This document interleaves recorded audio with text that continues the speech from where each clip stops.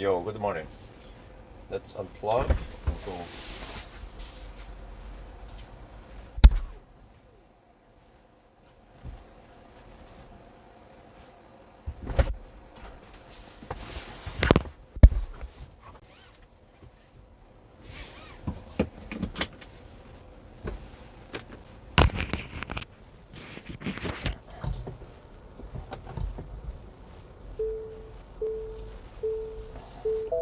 There's supposedly some stau at Kløfta. The Kløfta stau. So I don't know about that one. What's up with it? Let's hope it clears up by the time we get there. Like we can only hope, right?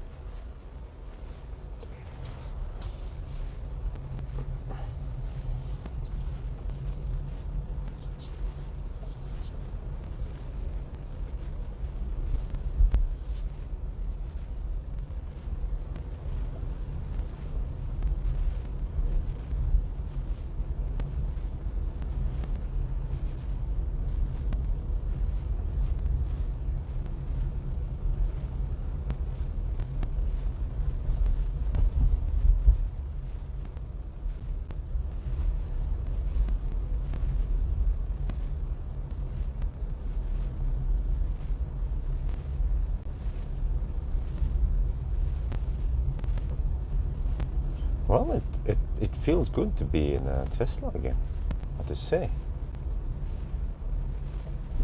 18-inch wheels, nice and tight. Oh, holy shit, there must be some Udfall at Lindeberg. Oh, what the heck happened there? 7 now. Can we reset everything? Alright. That's it.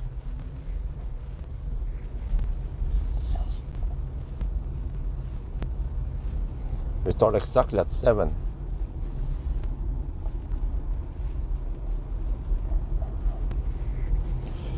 Off we go. Maybe 100%. But how much time do we lose at Lindeberg now? Well, we'll see, I guess, by the time we get there.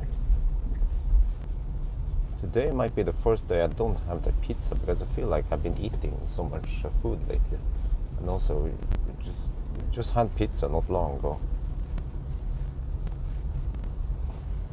I might just go for burgers and shit instead.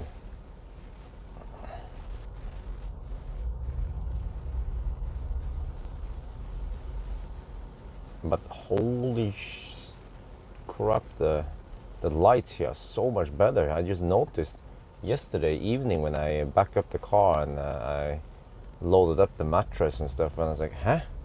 The lights here are so much brighter, you know. No yoke, but for the Ioniq, I almost felt like I had low beam. I mean, I had the park lights on.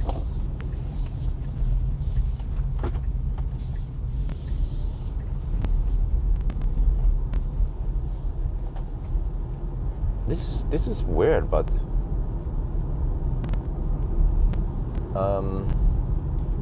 after spending a lot of time in the Ioniq 5,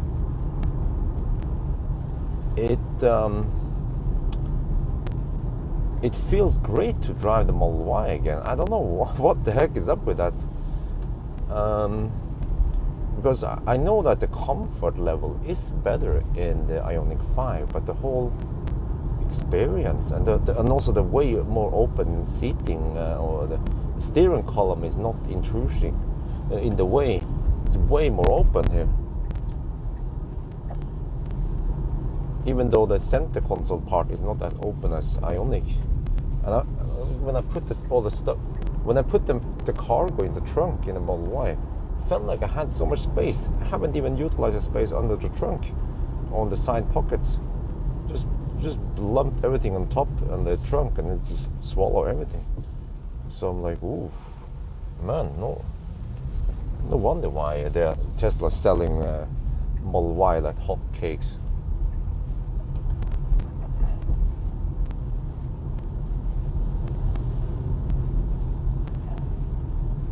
Okay, this is not a good start. Wet road, But at least we have some tailwind. But we have wet roads and we have some traffic. Not sure how we're gonna deduct the traffic. Stau at we'll see. Because we didn't have any traffic when we came. Usually when we go up here, we have no traffic. But today, I don't know. I just hope that it clears up by the time we pass by Lindeberg. But that will be in just 10-15 minutes.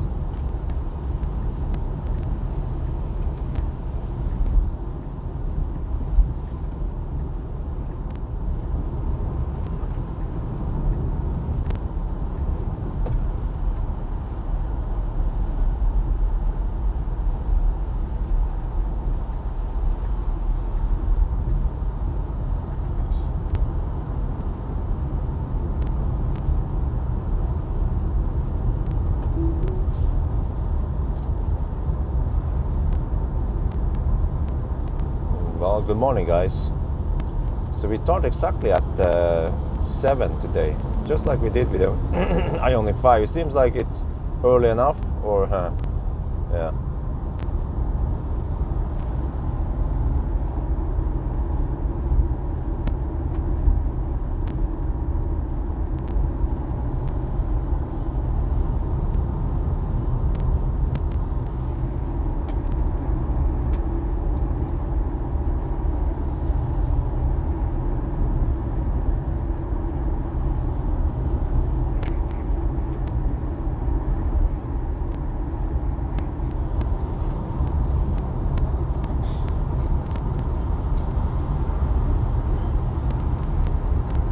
Just drove home from night shift work when my Tesla Model 3 saved me from hitting a deer. Oh dear. Well, I'm glad you're fine and that the deer is fine. Yeah, autopilot for the win. Okay, I kind of need to document this one, this part here. That it's raining, but I actually knew that it was gonna rain. So, but I had no other choice, really. I had to finish the Model Y as soon as possible. Oh boy. After Skedsmokorset, it's gonna be bad. Well, or is it? Or maybe, well actually maybe I'm lucky. It seems like we might have a clear shot out of Oslo.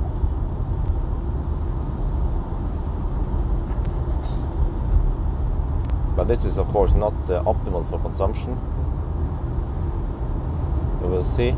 Ioniq 5 consume 202 watt-hour per kilometer. I want to see how low the Model Y is in comparison. We're going to drive exact same, of course. Well, thank you. We will live before 7 p.m. Well, I guess we'll see. That's the no, most likely not, but I haven't decided which route I should take, if I should go for the shortcut or not. I guess I can decide once I pass by Rena, because by taking the shortcut I need to stretch it further to reach Tynset. But then if once I go to Tynset, I should charge up enough I should use the right charger, because one of the chargers seems to be limited to 107 kilowatts. So I should use the Taycan charger, or the charger that Pawel used.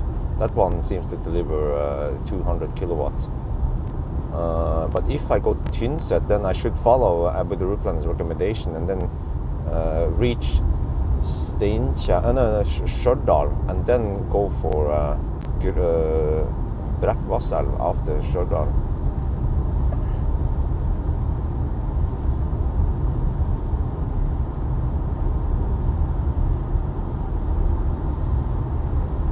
And it's just crazy how far you can drive with a Model Y. It's just so efficient. You think, oh, it's not charging very fast. Well, it doesn't matter too much. Just like the classic Ioniq, it can just go so far compared to the competitors in the same class.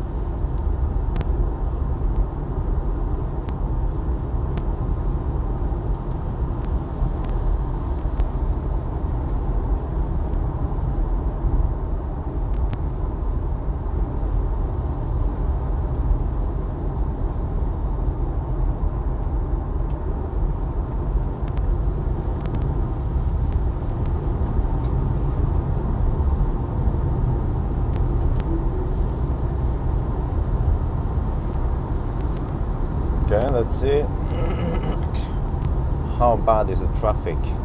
According to the map here, car's map, is just massive stau going into the city, but we have a clear road going out of the city.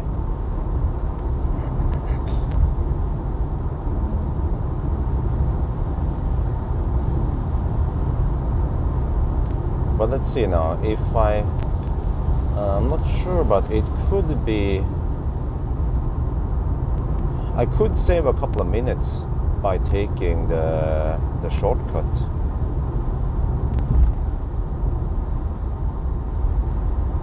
And then just, But what I'm not keen on is to get stuck in the Baustelle in Alvdal. The shortcut should have virtually no Baustelle or no delays, whereas I might expect 10-15 minutes of delays in the other valley, and this car might be able to go the shortcut without too many disadvantages. So we'll see. We wanna maybe just make it up. I might actually take Åkerströmmen on the return also, because on the return we won't have too much rain, and this car has awesome headlights. It's gonna be a bit bumpy, but yeah, and I might just top up at Åkerströmmen. If I want to top up somewhere, I should do it at Åkerströmmen, not at the other one, Övre Rendal. But it's only 75 kilowatt.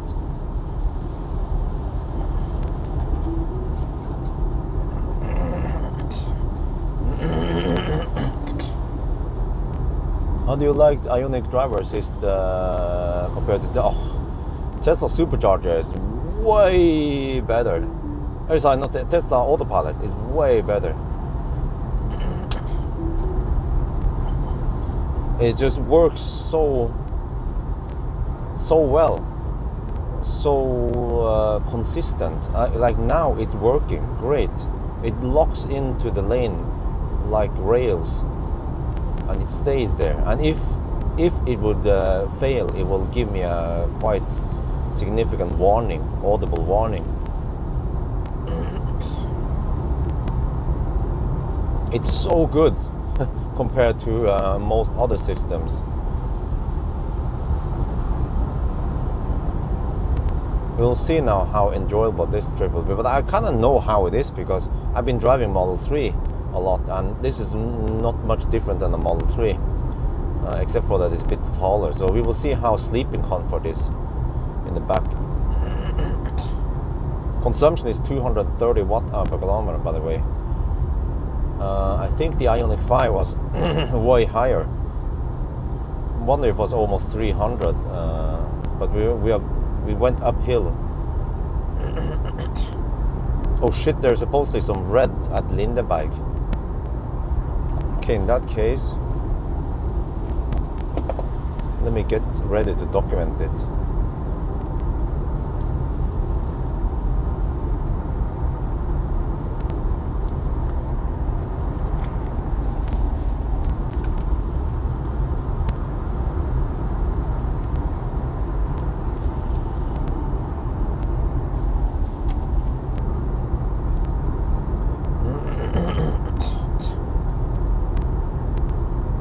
But yeah, like I just didn't notice it. I went on a trip with wifey to Bled, to Slovenia, and I didn't notice that. I mean, there weren't any things that annoyed me. You know, like the car didn't try to kill me constantly, or it wasn't too cramped in here in the footwell area. Whoa, here we go. Wait, slow down. Okay, so 7:14, we have a slight delay here.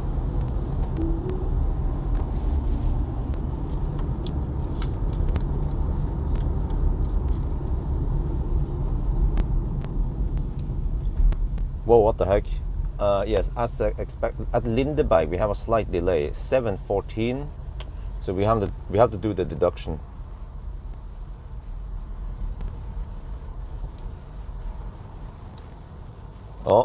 Lotti, okay. Till Lindeberg เนี่ย7:14เราต้องหักเวลาไปนิดหน่อยรถติดเลยOkay, well, it's almost 15 once it happens.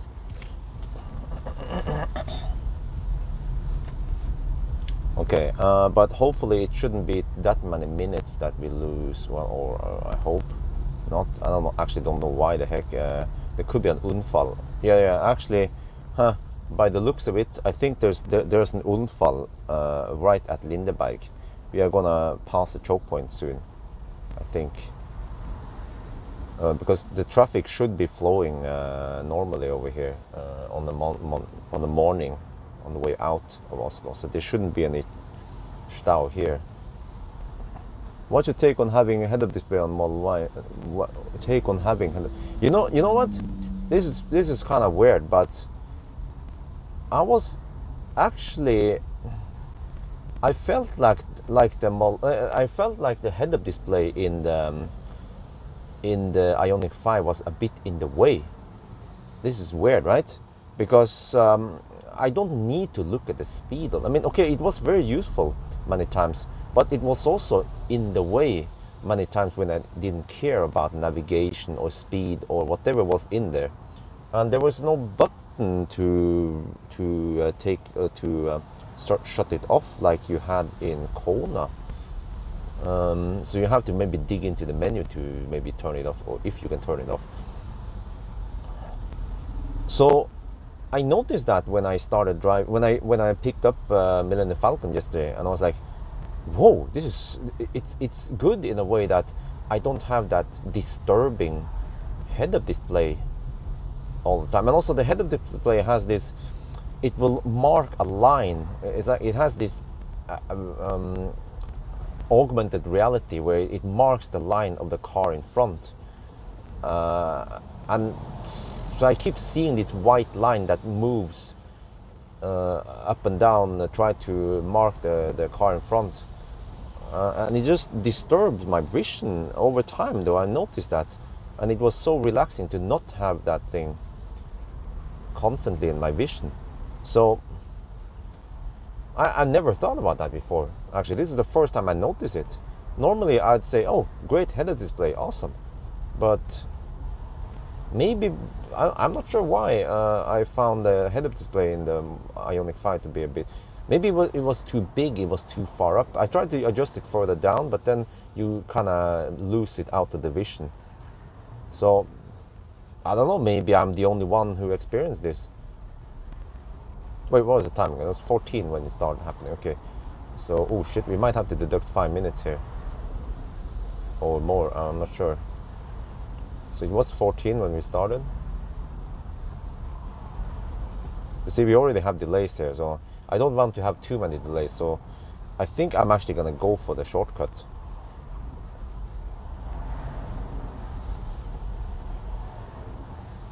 Åkrestrømmen, here we come. So we will not go Alvdal.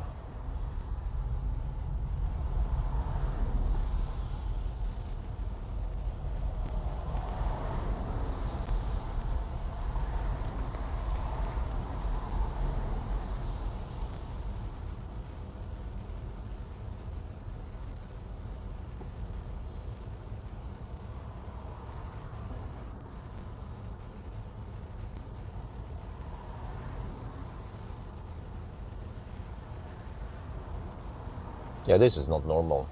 The traffic out of Oslo should usually be flowing, hammering. So there must be some unfall. I'm going to record it as we pass by.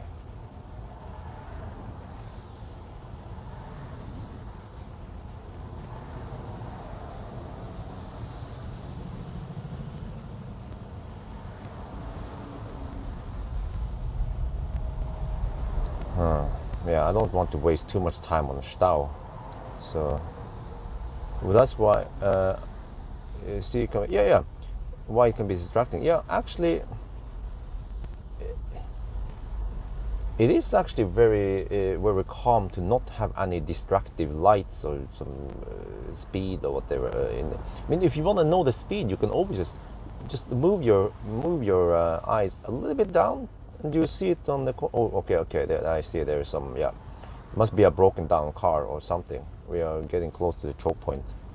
Man, I consider starting earlier today, but then I simply didn't wake up in time. I needed sleep, so I hope I have enough sleep now. But also, it's okay to start now, and we will also be testing headlights in the right before we arrive in Mo. Around after Mosjøen, we'll be checking out the headlights also. Or actually, no, actually no. I will be in Mo i Rana faster. So especially if I take the shortcut and I avoid Østerdalsstad, Baustelle. The Model Y and also the Model 3 lately has way less phantom braking. Way less. So that's very good. I pointed out earlier. I pointed out already in episode 1 of the Slovenia trip that the phantom braking has been greatly reduced. Maybe to the point where I should make a new video about it.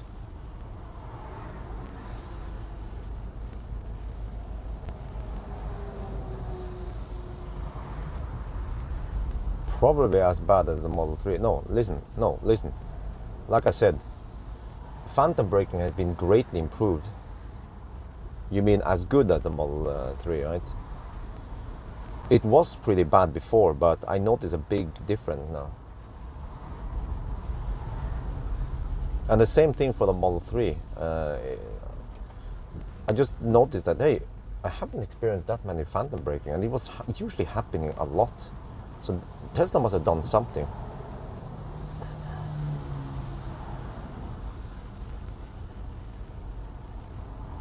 Okay, so it was 14 when the stau happened. We might have to subtract 10 minutes here. We'll see. We are still not at the choke point, and there is a merge going on. I think it's the problem is the it's this direction that has this the unfall. And the merging goes really slow. Shit, I'm losing time here. I should have been on my way to not a fan of this.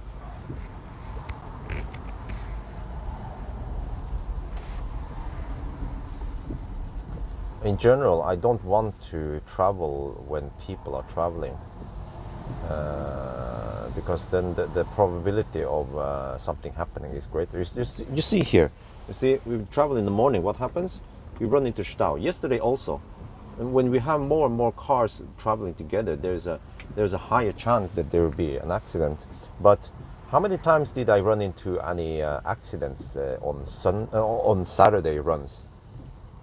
Almost never, because then we have less cars out there, and the probability of something happening, breakdown or accident, is way lower.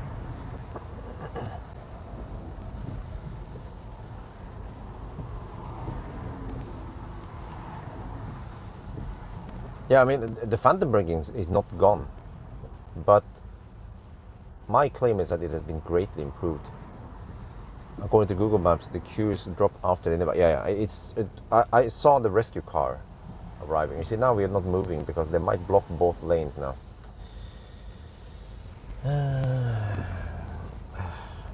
Man, I really hate sitting in stau like this. We already experienced it with the Ioniq 5 on the way to the Arctic Circle, on the way back a little bit, and also with the 1,000 kilometer challenge. Now we're stuck here, so I think I will try to avoid morning rush traffic like this in the future, or at least if I want to go, I should go 4 in the morning, not 7 in the morning.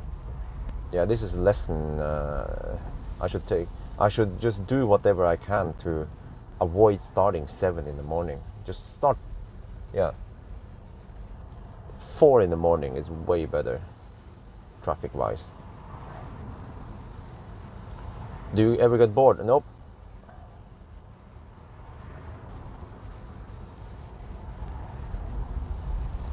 Hi Bjorn, thoughts and comments allow passenger cargo weight in...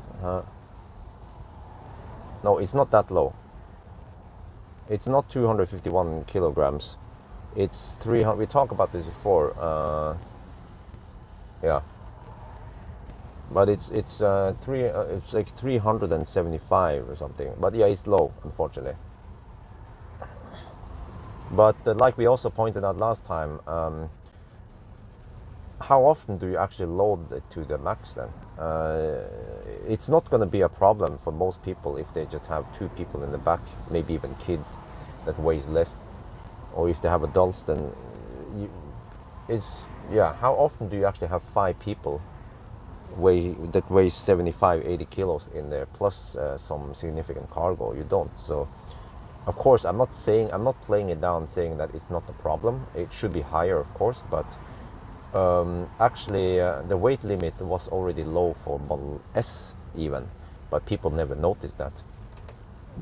But the weight limit on Model S is higher. Okay, 12 minutes down so far.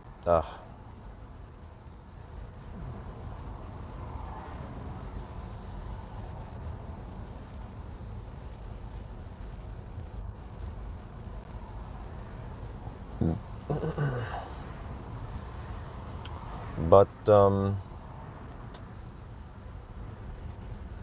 how the heck can I avoid this? I can't. How is testing start-stop traffic? It's actually quite good. The advantage is that it starts and stops. Like even for longer stops, it will start and stop. But like most systems, I feel like it could follow more closely to the car in front. And by the way, do you guys notice that I repeat the question that you guys ask? Because if I just start answering, if I just say yes, no, yeah, maybe, yeah, of course, you will have no idea what I'm talking about.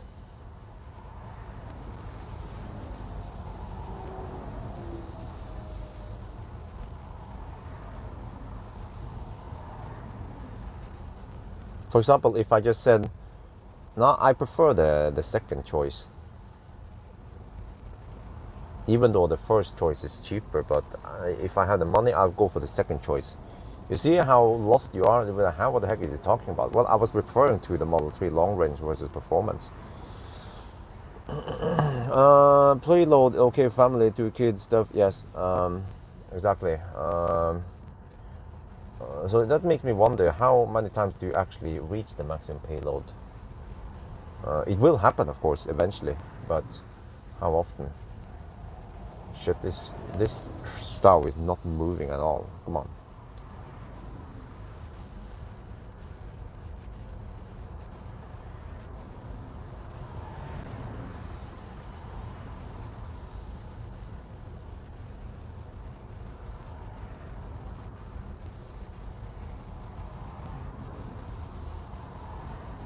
Probably rescuing going on right now.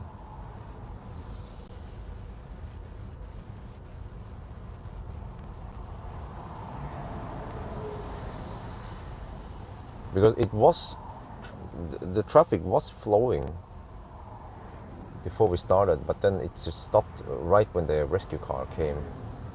And they probably blocked both lanes now, and we had to wait for whatever fossil that needs to be rescued, or I don't know what the heck happened here. But you see, this might be the reality once we have kids and we have to travel on weekends.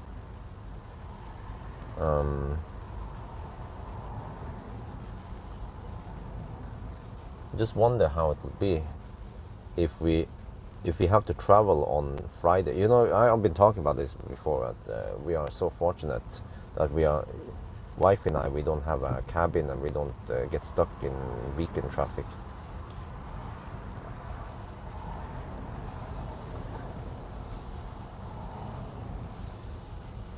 iDrive? I haven't spent too much time with the iDrive in the i4, so I can't really tell yet.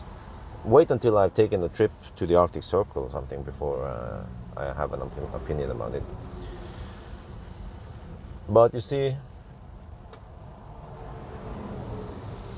Well, I mean, it's gonna take a while, but eventually, when we have kids and they are big enough and they want to go to the cabin, or if there is some kind of weekend activity they want to go on, then this will be the reality. We will get stuck in Stau on Friday, and we get stuck in Stau on Sunday on the return, just like the other office rats.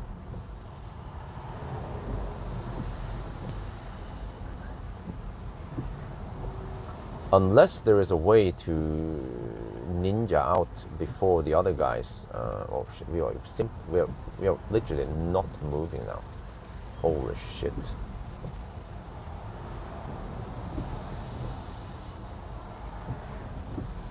So it was 14. It's been 16 minutes now.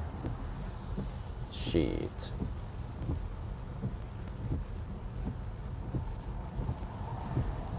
I'm not happy about this delay here. It will just so we have to take Åkerströmmen and avoid any further Stau in Österdal.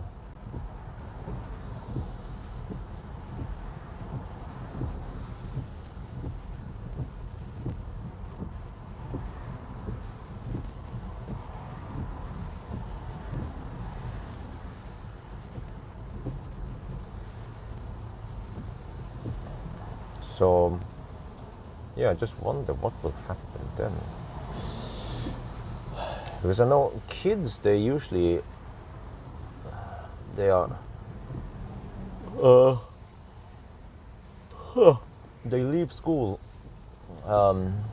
2 in the afternoon usually. So if we would go to a cabin,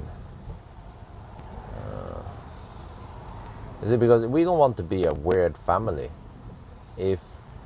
If the kid wants to go to the cabin like all the other kids, then we should try to figure out something, right? But wife and I, we don't care about cabin. We don't have a boat. We don't have a cabin. We don't go skiing. But what if the kid wants to do that?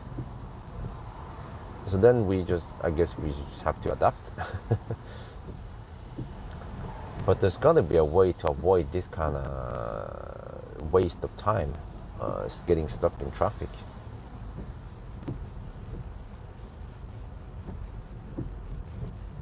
Just yesterday I was stuck half an hour in Göteborg. I was just thinking, what the heck? Why am I wasting time here?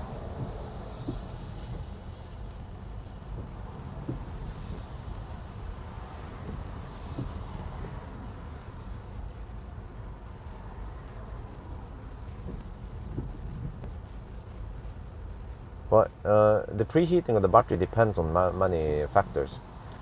If you set to a destination far away and you have low battery, then it won't start. But if you set to a destination closer and you have high battery, then of course it will start. So and also it depends on battery temperature. It's a highly sophisticated calculation Tesla does to figure out when it will start preheating. And that might be why other car manufacturers or the legacy automakers don't do it, because maybe they haven't figured out how to do it properly. In the beginning, you can travel outside. Okay, yeah. In the beginning, I guess when the kid is not too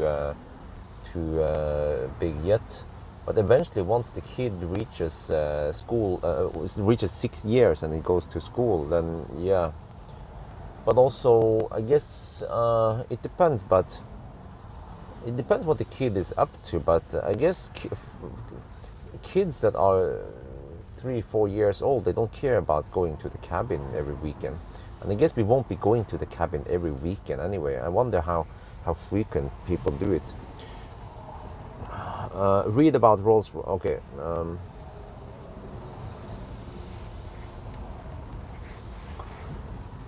Yes, thank you. Mostly the same age as you. Okay. Well, what's up?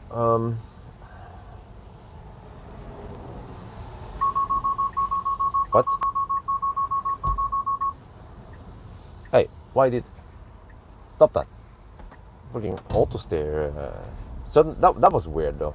The auto steer suddenly decided to take a stop, and then it's put on hazard light and full bananas. Okay, that's not good. Seems like after you've been parked a while, it goes into some weird state. Oh, what? Why did he open the thing and then he closed it again? Until kids go to school, you have XC. What is XC? Oh, cross country. Oh yeah. Yeah, you see, I'm a noob. But yeah, and also skiing. We don't do skiing. What happens if the kid wants to go skiing? Correct. Massive traffic jam.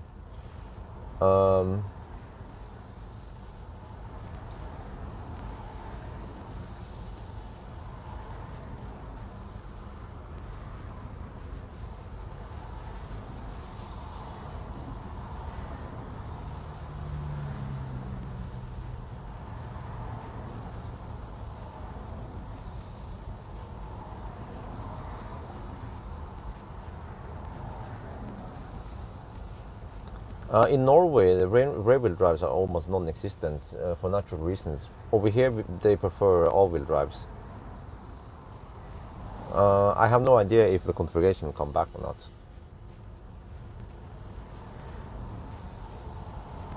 That's something I have no insight in.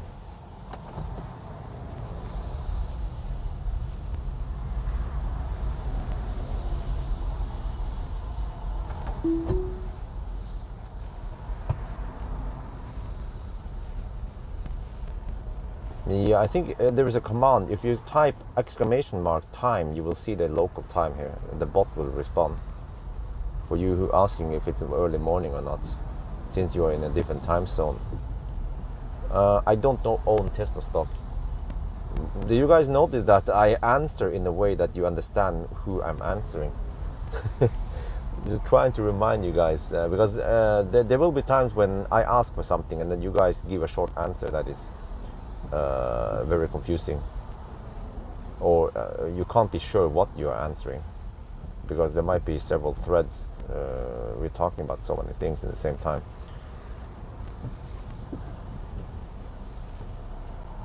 But it's actually kind of pointless to talk about it now. Yeah, I should talk about it once it's relevant.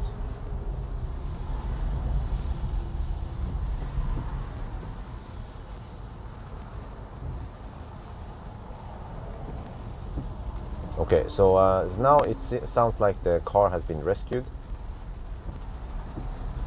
Oh, it switched to day mode now. Okay, whatever. Wow, it's been wait, it's 14 now. So no, it was 14, so it's 37. So it's already 23 minutes delay so far.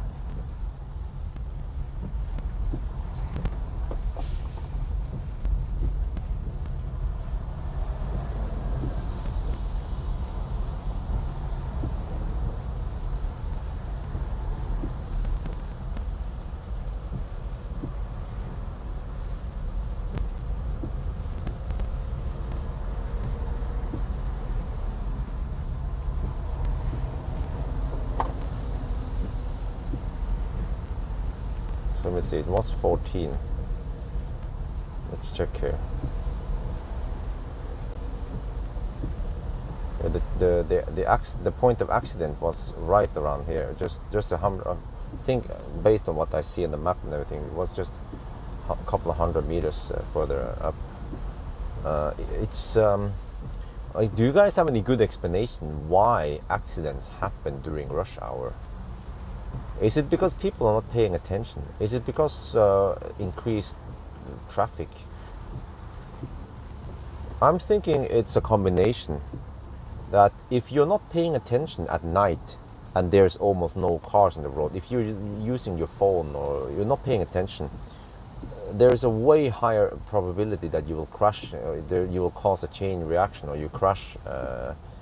But if you do the same thing in the morning hours, the chances are greater that the car will crash because you have more traffic. And also, and then for the case of vehicle breakdown, naturally when you have more cars passing by, Usually at night, if a vehicle breaks down at night, nobody is affected by it because the traffic flow is so low. Or actually high rather.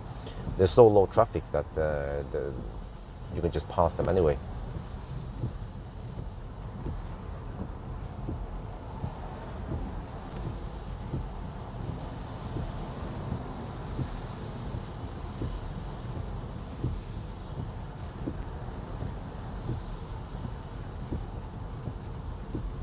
Yeah, summer tires, yes. Accident, yes, most likely. Or we don't know if it's accident or breakdown. Well, you can say it's an accident. What is the definition of an accident? Is it that you crashed, or is it that the car broke down? Well, technically, I think accident is that you crash, and then if this car has a breakdown, then that's a breakdown, I guess, right? Am I right? Most likely a combination of not paying attention on the road and the ball or untamed vehicle. Yeah. Let's see, 14. It's almost half an hour delay now. Wow. Unbelievable. I should be near. I should be at Espa by now, if it wasn't for this delay. No, not at Kløfta.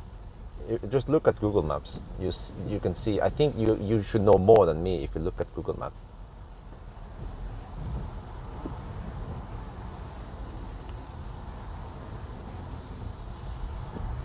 Do you know how much overall range is affected? Well, it depends, but normally this kind of choke point here is not, well, the consumption is 224.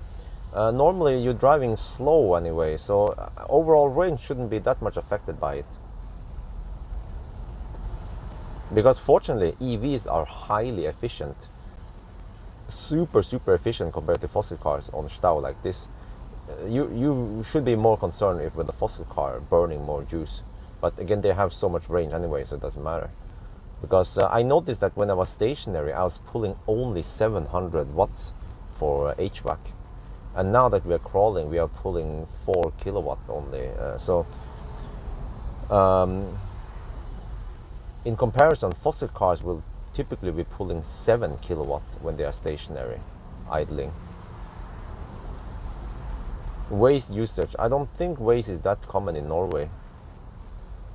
Many times people will report it in Google, so that's what I told you. Check Google Maps and you will probably see more than I can see right now, because I don't want to use my phone while I'm driving. So you guys should check it for me and see what's going on. Most of some stupid drivers are sleepy and yeah. Well, it's almost half an hour now. In 2 minutes it'll be half an hour, so we might just call this a half an hour delay.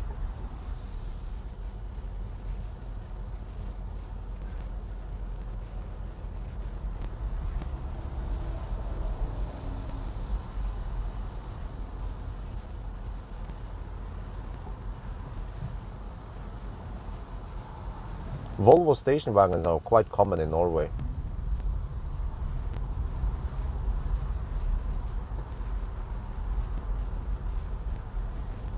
Just look at the one in front of us. It's super common in Norway.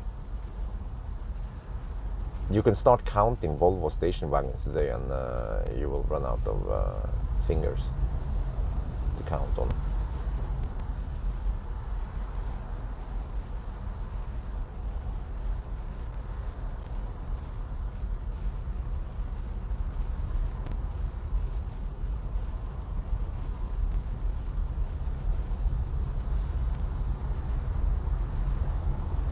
And this is, you can say, well, how bad is this Stau? Well, it's not only the Stau here.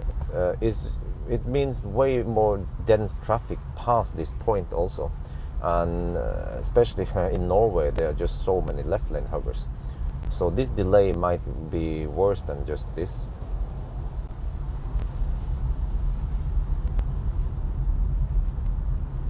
Oh, I think I see some shit over there. Okay, it's already half an hour now. We are still not past the Stau point. this is more than half an hour delay then, because you can say, yeah, you can deduct the time we traveled, but the time we traveled usually takes 30 seconds.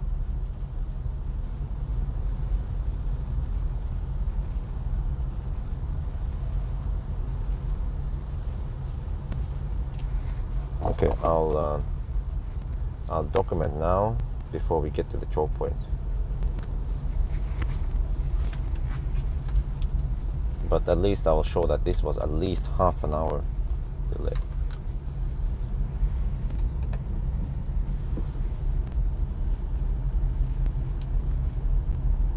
Alright, we started moving now. We're getting close to the choke point. So when we started, it was, what is it? It was 14. Now it's 45. So it's at least half an hour, minus of course the distance we traveled. But normally it takes literally just 30 seconds to drive the distance we just drove now. So I'm not sure. I will calculate by the end of this one, because you see the problem here is also that not only is it going slow until this point, but after this point there will be so many left lane huggers clogging the left lane. All the trucks will be on the right lane and we'll be in the left lane trying to get past the slow pokes. So I will calculate after this run, of course, how much we actually lost here.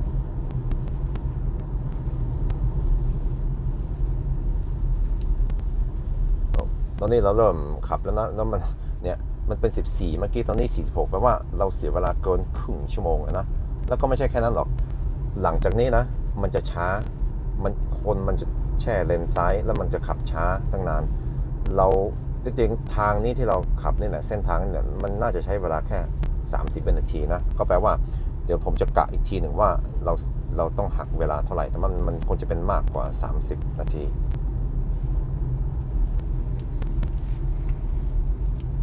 It's actually a Tesla that has crashed. It's a freaking Model 3. What, did the Model 3 just crash by itself? Seriously? The fuck? Huh? There was no other car. Wait, the other car was already taken away. Yeah, because there was a rescue car, but I don't know why. Okay, but now hopefully these guys can just move out of the way. If they're not planning on driving fast, then they should move out of the way.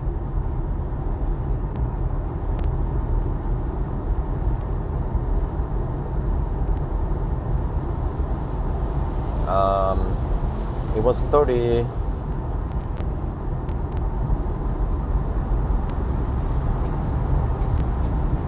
How many minutes was that? Actually, the traffic after this point seems to be okay because there are just so many slowpokes, but that was 33 minutes or something minus the time. But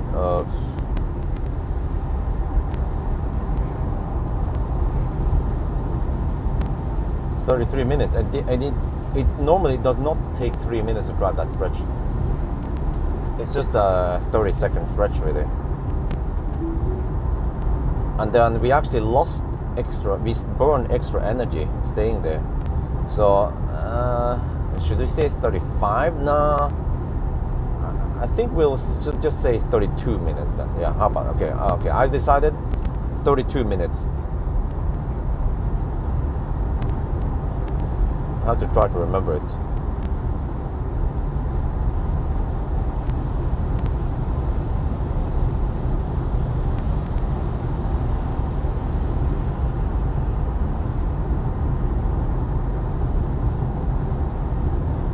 Well, actually, we don't know what happened. No, it's not going to be in the news. Not nowadays.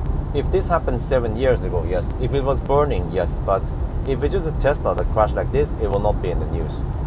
Unless it just crashed by its own. But there must have been another car involved because there was a rescue car there. And you guys saw that when we passed, the rescue car or the flatbed was gone. Maybe they had to call for another flatbed.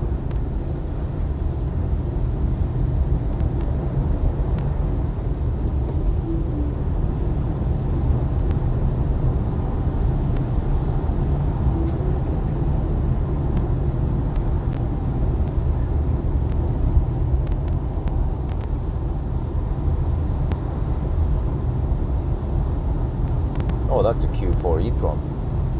Almost didn't notice it was an EV.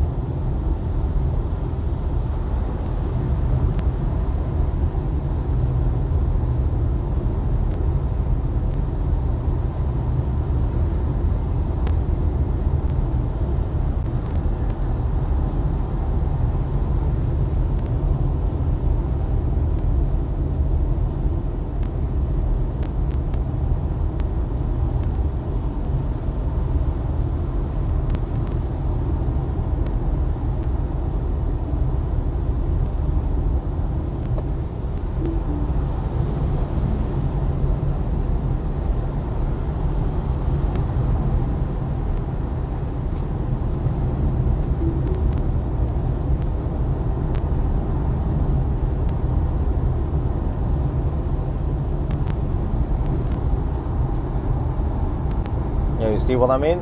There's a slope hoax now clogging the roads because it was so dense traffic before this point. But normally it will clear up after Jessheim.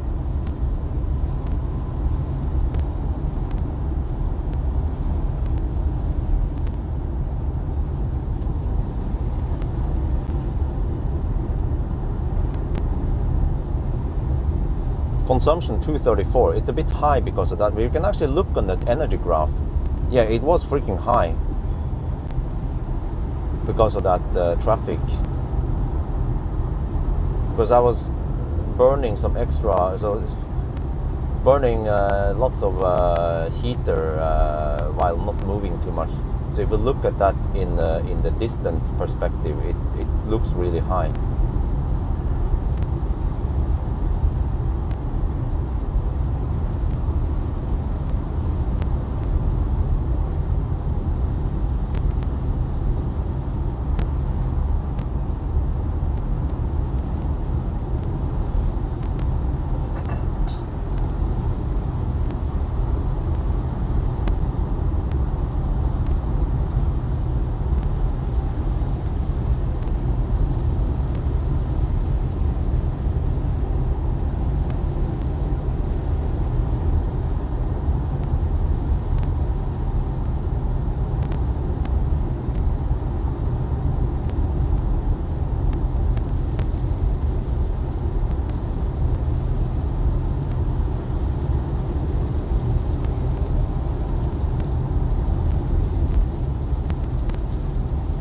The car's navigation claims that I will arrive to Tynset with 20%. Well, let's hope it's true.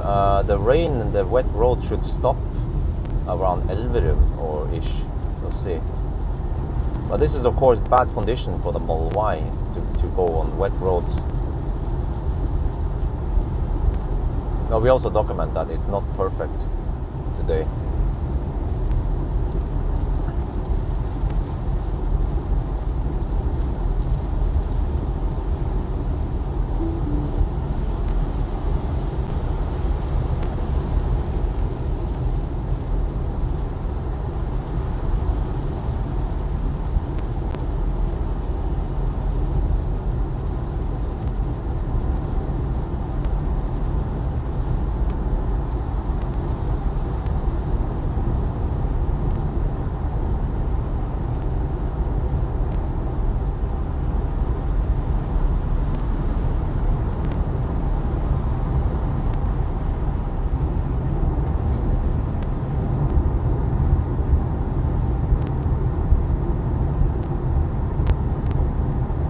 Yeah, you see, traffic almost always clears up right after Gardermoen and Jessheim. Becomes way better, but still not optimal, like you will see soon.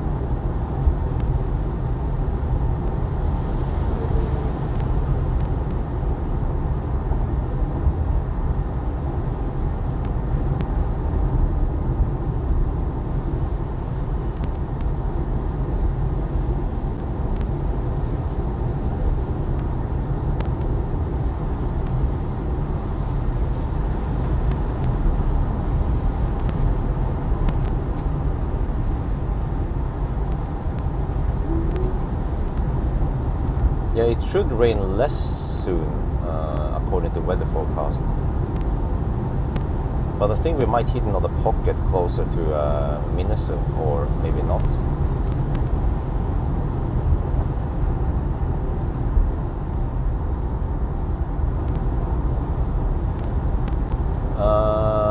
What's the typical consumption Model Y versus... well, we'll find out on this trip. I don't know yet.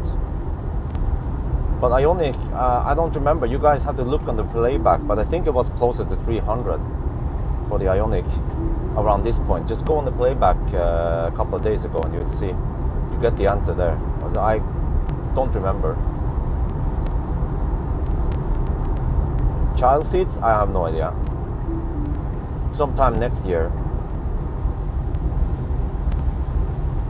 Maybe, I don't know, July-ish.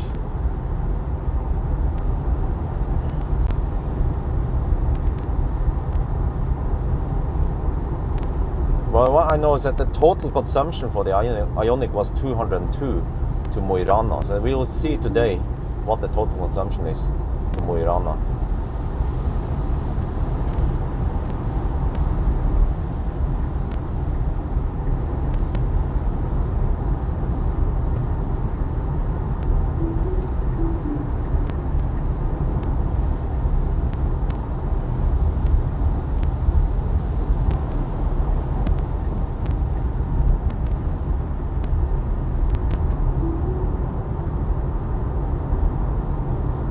House building, no news there, it's just paperwork.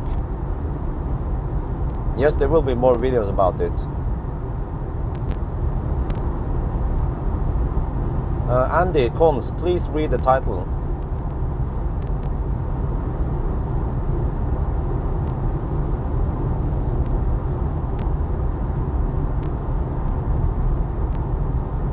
Okay, now car estimates 14% at Tynset. Yeah, if I can make it to Tynset, I'll go there. Let's hope the chargers are working.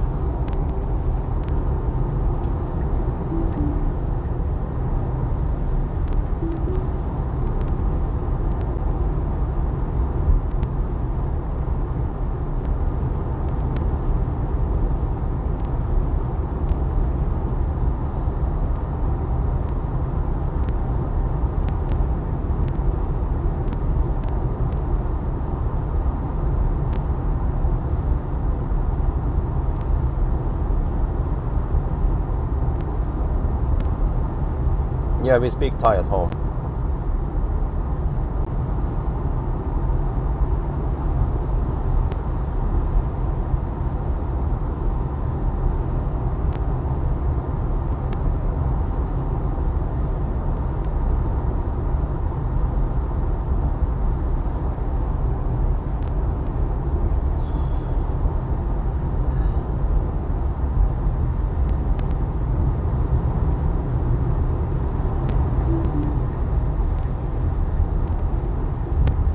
Okay, weather conditions slightly improves, but we have tailwind supposedly, so that kind of makes up for the wet roads.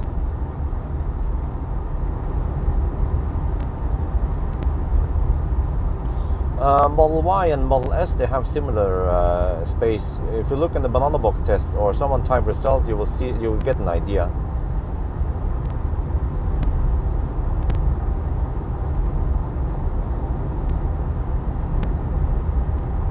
Just that Model Y is a bit taller and Model S is longer.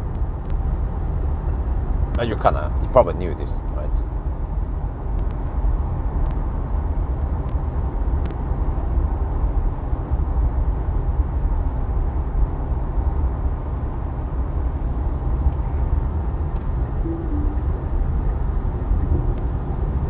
Do you guys remember the consumption on the Ioniq 5? On this run, I wonder it was over 250. Consumption right now is 235. So we have a little spike, yeah, at the Stau, but it will just slowly even out.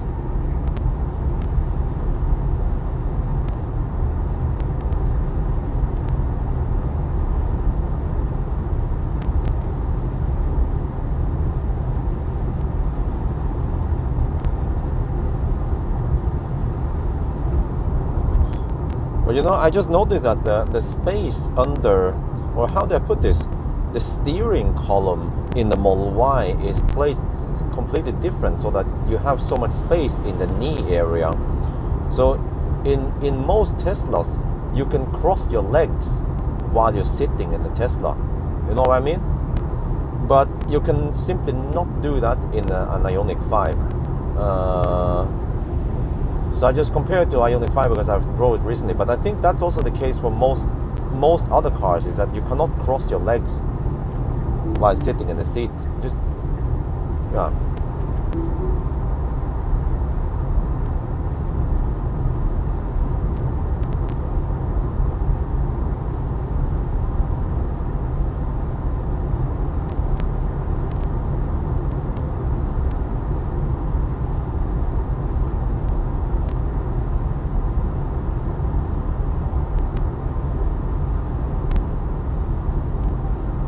would have been interesting to try to find the numbers for the Ioniq 5, but I mean everything points towards that this car is way more efficient than the Ioniq 5 anyway.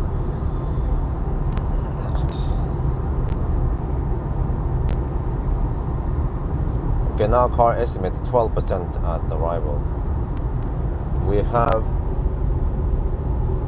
usable remaining 58 kilo. Okay, let's say we have 57 kilowatt hour and 259 kilometers left. So I have a budget of 220 to the. Oh yeah, that should be plenty.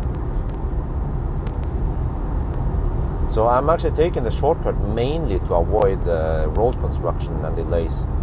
Because really, we are already delayed 30 minutes here. 32. I said it 32 minutes. I think that's fair enough. Maybe even 35 would be more fair, but yeah. Actually, maybe I just set it 35. I don't know what you guys think. We were delayed around 32 minutes, but then there was some traffic after that point. So what would you guys deduct up until this point? How many minutes would you deduct?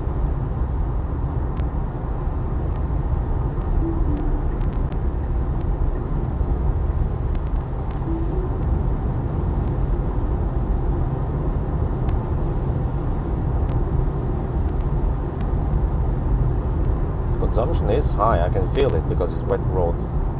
237, it shouldn't be more than 200 on dry road.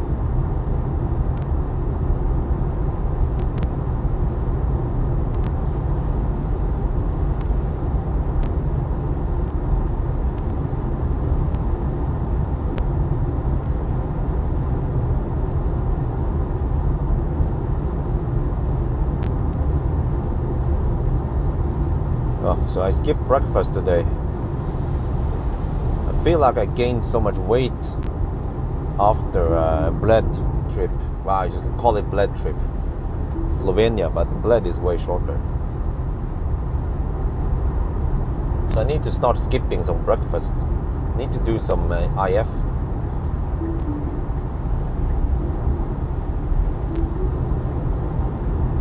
IF actually makes wonders. It's good for your body to IF regularly.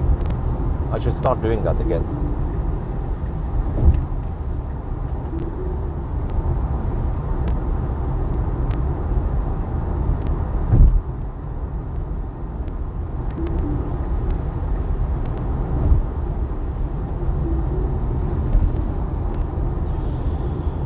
So yeah, consumption 235. Maybe it will start evening out now that we've done most of the elevation. So now it's more or less flat all until Elverum, and then it starts going up again. Maybe I shouldn't be lazy bum.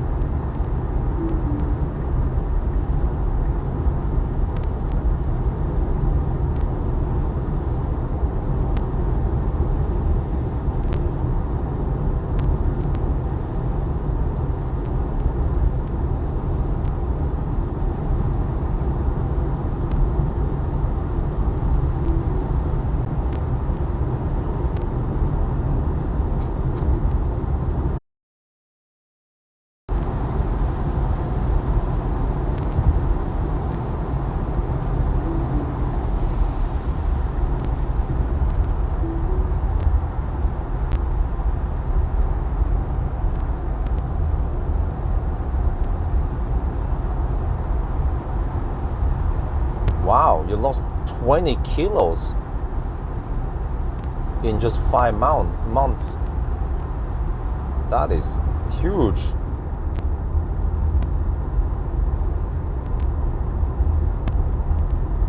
No, it's not possible to get rid of the ding dong. But don't worry, soon enough we will not have to deal with this. If you guys know how it works, well, you don't. But yeah, we don't. We will run out of motorways soon, and also we will have less traffic. Well, one way. Okay, there's one way to avoid this. I can hug the left lane.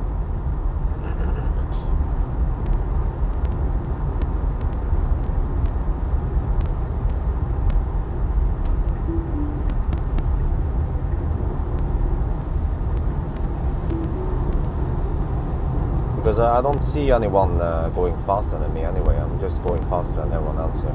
Slightly faster than them. 2 days per week. I should try to do this every day.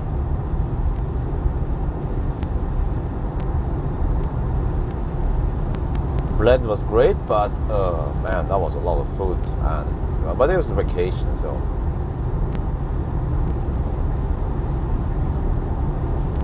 Rex, please read the title.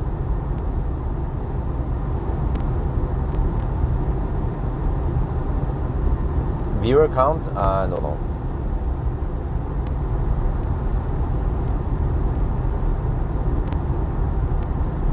What status are we looking for? It's got my Tesla.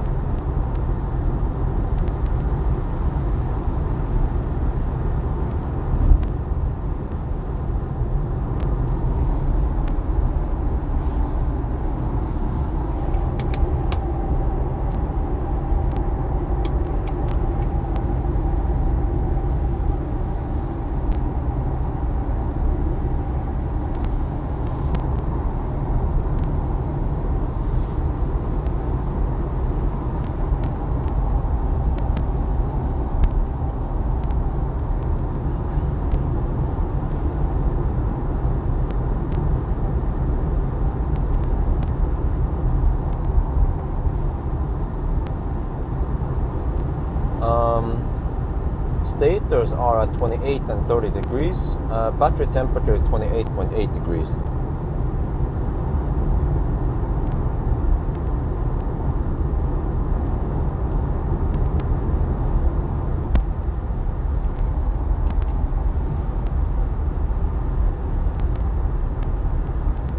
I feel a bit hungry, but I guess I'll just ignore the hunger.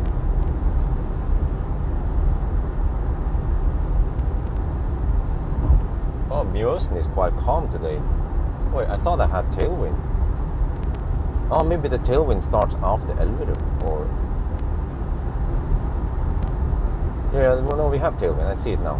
Yeah, we have tailwind. That kind of makes up for the wet roads, I guess. You're welcome.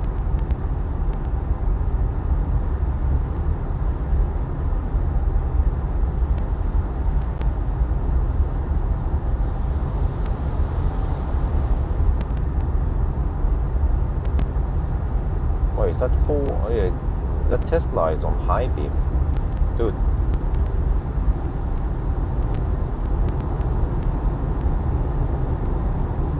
He doesn't notice that he has high beam on.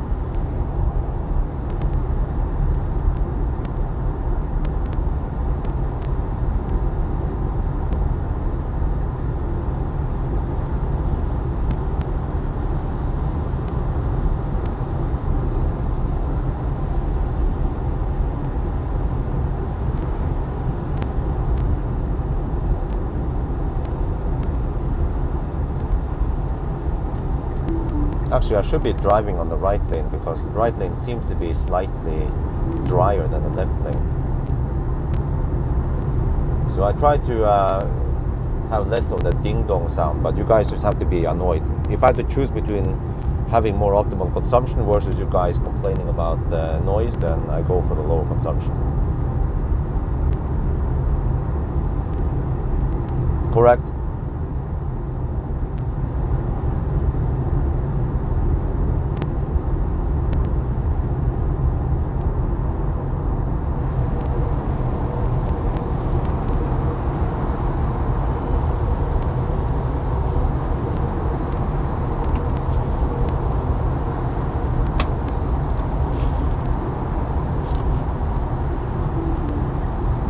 Oh, he found out now, yeah. Or did he? In the tunnel, I'm not sure. So nice weather, man. It is just, I can't repeat enough how much I appreciate autopilot, how good it is. It's just rock solid.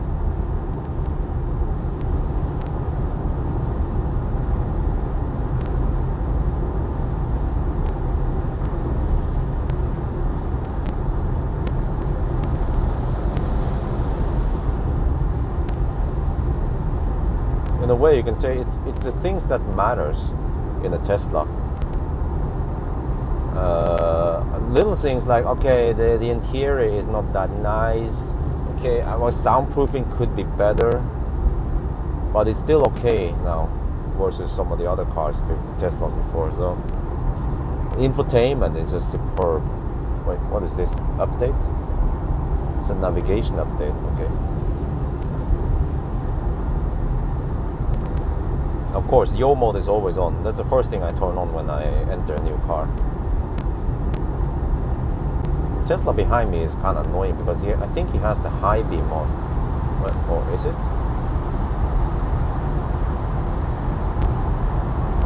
But he's just driving the same speed as me.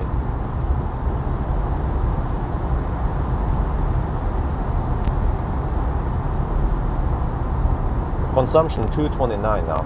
I'm pretty sure that is lower than the Ioniq 5. I don't remember. Ioniq 5 was quite high. Do you guys remember what it was?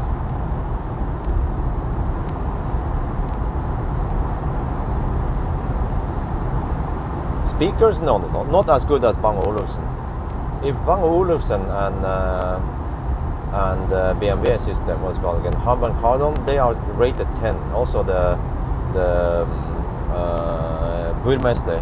Then I'd rate these ones 8.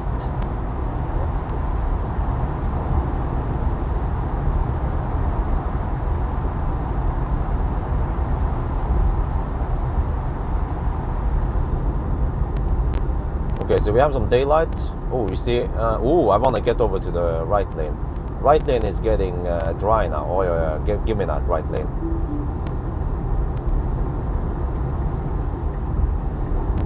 Give me that dry asphalt. You misspell Ioniq. Well, you see, I mentioned this yesterday that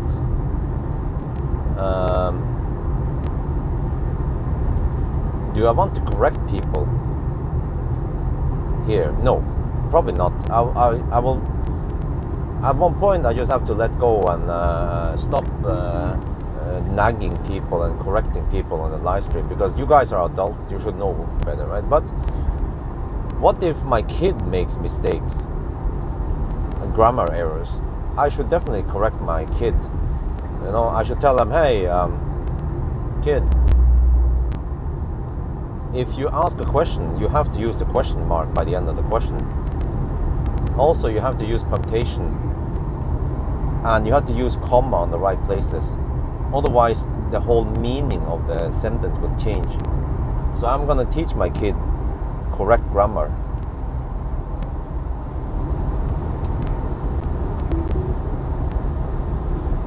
And about stuff like kilowatt hour. But I'll probably not treat you guys as my kids, which is probably a good thing, right?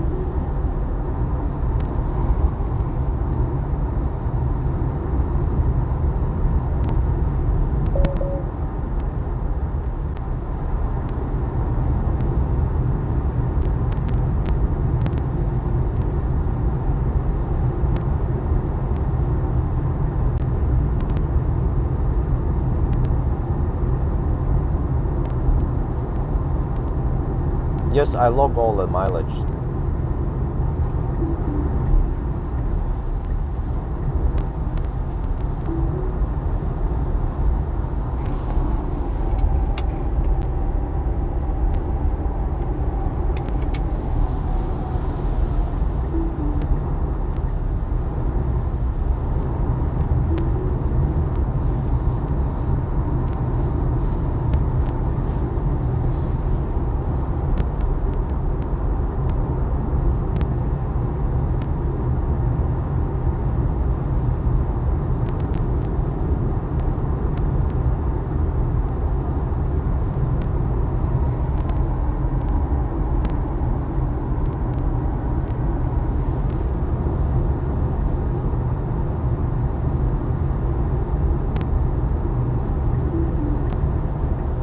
you mean?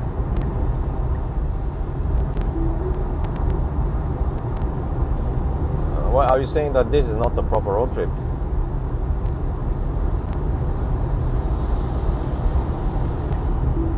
The weird thing though is that if I would ask my kids something, I would usually get an answer, but many times when I ask you guys, I don't get a reply. So that's just how it is, I guess. But I shouldn't try too hard. If someone doesn't reply, just whatever. Just ignore him. He's probably AFK. Wow, but the weather is clearing up. This is good. Consumption 227.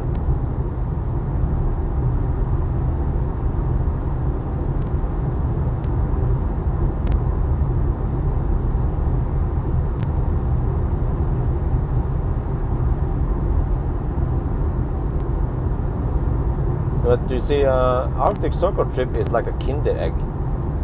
You get, there's a mix of road trip and some testing, timing, testing, sleeping, and also some chill time. You get all of that in one trip, which is like a Kinder egg. You guys know Kinder egg? Kinder means kid, by the way, in Deutsch. Oh, that's what you mean. Yeah, okay. Well, but you see, it's so hard to tell what people actually mean.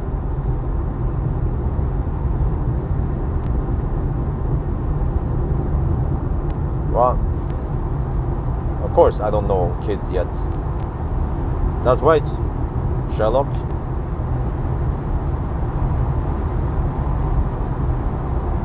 Yes, Samuel, why a Slovenian trip?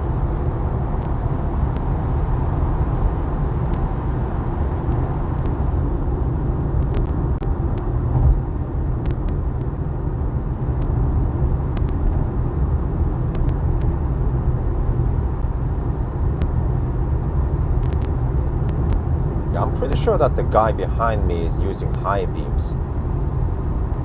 Like, dude, is there a way to...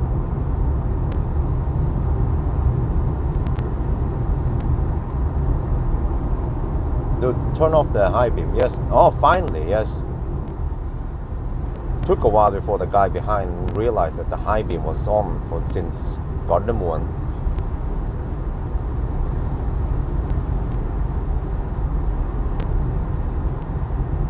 Because the headlights on the Tesla shouldn't be that bright, and it was constantly bright outside and inside the tunnels.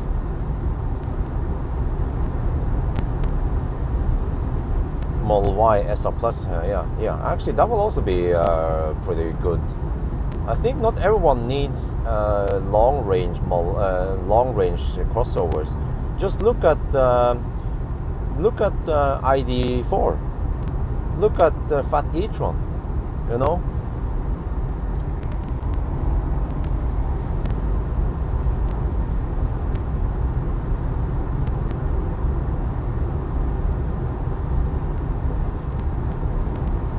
Model 3 is my favorite. ID3 Spain, I don't know yet. I don't know yet about that one. It's a nice idea, but we will see.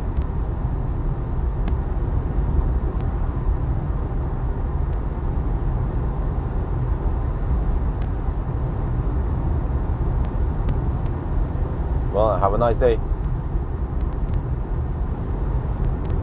Auto steer turn on high beam.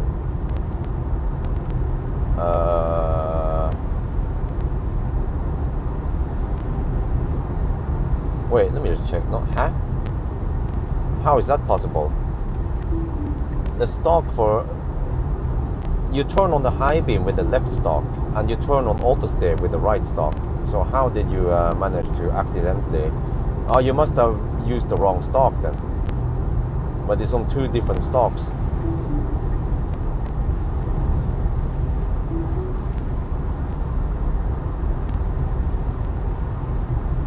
But listen, what Arun, I'm not gonna order a freaking bus, okay? And please stop bugging me about those things. I know you keep bugging me. Hey Bjørn, read this. Hey Bjørn, read that. I'm like, will you please stop bugging me about it? Well, you don't even have to have super fast charger. Tesla Plus is so efficient.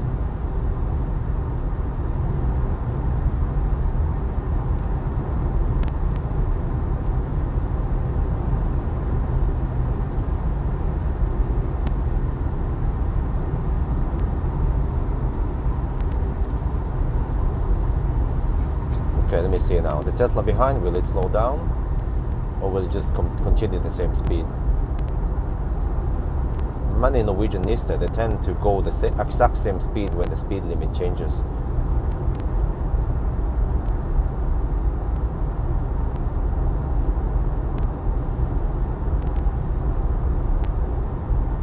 Bone Breaker, which car are you talking about?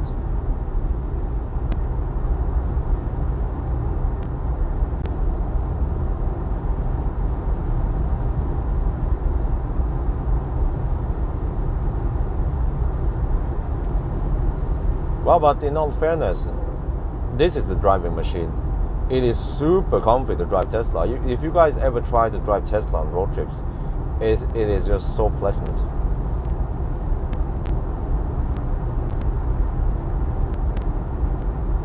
Wait, why is this one constantly out of... Okay, is that better? That's probably better. Okay.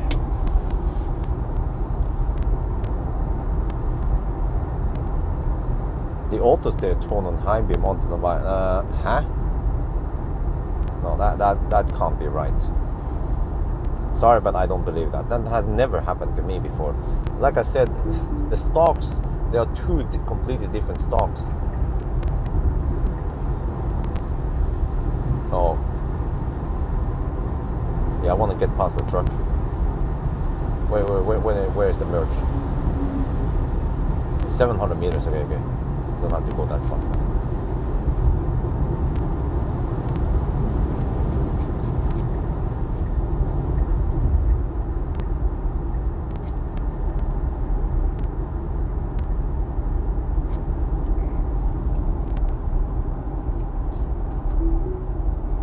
Autopilot should even work in this Baustelle here.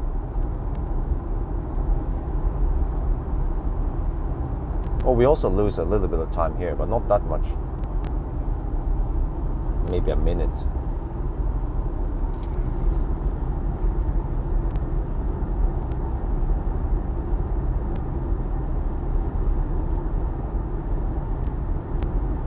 Yep. EV6, it's been Kia posted about this. I saw the post, which means that hopefully I will get some EV6 press cars, and that one is super important for me to test. So if I have to choose between going to well, for now I guess going to Spain or testing the EV6, I have to prioritize EV6.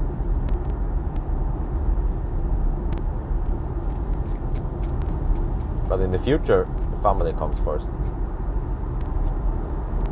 Wow, sun. Ooh. Look at this. Noise.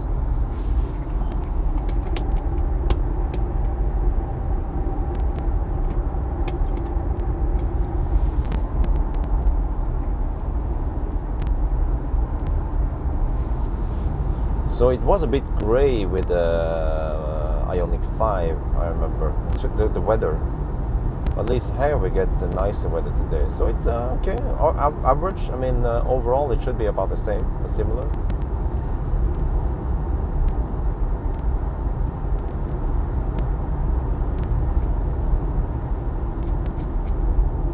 But I think your feeling is right, because EV6 has lower drag coefficient than Ioniq 5.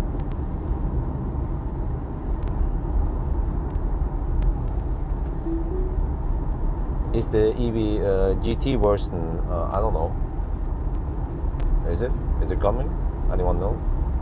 Usually they release the GT version later than the other more popular ones, right? The Grand Theft. funny. I said, oh, the e-tron Grand Theft, and they'd be like, no, Bjørn, it's not Grand Theft, it's Grand Tour. I'm like, oh, really? I had no idea. The joke went right over your head, buddy.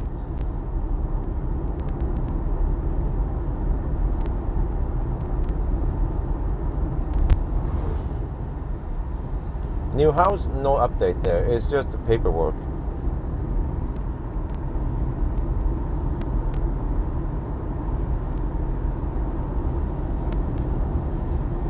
Not much to say about it.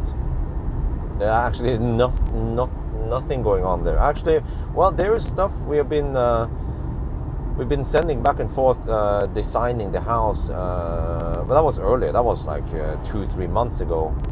About the architect, about how to design the house. But we will not show the architect.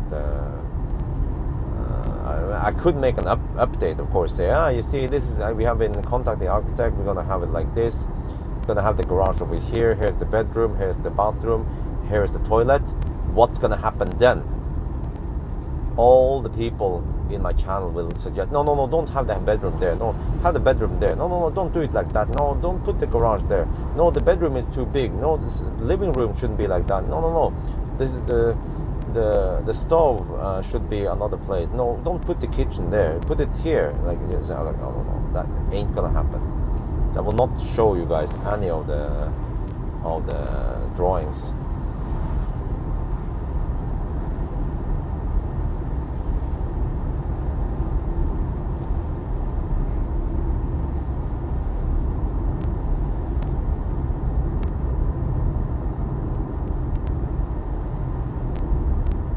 ABB charger is going to charge up to 4 cars simultaneously, which should mean 9 times 60. No, not that. 4 times 90. I mean, 4 times 90 is 360.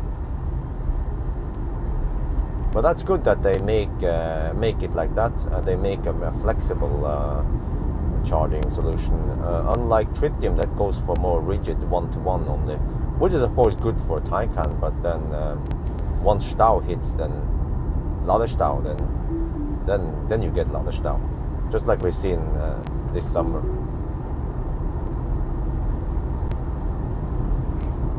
Do you consider Model Y as a family car in the future? Well, for me, maybe, but I would rather prefer an S instead.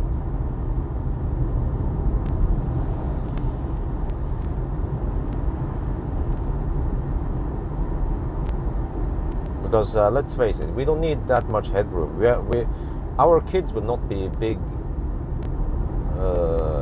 kids, so they will be I don't know, I actually don't know how it works. Do you guys know about height? Yes, having fun at work. I'm 173 centimeters. Wife is 153. Does it mean that our kids will be 160 centimeters? Or did I do? No, 163. Yeah. Will our kids be 163 centimeters? Which is the arithmetic average between us? That would be interesting to see. But of course, it's going to take many years before we get the answer. But it would be weird if wifey and we get a kid that is a lot taller than us. I guess it can happen, right?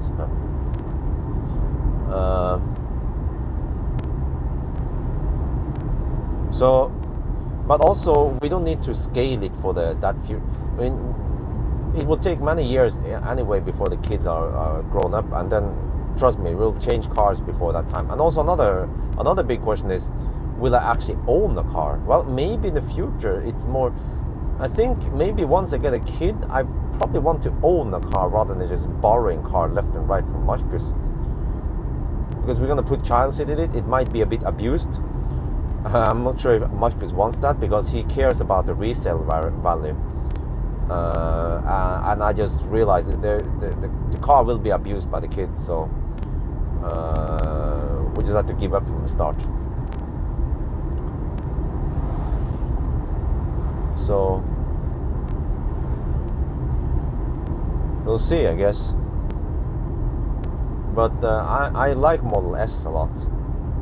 So Model S Plaid, yeah, go for it. Or long range, but I think long range is too boring. We need Plaid. So actually, what could happen next year is that I buy a Model S Plaid after the house is done, and we have to prioritize everything for the house. But I'm already starting to save up money for unforeseen expenses for the house building. But once the house is done, then I can lower my shoulders and we can focus on buying some cars. Maybe we'll see.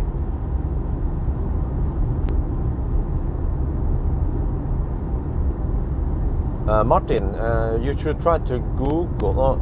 Martin, go on Urban Dictionary and then search for backseat driving. Urban Dictionary is your friend.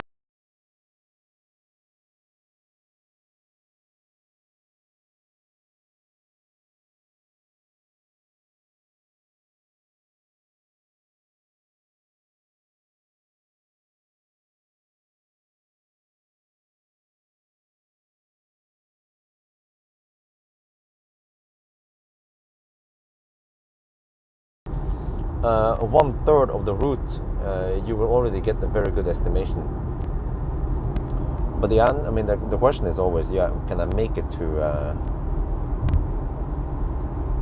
Bashkok? That could be unlikely for now. We'll see. Yeah, you see now it says 8% at Tynset. Okay. Oh, EV leave Scotland only at $5. Hi Bjørn, no nasty fossil fuel fumes today, so to suffer with a Model Y. Oh yeah, thank you. Yes. Yeah, that's something I also didn't notice. They say that it's the car, the things that you don't notice is also nice features with the car. For example, if you don't notice the noise in the car, then that means that it has good soundproofing. Or like now we are approaching a Volkswagen diesel van, and I don't smell any weird shit. Yeah, Rena Tynset, Vegabay. Yeah, okay. So yes, but haha, we will take the shortcut.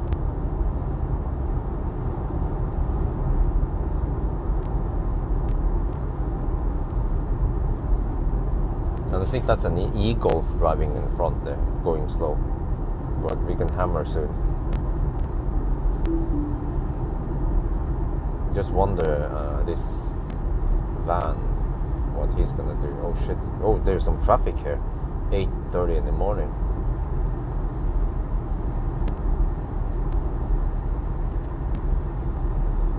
Hope I have enough wipe fluid.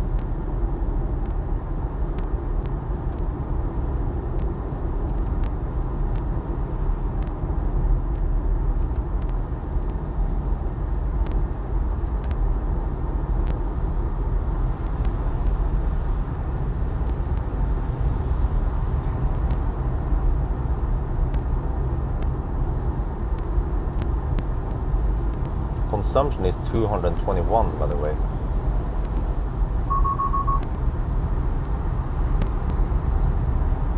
Guys, just want to ask you guys, just for fun,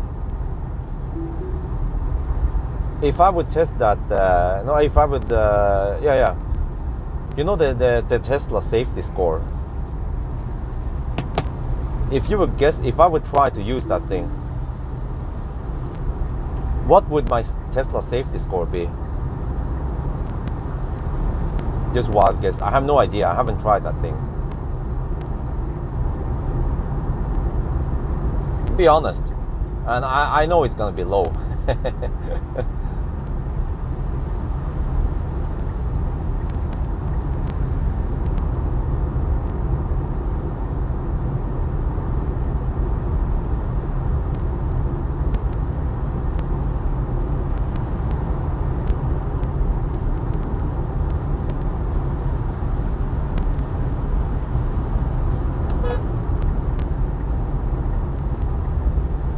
Wow, that woman is still in the left lane. Shit, she didn't take the hint? Seriously? Guys behind are getting pissed now. 75? No, it's probably lower than that. I think it's more like 30. Or maybe if you can go below 0, you get -10, -99. Wow, that woman is still in the left lane. Holy Jesus.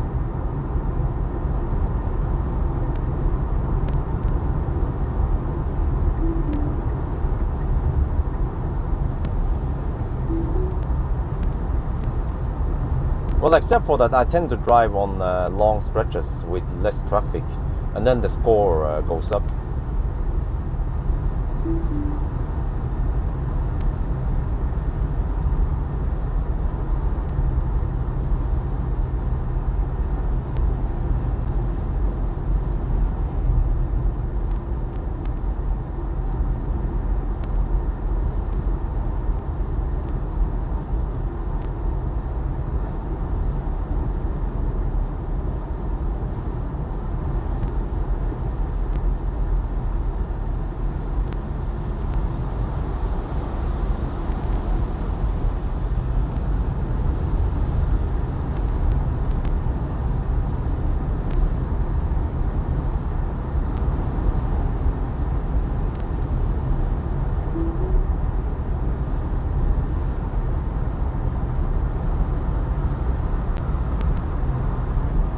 Well, actually, I have to say that the noise level in the Model Y is not that bad compared to many other Teslas.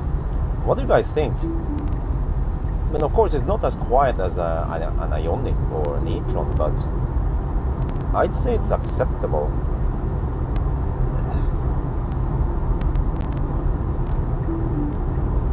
And also the autopilot over here has been improved. Oh, you know what? I should try to update the map data. Can I do it? Let's try.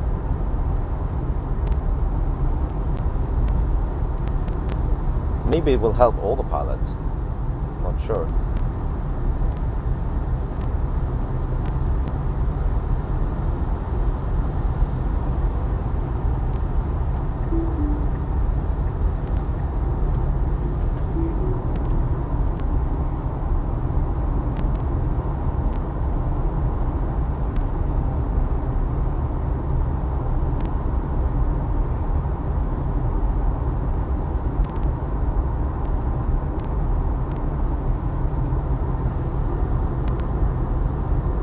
Okay, consumption 222. 6% at arrival in Tinset.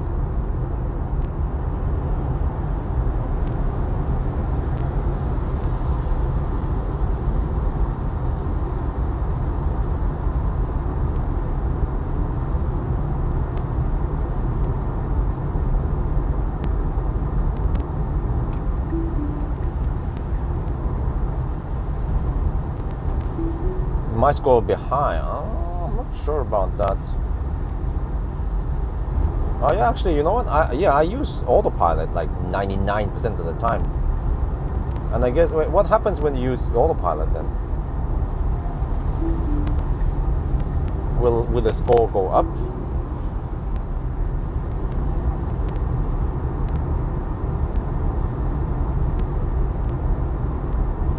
Autopilot will usually try to avoid overtaking on the right.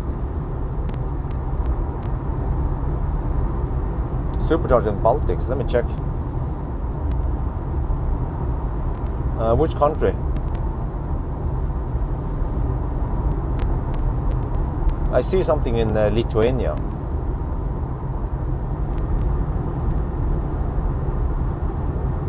It's a V3 supercharged in Lithuania. Okay, I think these guys are just local people. They are not going... well, actually, they could be going to Vienna, yeah. They're probably just going to Elverum.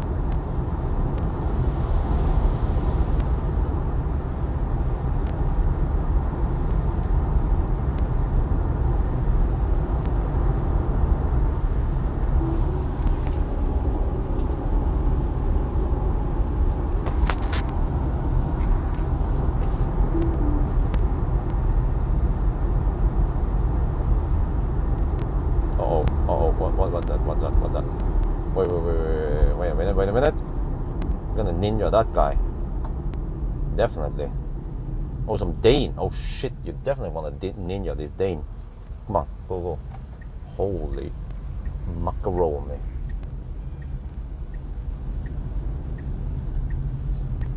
Yeah, he seems to be lost. A lost Viking, but okay, let's see. Yeah, he's definitely lost.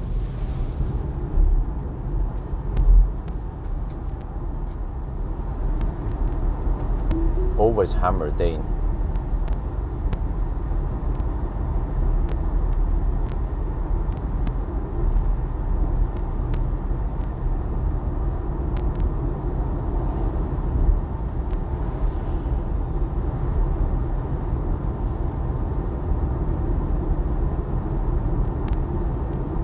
Right, consumption 218 now.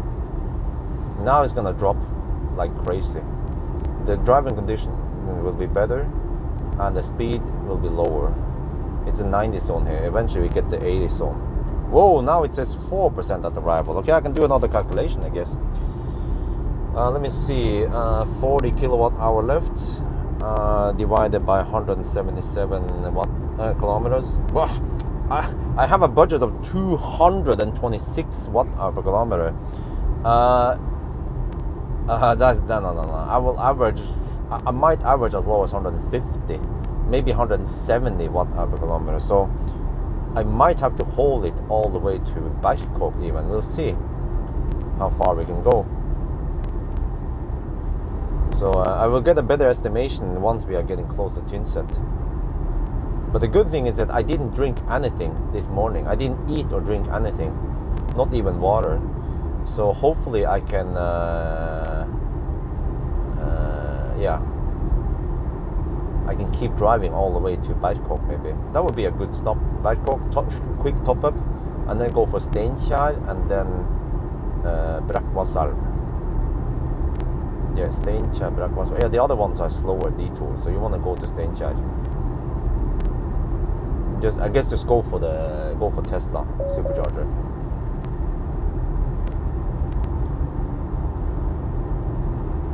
What? Huh? Do you have to pay to get tested? Really? Do you have to pay? The fuck?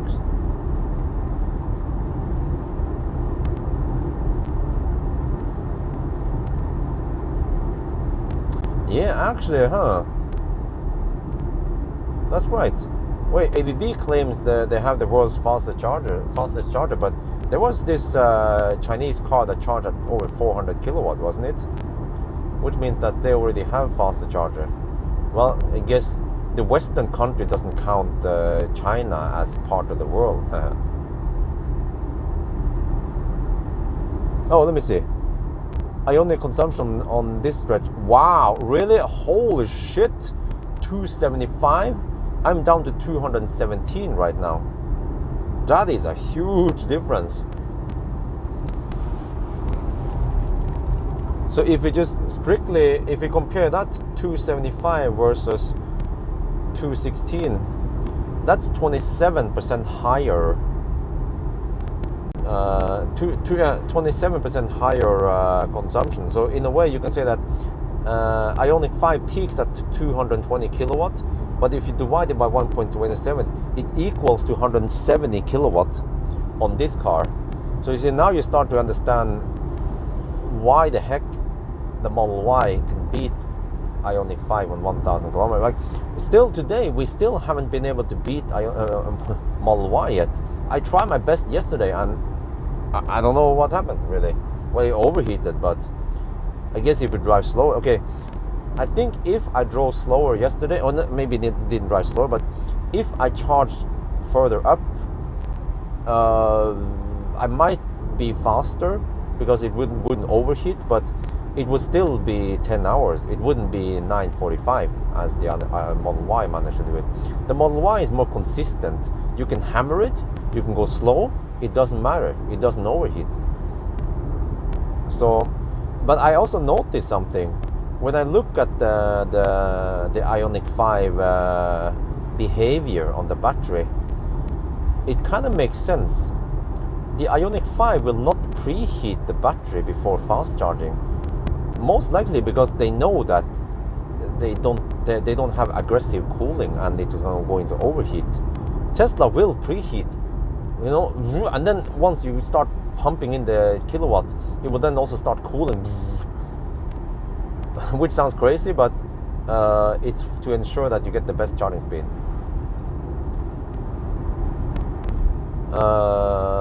Yes, the same as MEB cars roughly. Oh shit, I want to overtake these guys before Rena. And then actually before the overtaking, non-overtaking stretch before Rena. Because they're going to be slow.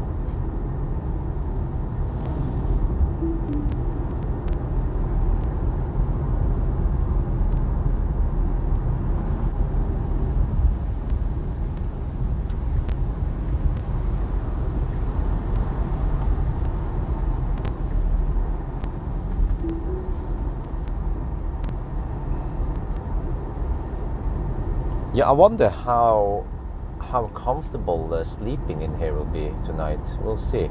This will be the first time I sleep in a Model Y, and I think I will actually make the thumbnail something like sleeping in Model Y, and show the bed and everything.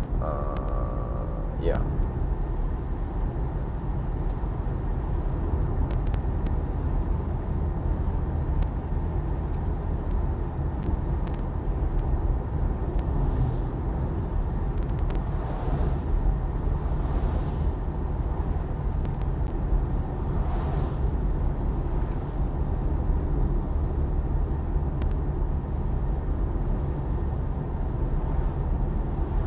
Yeah, because when I started looking at the data from the Arctic Circle trip on the Ioniq 5, I saw that most of the time I was cold gating.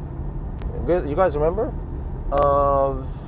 At Ionity, Alvdal, I was cold gating. I was getting only 110 kilowatt initially. So you see, I didn't get that 18 minutes 0 to 80% as advertised. So for the most part, you don't get that, because in the beginning you will cold gate, and then by the end of the trip you will rapid gate. So that's probably why the time was like it was yesterday.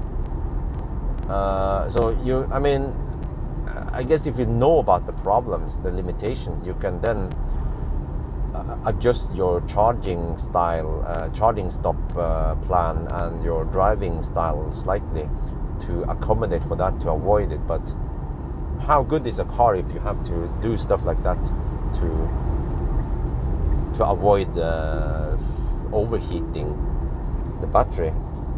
You should be able to just drive and charge whatever you like, and it will not affect your total traveling time, just like a Tesla or ID4 or Taycan.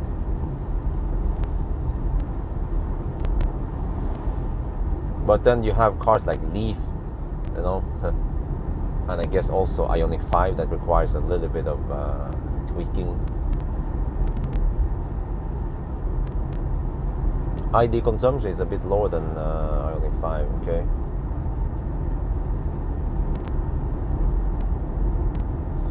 Overhyped?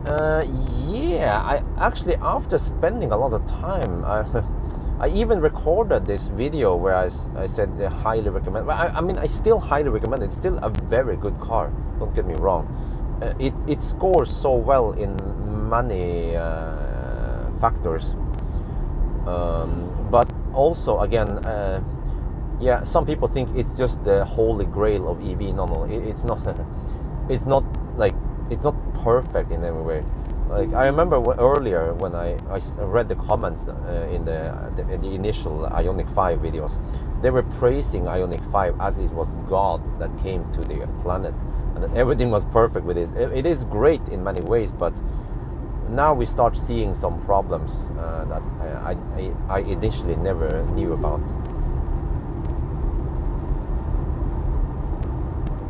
Everyone hated aggressive, blah blah. Yeah, but what the MEB should do is preheat while stationary. I don't know if it does it now or how it is.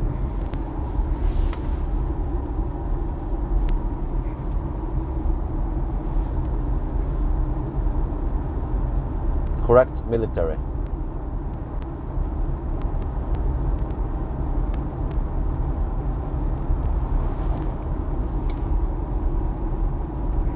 And I have to say that Model Y was a pleasant surprise. Like, I didn't expect it to be any great or anything, but it turns out to just be a pretty good car. And I'm always trying to be honest. You know, I wouldn't just think about this. Or you can always ask yourself, because you know it's funny, right? Every time I praise Tesla, I need to defend myself. How fucked up is that, right? But every time I praise other brands, I don't have to defend myself. But you can always ask yourself, what if I say that the Model Y is a good car and it turns out that it is shit, people gonna know, and then I will actually lose my credibility. So it pays off for me to be honest.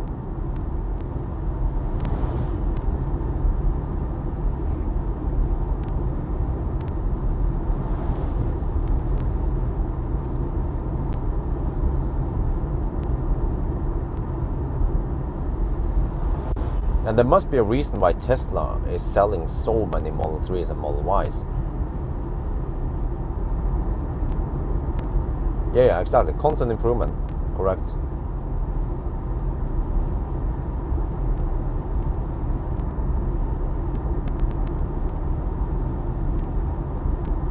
Okay, now it says 7% at whatever it's called. Wait,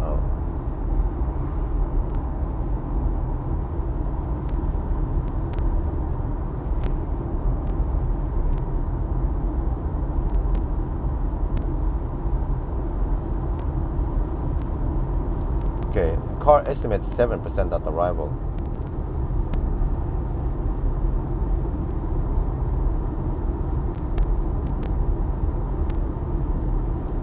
Okay, the sun went away now, for now, but it will be back in Trondheim. Let's hope that we can pass Trondheim without too much delay. I'm down to 54% now. Consumption is 212.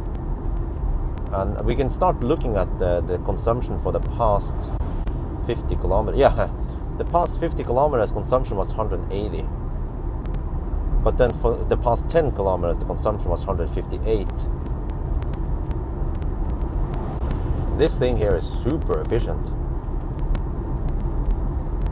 And it's almost ridiculous to see that the classic Ioniq fans, they love Ioniq because it was so efficient. But then suddenly the new Ioniq 5 fans, they love Ioniq because it charges so fast, and they completely forget about efficiency, how important it also is. I would like to see, yeah, you know what? I would like to see something like Ioniq drivetrain and battery in something more efficient. Because at least last trip to the Arctic Circle, I noticed that the Ioniq battery had only 6% voltage sag and very nice and flat discharge curve, which was not the case for Tesla. But when I look at the discharge curve, I look at the MC Hammer launches, I saw that MC Hammer had way higher peak power, but actually at higher speed, MC Hammer even dropped to only 220 kilowatt. Wait, yeah, I think it was around there. But Teslas, they have around 18% voltage sag on the Model 3, Model Y. Yes, Åkersømmen this time. Mainly because I want to avoid the Østerdalen stau. I mean Østerdalen baustelle.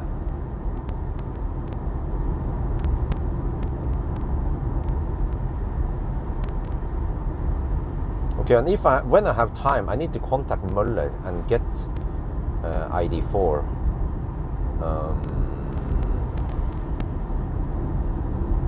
I also have to tell Marcus that. Oh, why is Phantom? There was a slight Phantom break there.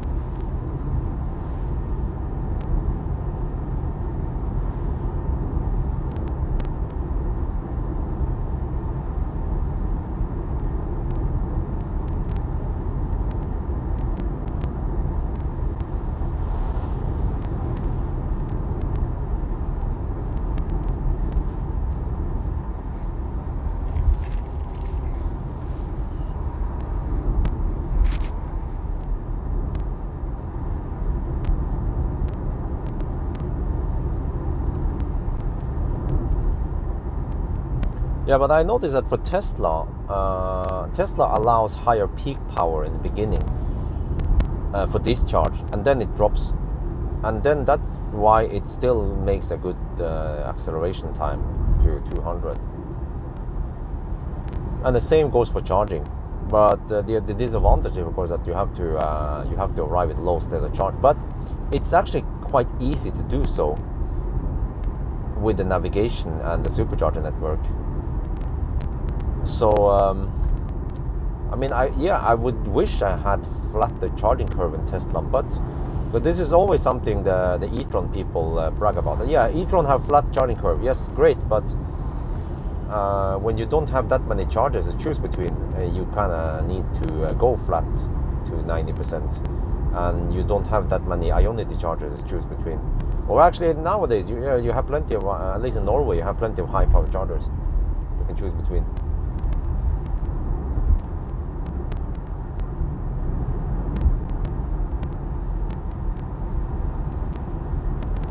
Everything just looks a bit grey. The whole forest was glowing in the sun. Let's see if we can get more sunny weather.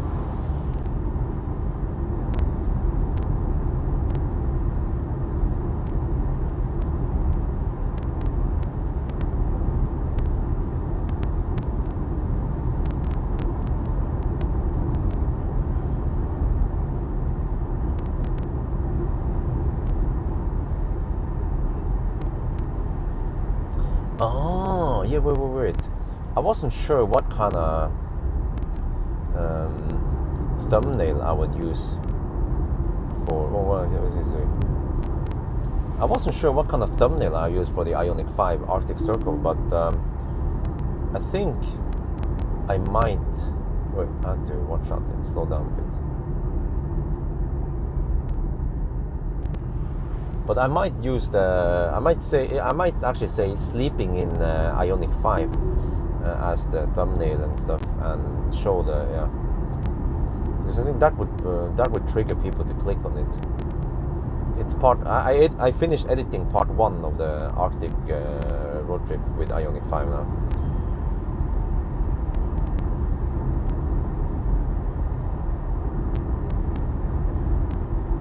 AP like the yellow line, not really. AP is on right now, and it just locks on straight in the middle. Other systems might want to hug the left or right side, but this one, you see here, autopilot is on. Superb.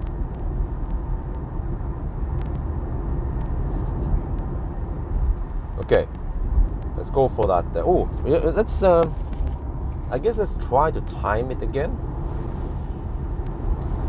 If you can. Wait.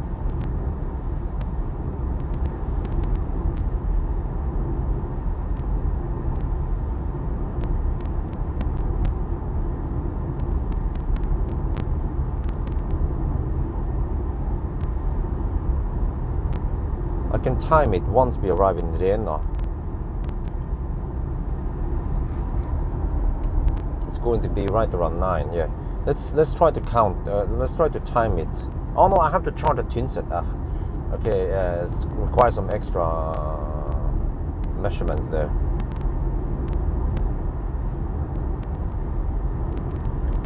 Yeah, the consumption is quite similar. You can look in the table. So if you type !result, look in the table called range test, and you get your answer there. I don't remember how it was, but you can see the difference between 20-inch and 19-inch. Consumption right now is 209 since Oslo. Wow. Wait, what was the What? Wow. I will be mostly driving on a road like this for the trip to Arctic Circle. Mostly 80 zones. This is Norway.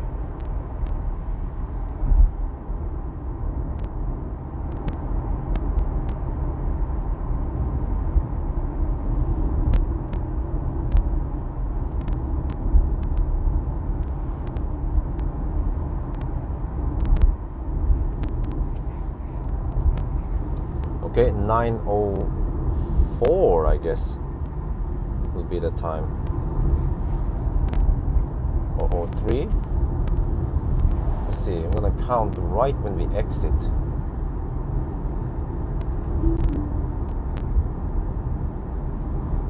How is the Model Y driving? It's driving flawlessly.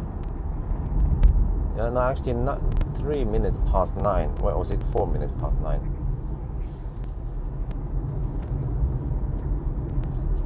No, it's 3 minutes past 9, but it's like 3:30. Because it's gonna be 4 soon, I feel like.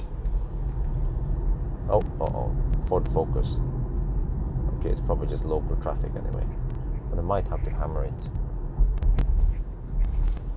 No, it's still okay. No, it's 3 minutes. Okay. It's the 3 minute mark, right? No, what the heck? Oh. There's 4. Okay, 3:35, I'd say.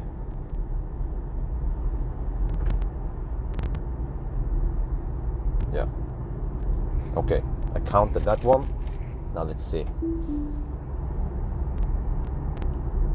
More or less the same as Model 3.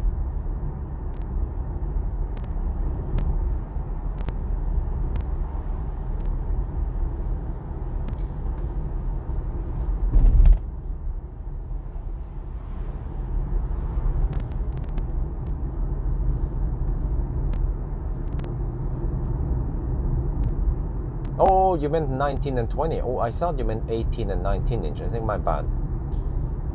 Yeah, I already tested 18 and 19, not 20 inch. But I guess it will give you an idea, roughly. Okay, wait. Maybe she will turn here. Yeah. I got the gut feeling that she was gonna turn here. This is just local traffic. But it's also been a while since I took this Åkerström and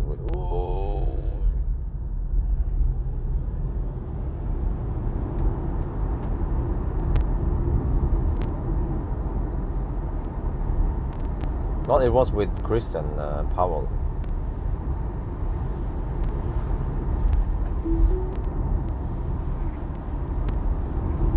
No, I don't have it confirmed about cooling.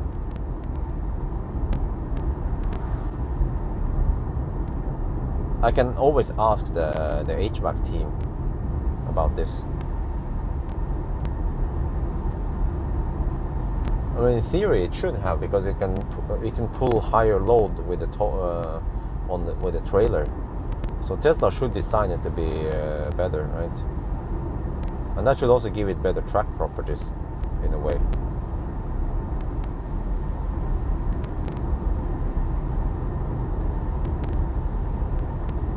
Yeah, you know what? I think this is not the last time I'm going to test Model Y. We should test Model Y versus Ioniq 5 in extreme cold, and maybe another car. I'm not sure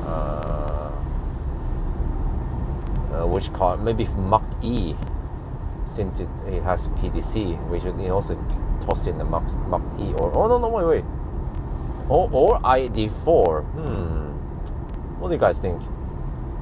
Hopefully in January, February next year, we will get some extreme cold. We usually get a cold period, and I'm going to drive to Folldal and sleep in the car and try to drive the exact same routes. I think I should just go bananas and just book the cars up ready and just hammer there. Yeah, do it while it's freezing cold.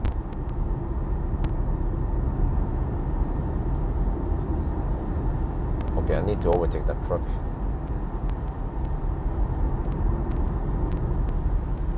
Soon.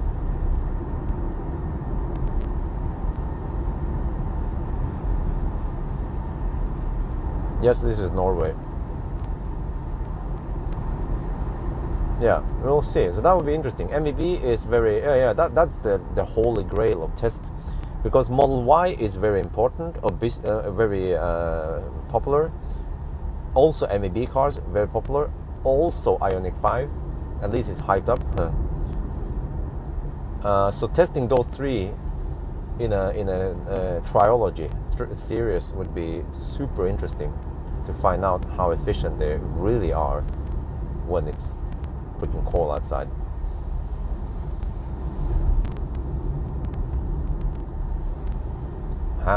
Tow rapid gate. Oh, I don't know about that one. Volkswagen said heat pump ID4 is the best class. Yeah, that's true. Yeah, they said that it was the best in class, and that they use CO2 refrigerant and so on.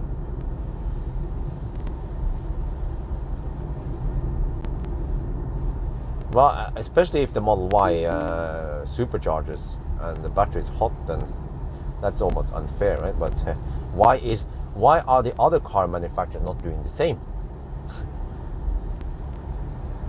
It's lots of untapped resource there. I also asked, okay, let me thank him. But I asked BMW, when I was at Dingolfing BMW factory in Germany,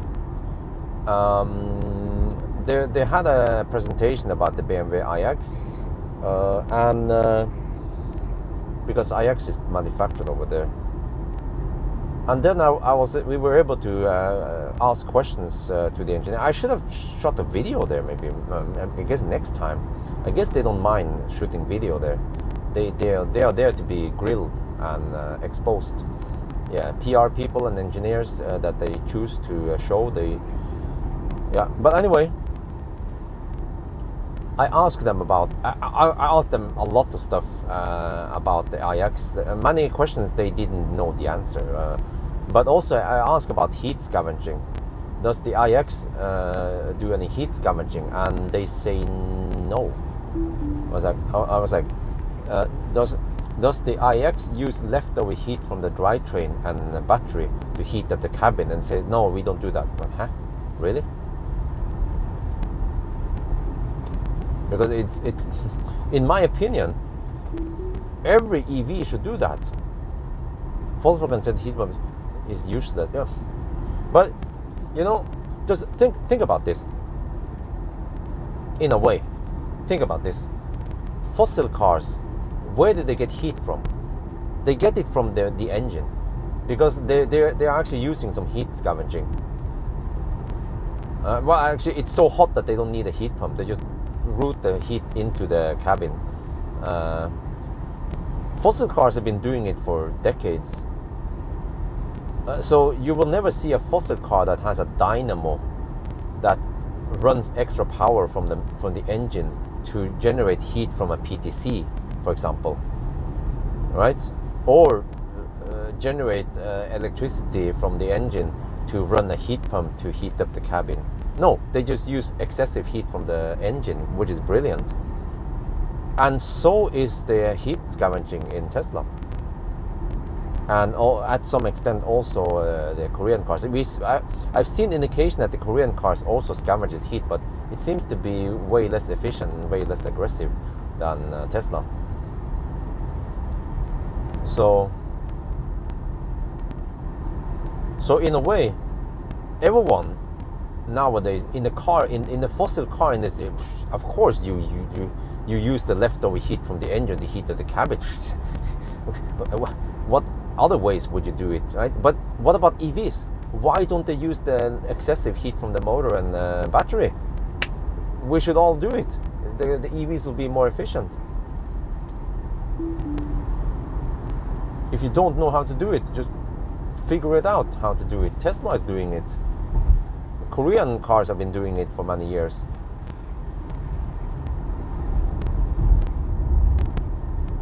Nissan heat pump, huh? What are we talking about? Yeah, autopilot's even working here. Freaking awesome. Hope you can do serious well below 10% newest model. Huh? What are we talking about? Oh shit, autopilot. Okay, it failed a bit there. Oh shit. Okay, I shouldn't. Over here, I shouldn't trust the autopilot blindly.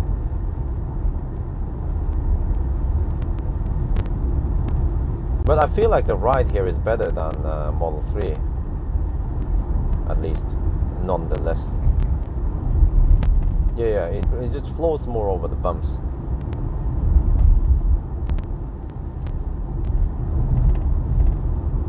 Well, you know, I could change my mind.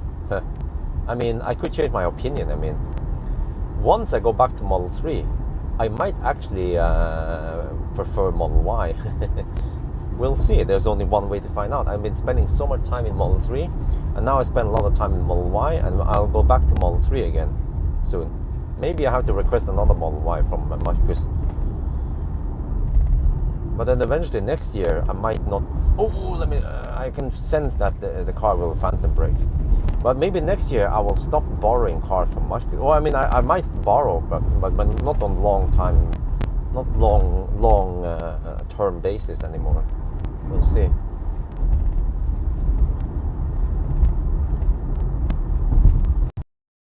He's scavenged what from the battery or drivetrain? No.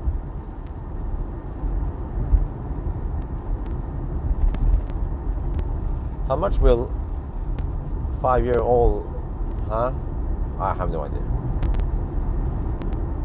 Okay, I already feel that reading the chat is slightly harder now. I can try to use autopilot. Let's see. Did you update? Huh? Yes, I have the latest update. Well, you already talked about this, Ulf.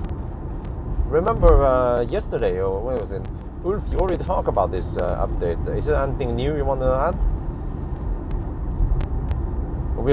I mean, you already mentioned this before about this. No, Morten, we are going. I think you haven't noticed, Morten. We are taking Åkerströmmen, so we are not going Alvdal route. Next stop will be. I'm not sure. The car now says 9% at Tynset. We might even go for Berghåk. I'm not sure yet. I'll try to hold it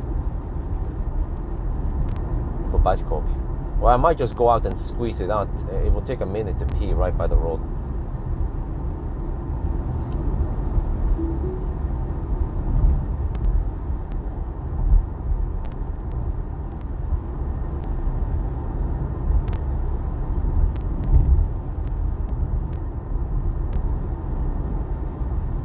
AP does it quite well here. You see, I'm using AP right now, but I don't know if it might. Oh yeah, okay. So it's actually driving with autopilot on these kind of roads, just like the Model 3 did. Not many other cars with driving assist systems can do this. I think some guy claimed that Volvo can do it. Oh, okay, yeah, but awesome. But not many other cars can do it.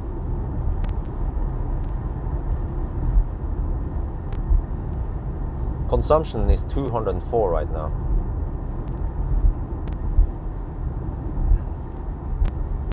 And we have 46%.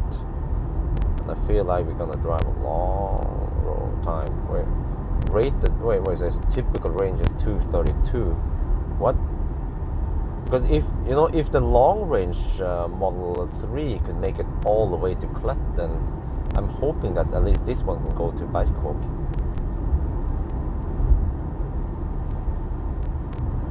Is it accurate to say that?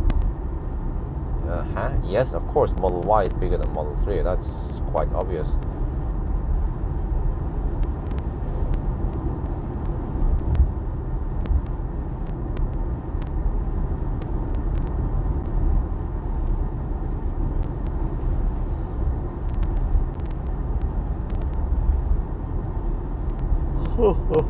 Boy. Yeah, the weather will be better and better now. Hopefully we'll see some dry roads soon and some lower consumption.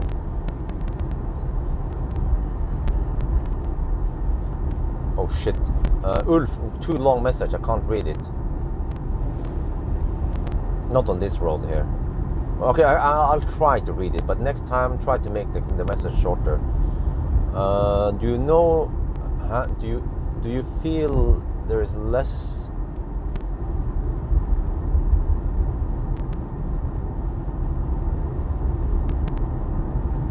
Yes, I already talked about this, Ulf.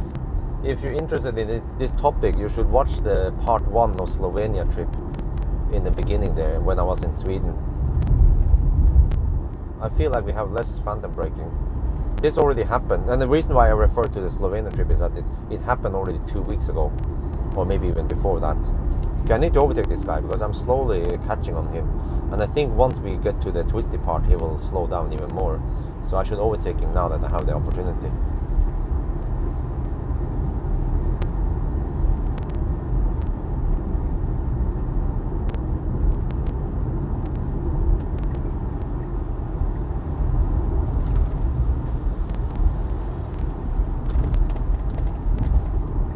But yeah, the Model Y can soak up the bumps better than Model 3, that's for sure.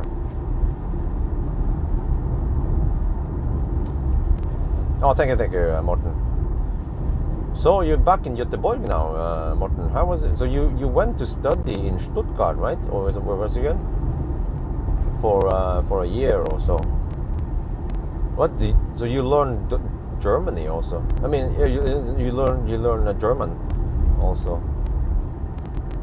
I guess it should be easy for a Swede to learn German, since you already know English, and Swedish is similar to Norwegian, which is similar to German.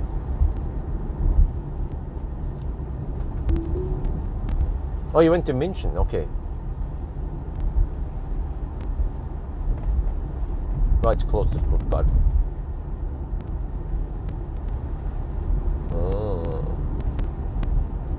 Huh.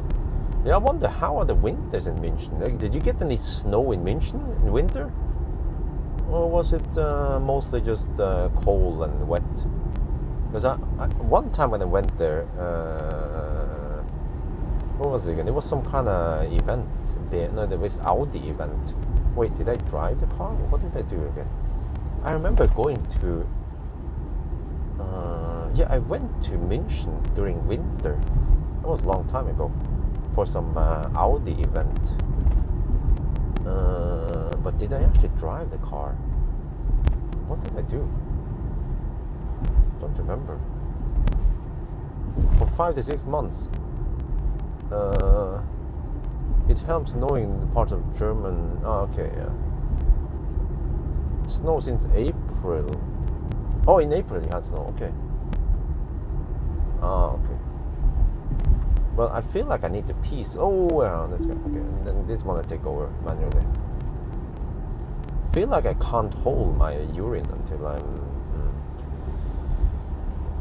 well, okay, how about if I just stop at Åkeström and then... No, or wait a minute.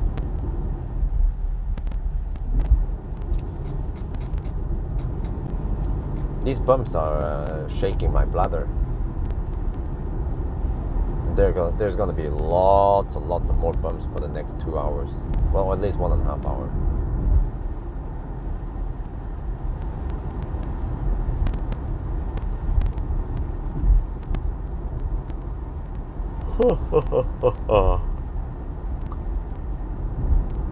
Wow. The winter is coming. I can feel it.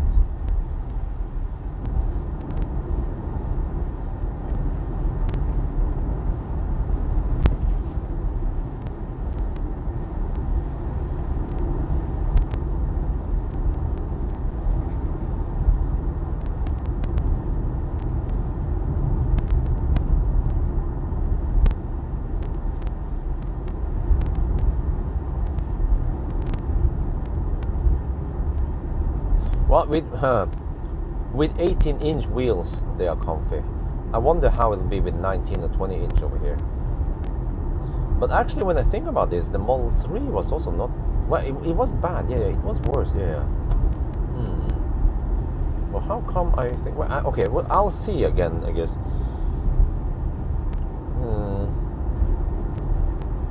Just wonder, maybe I should try the shortcut with the Model 3 when I go with Wi-Fi, because I don't want delays, and there might be delays in Österdalen. I guess I could just stop at Övre Rendal with Wi-Fi even. Or Tynset. Yeah, Tynset. Wait, what's that? It's downloading something here. What's this? Download the navigation data. Oh, okay, good.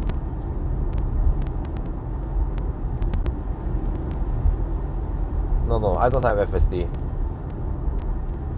That's the downside, is that I don't get the higher spec when I just get cars from Marcus.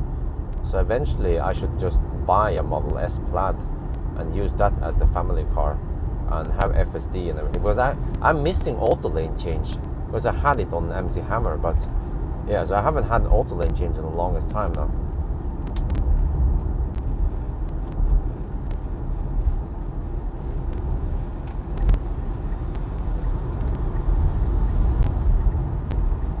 Those are bicycles? There's a bicyclist. Wait, are they cycling in the middle of the road? Yes, they are.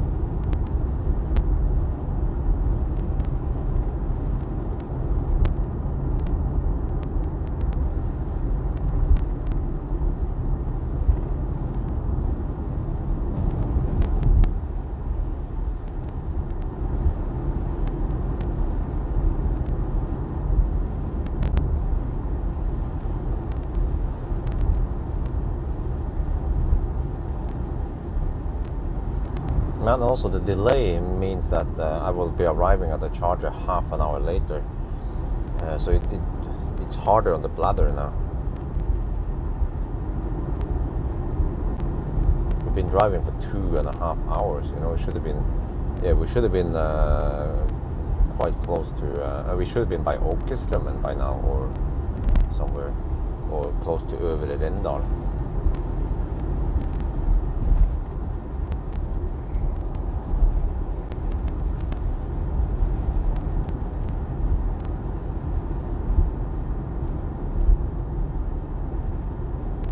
But yeah, there was a question about, hey, why did you go for, why do you want to go for Plaid and not long range instead? Well, simple answer, Plaid is faster. And right now the car estimates 11% at Tynset.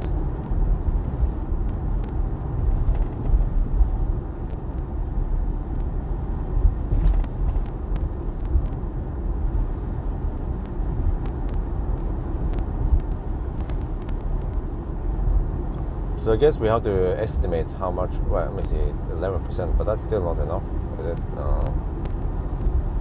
To go to Bergkåk. Because this battery has 6 less kilowatt hour than the Panasonic Model 3 long range battery, which is quite huge. And it's also less efficient, and we have wet roads, so that's why I'm not sure if we can make it to Bergkåk.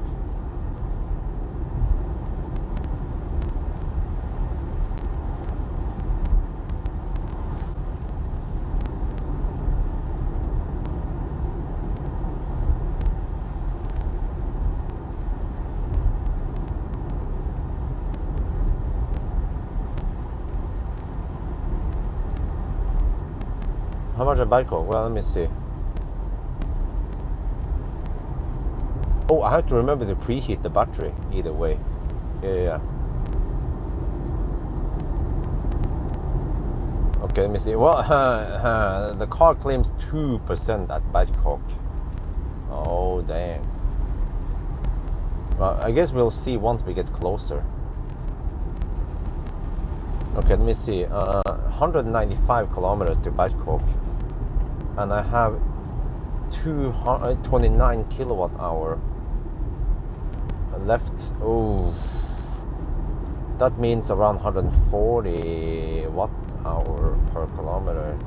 145. No, that is unlikely. No, so I'm based on this, I'm guessing that we won't make it to Bangkok. There's no way we average 145 watt hour per kilometer, 140 watt hour per kilometer. Well, or is it? No, not today, son.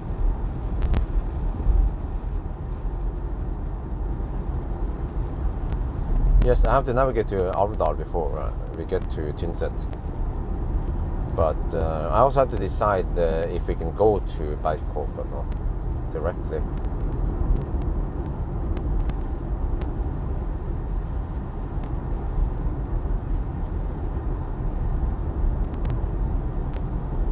It says 2% at Bangkok now, which I don't think is going to happen.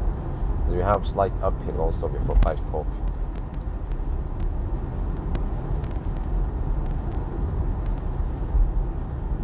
Consumption has dropped to 200 now since we started. And then consumption for the last, consumption for the last 50 kilometers is 161. That's quite good.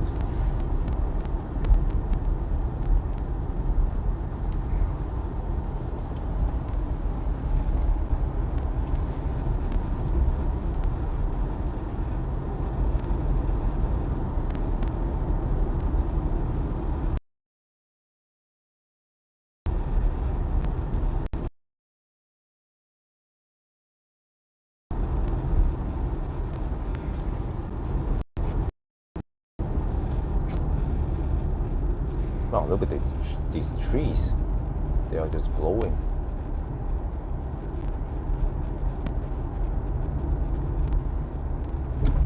This is so beautiful this time of the year. But it's just a reminder that winter is coming. Wow, look at this. Or is that Bjørk?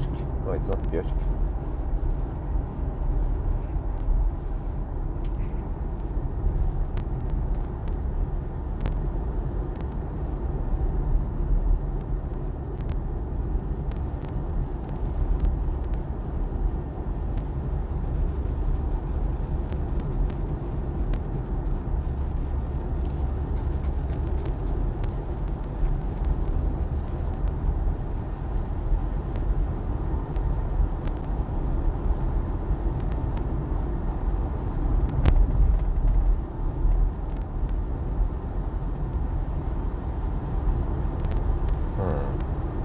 Still claims 2%. No, it ain't gonna happen. Well, I guess we'll see eventually, but the thing is that I need to preheat the battery for Tynset, so I have to preheat the battery. Well, I see. Well, it stays at 29 degrees now. Oh, that's good, I guess. But I think I need, for this battery I need 40. Yeah, now it says charging needed to reach destination. The thing, it's not gonna happen. So I have to navigate towards Alvdal, maybe about half an hour away, or at least 20 minutes away, or half an hour, maybe 20 minutes away. I have to navigate to Alvdal. So right now we will arrive at 13% with Tynset. That's already quite good. The Ioniq 5 couldn't make it to Alvdal even. I had to top up. The Ioniq 5 also had similar driving conditions, but we already know that Ioniq 5 has lower range than Model Y. So that's a disadvantage because we had to suck on some 50 kilowatts rather than just leaping between a high power charger all the way.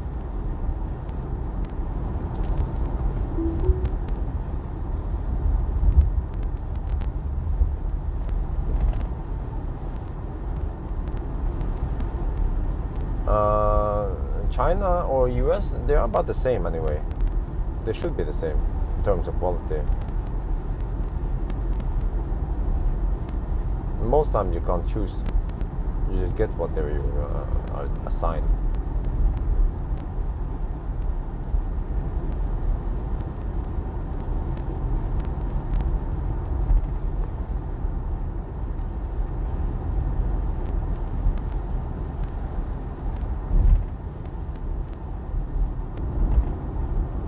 Well, I'm using autopilot right now and it's working. Consumption has dropped to 200. Wait, what was the... Huh? Wait a minute. Oh. I think the Ioniq 5 at Alvdal was still at over 200 watt-hour per kilometer. It should be, right? I wonder if it was over 220, 230 something.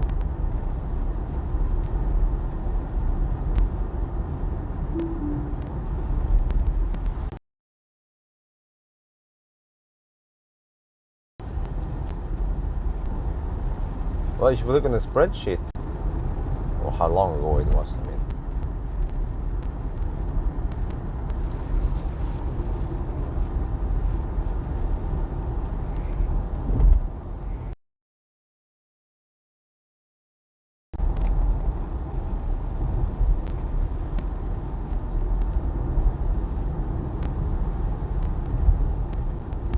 I don't have any insurance because this is Marcus' bill. He takes care of insurance for me, which is actually great.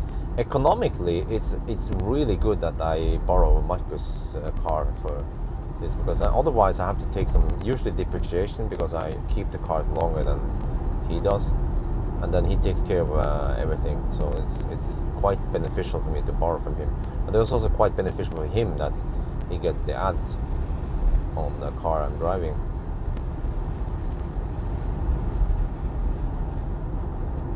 And I guess it's not the same if I would say that, oh, I own this car and it's sponsored by Marcus, but the fact that Marcus lend me a car, I think that's a big difference. Oh shit, dropped out.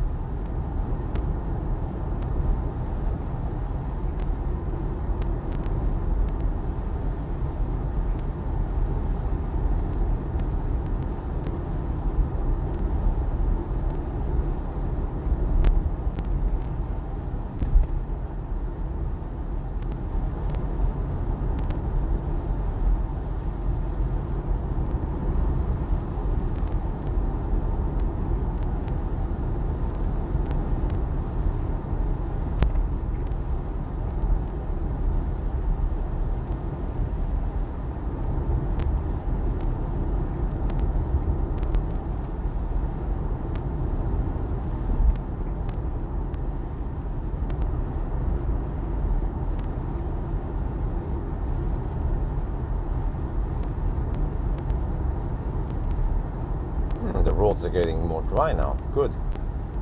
Alles good. Yeah. Let's see. But it's still hard to read the chat. Just look how twisted they are.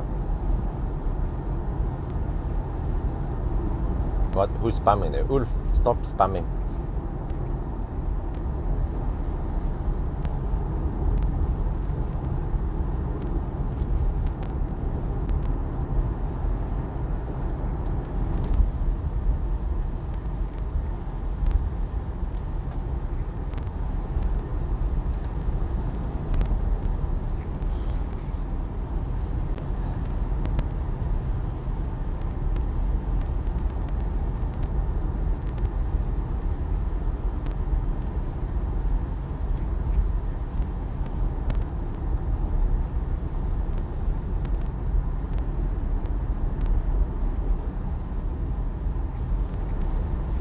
such a pleasure to drive around here.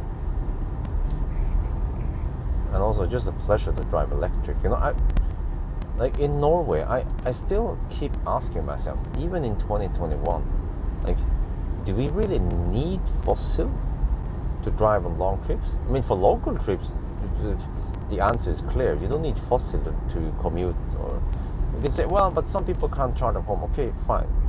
But at least for people who can charge at home, and the rules are changing now. You know, nowadays you can request by law to get home charger if you live in a shared parking lot. I don't remember how the law was now, but it's getting better and better. And the excuses for not having EV in Norway is getting more and more slim.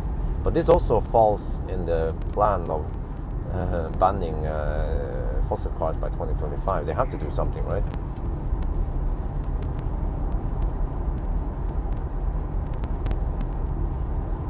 Yeah, Ulf, you tend to write way too long sentences and questions, and just don't ask too many questions in one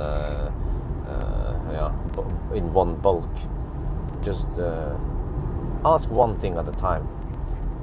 That would be easier for me to respond. Because normally I can only read the chat for a second or two at a time. Just think about this. I'm driving a vehicle that weighs over 2 tons, moving at 22 meters per second. You shouldn't take your eyes off the road for too long. Oh, the road is getting dry now.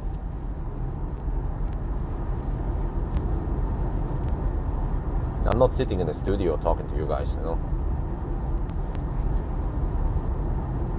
Oh, unless you say this is a Tesla studio.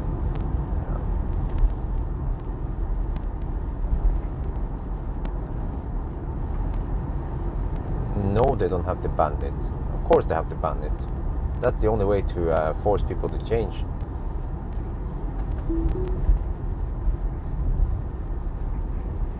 Just like, what about EU? They ban the use of incandescent lighting, or what it is called, fluorescent light, no, incandescent lighting, was it? So you have to, IKEA, they have to stop selling those light bulbs and adapt to LED. Because EU forced them to. Because they are inefficient. Funny. Yeah. Okay, over here I feel like I can use some. I think some. Yeah, it's also bumpy, so it's harder for me to read the chat. I think some countries have less influence. Yes, correct. But I'm talking about Norway, by the way. Info on solar roof. Yeah, well. Per day, yeah, we have some numbers. I was getting 130 and 160 watt hour per day, roughly. But it wasn't that sunny, and it's close to winter, so maybe you can see more than twice that in summer or other places. Maybe you can get 1 kilowatt hour even in other places. 1 kilowatt hour per day. Tesla car is cheaper. Yes, it will once Giga Berlin start pumping out cars, and that will happen eventually. Hopefully next year already.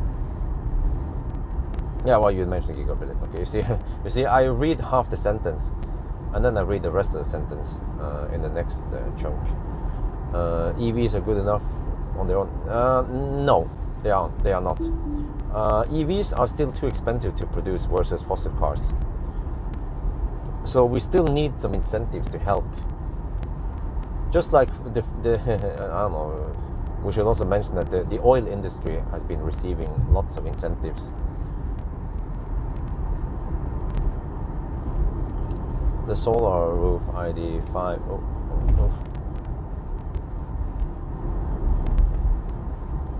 Give me more. Yeah, correct.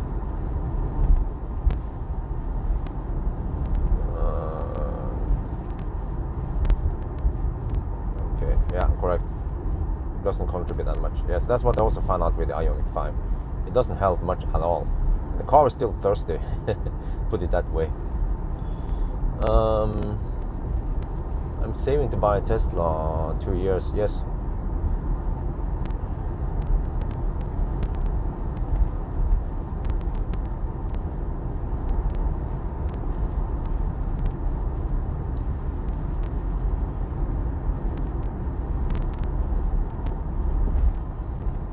it's good that Tesla keeps all the other car manufacturers on their toes, or keep them alerted. And I think there is no doubt that Tesla must have contributed to help them, or to actually to almost force the automotive industry to go electric.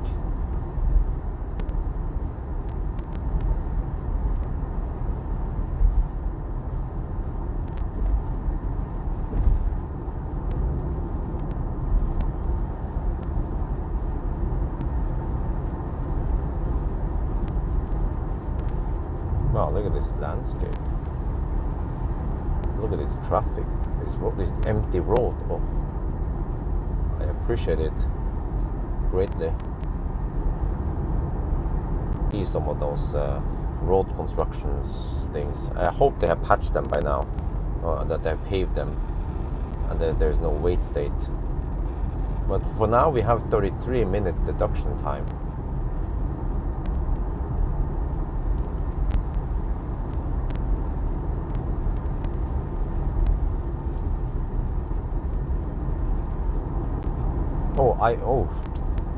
I was, I quickly read the chat, and then I thought you meant ID5. I was thinking, huh? You were talking about ID5.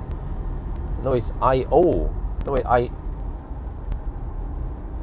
IO5. Oh, I misread it because the road is semi-bumpy, and I just read it. I read it as ID5. I was thinking, oh, that guy talking about ID5 already. Oh, it's Ionic 5. Oh, okay.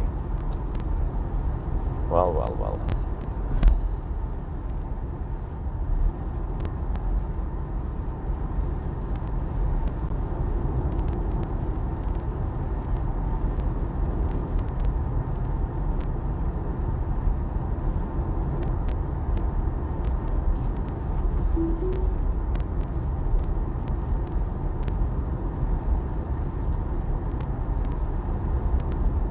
You see, I actually don't know how could they have improved Ionic 5 in efficiency.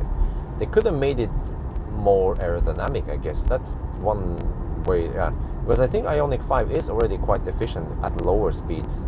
It's just at higher speeds that it becomes thirsty. But however, as you guys saw on the trip now, it was still kind of thirsty.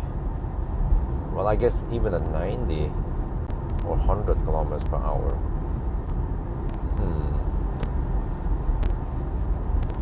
Yeah, I'm not sure about that one.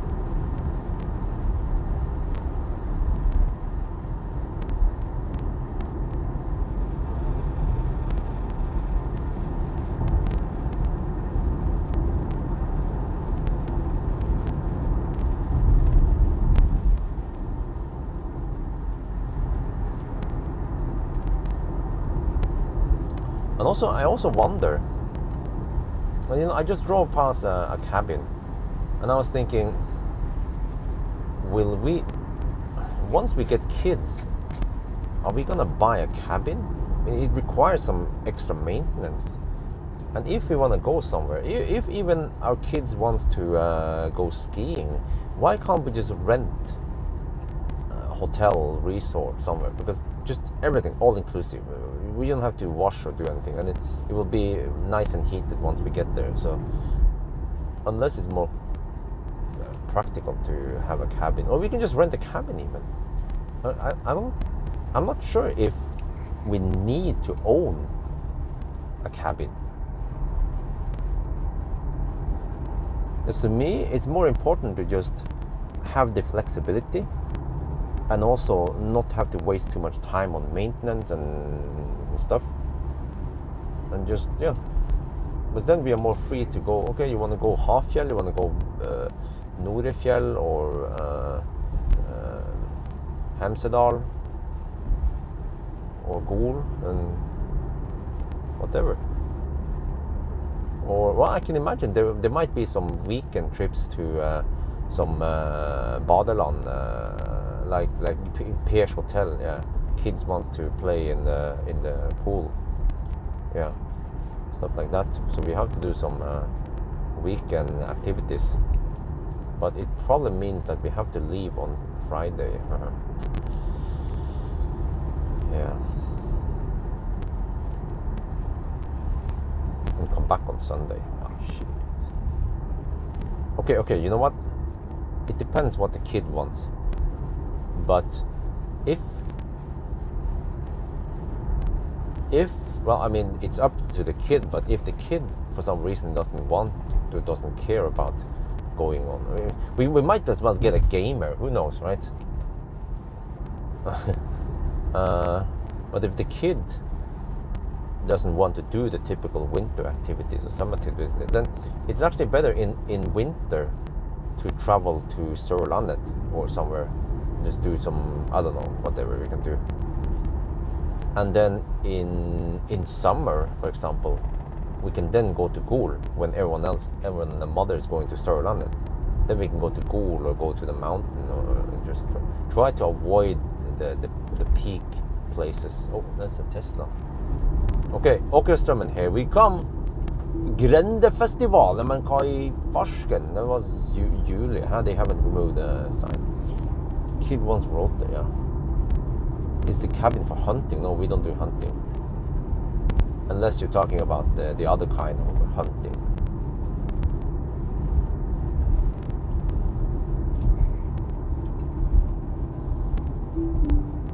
Wait, why is there a service car by the charger at Åkerströmmen? Okay, now we come to slightly better roads. With some middle dividers at least.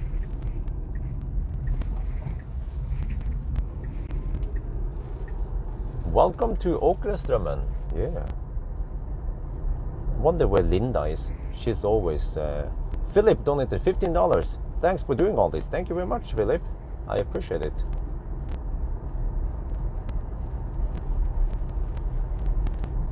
Okay, I feel like I need to hammer that guy because I think... Oh, why the heck did the headlight turn on? I'll see how slow or fast he is. He's actually quite fast right now, but I feel like he might be slower than me once we get to the other road. No, the cabin, huh?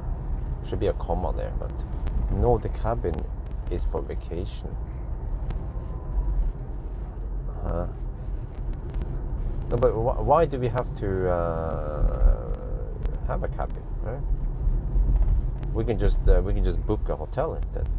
And then kids will have more variation, flexibility. We can just go wherever we like. We want to go Lofoten. We want to go. Oh, he's going that way. Oh, he has no blinker. Oh shit, fossil with no blinker. Oh shit, consumption is 193 now. Holy macaroni. Wait, what is the last consumption numbers then? 157 for the last whatever. Yeah. Okay, so we will arrive with maybe 15%, or it's just 13% right now. Temperature in the pack is 29 degrees, which is a bit too low.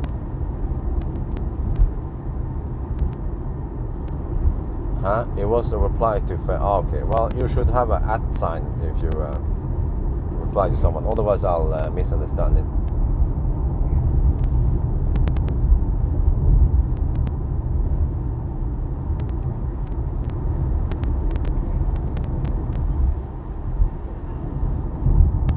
%. Wow.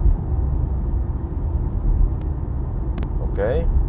I guess, yeah, it's gonna be a semi-long-ish stop there. Not too long enough for me to run to the gas station. No, to run to the restroom. I know where it is right now, and it's... Oh, is it open? Yeah, it should be open by the time we get there.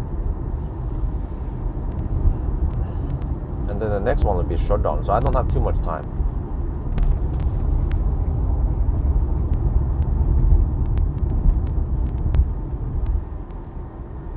Yes, you can put a trolley in here. You mean a stroller, right?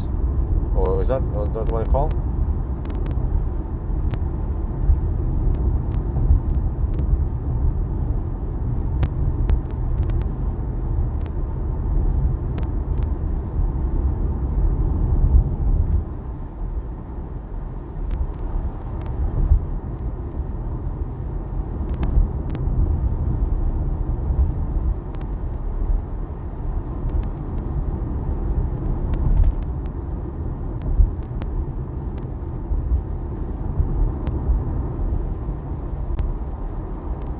18-inch.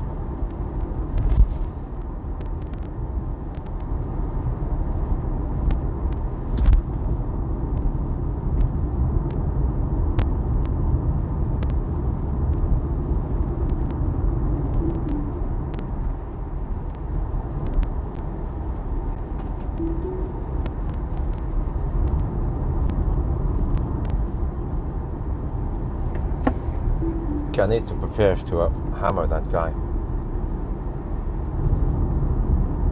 Trailer boy. Let's see. This one, maybe? Yeah, I could just hammer here. See, we can see around the bend there. As long as you have the momentum and the speed, then no problem.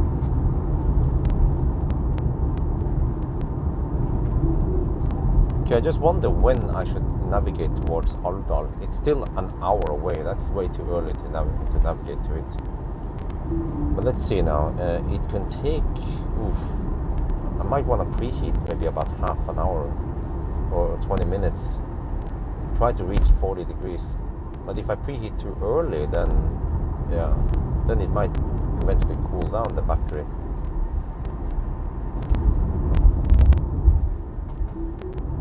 Maybe after Øvre Rendal I'll navigate to a supercharger.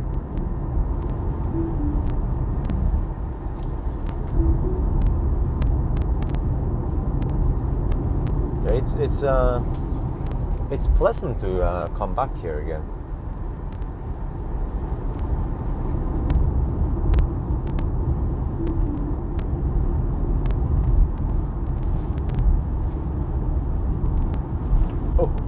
Even though it's a bit bumpy here.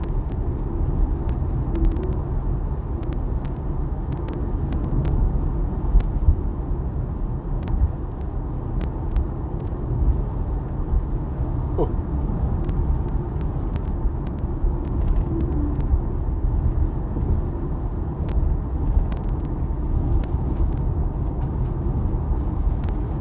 Wait, it's not active.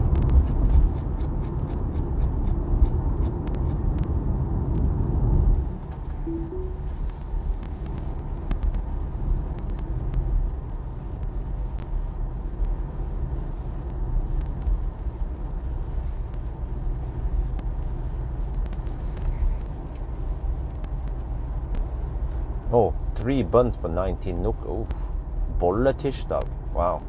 Nå skal det bolles, ja!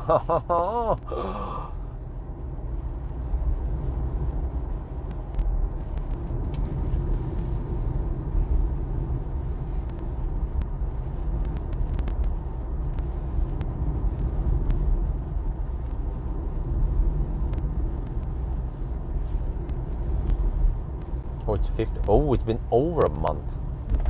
Yeah. It was by the end of August I took the trip with Pawel and Chris.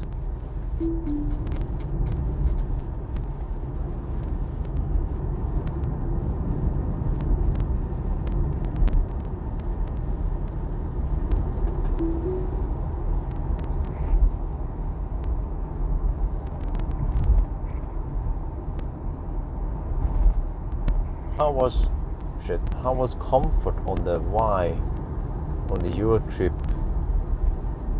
It was great. Shit, it's just too twisty right now. Can't read. Okay, it's too long message, sorry.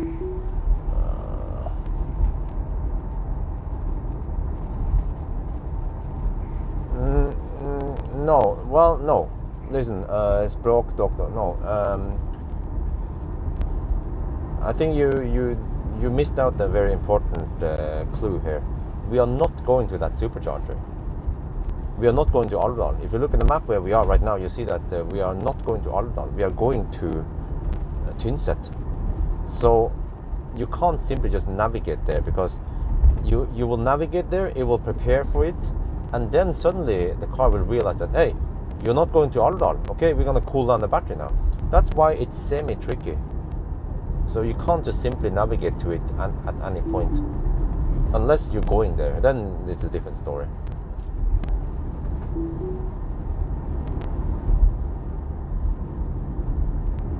Yes, autopilot slows on curves.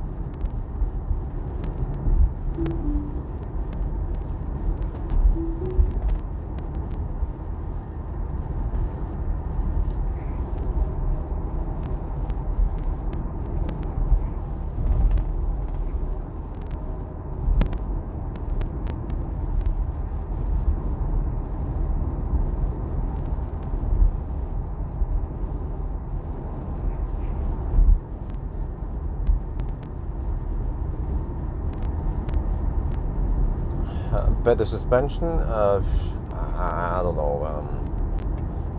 I'm not sure what you mean by better. It's just different suspension, I think. But I'm actually not the suspension guy. I don't have too much knowledge about suspension, so I think I'm not the right person to ask about that one. Like, I don't know the difference between those MacPherson suspension and the double wishbone, whatever they call it. Just I heard the name, but I have no idea, no fucking clue what the heck they are good for.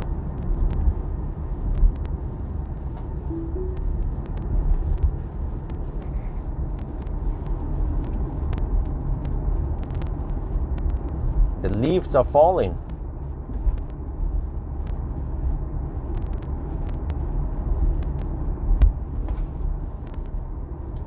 Yes, MG has it.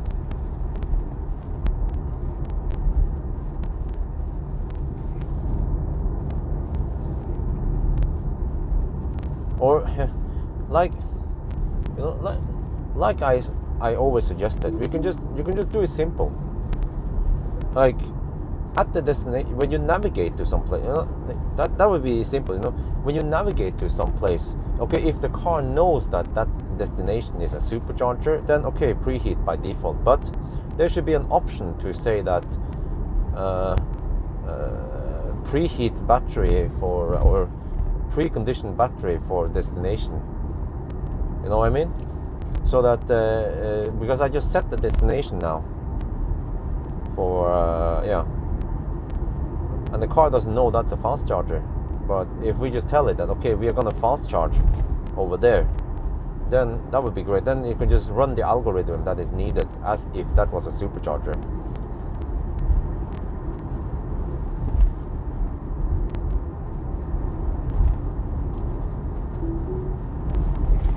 Then I don't have to do ninja tricks like here. But you see, yeah, you guys remember how much Baustelle it was. I'm pretty sure I will go this route on the return also, because I don't think those Baustelles in Österland is going away anytime soon. We already had some slowdowns in around Hanestad. If you look at the map right now, you will see that we are passing by Hanestad soon. We had some at Hanestad, we have some at Strand, roughly, or south of Alvdal. There were several of those that caused extra delay. And this route is actually a couple of minutes faster than the Österdal route. So since this car can do it, then no problem, you see. But this would not be beneficial for Ioniq 5, because Ioniq 5 would have to bail out already at Åkerström and maybe... No, actually, Ioniq 5 might be able to reach over Rendal. But it would be better to just stop at Åkerström. But Ioniq 5 would be getting only 75 kilowatts, which is a bad idea. Well, you can top up there, I guess, and then go to Tynset, but then it won't be getting optimal speed there either before going to Klatz, so it would just be a big mess, this route for the Ioniq 5. But for Tesla, it aligns up way better.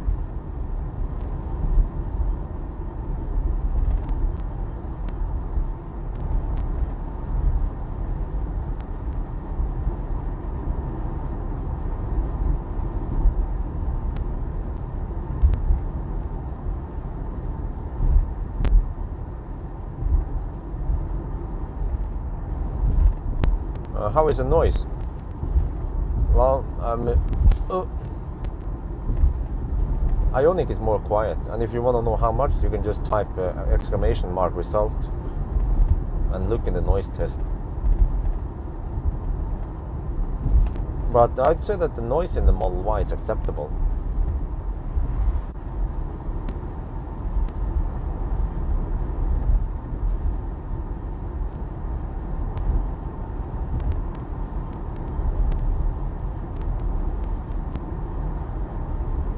Does this Tesla show correct speed info from the charger? No. Well, I mean, for superchargers, yes. For the other chargers, I don't think so. It doesn't show any speed info there, as far as I know.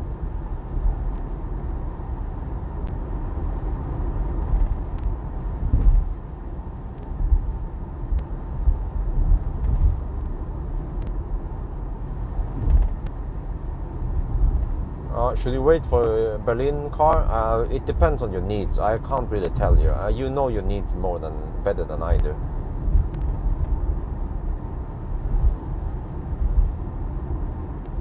If you need a car today and you want the Model Y, then go for it. But if it's not that urgent, then maybe wait. But again, I have no idea how good the Model Y in Berlin is. But what you can expect is that Tesla will constantly improve their cars. But of course, you remember that you might be saving a lot of money if you're waiting for the Berlin car, because, well, I guess it depends where you're living also. But if you live in EU, then you will get a cheaper price from Berlin. Wow, so far no traffic, no wait state, no Baustelle, no Stau. This road is wonderful.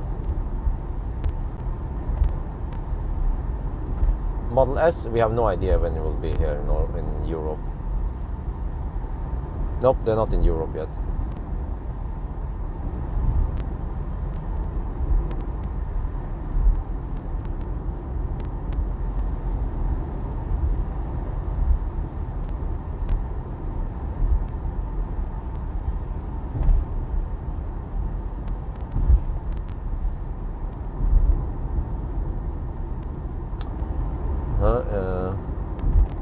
Well, the ride is... I think the thing is that I'm using 18-inch now. I think if I went back to the 19-inch, I will complain about the ride. Yeah, it was almost unbearable for me, at least, because I was used to something more comfy. I think the Model 3 at least was more comfy. But I also complained about the Model 3 MC Hammer in the early days, if you guys remember. But then after I switched to 18-inch, it was way better.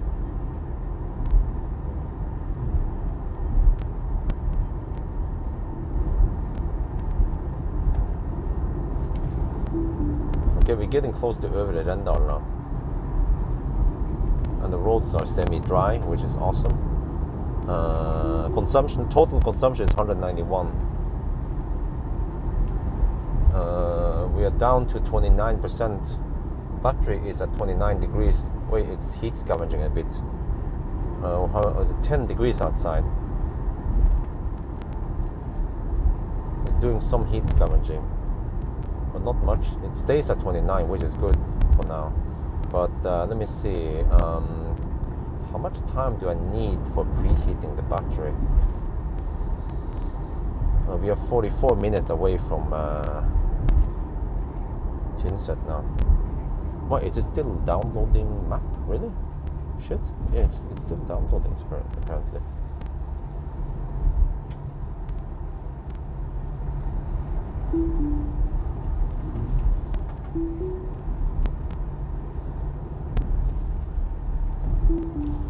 Welcome to Øvre Rendal. Oh, we are slowly going uphill. Also, I just didn't notice. But you see, this car is more, it's more planted on the road, at least, versus Ioniq 5. But I might get the wrong impression with the suspension because I'm using 18-inch now. Some people say, yeah, you should have used the original tires, rims. Well, but except for that Marcus Bill, he took those tires and put it on another Model Y. So I don't have access to them. Yeah.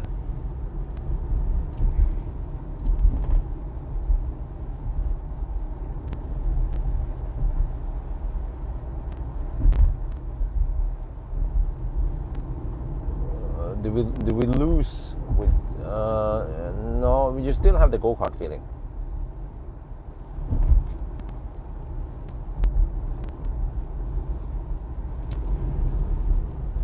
But you have even actually. I'm a little bit surprised that you actually call it go-kart feeling, because the go-kart feeling is more in the Model S and especially in the Model 3. I wouldn't call this one go-kart feeling. Well, I mean, I guess at some extent. Okay, there you go.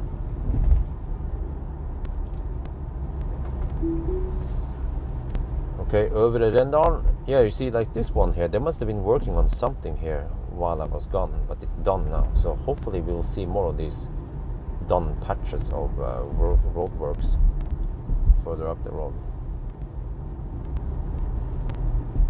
Why you don't test China cars with? Okay, can you tell me which car that is with 1,000 kilometer range? I'd like to know. Oh, do you mean the ET7?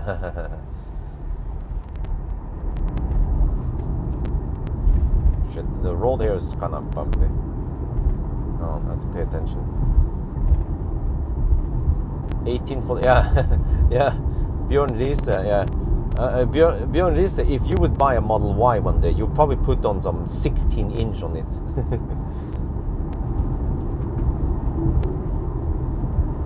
As long as you get 65 profile on the tires. The balloon tires for the win.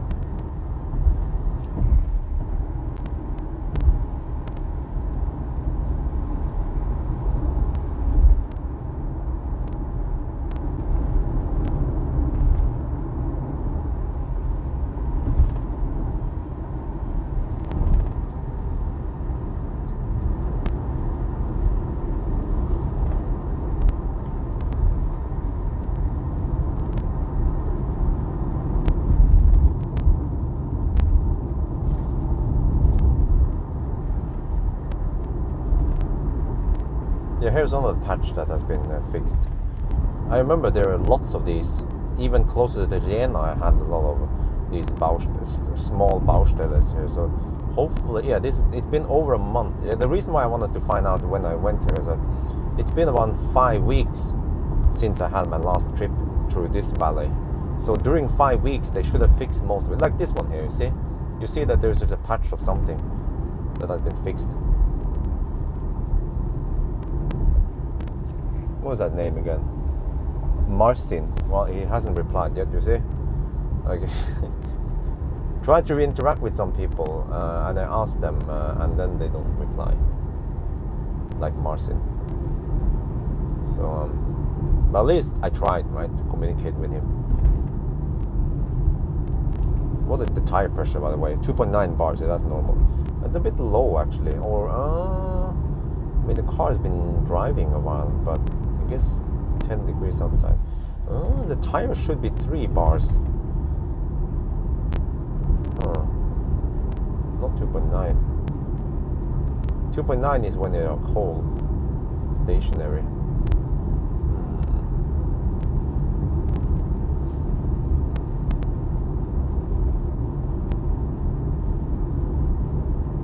So the plan with the Model Y now is that I'm gonna come back tomorrow, and then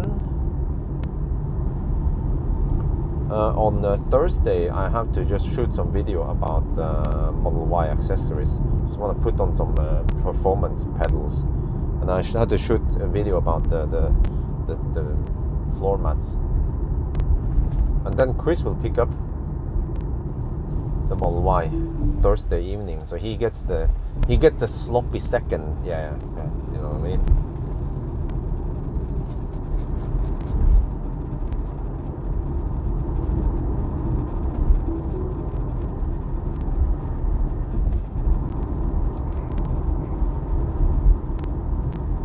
Yeah, you see over here, used to be some Baustelle, but it's done now. So that's good. Alles good. Oh shit, hang on. 38 minutes left. We are still at 29 degrees. Oh, I have to say the battery has been...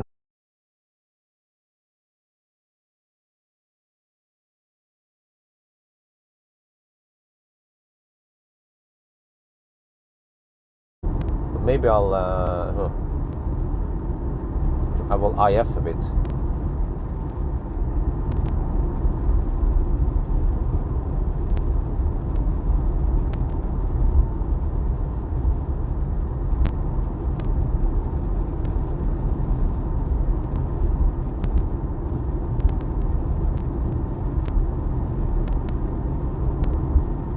What? 15% at arrival? Shit. Wait a minute. No, but that's still not enough to go to no.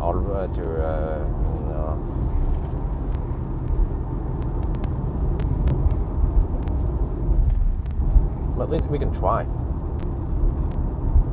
Bashkok. Let's see, how far away are we? What does it go? Total consumption is 189 now. 147 watt hour per kilometer for the last. Oh shit, really? The fucks? Okay, 18 kilowatt hour divided by, come on, need distance.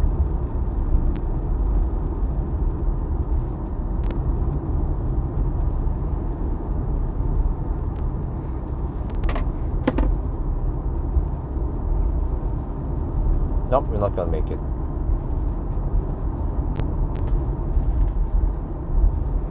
But I will arrive at 15%. Holy macaroni.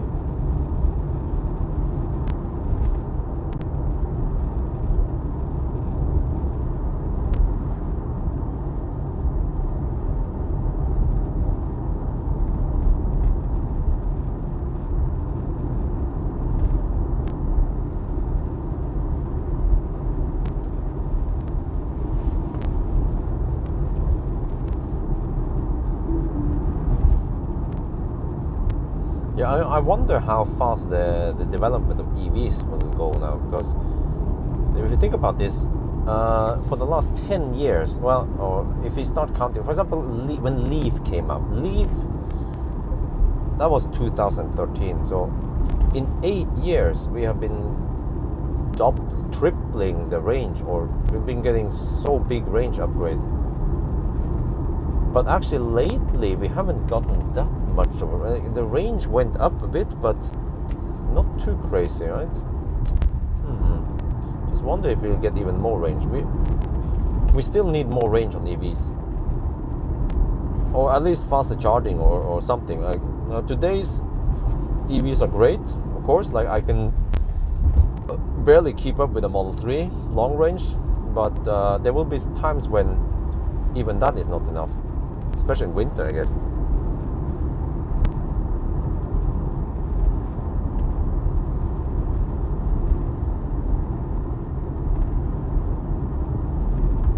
Having more range will always be useful. Having extra range will always make up for slower charging or lack of charging network, but of course faster charging will also be a good substitute, since you then don't need that big battery, that expensive battery. But I guess as long as if we can have good enough batteries so that you stop when you have to for food and restroom, and the car is charging up, or basically so that you charge the car up so that you never ever have to wait for the car to finish charging. That's when we have fast enough charging. And we are already kind of there already today with Model 3 especially. And I guess also I haven't tried Model S long range, and I guess also EQS. We'll see. Now, battery swap is awesome, but it also has its drawbacks. And even now, if you read about NIO has some conditions that some people are not too happy about with the battery swap deal. So you see,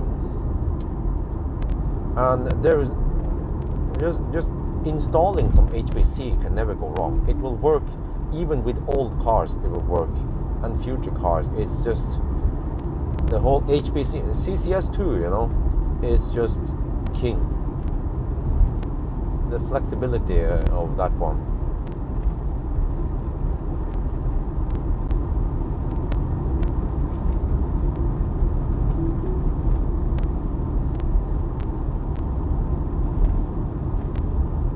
A battery swap makes more sense on smaller electronic devices, but in a car, though, I think it just has too many complications.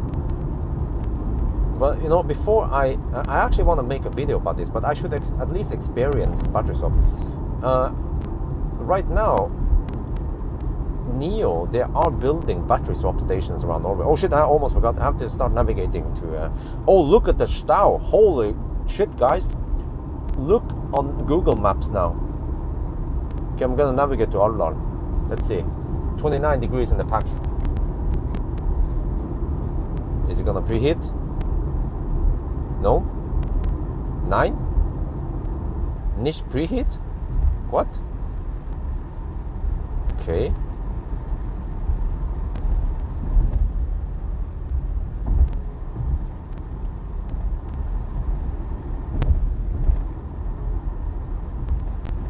So what charge time is best?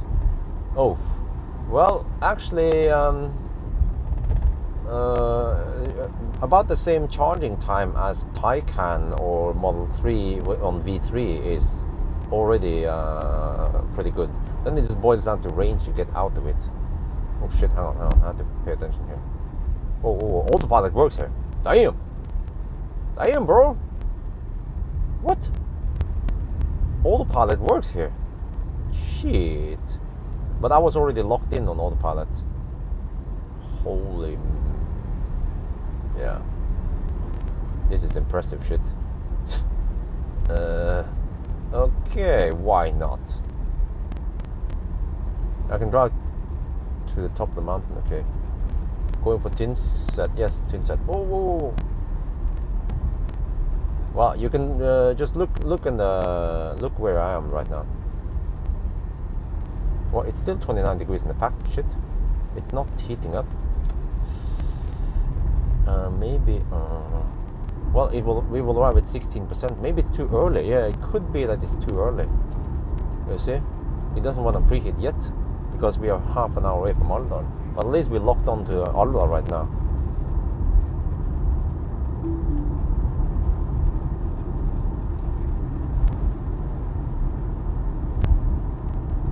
Wow, look at the traffic. What the heck? Oh yeah. Also after Alvdal, there is also some road construction. But usually, if you go to Tynset, you ninja all of that. You just bypass all of the Baustelle. I remember because I just drove there last week. So this is actually quite beneficial for me time-wise, because we can always deduct the time anyway. But it's just that I will arrive half an hour slower. We already have half an hour delay this morning, so we don't want more delays than that.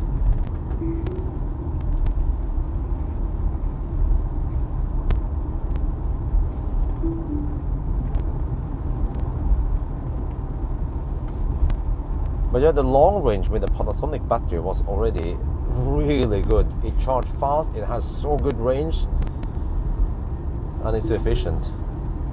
So,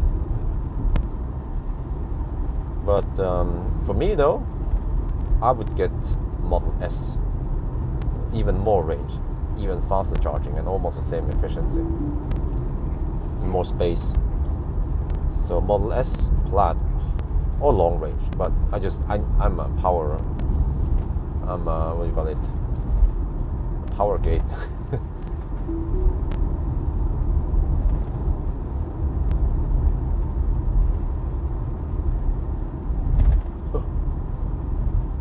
Okay, it's still not preheating, but at least the battery is kept at 29 degrees.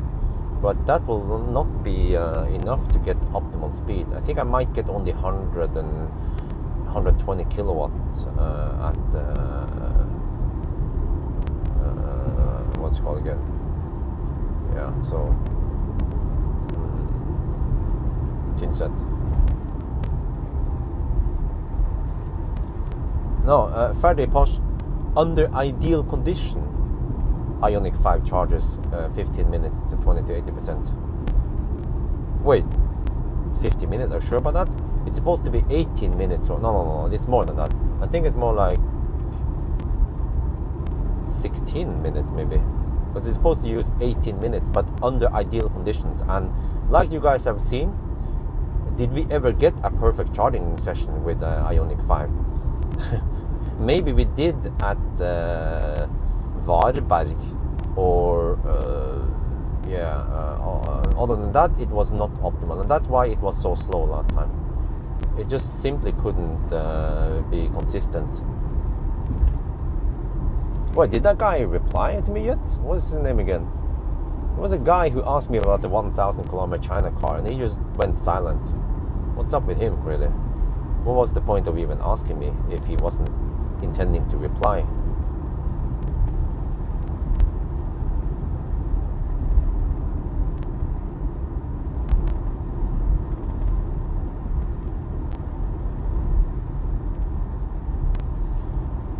Huh. Okay, there's still no preheating going on here. That's actually, the car is scavenging heat. It's 10 degrees outside. And we will, the last time I checked, we will arrive at 15%. So it's not too optimal. I will just run to the gas. I think I will just quickly shoot video, run to the restroom, and then come back and shoot some more video, and then off we go to Stjørdal.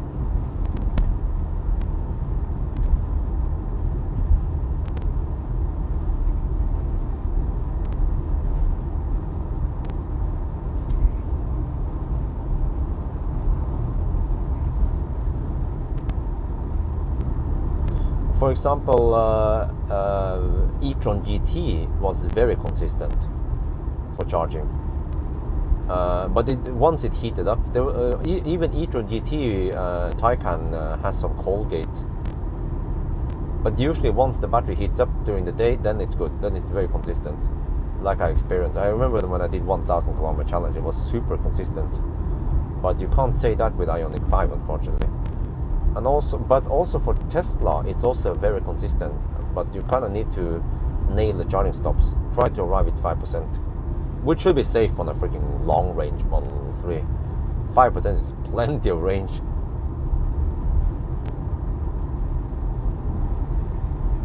Okay, Marcin, listen, Marcin Brodziak, which car are you talking about? I'm going to try one more time before I just completely ignore him.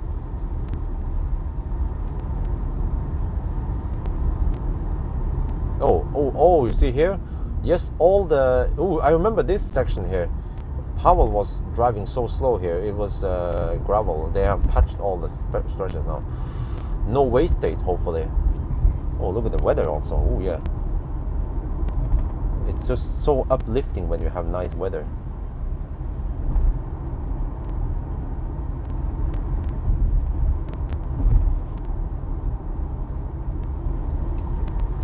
Okay, it's not only me who's a bit fed up with Marcin not replying.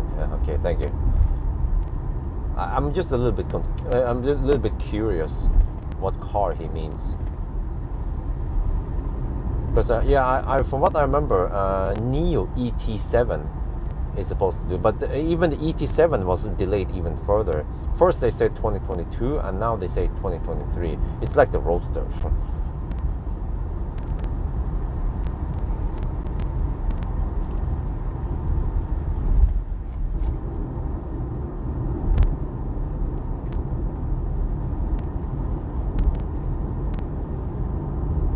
Okay, it's still not preheating. Wow, look at that stau on Highway 3. At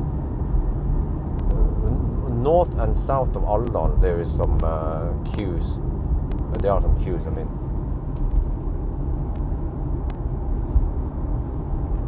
What the heck? I mean,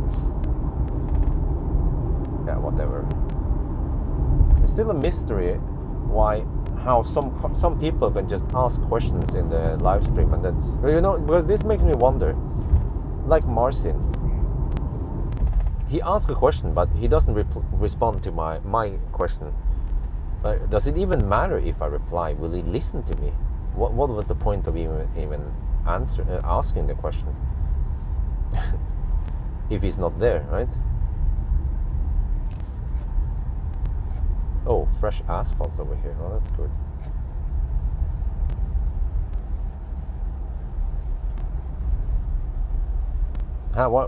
Where did he... What did he answer? When did he answer? Oh, there he answered. Okay, I see. ET7 and BYD. Okay, okay. I missed the response. Sorry for that. Okay, my bad. I had to scroll up, and then I saw that. Yes, I missed his response.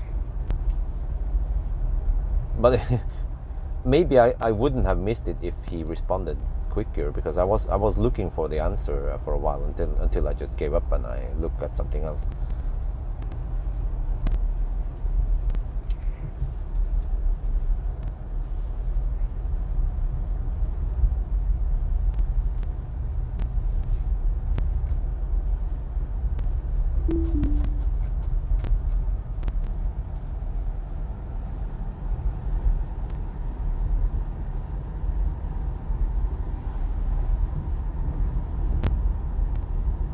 But again, those cars are not out yet, so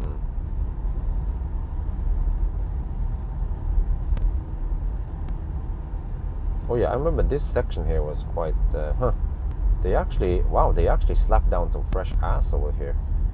That old ass was probably 10 years old. Now we have some fresh ones. Oh, is that e-tron?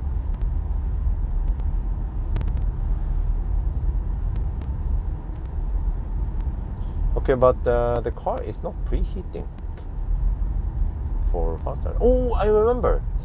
I just remember now. This battery doesn't like having it too hot. Yeah, you know what? So even if you try to hammer the supercharger, it will preheat to only around 35 degrees. So right now, if it's 29, then that's okay-ish.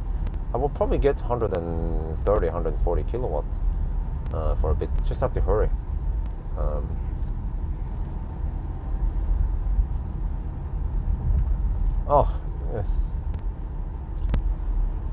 Marcin, I have already tested Chinese cars. Okay, I think I'm just gonna give up now, right? It's just they are not available.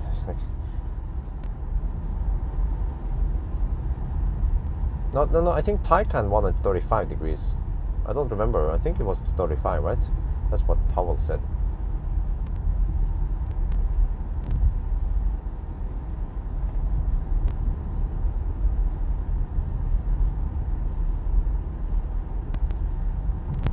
Wow, so we actually get new asphalt over here.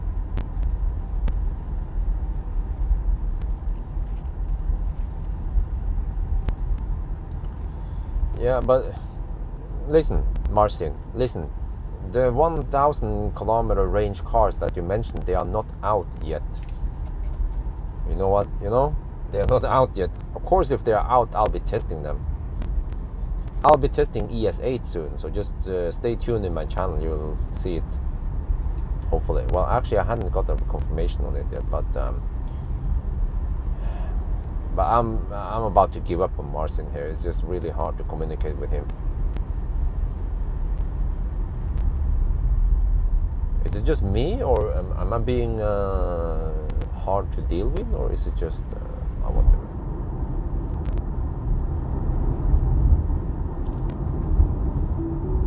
Okay, it's still not preheating.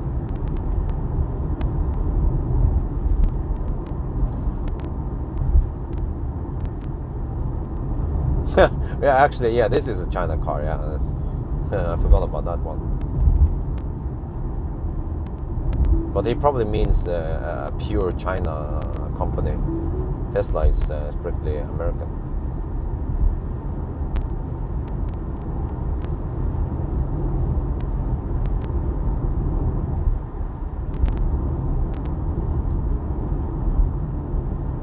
Okay, I have 18% now.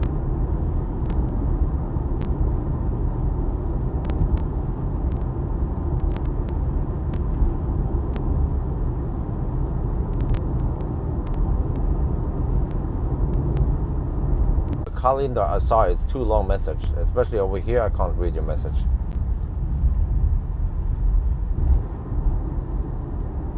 No, I can't read it. It's just the road is too demanding right now. So, would it be better if you answer? You try to ask one thing at a time. Okay, let me try. People say Model Y is stiff.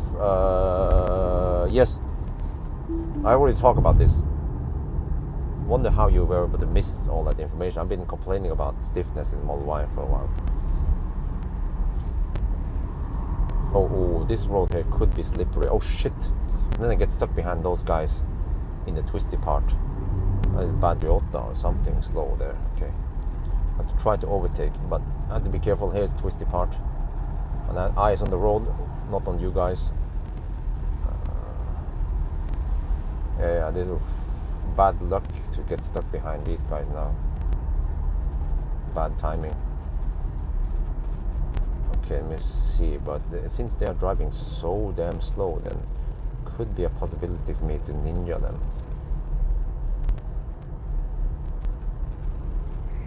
No wonder why Google estimates that this route is so slow,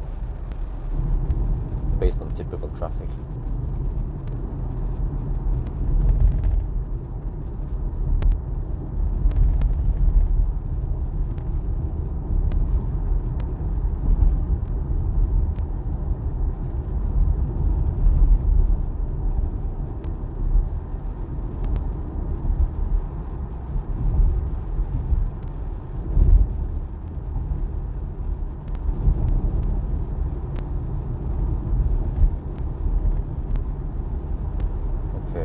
Coming to a place where I can hammer them soon.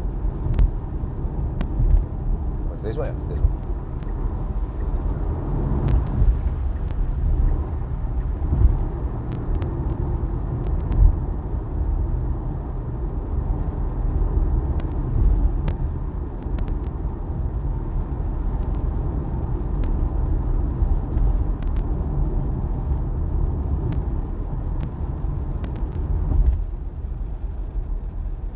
Oh, just when I'm supposed to. Okay, maybe right after the road marking. Well, okay, he's marking the outer side, not the inner side. So that means I can just hammer.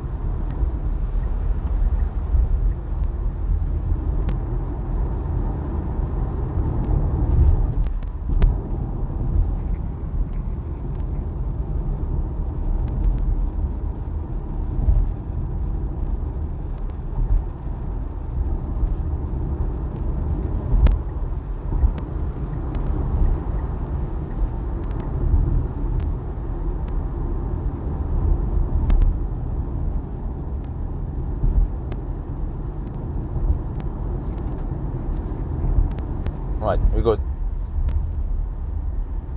Let me see, still no preheating. Well, I guess we just gained some heat from that hammering.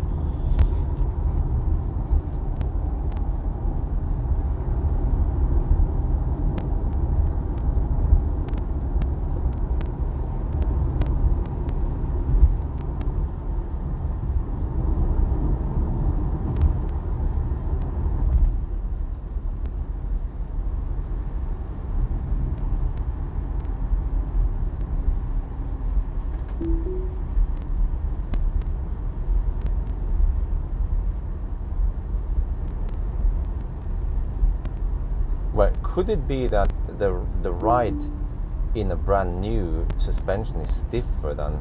Could it be that the suspension on the Model Y here has softened up after 7,000? Let me see. What is the odometer? 7,000 kilometers now. Do you guys know about that? I mean, it's spring. I mean, it's just Pawel suspension, right? So, is it more stiff in the beginning? Does it need to be burn in or break in? Because I just remember it was quite stiff. And I kept getting brand new Model Ys. The one with the white interior was replaced. So, could that be an explanation why I feel like it's not that harsh anymore?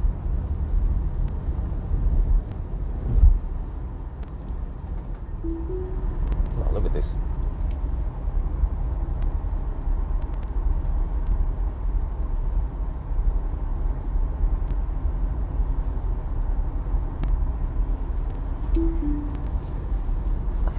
The purpose of this trip is to have fun, to measure how good the Tesla is.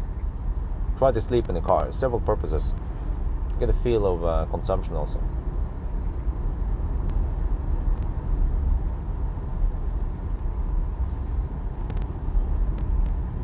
But do you guys know, does the firmness of the suspension change initially? I mean, it should not change over the course of the years, right? But maybe just initially, like a brand new car, does the suspension feel different initially, or is it just supposed to be the same?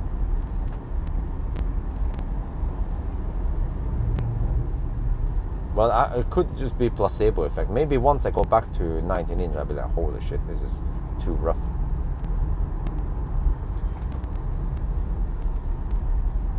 Wait, is it doing some preheating now?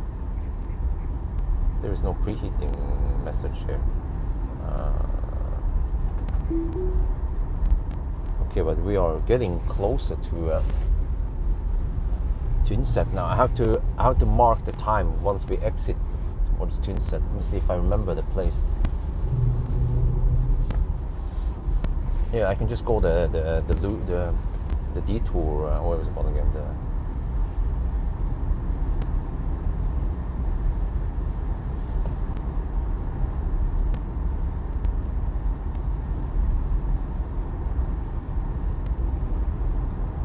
The bypass road.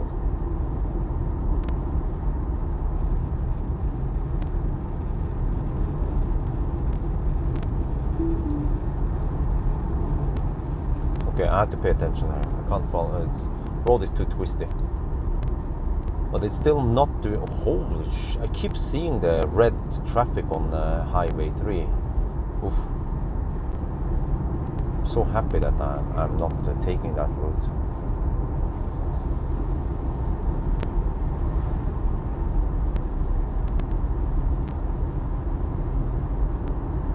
Yeah, so 15% left now. I don't think I have enough to go to Bangkok. That would be madness.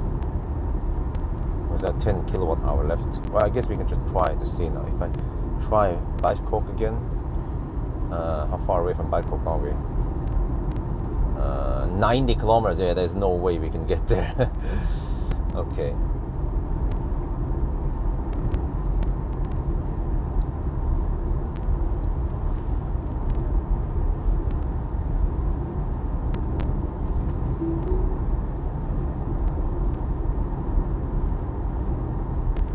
Wind direction, I'm not sure. I think you have to check for me at windy.com.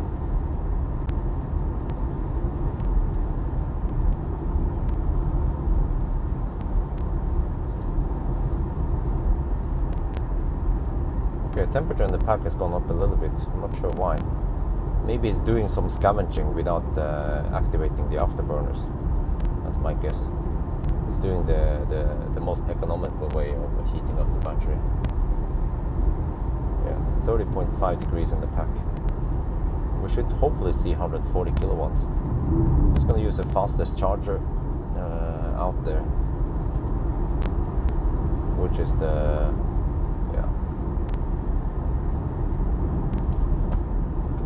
Tynset. Here we come. Wow, consumption 189. Whoa, we haven't even gone through slow man's land. Shit, that's huge difference between this one and Ioniq 5.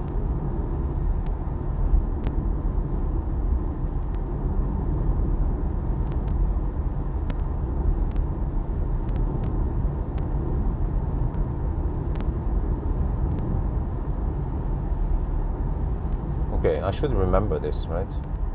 Where to drive. I don't have to do it in navigation. See, just follow the bypass road. We don't want to take the local road because it's too slow. Or actually, is it?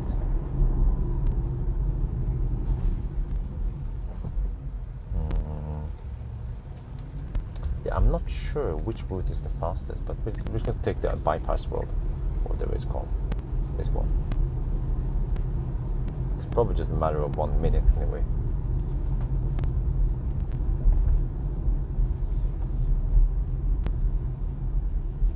Welcome to Tynset.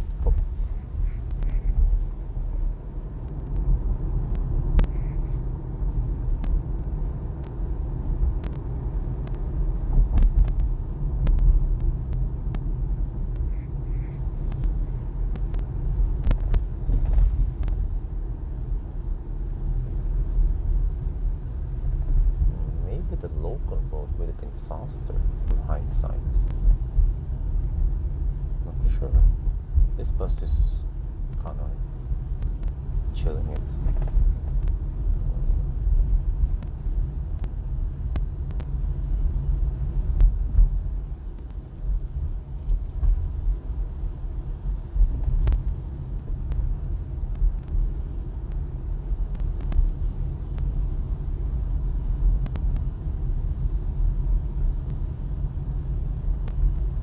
Where did the bus even go that way? 3.6 meters. Okay, no. Okay, the bus. What? What? That was weird. Signaling. Okay, let me see. So we go here, and then we go there, and then yeah.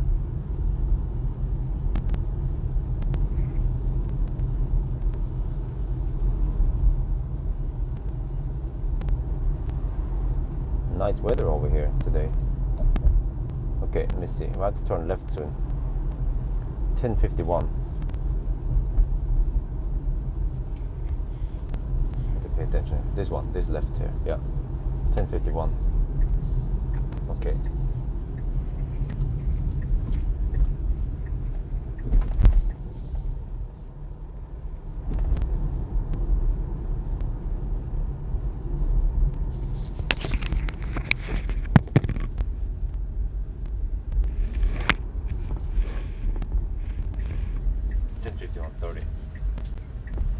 Oh, what the heck? Shit, this is bad luck. This is not good at all. Those guys are trying to figure out how to charge. I need to shit.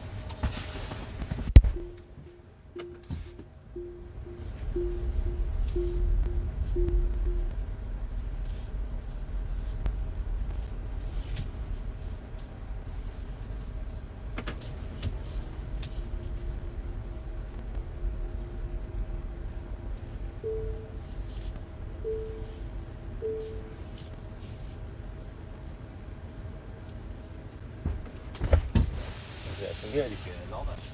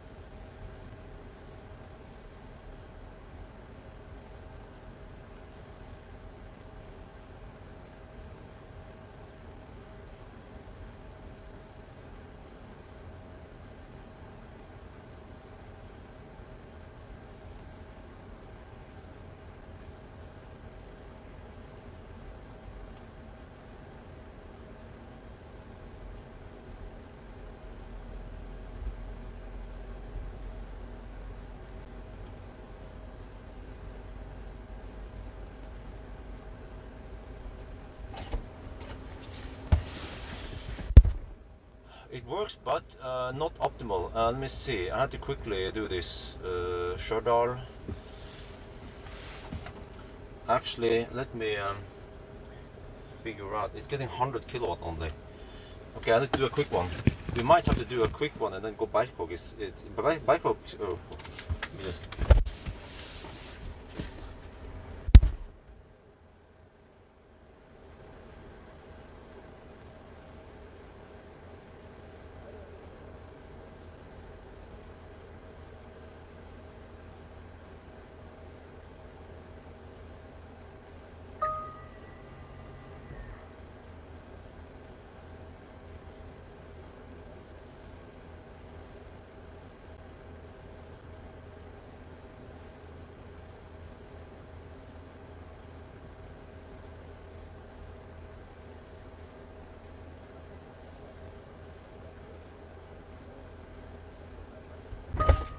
Må bare løpe på doen og sånn for seg.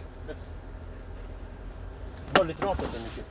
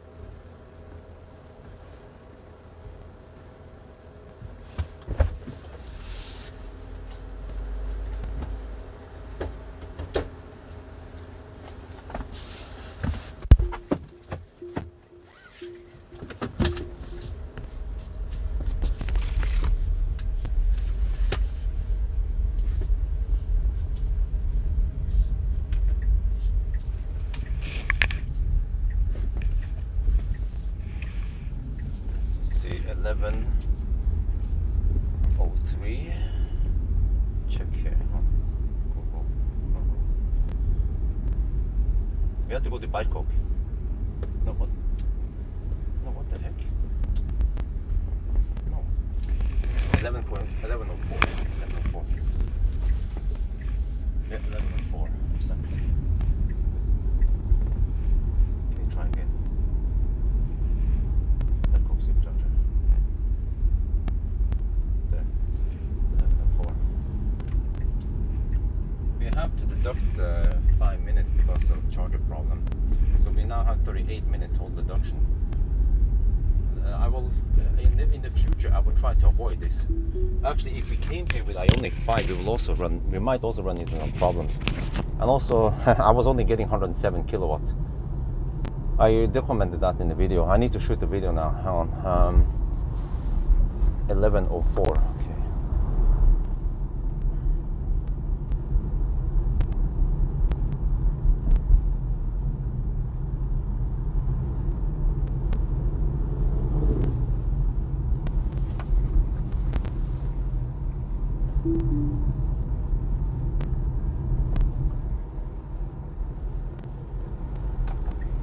So we will do the rest of the top up at Bangkok. If I knew about this, I would probably just top up quickly at 50 kilowatt even. We just need a couple of minutes extra top up. But okay, whatever. We went to inset, so we are here now. But it was a quick top up from 15%. Now we are 29%. We will arrive with 10% at Bangkok. It's not optimal. I should have left a little bit earlier, but whatever. We can't really nail every charging stop, but it was close enough.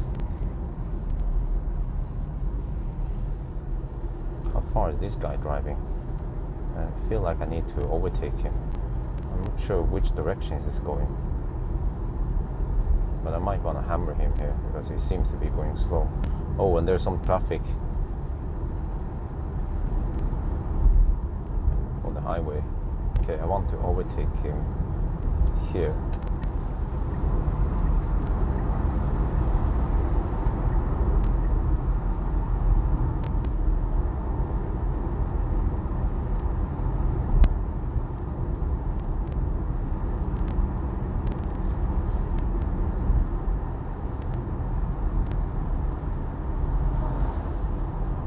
What?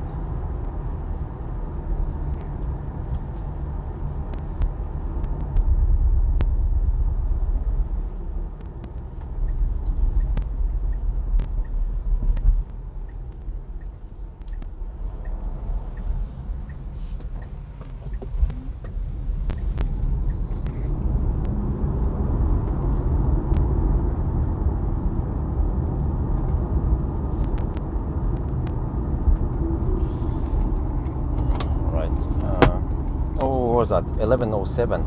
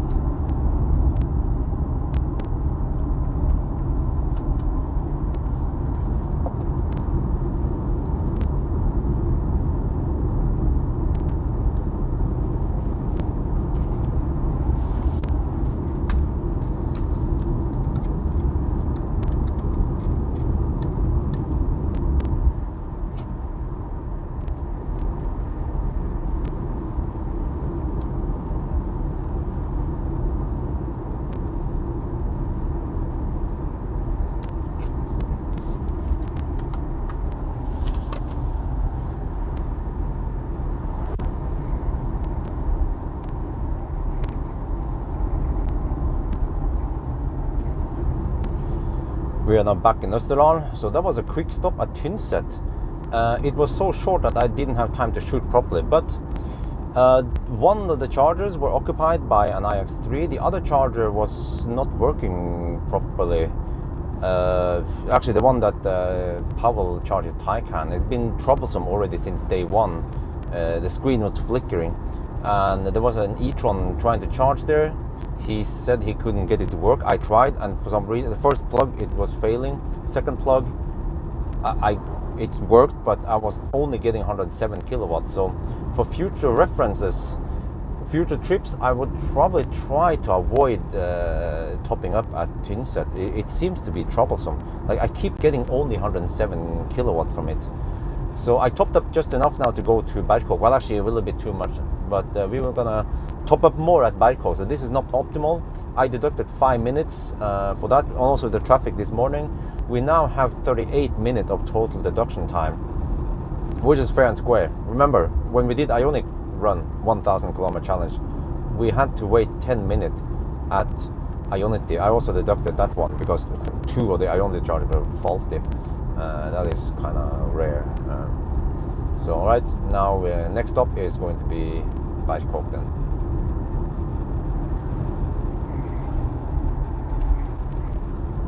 เรากลับมาที่ออสเตรเลียแล้วนะแล้วก็เมื่อกี้นี่นะเราจอดแป๊บเดียวชาร์จนะมันมีปัญหานิดหน่อยเกี่ยวกับชาร์จเพราะว่าหนึ่งชาร์จอันหนึ่งนี่มันมี iX3 กำลังชาร์จอยู่แล้วก็อีกอันหนึ่งนั่นนี่มันใช้ไม่ได้หรือว่ามันมี e-tron ชาร์จแต่ว่ามันลองชาร์จแต่มันใช้ไม่ได้หรือว่ามันบอกว่ามันไม่เวิร์กแล้วผมก็ลองแต่ว่าผมใช้ได้นั่นน่ะแล้วผมก็ชาร์จไม่นานหรอกแต่ว่ามันรับแค่107 กิโลวัตต์นะเหมือนคราวที่แล้วนะทุกครั้งตอนผมชาร์จที่นั่นนะมันจะเป็นแค่107 กิโลวัตต์มันก็ช้านิดหน่อย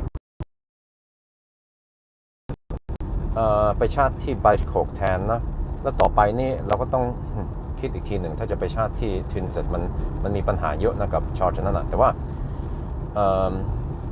ตอนนี้เราจะไปถึงทินเสร็จแล้วก็เหลือ 10% นะฮะแต่ว่ามันก็ต่อไปนี่โอเคเราก็คงไม่รู้ว่าจะชาติที่อื่นหรือว่าชาติที่ไหนwhat the heck what happened to the light settings? It just looks underexposed. Okay, that was weird. There, what? Okay. ตอนนี้เรากลับมาที่ถนนใหญ่แล้วนะแล้วก็เมื่อกี้นี่นะเราชาร์จแป๊บเดียวที่ทินเสร็จนะผมไม่มีเวลาถ่ายวิดีโอถ่ายแป๊บเดียวมันมี2 charger อันหนึ่งมันไม่ว่างมันมี iX3 ชาร์จแล้วก็อีกอันหนึ่งนี่มันก็จริงๆก็ไม่ว่างมันมี e-tron ลองชาร์จแล้วมันไม่เวิร์กหรือว่ามันใช้ไม่ได้มันบอกว่ามันใช้ไม่ได้แล้วผมก็ลองใช้แต่ว่ามันเวิร์กสำหรับผมแต่ว่าปัญหาคือมันเราได้แค่107 กิโลวัตต์มันช้านิดหน่อยแล้วผมก็แค่รีบเข้าห้องน้ำแล้วก็ชาร์จพอที่จะไปไบโคกเดี๋ยวเราจะไปชาร์จอีกทีหนึ่งที่ไบโคกนะก็แล้วเราก็ต้องหักเวลา5 นาทีเพราะว่ามันเสียเวลาทำอะไรไม่รู้ต้องย้ายรถต้องทำอะไรน่ะก็แล้วก็จะรวมที่รถติดเมื่อเช้านี่ก็กลายเป็นเราต้องหักเวลา38 นาทีก็อันนี้มันก็แฟร์เราก็ทำอย่างนี้กับทุกคันอื่นด้วยนะตอนเรามี Ioniq 5เราขับไป 1,000 กิโลเมตรเราก็หัก10 นาทีที่ชาร์จมันไม่ว่างแล้วก็มีชาร์จที่พังเลยก็กลายเป็นนั้นเรารอ10 นาทีเลยก็ตอนนี้ก็เดี๋ยวเราจะไปชาร์จอีกทีหนึ่งที่ไบโคกต่อไปนี่คงจะอาจจะพยายามอย่าไปชาร์จที่ทินเสร็จมันมีปัญหาเยอะกว่าที่นั่นนะถ้าเป็นซูเปอร์ชาร์จนั่นแน่นอน โ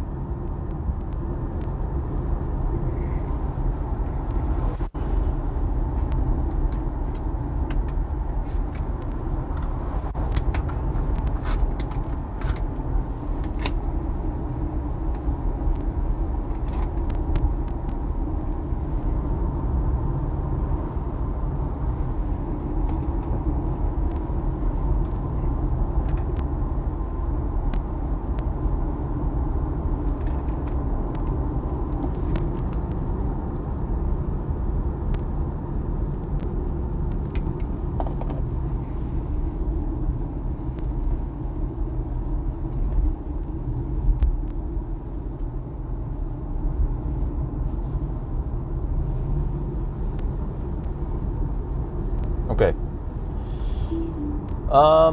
Let me see. Okay, this is whatever. We probably have to overtake it. It's some Subaru. We have to hammer it.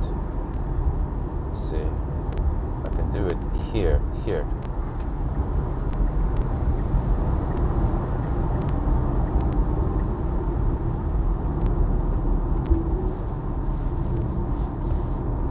Tesla Bjørn, Skoda Enyaq, huh? Oh, don't ask me which one I will choose. I can't choose for you, sorry bud.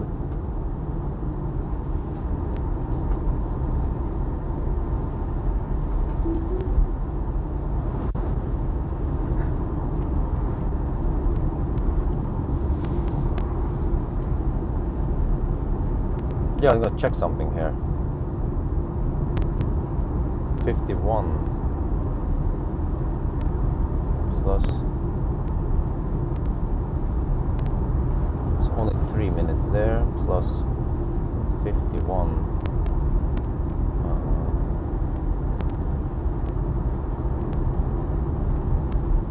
Okay, there's 3 minutes there. Okay, 3 minutes there. And 51, 50, 48. Really? 48 plus 2. Huh? 51 minutes? Huh? Wait, what? Huh? What? 51 minutes? Oh, really?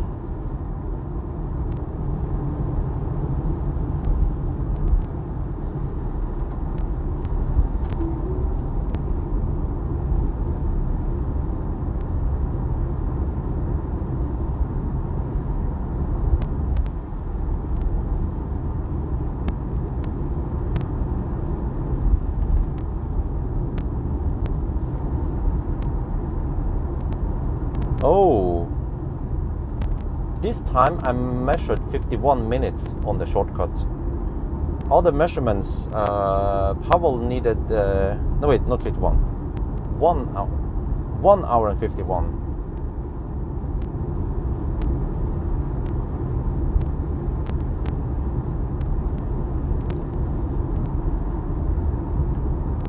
Previously, Pawel measured 1 hour and 55.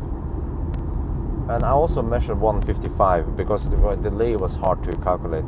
But then, I measured 1 hour and 53 earlier, but then we had some Baustelle. So it seems like that's it. 151 is the answer. The shortcut is 151, and then the Österland route might be 155. I'm not sure about that one. I need to verify it. Well, actually. No, I did get 155 with Ioniq even. So yeah, that's it.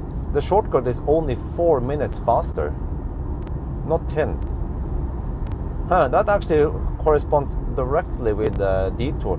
When I did the calculation the first time, I miscalculated and I counted the detour to the supercharger and back, which is roughly 6 minutes total. Yeah. So okay, so the detour, I mean the shortcut is only 4 minutes faster. But okay. So anyway, guys, let me tell you what happened at I don't know. Wait, is the chat bugged? No, it's not up yet at Motion, and it's pointless to try it. We already have V3. I mean, I'm skipping Motion. We're not gonna stop there. The last charger will be Brakkvassar. But let me tell you what happened. At Tynset, when I came there, one charger was occupied by an iX3, and it has 2 plugs. I plugged into another one, and it usually, if I'm alone on that one, it will give me 107 kilowatt. But since the iX3 was charging there, then I plugged in the other one. I activated it, but it just says waiting for the power to be available. So I'm like, okay, so you can't share. So then I moved car to the other charger, the buggy charger, the one that's supposed to deliver 200 kilowatts. And there was an e-tron there, and he couldn't get it to work. I tried the first plug, it failed. I tried the second plug, it started charging. But I only got 107 kilowatt from that one also. So I'm starting to believe that as for Tesla, you can only get 107 kilowatt from those chargers, which is actually kind of bad, because we will be getting 140 kilowatt in Alvdal. So is it even worth it taking that shortcut? Well, how much are we actually gaining in 4 minutes then?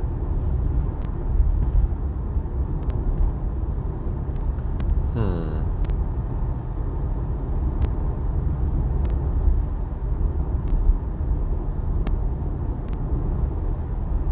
1.6 kilowatt hour, 4 minutes.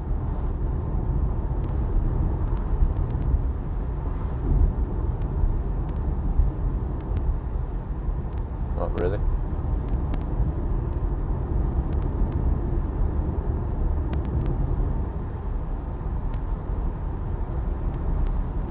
Wait, so you're saving 4 minutes just to, but wait. We're saving 4. Okay, no, we have to look at the diff. Yeah, let's look at the diff. How long do we actually keep 140 kilowatts? So the diff is then around 30 kilowatts. Okay. 30 kilowatt for 4 minutes. No, wait.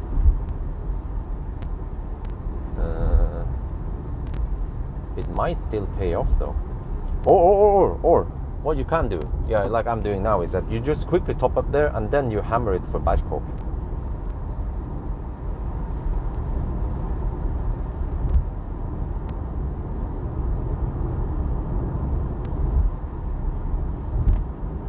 But yeah, so that's what happened, and I had to pee, so I just plug in. I shot a B-roll without sound, and then I went inside quickly to pee, and it came out, and I had 30%.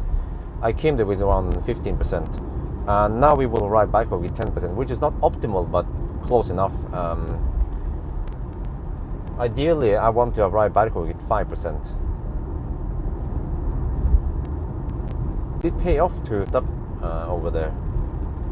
And I didn't expect anyone to charge there, but I guess I will then think again next time I consider the detour, the shortcut. So maybe it would have been better timing wise to just go Alvdal, but then I'll be stuck in so much stau there. So yeah.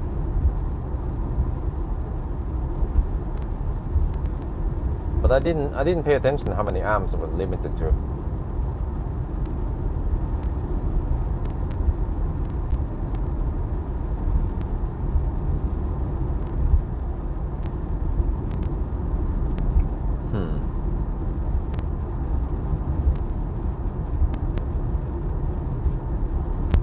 Yeah, but you see, even if I try to take that shortcut with Ioniq 5, it could be messy, and we might not get a decent speed with Ioniq 5. Or we actually, but Taycan was getting 180 kilowatts, so maybe, yeah, if you have high voltage, then you can actually suck some decent power from it.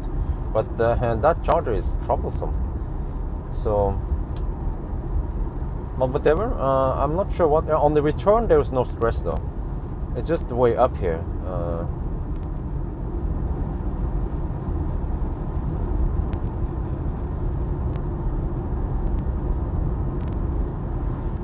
But it's already, the timing is a bit off. It's not the perfect round. But we did most of the correct deductions. So we now have 38-minute deduction total. I also wrote it down.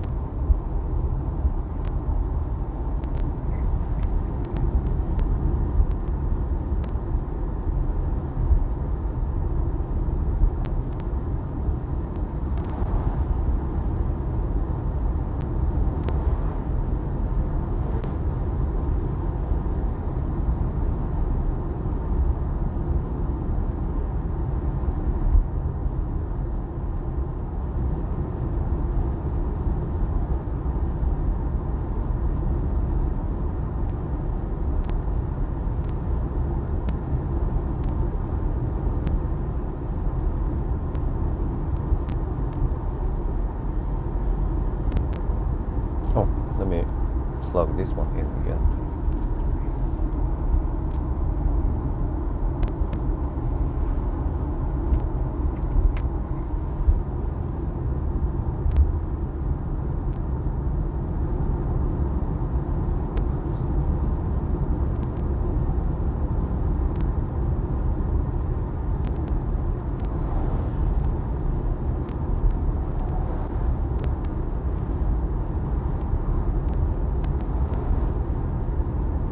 Well, at least we have dry asphalt over here. And I think it's going to be like this for a long time now.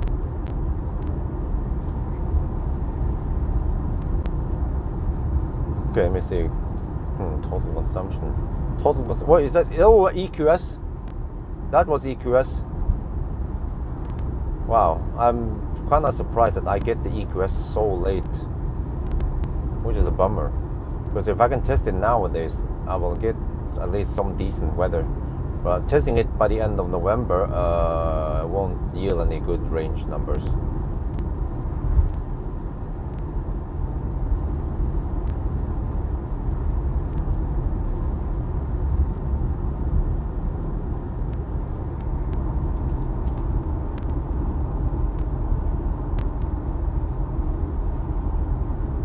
Yeah, but over here though, I can read the chat. It's way more relaxed on these roads. You can actually scroll up and see what's going on here. Yeah, but I'm not going to the 160 kilowatt charger. So the plan is to go to Stjørdal, top up enough there, and then go for what you call it again? Brakvassal.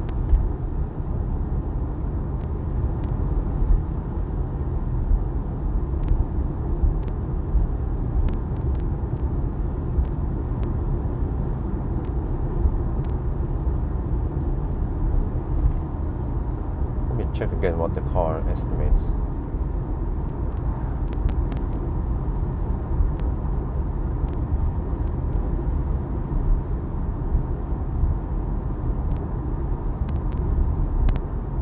Okay, let me see. I bet the route planner wants me to charge to 64% in Stjørdal, and then I'll arrive at 6% in Brakvassal. No, really?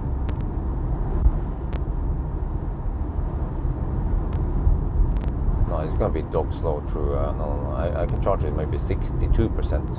Let's go deep. Yeah, 62%. Try to remember that. 1 week.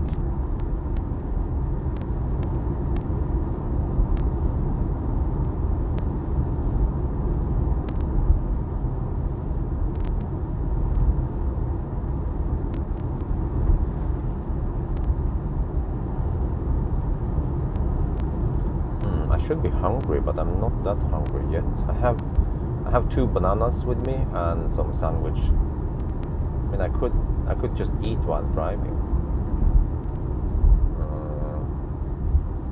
Yeah, these roads are perfect for eating. It's just so empty. Not sure if I should eat now or later. Maybe I can just eat now.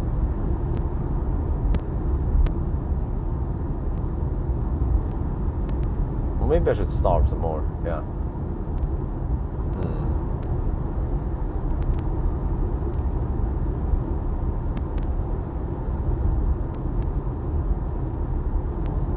Wait, what's that? It's a bicycle? Wait, no.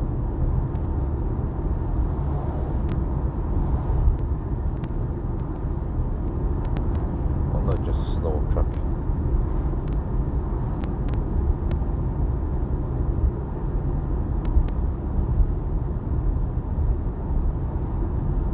Oh shit, 11% now at Badco. Okay, not optimal, but okay, close enough.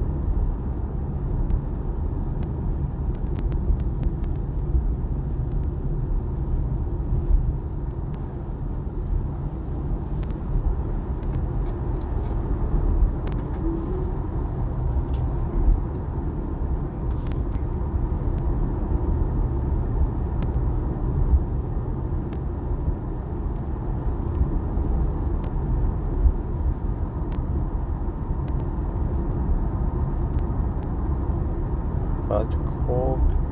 What? I should have checked.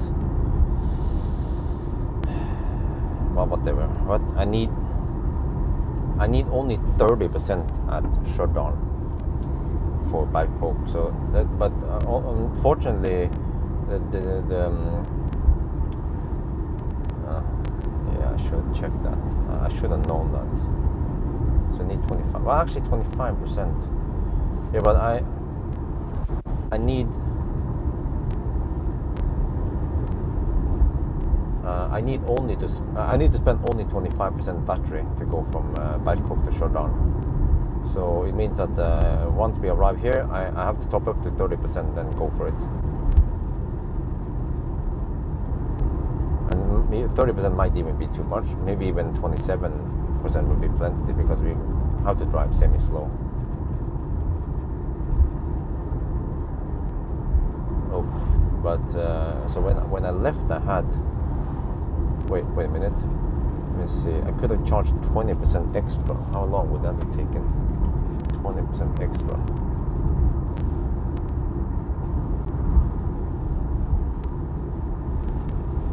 $14 kilowatt hour.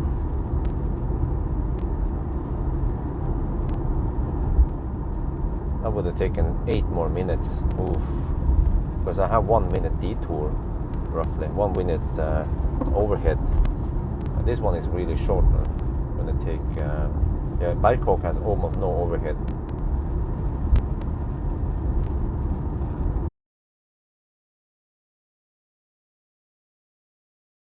Road. Well, I'm using autopilot right now.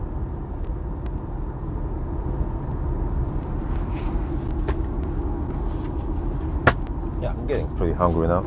Oh shit! How do I get the banana?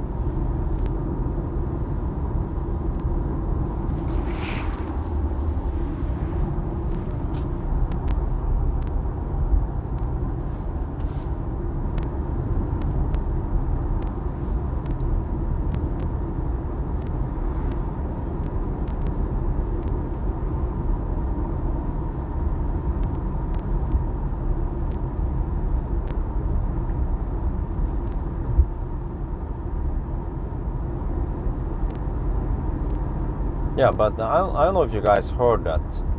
I checked it. The shortcut takes 1 hour the shortcut section takes via Åkeströmmen takes 1 hour and 51 minutes. And then Alvdal route takes 1 hour and 55 minutes. So it's actually just 4-minute difference.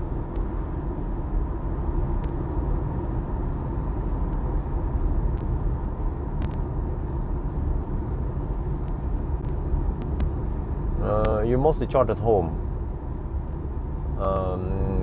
Tesla, superb user interface, great power, great tech in general, lots of space, great luggage space. Minus is ride comfort, at some extent soundproofing, but it's not that big of a problem anymore, I feel like. And maybe somewhat sparse interior, people. Okay, 36 now. Let's see. Or you can look at the 25-minute mark. Okay, 25-second mark. There. Okay. Yeah, I lost 10 seconds. No big deal. And then I don't count that one. So we still have 38-minute deduction.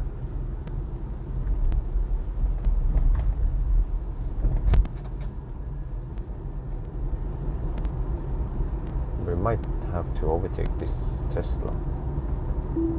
If it's going, yeah, it's probably going slower than me. Oh, I'm not sure yet. Just gonna give it a couple of minutes, I guess, after in the 80 zone. But already here it's going slower than I would go. So tire shop is closed today.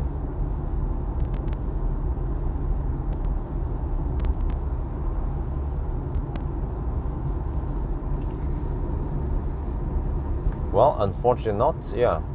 Unfortunately, Tesla tech seems to be... it just seems like Tesla is just gaining more and more advantage. Bigger and bigger lead.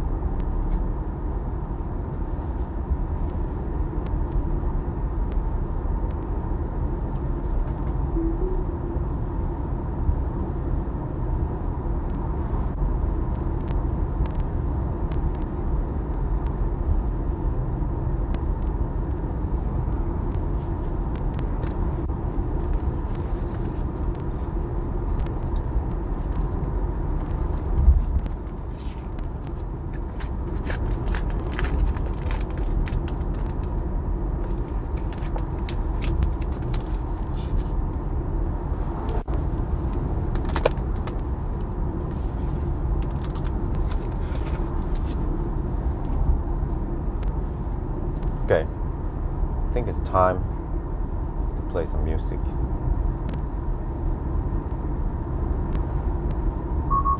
No, not do that.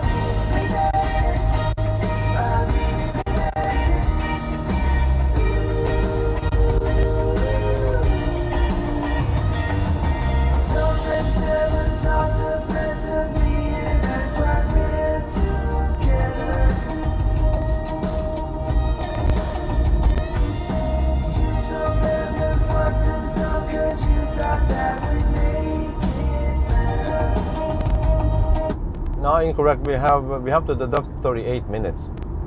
So we are more or less at the 4-hour mark. At the 4-hour mark, we have traveled 365 kilometers.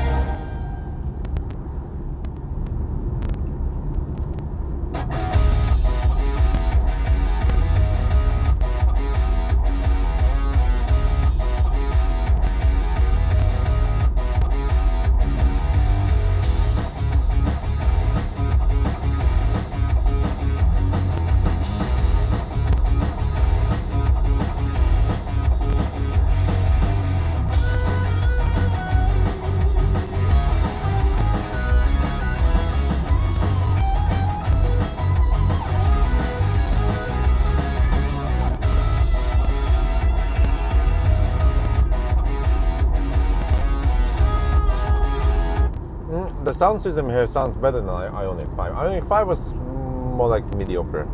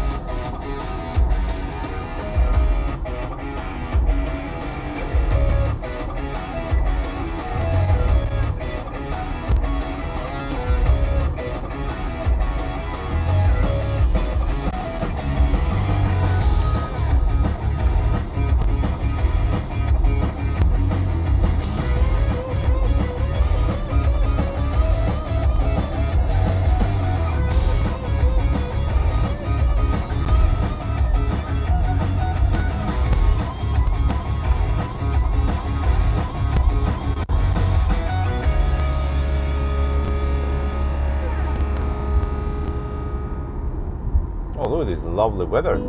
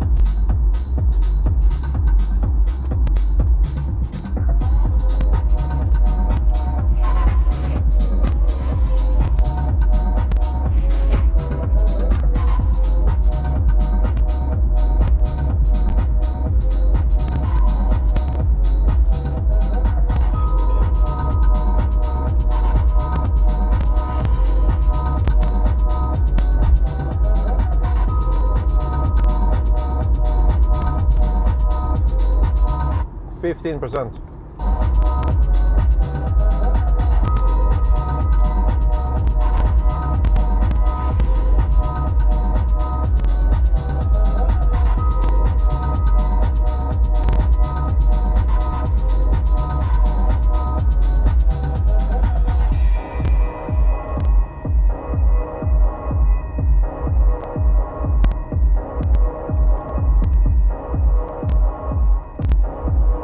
No FSD.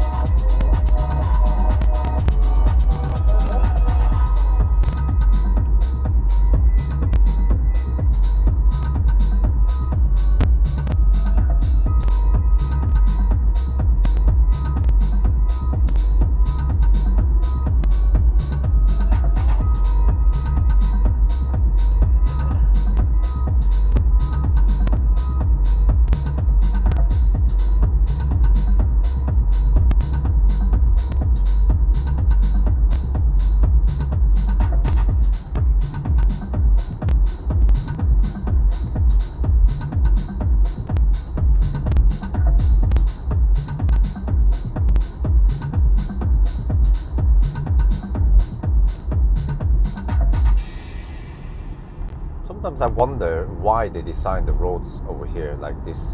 Like, why couldn't they just at least straighten out some of the curves? Big mystery. God.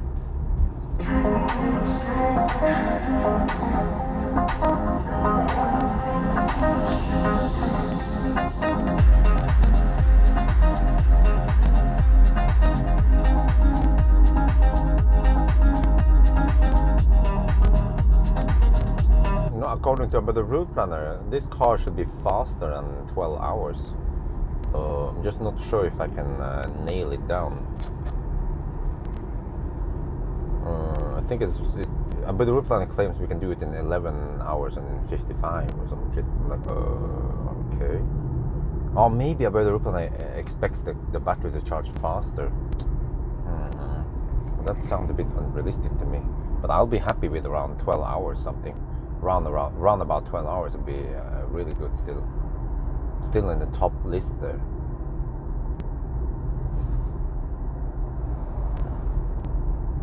Top 3 or something. Well, actually, it's second fastest. Huh?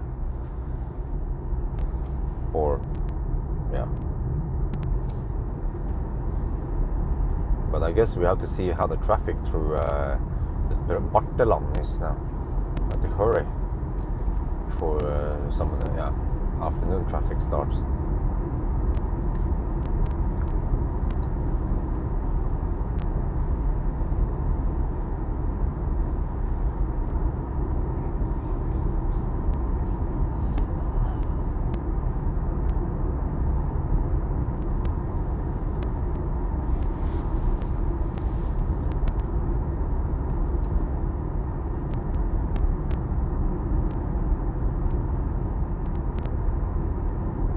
No, that guy has a lot of cars.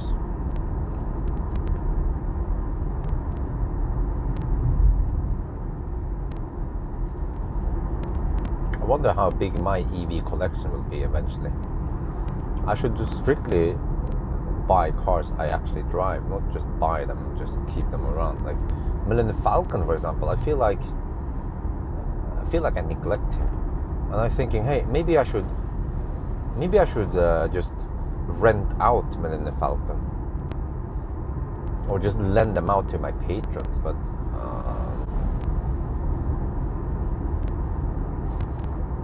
But then I'm not convinced,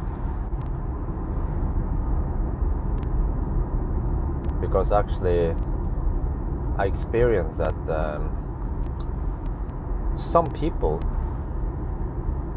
they have strong BO, body odor, and even after, long time after that person has been sitting and driving in the car, it just still smells strong BO. So it's actually no joke, that episode, that Seinfeld episode. So based on that, then I actually don't want to lend out the Millennium Falcon to anyone, because there will be times when I need Millennium Falcon. So I guess I just have to hog him. He's mostly just parked most of the time. And I just keep filling him up so he doesn't self-drain down to zero.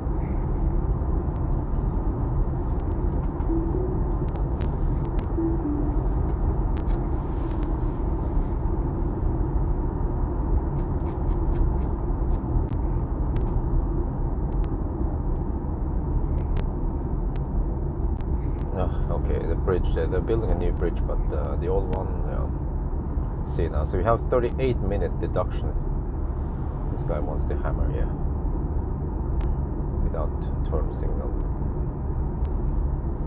Okay, we're almost at Babcock. We arrive with 10%. We need 30% only. Already done the calculation beforehand.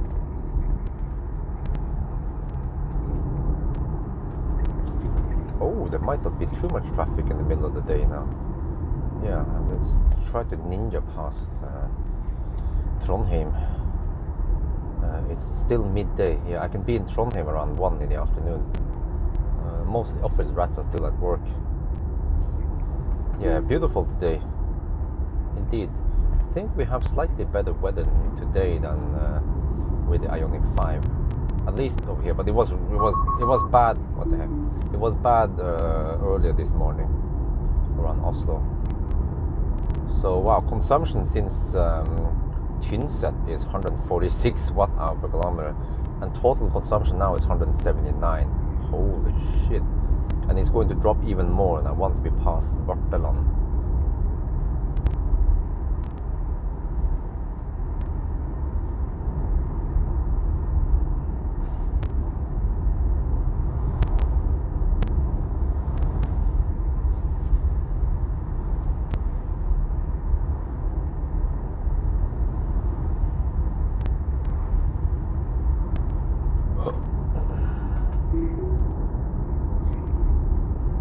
Have to try to get past. Oh shit, there'll be a little bit of stau past Steinkjer maybe. let's see about the timing here.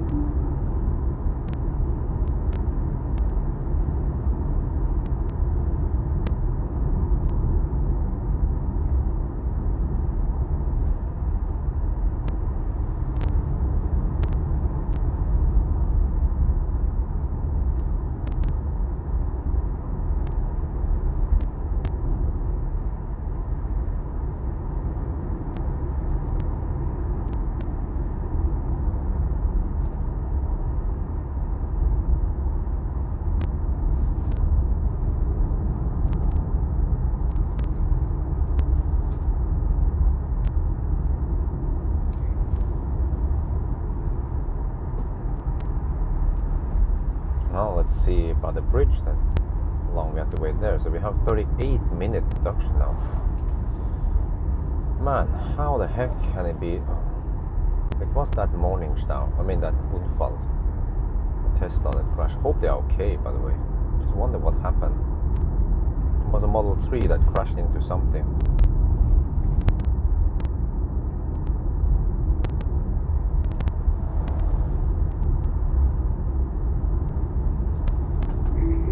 Oh, I see traffic coming this way.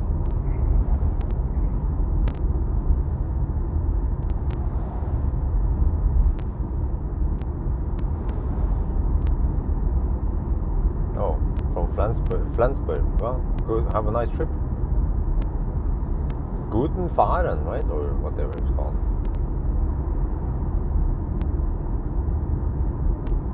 Okay, we're almost there at Babcock. I'm gonna top up. I guess I'll just go to the restroom, even though, do I need to? Actually, I think I don't even need to go to the restroom. I'll just film a little bit.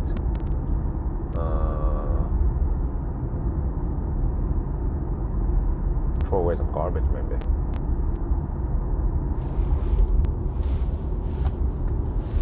Okay, let's see how lucky I am this time. Or unlucky.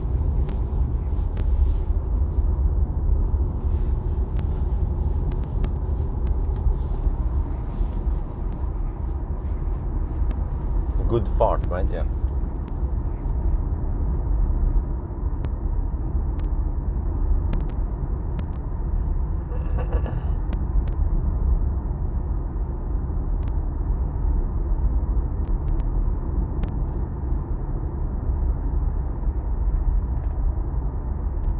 Well, 13 degrees Celsius, but at least it's dry. Consumption is low, nice and low. Oh, voltage is a bit low. 323 volts, really? I guess we were limited to 300 amp then. That makes sense. Oh, preconditioning battery for... Oh, really? Now you want to preheat the battery. Well, good. Battery's at 29 degrees.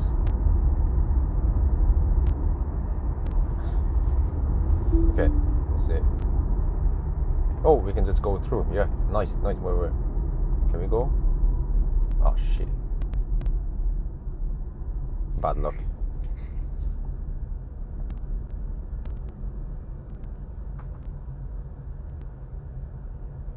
Okay, how much do we lose here? 0.3. Let's see.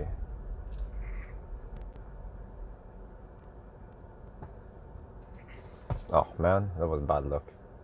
I was just a little bit too late. In 2 weeks, okay. So 0.3, 0.4, okay. I have to count now. So it was almost 4 minutes past. Let's see how long. We have to wait for the opposite direction to come.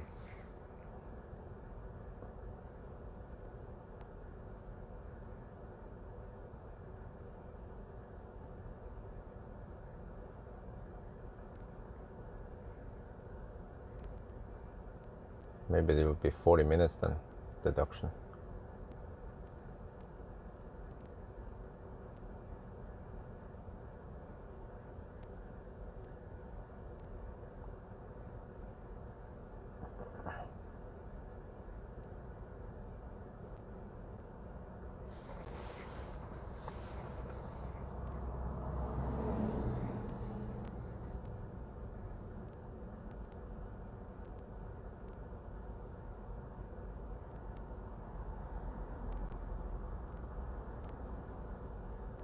we're fine. 2 minutes now.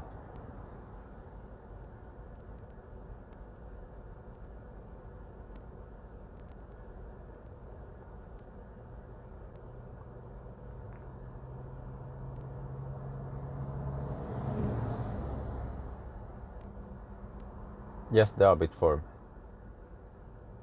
But just get 18-inch and you'll be good.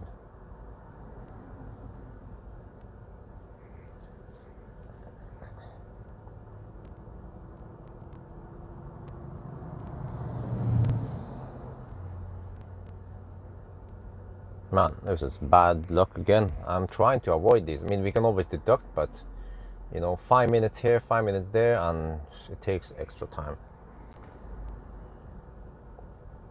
Okay, I can go soon. 4 minutes here, so we are at plus 41 minutes then. Wait, is that guy coming? She is coming. I guess it'll be plus 42 minutes. The answer is always 42.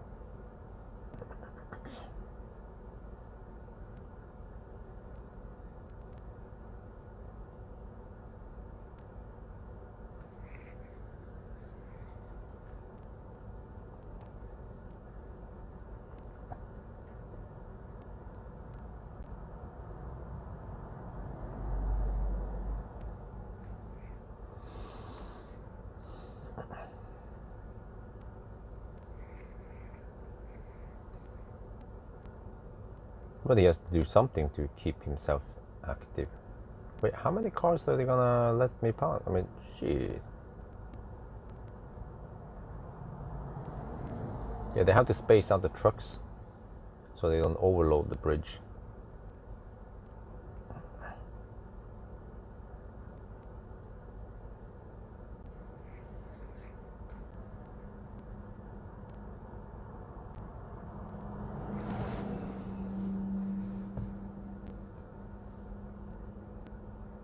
Okay, I think I'm about to go soon. So that means, yeah, plus 42 minutes, or minus 42 minutes rather.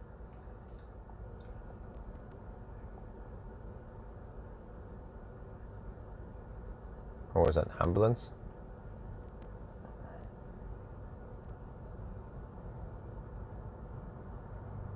Or who said anything about driving fast?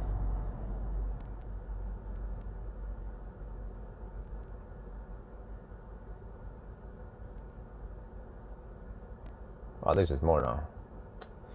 5 minutes now.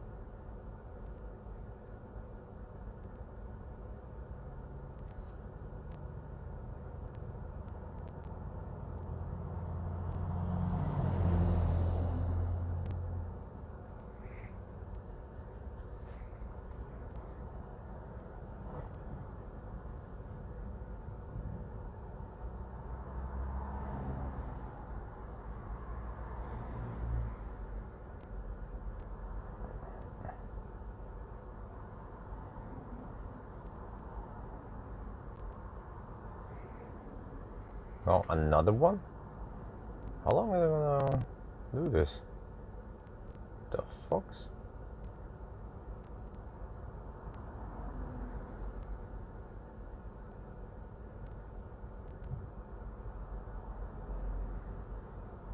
I quit the university like 6 years ago.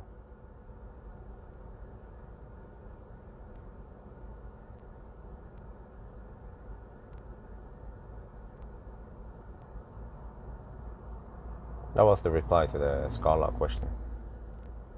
Yeah, like 6 years ago.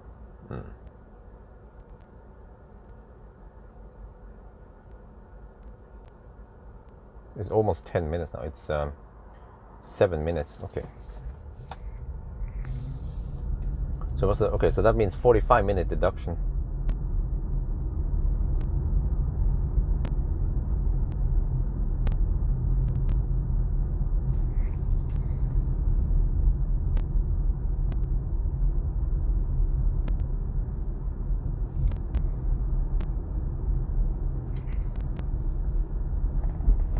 They're building a new bridge here apparently, which will probably be part of the new road they're building.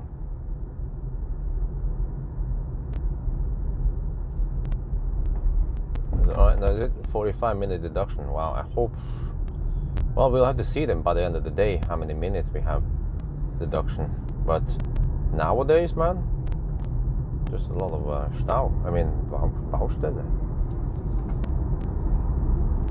I could almost remember the days when we could drive past here without any interruptions.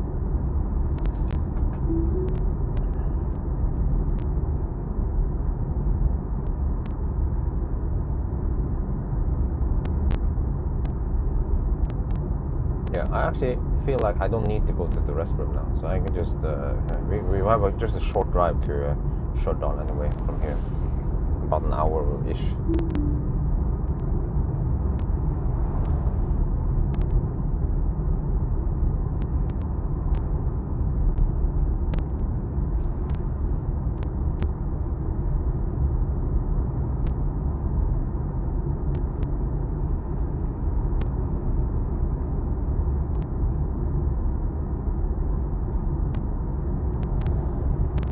It would be great to just keep hammering now because I have no cars in front of me almost.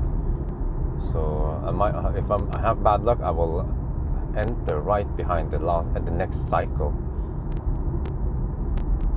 Each cycle is about 10 minutes maybe. Actually no, it was. I waited 8 minutes. So each cycle is 15 minutes roughly. Well, it depends. Of course, it depends. So I just have to top up to 30% and then go for it.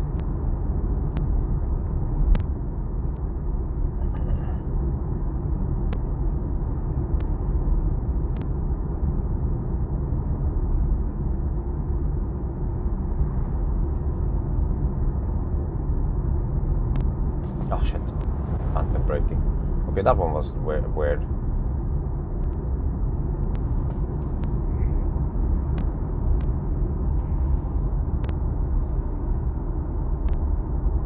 Why would it phantom brake there, right?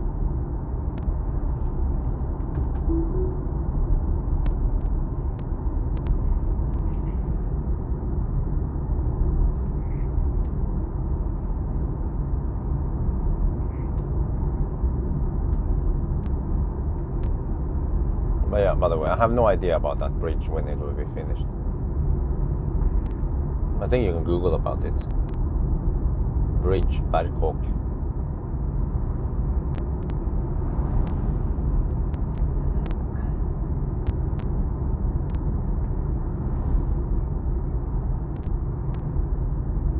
Okay, we're just going to do a real quick top up now.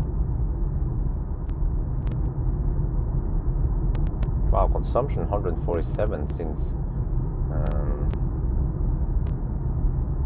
Tynset, and total consumption 179, including some wet roads initially. I think that's not too bad. Okay, I have to get ready now. Trailer. Well, it was a truck with a trailer, yeah.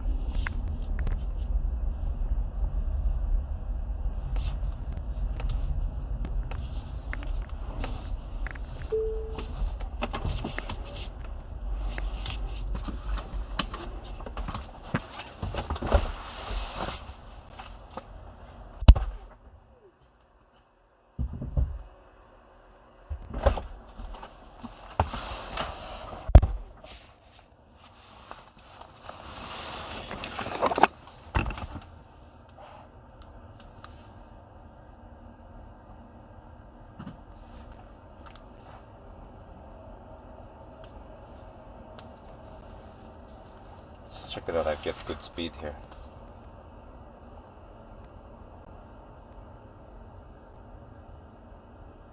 Yep. Okay, where the heck did the shaft go? There. Guess you guys want to be at my shaft. Ooh.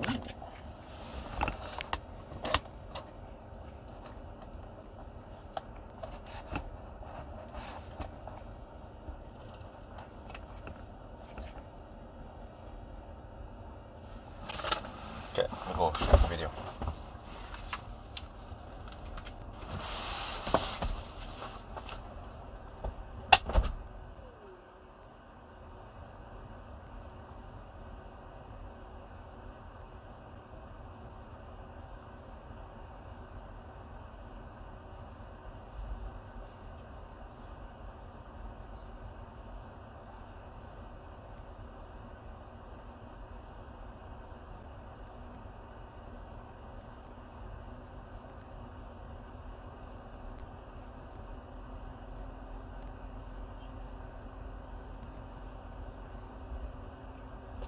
We got 140 kilowatt initially. Yeah, see 140 kilowatt.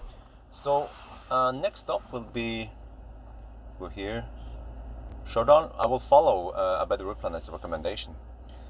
We go Stjørdal and then Brekvassarv. Yeah, okay. But 30% is what we need. But right now we're getting nice and flat charging curve. Wow, fairly flat. Oh yeah, this is good. And yeah, look here.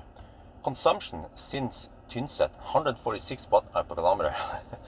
That is pretty good for a crossover. And here, total consumption for the trip. And remember, it was wet in the beginning of the trip. This is good stuff.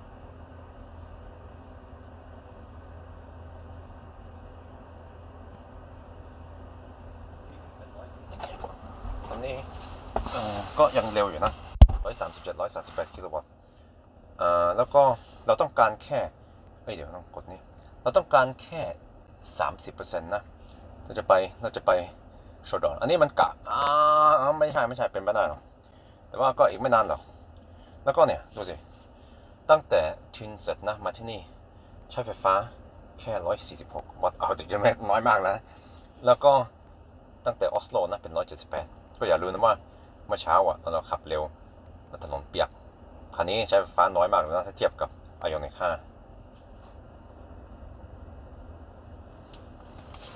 I wouldn't say this is a very significant drop, but it's still getting okay charging speed. So this is crazy. I'm supposed to charge to only 30%. 30%. How long will it take? A little over an hour.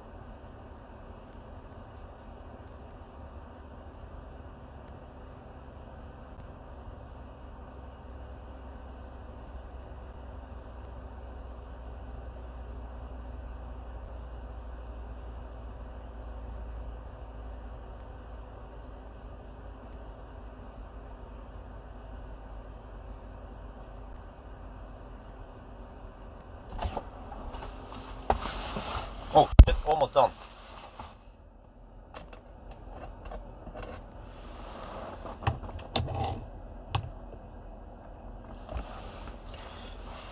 Yeah, I'm almost done now. I need exactly 30. Let me check here. We had we wanted 20 kilowatt hour divided by 100. Oh, really? What? Oh, 108. What? Oh, we can leave now. Shit.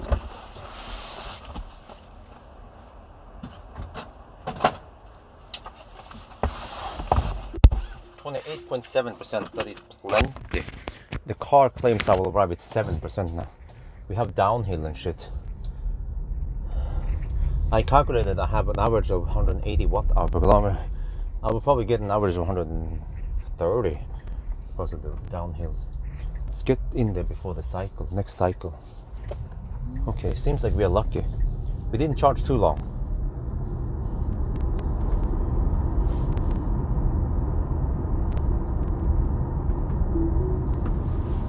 How long did we charge here? That was so fast. Shit. Okay, whatever. Let me just record a little in-house.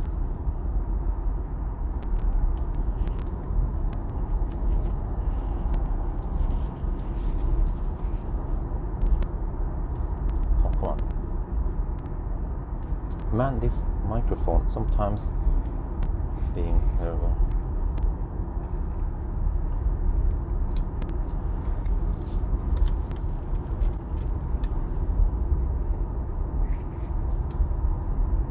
We are on the move again. That felt like a really quick pit stop. I charged at 29%, and already now we will arrive straight up at 8%. So yeah, maybe even 25% would have been plenty. But okay. Anyway, the roads are quite empty now because it's noon, a little bit past noon over here. But eventually the traffic might pick up. But we want to get past Trondheim as fast as possible now before the afternoon traffic starts.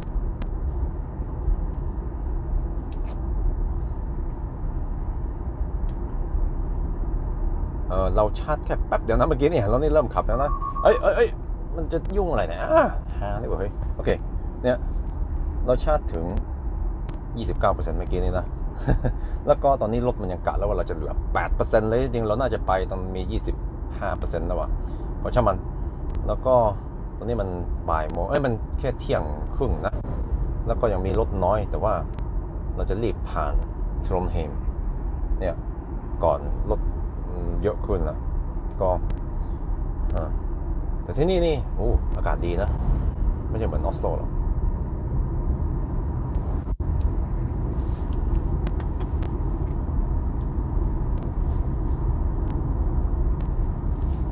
But that was okay charging stop, fairly fast. Well, I didn't pay attention how long we stopped there, but it was short.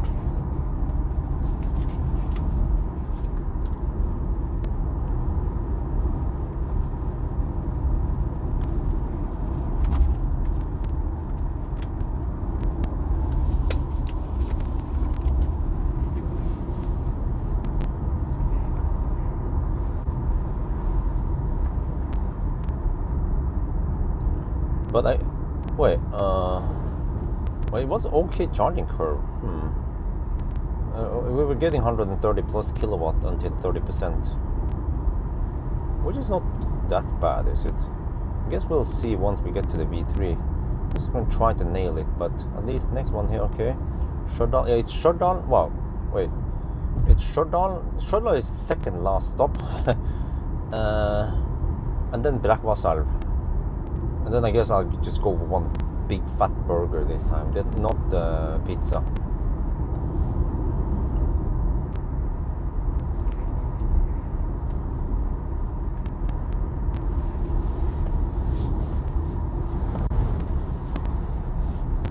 Okay, so not too much traffic now, which is good. Just have to try to ninja past Trondheim now. We'll be there in about 45 minutes.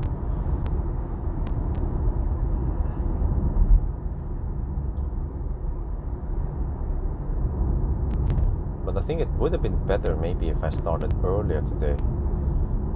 What if I started at 6 in the morning? Then I'll be passing here. Oh, yeah, maybe. I guess I'll try next time, if there's a next time. But actually, let me see. Like, am I going to Arctic Circle with ES8? Oh, I'm not sure about that one. I will do range test, of course, banana box test, and 1,000 kilometer challenge. That's mandatory.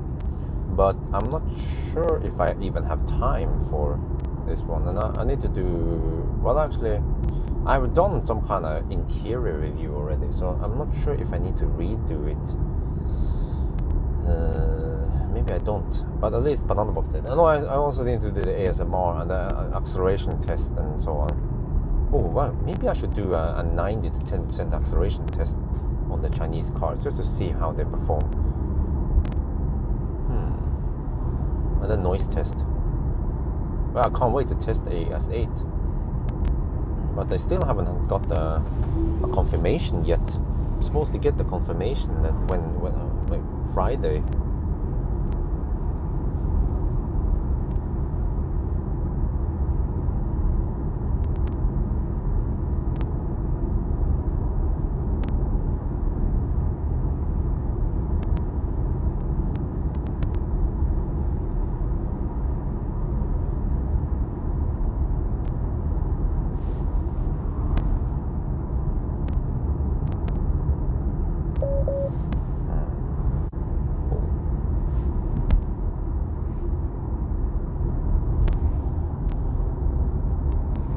Minute Johnny stop. Oh yeah, so I ninja that cycle. Next cycle, I mean, I probably started driving before the next cycle would start, so that's why we have so few cars now. The northbound traffic has been clogged by the bridge, which is good. But slowly and surely we will then catch up with the next cycle. Well, actually, wait. If I stay there for only 6-7 minutes total, that means, yeah. But I was also first in the previous cycle. Yeah, that means I will slowly catch up with the previous cycle.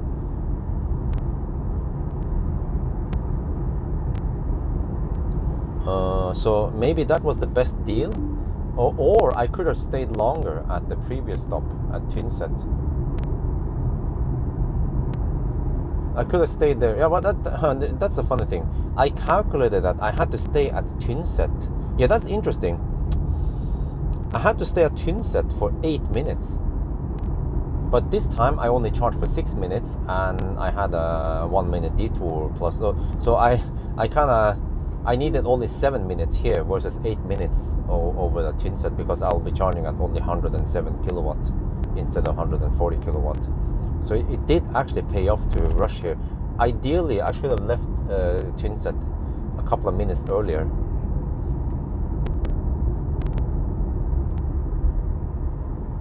No, it's the same model in Model Y and Model 3.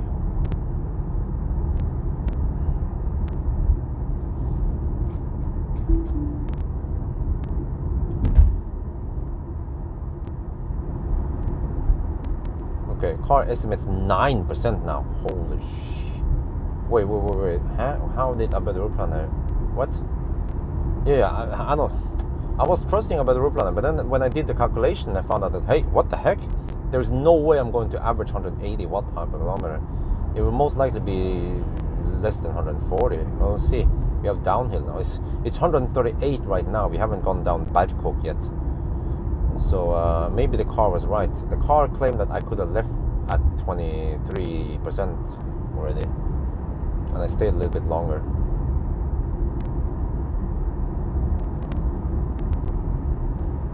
But either way, we will arrive at less than 10%, which is still okay.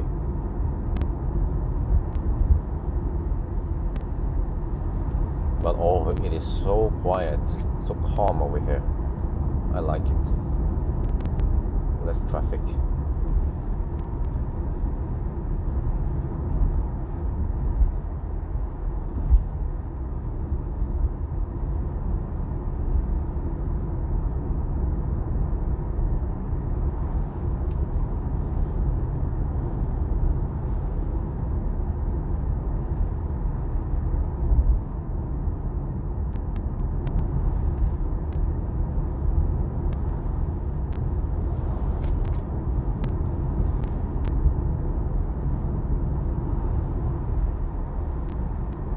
the charging curve is flat, would it be better to charge longer and go for Levanger or no. Okay, listen.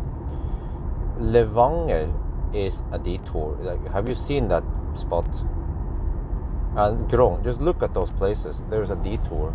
Actually, Stjørdal also has a detour, but yeah, that's actually a good point. No, but Stjørdal is at least the shortest detour of them all. You have a point there. Maybe I was trusting a better route planner, but now this time I have to charge to 60%, which will take a little while. But I'm not a fan of Levanger. Actually, I've never been there, but it just looks like it's potentially slow, and also Grong is slow. Yeah, go. I don't know why the heck he's blinking. Like, dude.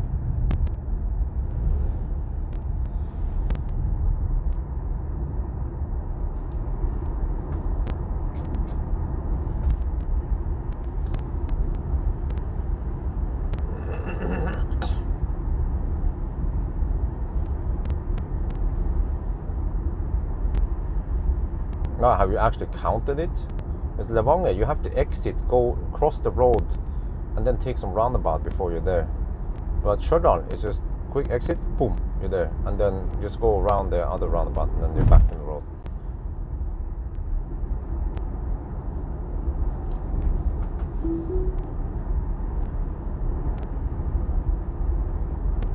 And also Grong, I'm also not a fan of Grong. You have to cross the bridge and then take 2 roundabouts, and it's 40 zones. So it's also a slow detour. I will see how much a better route planner misses here, and I guess I'll do my own calculation also. What we can expect from Stjørdal to, yeah, we have to drive through slow man's land to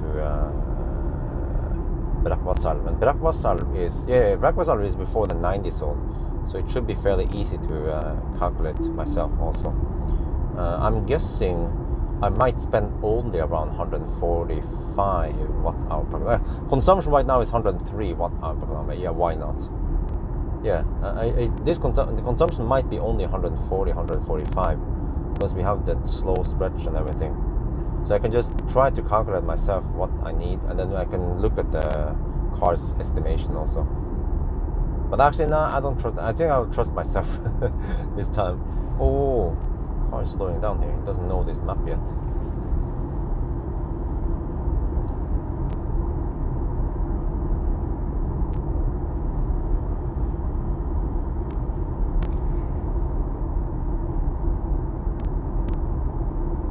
Well, I guess it's too late now. I should have charged a little bit longer, because we were getting good charging speed when we left.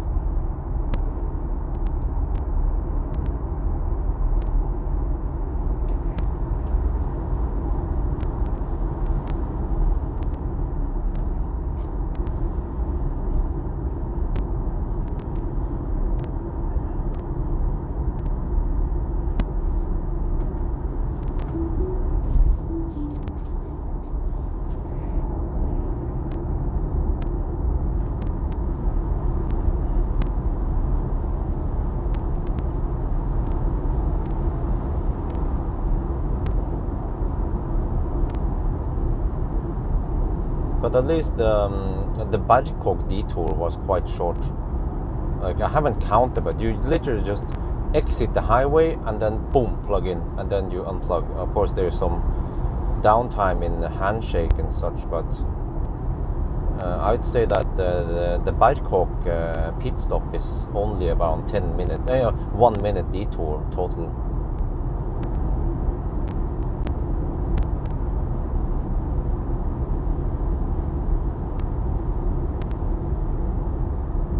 Well, I don't know about the charging curve. We will see on the next one, I guess, at Stjørdal. I'm not sure if I would. I'm not sure if I should buy something at Stjørdal. Maybe I should go for some. But yeah. I feel like having buns. Maybe buns and some.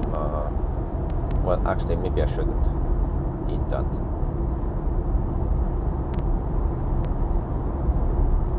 But I have to eat something. And that one is one of the last outposts before we, yeah, because at Pawel there's nothing there. Well, I could buy something at Coop, since I'm charging to 60% roughly. Wait, 60% really?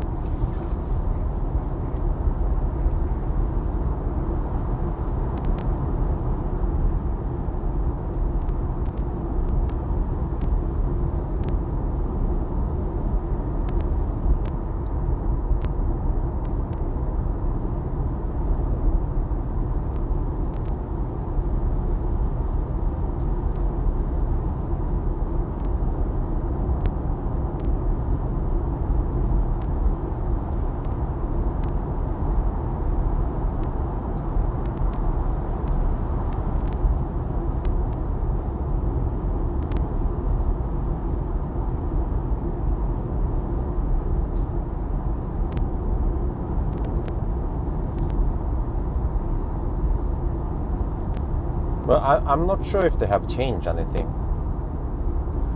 Oh, damn, what the heck?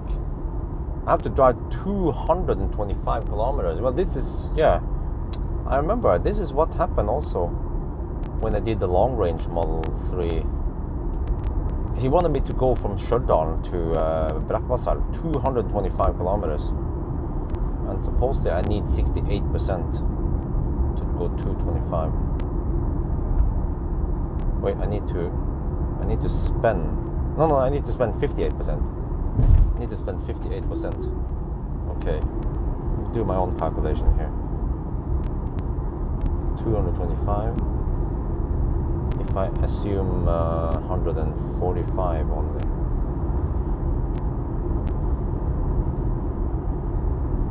Well, that's only 47%.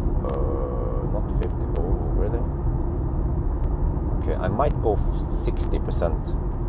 Oh, wait a minute. Wait, huh? What the heck is the car doing here? I mean, what is a battery planner do? Battery planner. Wait, huh? What is the reference consumption?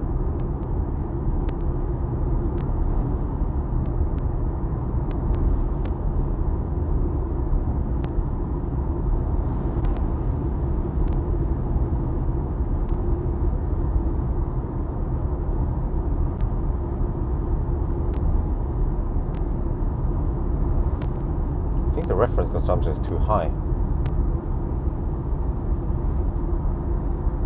It's 193. Doesn't that sound like a little bit too high?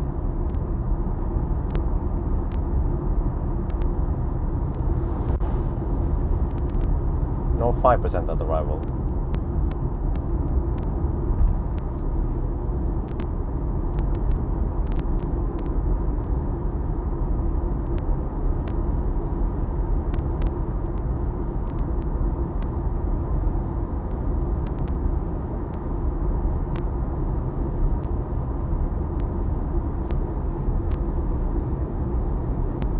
Wait, I think the reference consumption is too high. It's not supposed to be 193. Wasn't it 175 or something?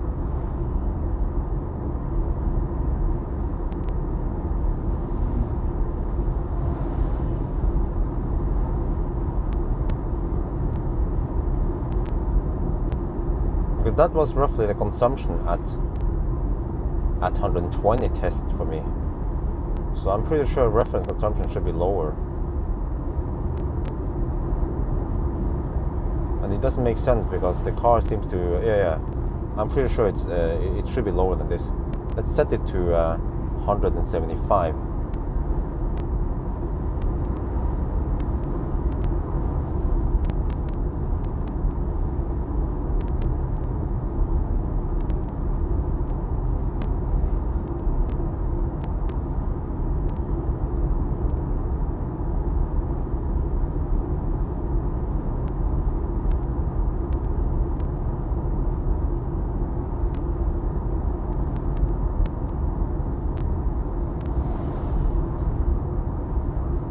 Okay, that's more like it.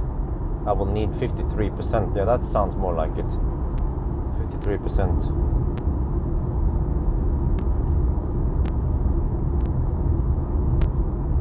then the Pawel estimates that I need 165 watt-hour per kilometer. Oh, really? No, there's no way. No. I don't need 165. I think I only. This sounds crazy, but I think I need to charge around 50% only.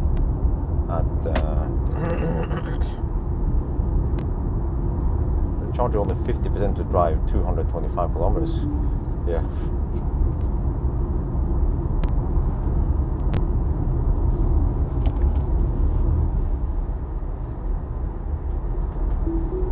No. You have to understand the reference. What the reference consumption means. The reference consumption never changes. The reference consumption is something like at 110 kilometers per hour in summer. With no load, and then what you do with the reference consumption is you then apply modifiers. For example, if it's wet outside, if it's cold outside, then the consumption goes up. If it's winter, well, yeah. So the reference consumption should never change. Once you set the correct reference consumption, then that one is the same one you use for summer and winter.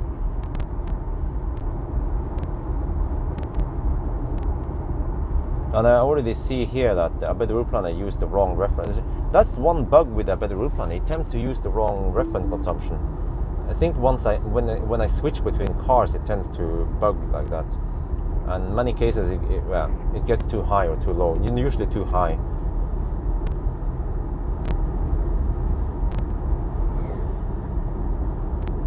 Because according to my calculation, we will have more than enough juice at shutdown. So that's an indication that the reference consumption was too high.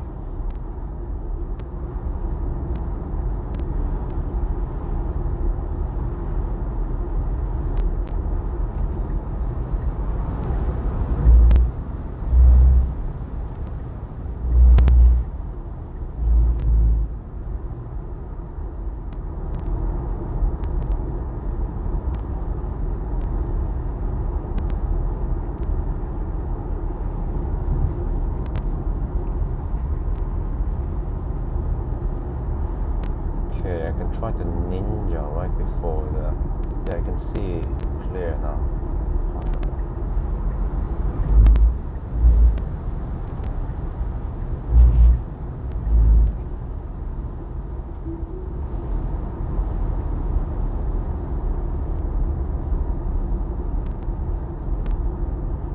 Well, thank you. Yeah, consumption is 95 now. Yeah, why not?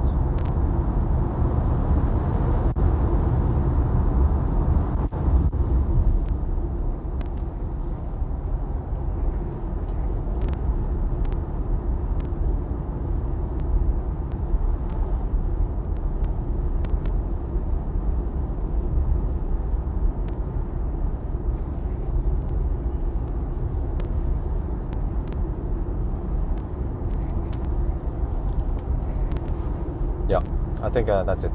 I'm charging to 50%, and that should give me enough juice to go to Brakvassar. It sounds crazy.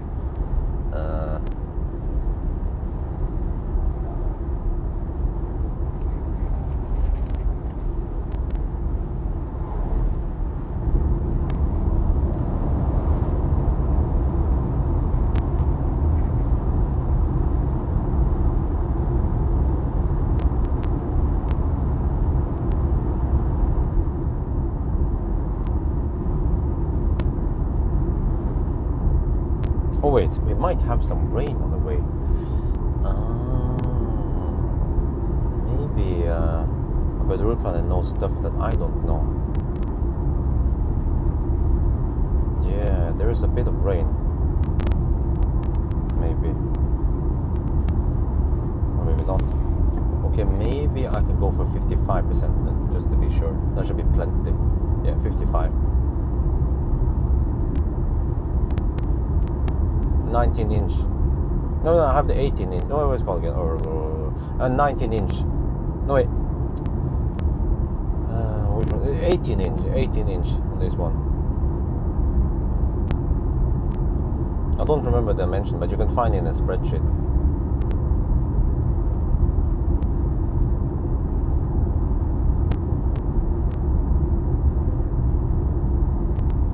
What? 7% at Stjørdal. Okay, okay.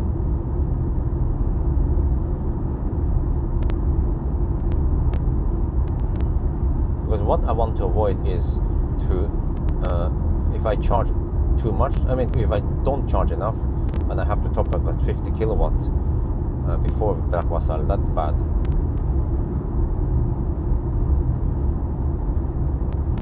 But we also have to try to figure out what would be realistic consumption.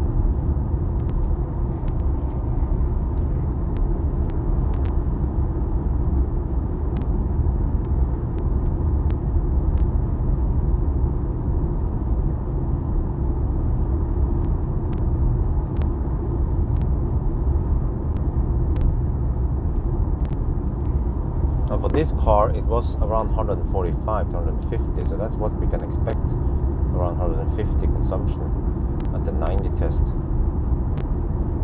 The 90 test actually gives a pretty good estimation of typical Norwegian road consumption.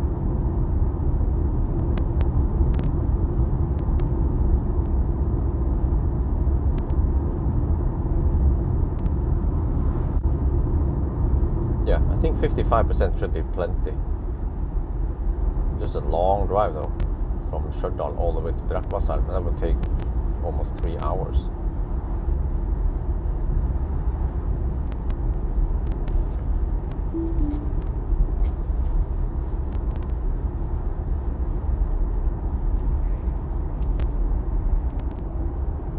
Oh, we caught up with some traffic soon.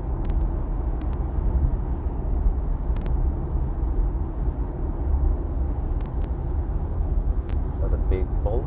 No, just a few cars. 4 or 5 cars only. Could hammer them.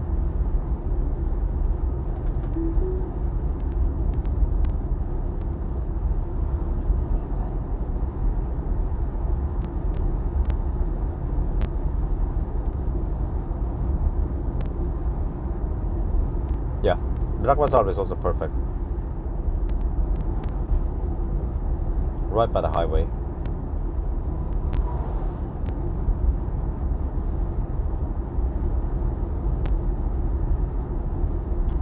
But I don't know if, well, or how does it count really? About the route planner. About the route planner will of course count the roads you have to drive before you get to the supercharger, and that's maybe why it calculates that Levanger might be a bad deal.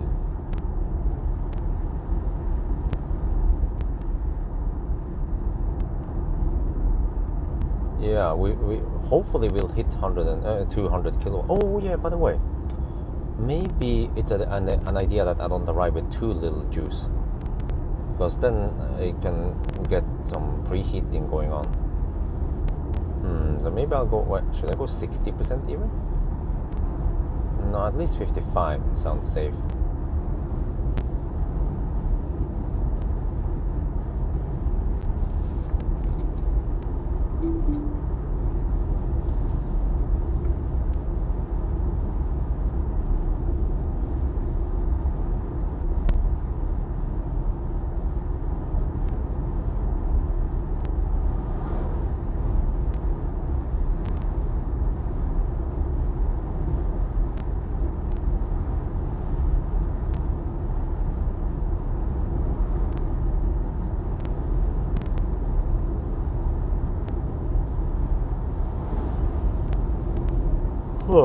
Well, the plan is that I will just go to supercharger in Mo i Rana, have a little chat, go inside, eat burger, and then start heading south. I will mention in the video that I'm becoming a daddy soon. I have to go home. I have a pregnant wife to go home to. So I'm gonna cut some corners. And we already covered the most interesting parts anyway. But the stop at Mo i Rana shouldn't be more than about half an hour, and then I think I might have to stop once more for the night at. Wait a minute. Actually, my food break might be. How do I do this? Supercharger in no. Oh, Ionic. What? What are you honking at? So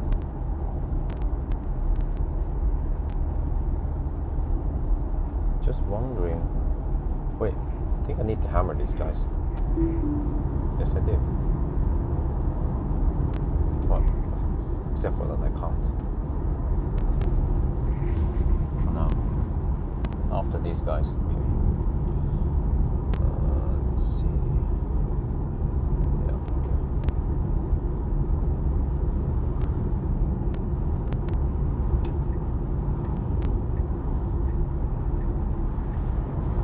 At least I have the hammer juice. Oh. Okay. So.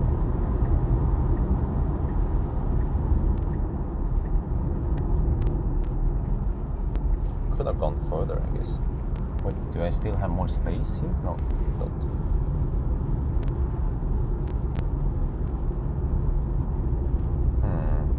Well, but I suspect that. Oh, okay, I guess we'll see. Time-wise, I don't know yet when I'll be in more. Well, actually, I can estimate now. Okay, we have to expect around 13 hours total now, including the deduction. So I started at 7, which means that at 7 plus 30, I'll be in Mo i Rana by 8. That's it? 8? What? I can just start hammer back home and then, I can, wait, how can I incorporate some food break in motion? I can't. Because I need to be close to the supercharger. And, okay, so I have to do the food break and motion in Mo i Rana. And then I just do a little top up at motion before I try to find a place to sleep. Or wait, my last charging stop could be Brekkvasselv. I'm not sure. We'll see how far. Wait, 4 hours away from motion. No, Mo i Rana. That's almost grown, isn't it? Wait, I can. Oh. Ah, okay, maybe I'll stop at that other spot. Yeah. Just to mix things up so it's not too repetitive. I think I might go for another sleeping spot this time.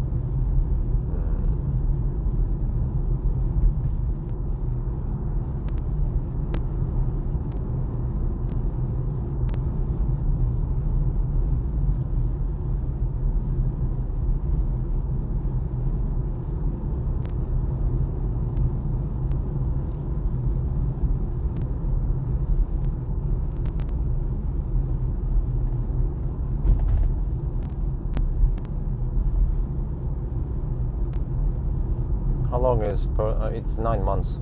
Holy, these guys, what? Have you guys heard about downshifting before you go uphill?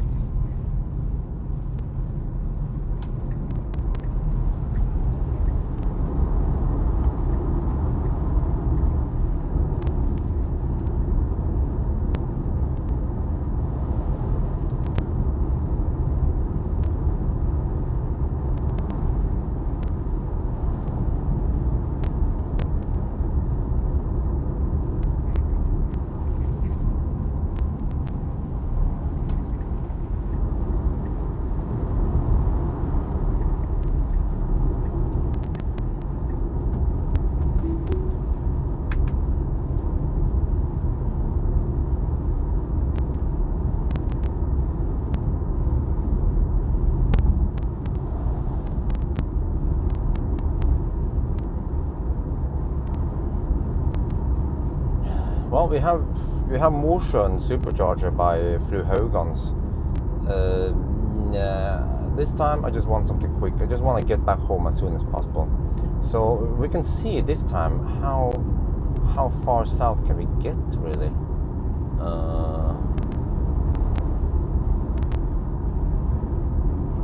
I think by the time by midnight I should be around.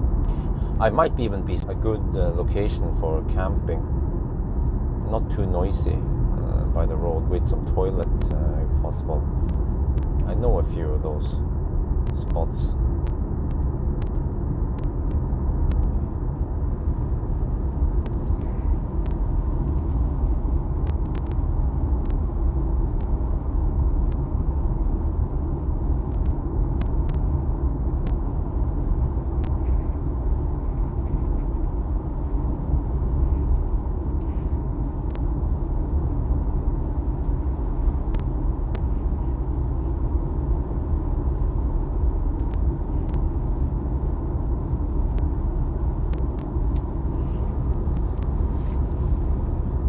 Yeah, well, not only E80. Also, have you noticed that right when it turns from 100 zone to 110 zone before Kløfta, you expect that the cars are supposed to speed up. Why is that guy going to block the lane? You expect the cars to speed up after the 110 zone, but the opposite happens every time. You slow down because there's an uphill, there's a downhill and uphill, and people are just slow poking. It's actually right after the exit towards Verona. Actually, today, if you guys remember today, right around the Unfall spot, when we got stuck there, it always goes slow there. You would expect the traffic to flow at 120 kilometers per hour past there, but nope, it goes at 90.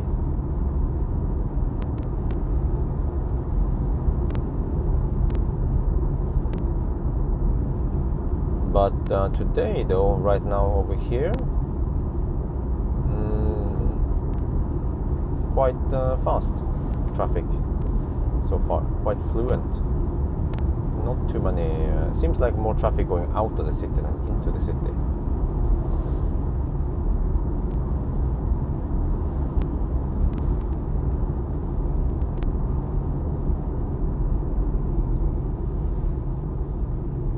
Oh, bus. Might have to hammer the bus. Or is it just parked there? Okay, let's ninja past the bus. Yeah, okay, good.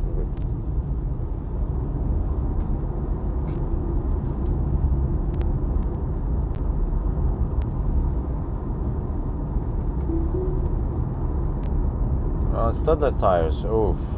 Go for either Nokian or the, what you call again, Frigus, or Viking Contact, or Continental Viking Contact 7, I think it's called.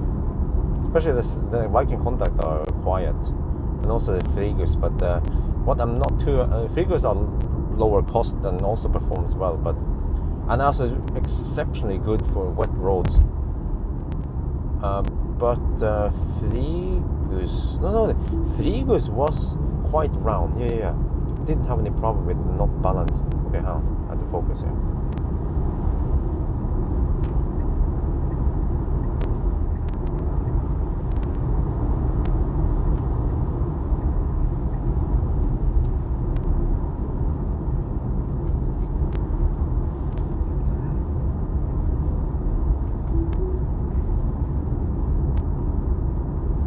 But Nokian tires are great for snow and also for ice. Well, not great, but okay for ice. Has some ice properties, but they are a bit noisy. But the Continental, they are superb. They're quiet and also quite good on ice. I haven't tried I haven't tried on ice, but at least good on snow.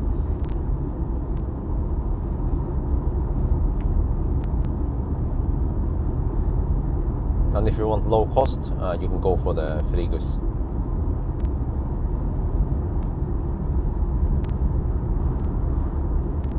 But I don't think the Frigus were that quiet compared to Nereus. Could just be me.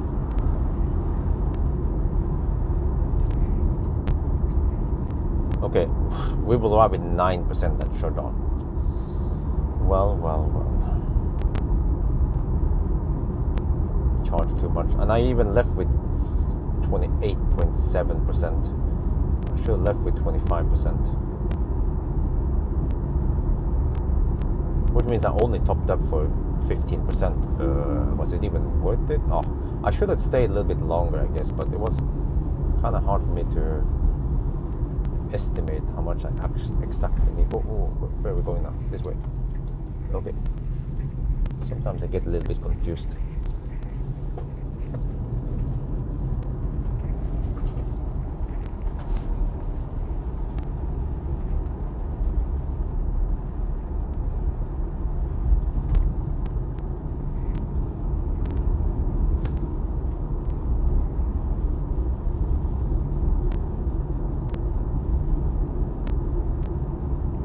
So it seems like I'm here earlier than when with the Ionic I was later because of traffic in Østerdal, and because it took longer. I had to charge them semi-slow, 50 kilowatt.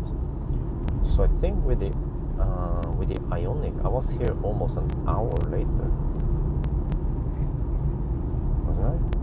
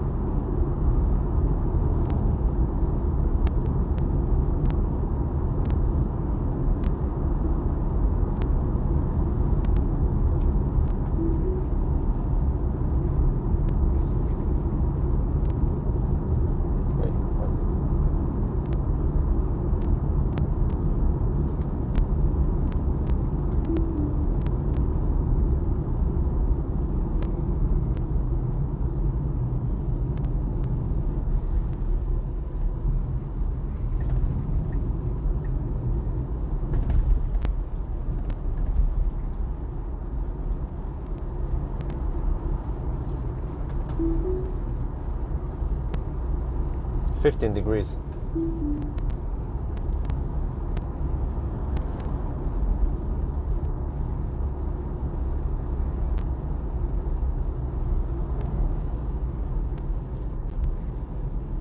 Well, so I haven't paid attention at the time at all. They just we had a few short charging stops. I guess we took the shortcut. There hasn't been many major screw-ups time-wise. We will arrive at 9%, which is of course not optimal, but good enough.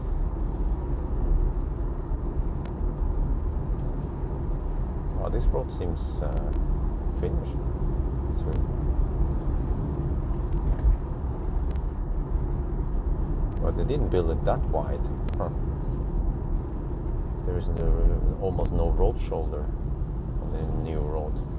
So I guess it's just hundreds. Well, actually, maybe they'll have 110s on here.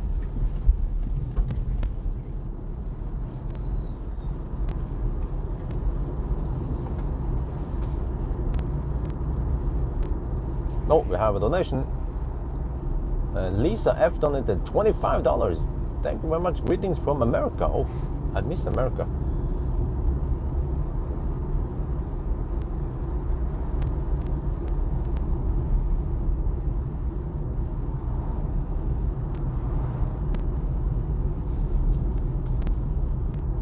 Well, the new road is taking shape, but I wish I hammer past these two guys. They are semi-slow.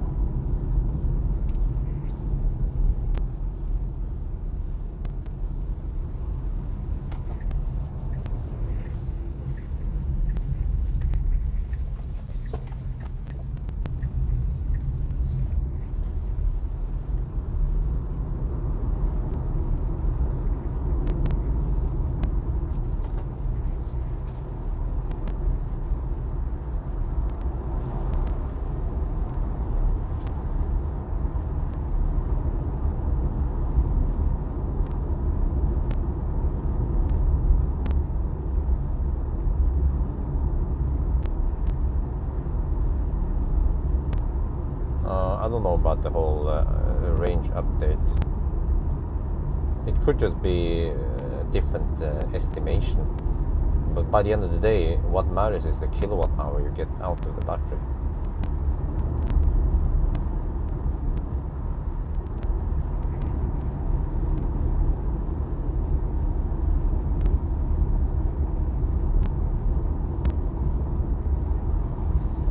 Yeah, it's actually warm for an October day.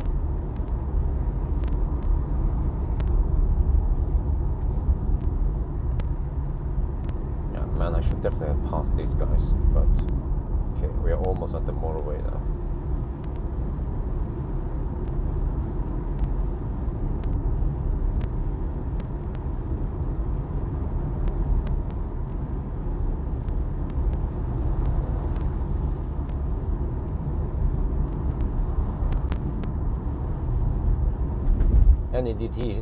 NEDC stands for not even damn close. Wonder how the heck they even invented that back in the days. I guess because maybe they expected that nobody would find out how inaccurate it was.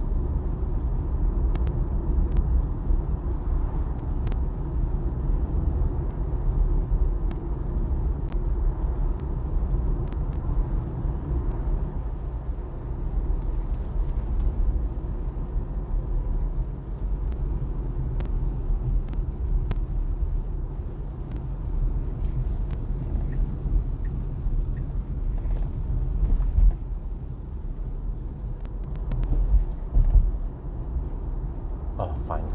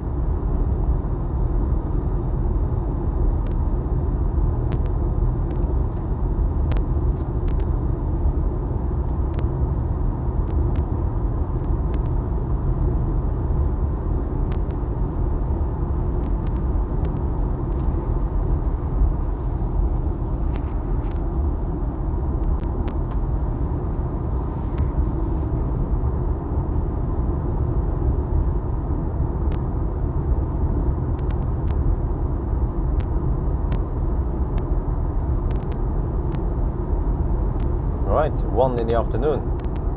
I'm gonna try to pass Trondheim now. Wait, so which means that last time I must have passed Trondheim 2 in the afternoon.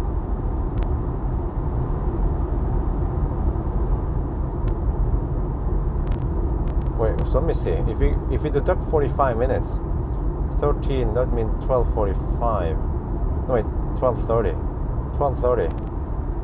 5.5 hours. Yeah, that sounds about right. It takes 5.5 hours to reach Trondheim. That's okay. That's okay speed, including charging stops. Under more normal conditions, you only need 1 charging stop to reach Trondheim.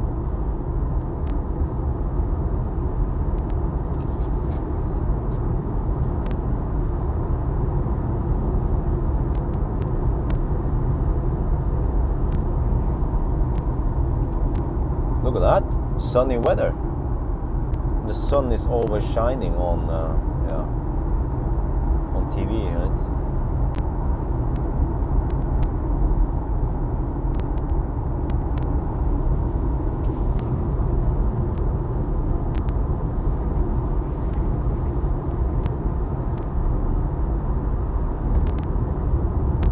Okay, to the left you see the new Shell gas station. It's brand spanking new.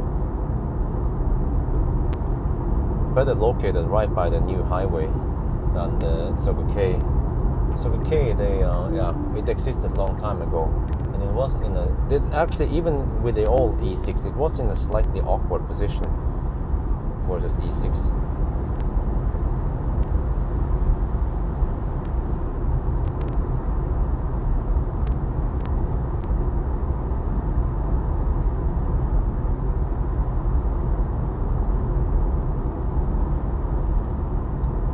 It depends how much, what you're talking about is depreciation. It depends on which car, but it's not much different than fossil. Well, actually, it could be, it depends again. Because if it's some old tech like Leaf, triplets might have lost a lot of value, but other cars like, for example, Kona, e-Niro, Tesla might lose less value because you already reach a point where you have good range. But nowadays, not many people want very short range cars like Leaf, first gen, or triplets.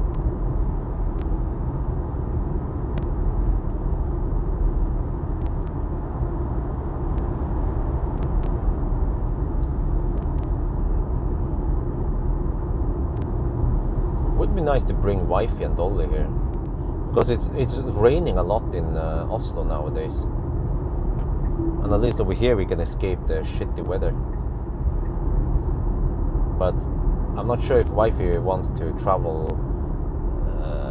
5.5 hours just to get 15 degrees Celsius.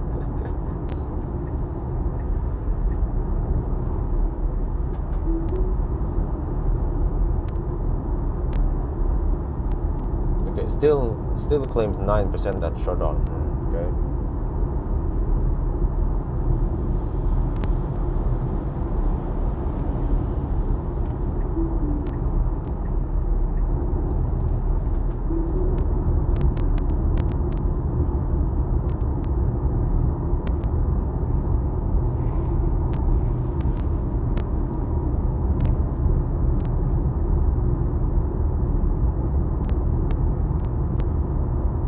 Yeah, actually, the free supercharging. It was a time when free supercharging was almost too common, but nowadays, especially after they shut down the free supercharging referral program thing, then and also nowadays supercharging in Norway at least is slightly more expensive. I wonder also in other countries.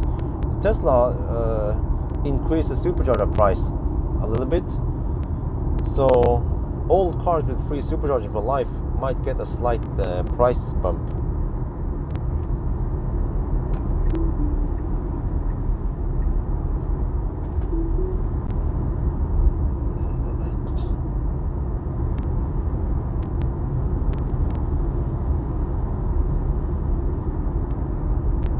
Well, consumption is 132 with some downhills. But what about for the last 50 kilometers then? 149. Yeah, okay. That's what we can expect, around 145, 150.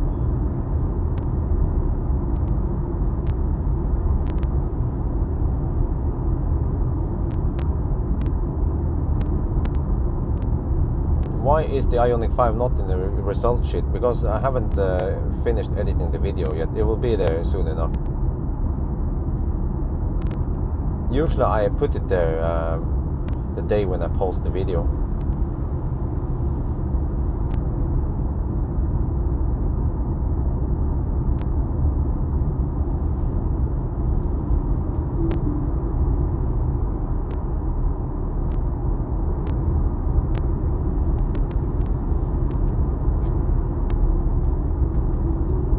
And this guy was hugging the left lane all the time.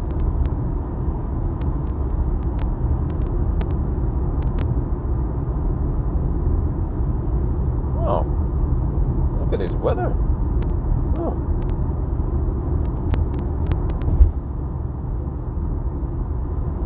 It's just raining a lot in Oslo nowadays.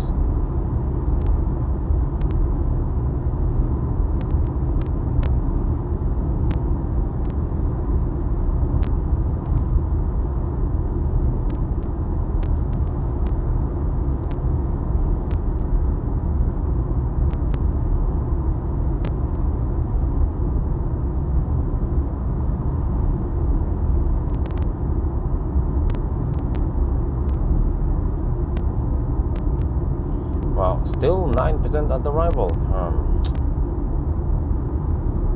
Okay, so I'm convinced by double checking the reference consumption is way too high in a better runner. So I set it to 175. It was 193. I don't know what the heck happened there. 193 is basically the 120 kilometers per hour consumption I get. So at 110 it should be, yeah, 175, 180 watt hour per kilometer.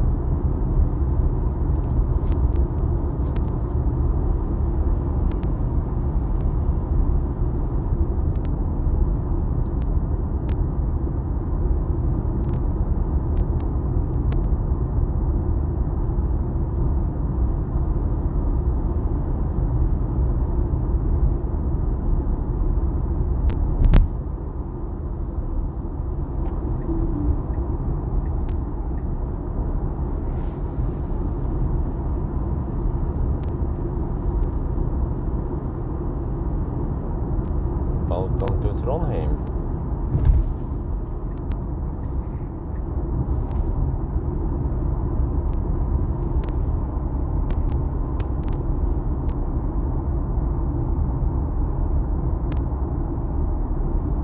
Yeah, the old E6 used to go straight here, went to the left.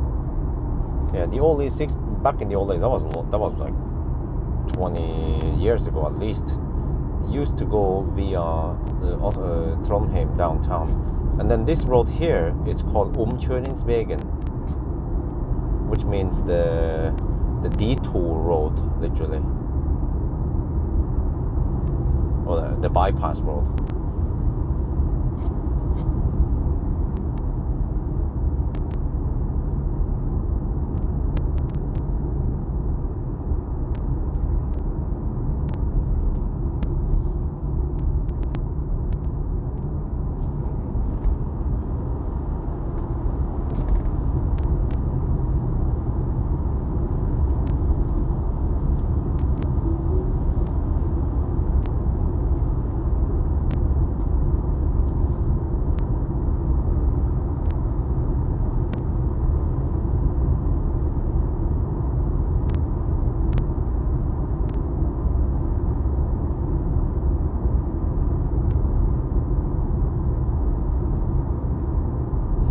Okay, just checking, still 9% at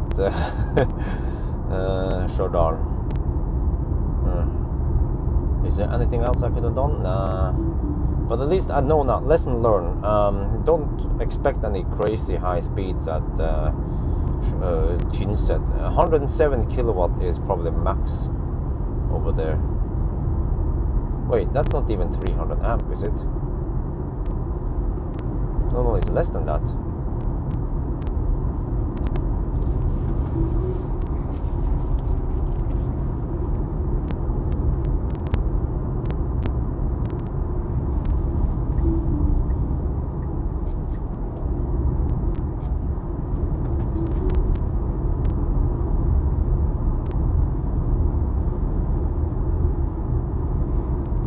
It's more like, wait, 300. Oh, it's more. Well, maybe it's 300 amp. I have to check, well, next time. If there'll be next time. Oh, the left hand go north. Nope. Still Norway. Norway still applies here when it comes to left lane huggers. You will see them soon. Like right about now.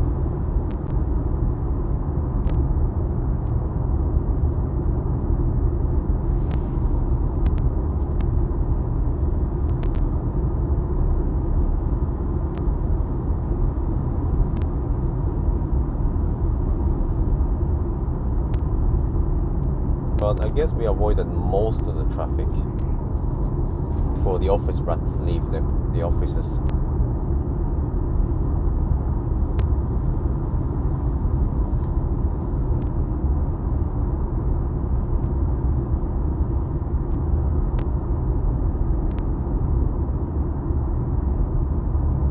So yeah, what did you guys say about left lane huggers again?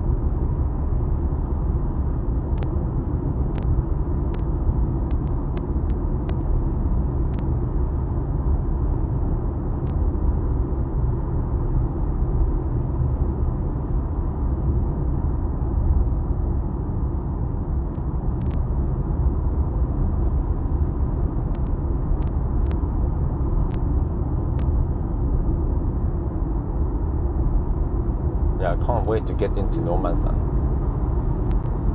And that's typical BMW driver, typical Norwegian driver.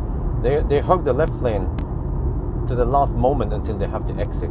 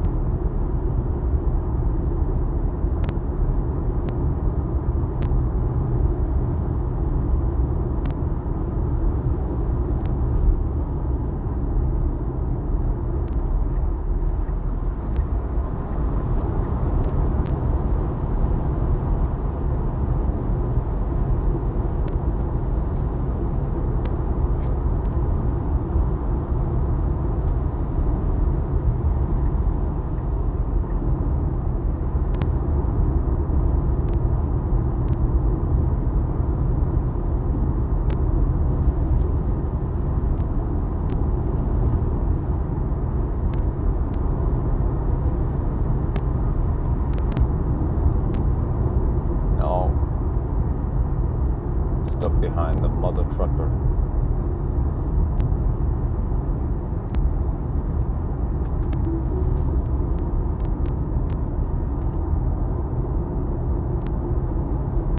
There's another one coming soon. Okay, let me see if I can take the bus also. Should be able to.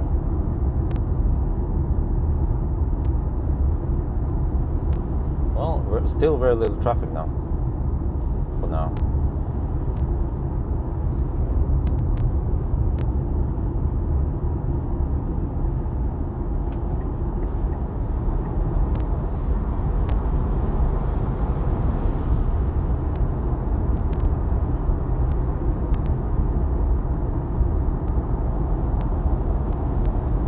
Okay, couldn't take the bus.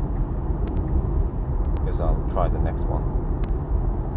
Oh, the bus is hammering it. Okay, you see there's a new road now being constructed. I'm not sure when it will be finished, but yeah, we will have motorway from Trondheim all the way to Steinkjer eventually. Oh, good. The bus is not going too slow.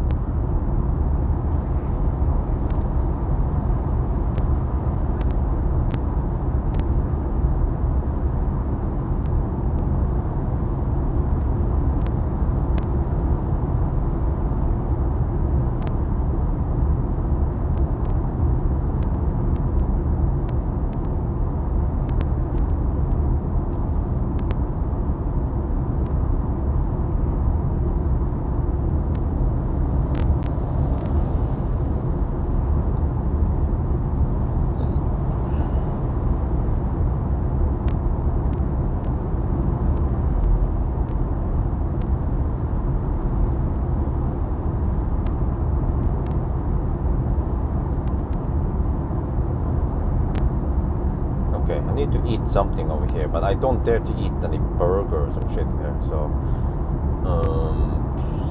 not sure what I'm supposed to eat.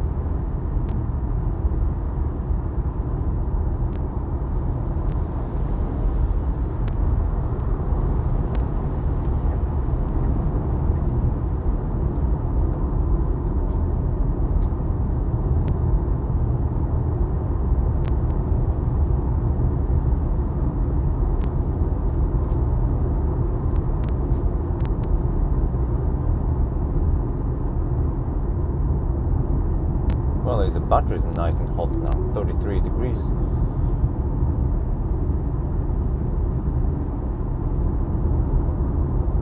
And you see, that's the thing. There is not much healthy options, healthy food options on a gas station, unfortunately. And I tried that salad at Circle K in Pawel, and it was just shit. It was some chicken with cabbage.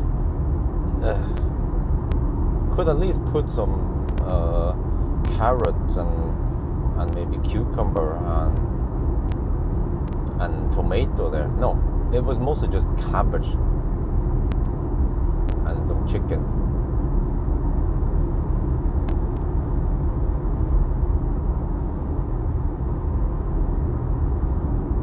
No, Roadster. Who knows when it will arrive? It's been such a long time. You know what? You know, I'm gonna tell you a joke. Tesla called it the 2020 Roadster. That pretty much says it all. We're almost in 2022 now.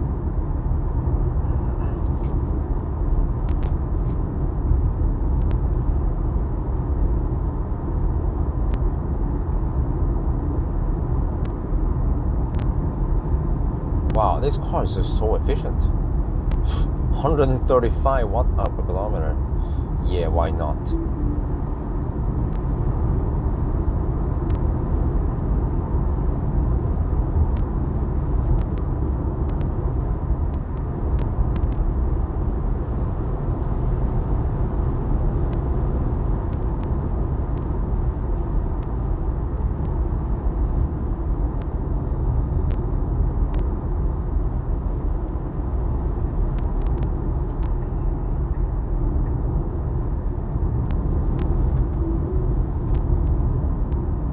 What? 19.1 NUC per liter of dinosaur juice. 95 unleaded. Ouch.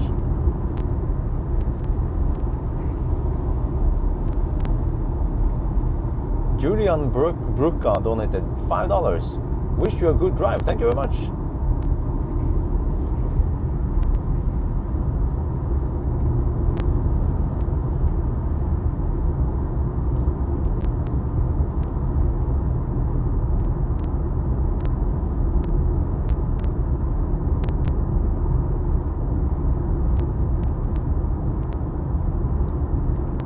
I have a little charging stop here, but it's not too long.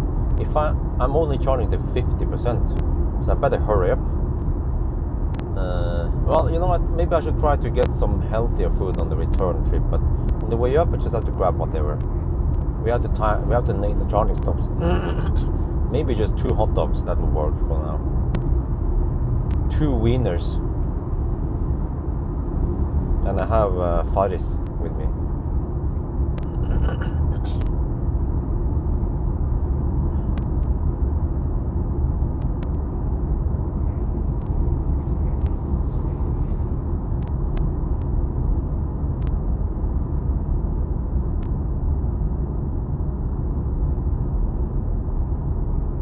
8% at arrival. That was slightly better. But yeah, I better hurry. We don't have too much time here. These guys are slow. So let's see. Passing by Trondheim 1 in the afternoon is still fast. But I guess after 2, maybe after 3 in the afternoon, it starts getting clogged.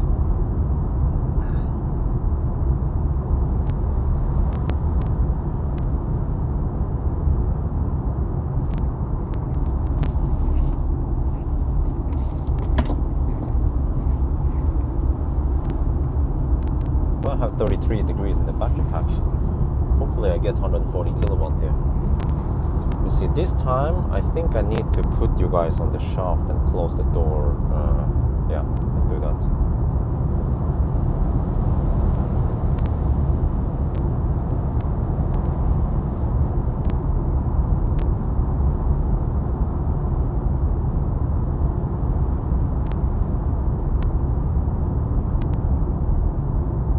guys are slow.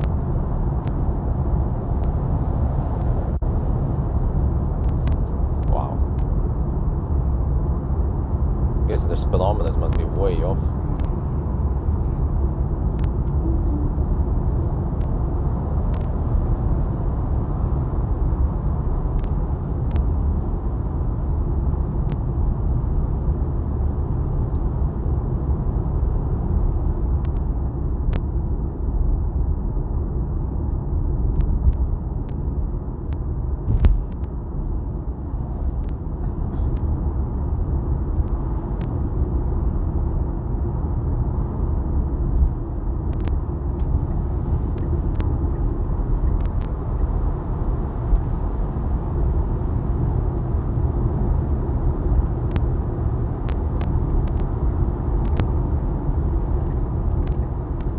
Sure if I can take the truck, probably not. Don't have enough space. Running out the runway. Well, or actually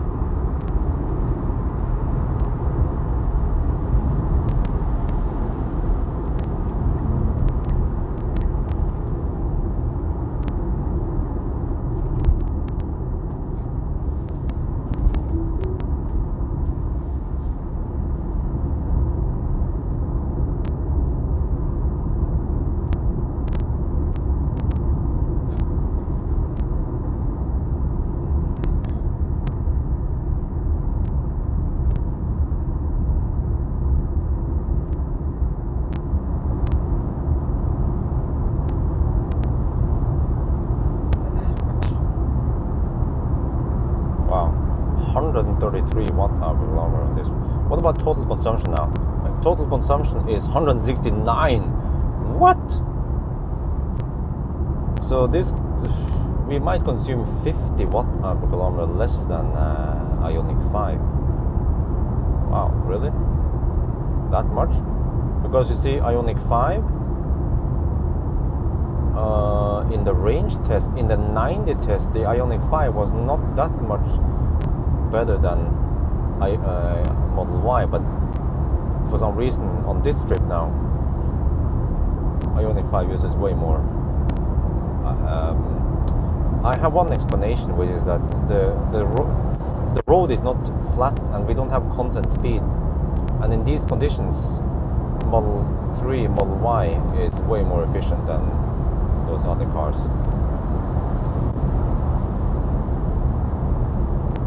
Yep, 169 watt-hour per kilometer since Oslo.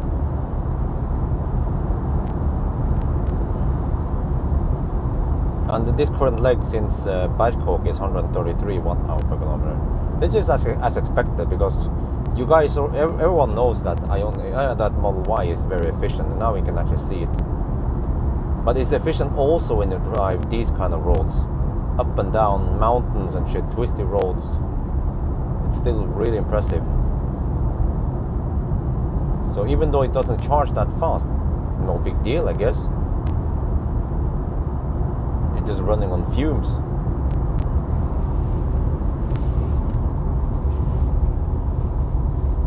Alright, 7% at arrival now. Okay, that's slightly better.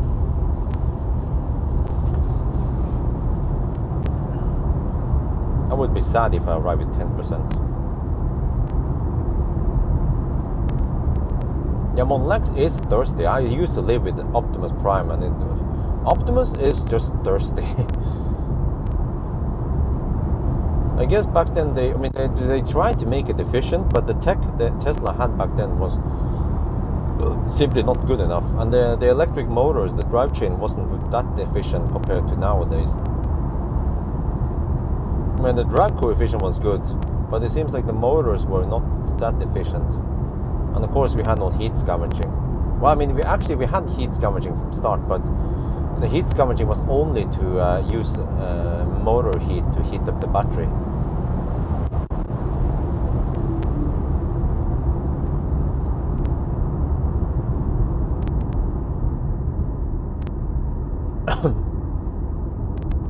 Yeah, but this is impressive consumption.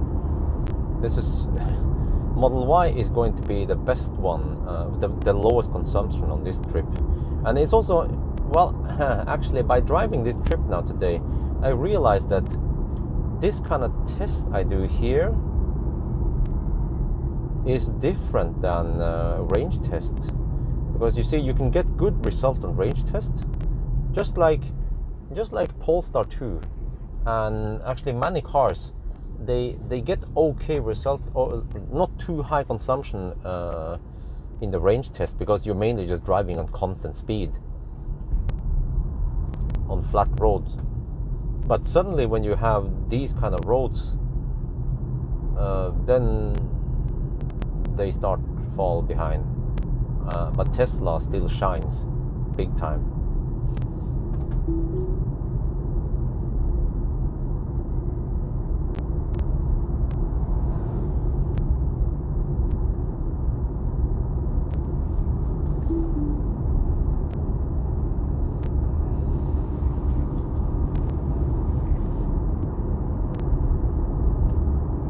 Okay, 7% now. Well, that's good. This we went semi-deep.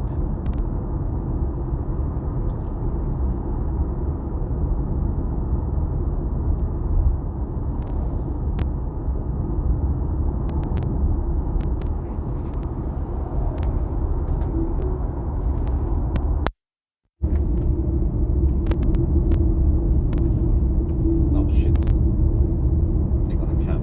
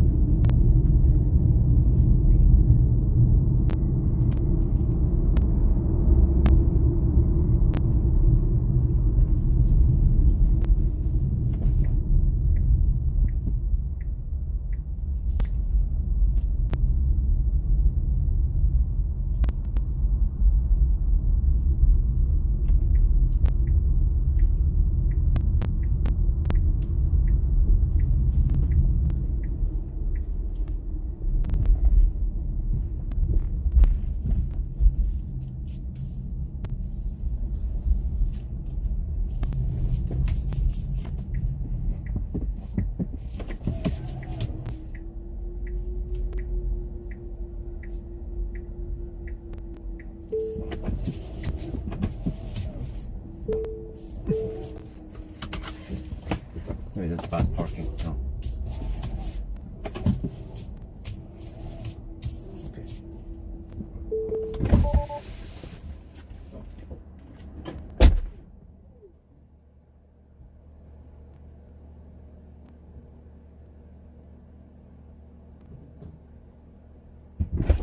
What? Oh, that trunk.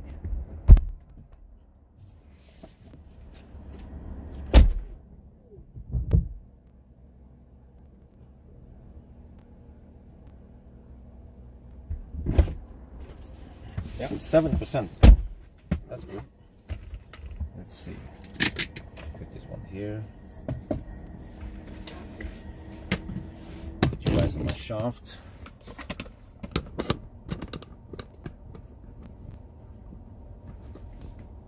I have to double check, because sometimes the Tesla superchargers, they have a bit slow-ish. Have to make sure that it goes fast.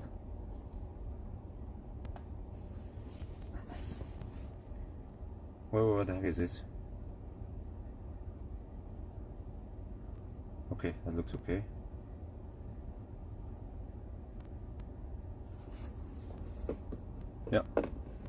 Yep, but let's see. Are we gonna get 4? Oh, we're not getting that speed we're supposed to get. Only 100 kilowatt. This.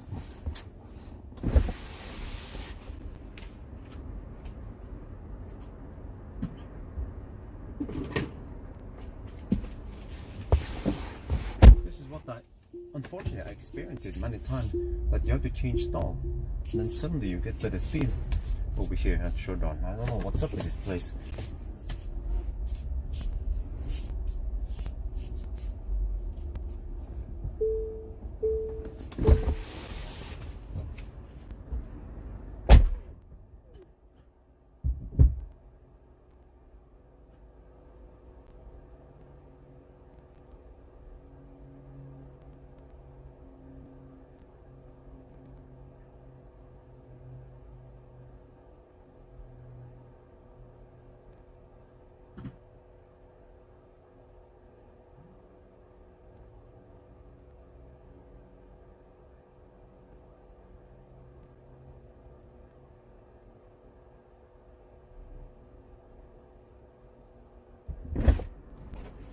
Okay, that's more like it. Yeah, 143 kilowatt. Yeah, why not? Oh yeah, now we're cooking.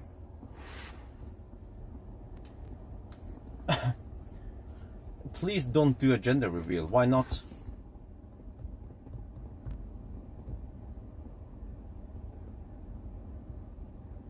Okay, so I need 55%.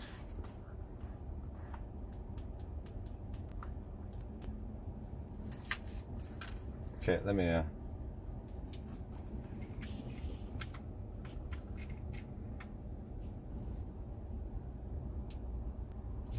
we are now at Stjørdal getting 144 kilowatt. Ooh, but look here. Since Oslo, we average 168 watt-hour per kilometer. Wow, amazing, simply amazing. Okay, so anyway, next stop is going to be Brakvasalv. I already calculated beforehand, I need 55%. So let's just sit here a bit. Now I'm going to, let's see, change that.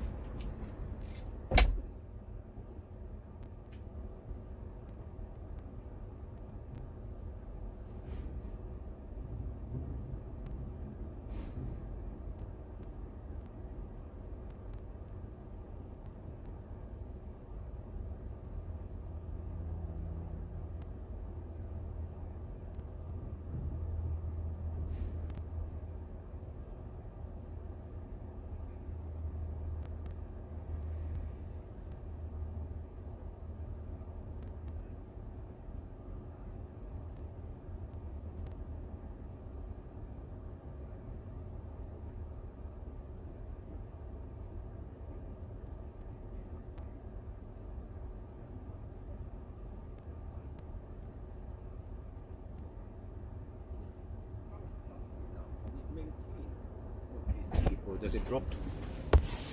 It can actually maintain it for a little bit. Okay.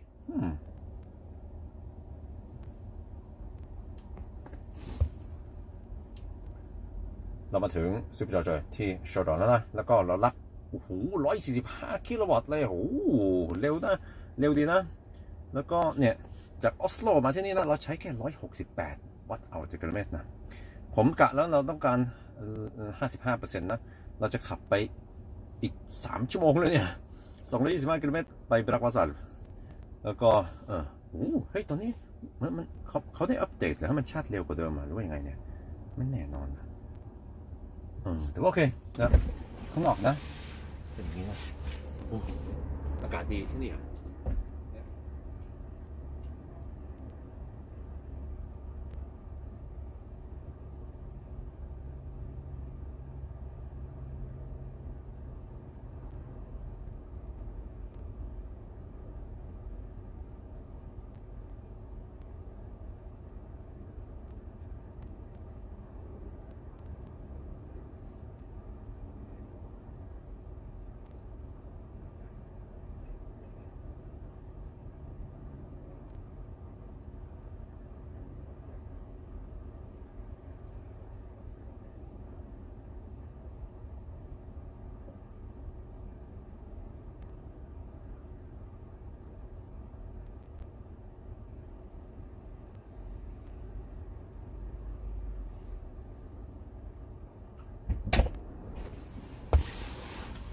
Wait, look at that speed. Wait, did it get an update?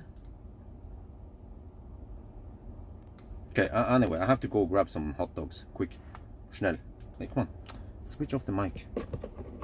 There. I'll be back.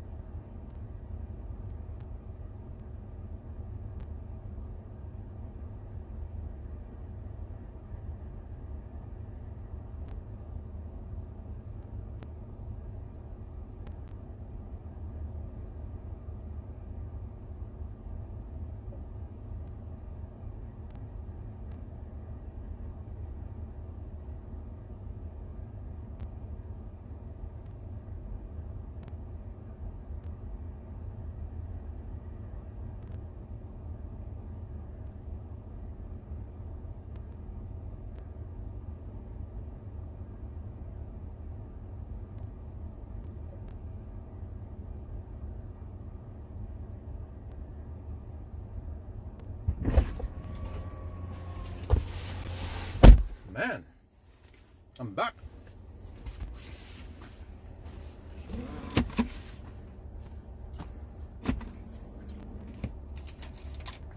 What's up? Oh, now it starts rolling.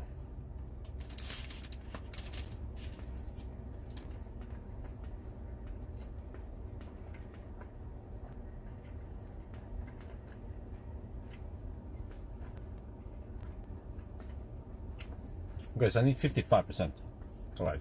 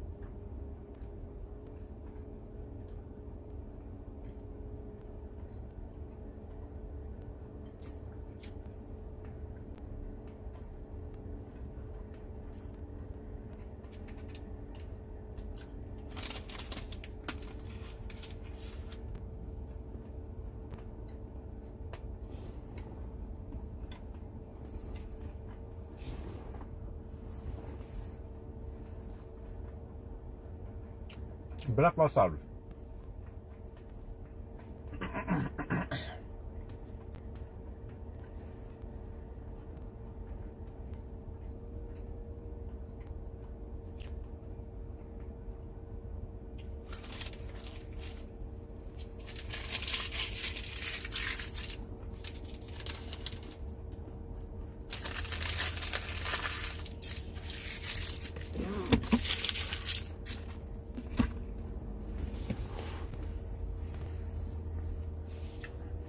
So, I'm still eating. Just do it quick. Let's hope I don't get bad stomach tonight. I have to hurry, we're gonna leave at 55%. No need to chit chat.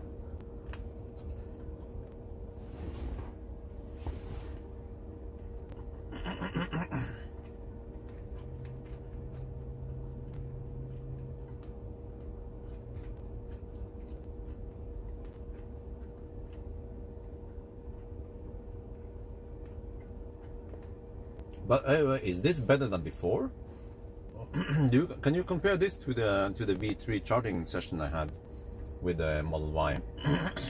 It's the same, right?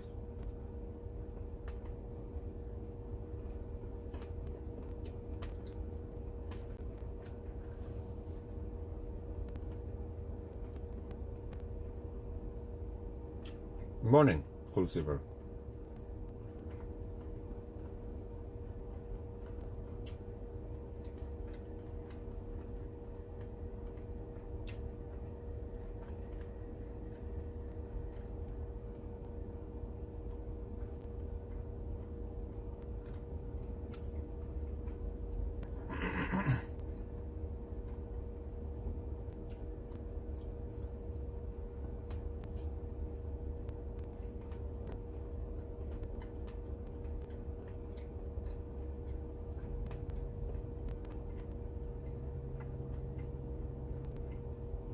Wow. You know what? I wish I would get this speed in Millennium Falcon, but I can't. At 45%, Millennium Falcon would be at 60 kilowatt maybe. It would be interesting to do some tests with Millennium Falcon eventually, but just that I don't know when I have time for him. Maybe I should try to squeeze in a 1,000 kilometer challenge with Millennium Falcon. Going through Sweden, of course. Oh shit, 46%. I'm not done with it. What? We are leaving at 55%.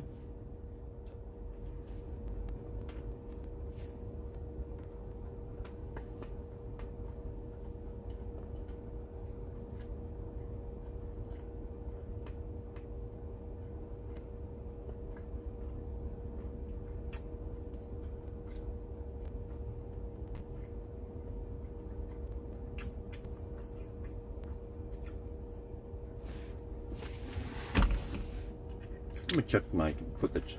When did we arrive? How long was this journey stop? We are now at Shador getting 144 kilowatt. But look here. Shit, I can't see here, it's too small.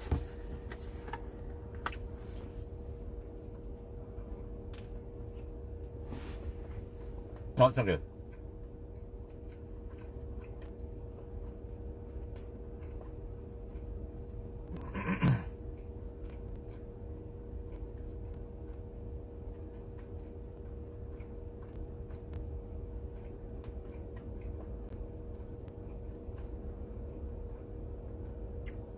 Did you guys keep track how long I've been here?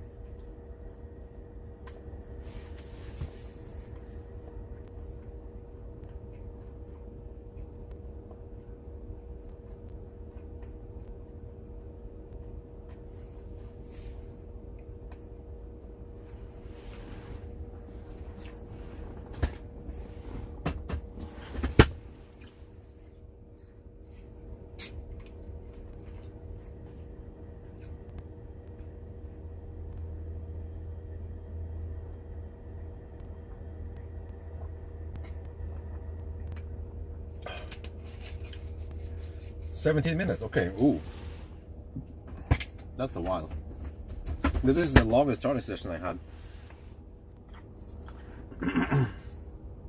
Okay, 17 minutes, alright, thank you. But I did move. I was getting only 100 kilowatt in the previous stop. I mean, previous plug, but okay.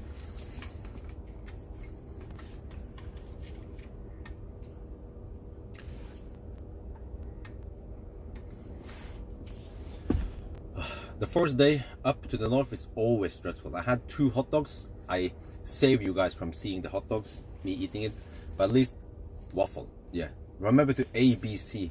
Always buy waffle.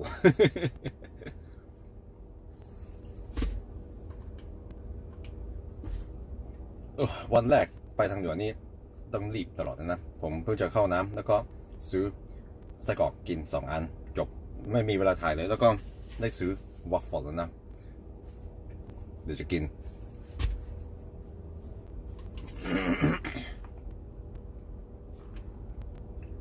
And you see, we've been charging for almost 20 minutes and we are almost at 55%. And this, yeah, you see, it seems slow. We were actually riding on 145 kilowatt for a while until now. But so about 20 minutes stop. Ooh, okay. It claims we can get there with 2%. I just have to trust my instincts. At 55%, we can leave.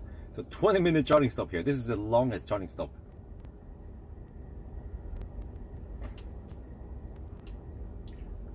And ตอนนี้ก็ 53% ผมกะแล้วว่าผมต้องการ 55% นะแล้วมันช้าหน่อยเมื่อกี้นี้แต่ว่าเมื่อกี้มันรับตั้ง145กิโลวัตต์ตั้งนานเลยนะแล้วก็เนี่ยเราก็ต้องไว้ใจรถนะรถมันบอกว่าเราจะไปถึงแล้วก็เหลือ 3% แต่ว่าผมรู้ว่าจากนี่ไปสเตนชันนี่มันจะช้ามันมีรถเยอะต้องขับช้าก็เดี๋ยวไปได้แล้ว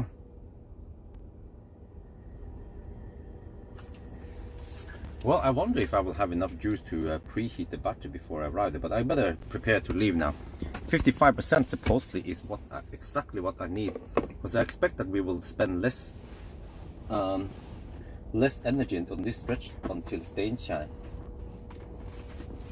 Oh, we're already at the 55%. Oh shit. Let's go.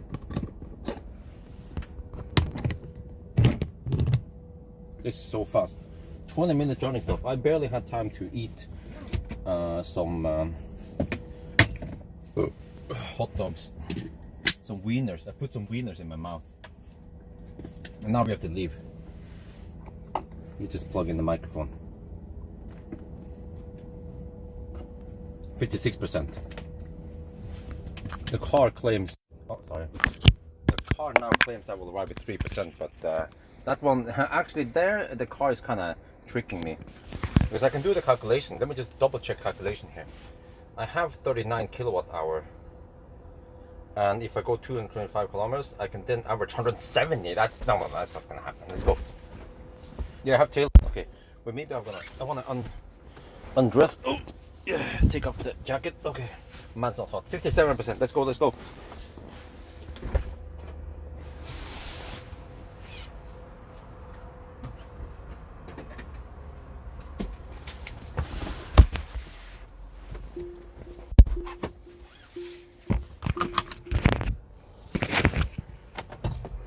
Oh, it's funny. The car says stay below 95 kilometers per hour to reach destination. Yeah, right.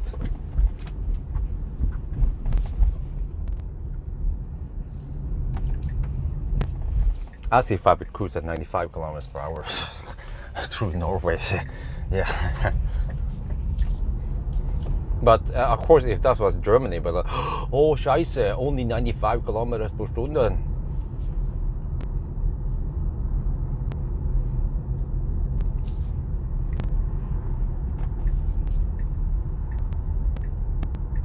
Is that guy going to cut the corner?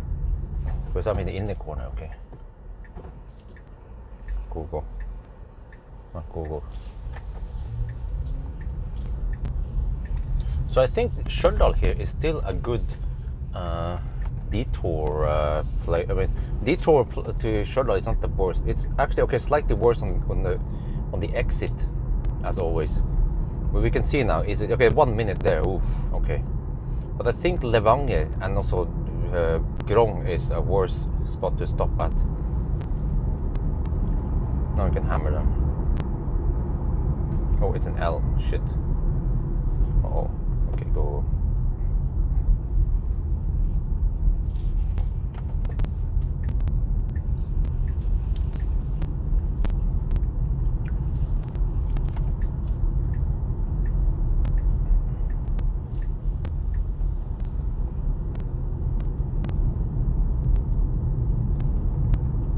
Why is the truck not changing lane? There.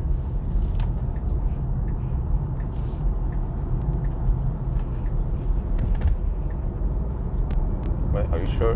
What? Are you kidding me? Is the truck hugging? Okay, there we go.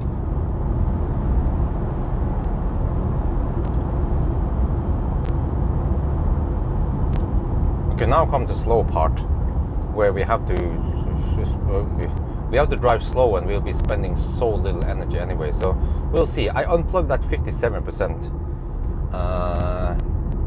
Was getting a slight cold feet because the car was telling me I will arrive at 3%, but just have to trust that we know better than the car.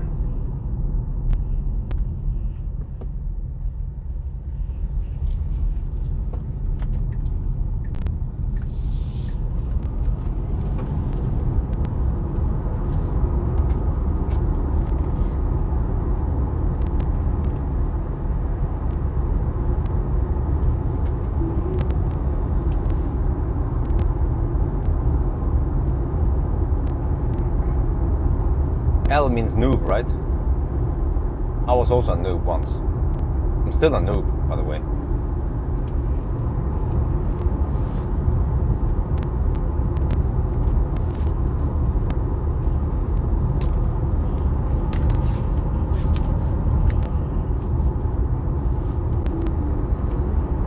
Uh-oh.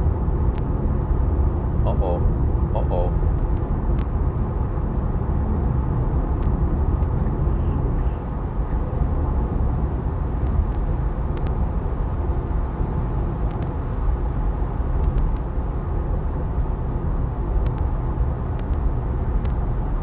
Well, actually it doesn't matter to hammer that one, but you want to hammer potential slow drivers like that if you can. Because you never know how slow they can actually be compared to the truck in front of us. But you see there's another camper in front there.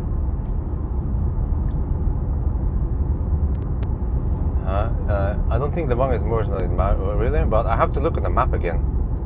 I mean, I can try to visit Levanger on the way back, maybe.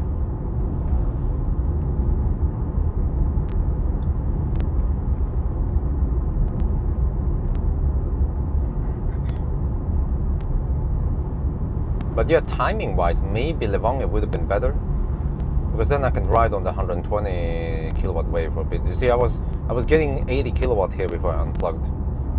So Levanger would have been a better balance.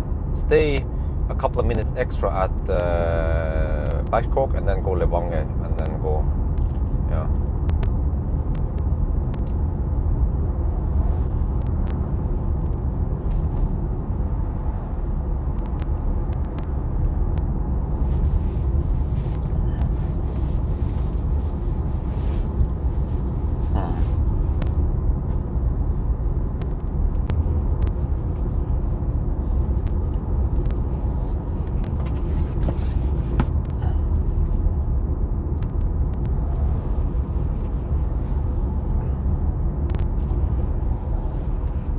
Always be glamping, right?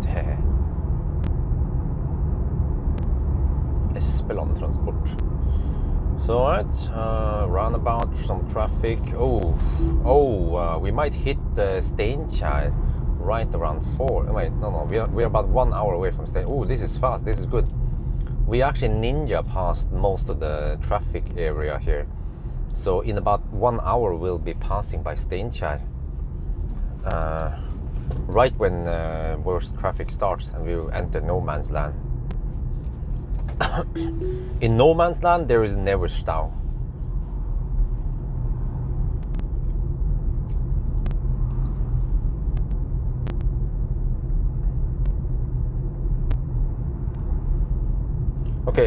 Okay, maybe I should visit Levanger, just give it a chance to see how it is. I need to learn how it is. I know now that, at least for me, that guy is really slow. Grong seems a bit slow. Like, you have to cross the bridge, you have to cross 2 roundabouts, and it's a 40 zone to enter the thing around there. So Grong seems to be almost a minute slower than the other ones. For example, Steinkjer. But then you have, like, well, at least in the old days, and also Alvdal. Alvdal is literally just a pit stop. Wow, this guy is really slow. Holy sh! I guess he's heavy, but will the other guys overtake him? I think I need to try to work on overtaking that guy. The truck is just super slow.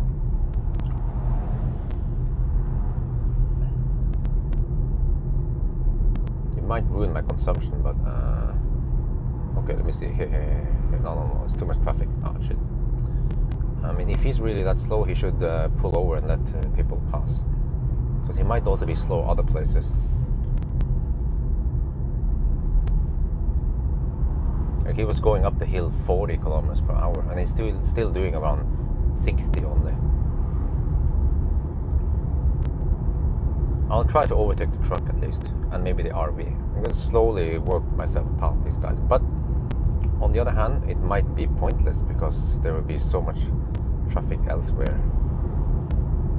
We'll see. We'll see at least. Like here I could just. No, okay, let's wait.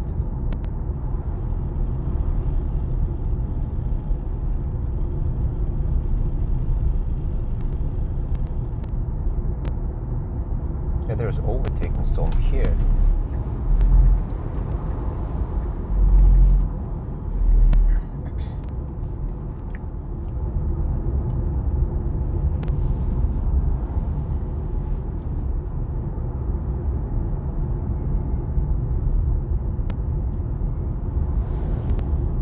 Well, is that guy in?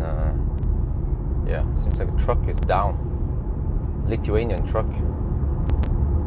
Has some trouble.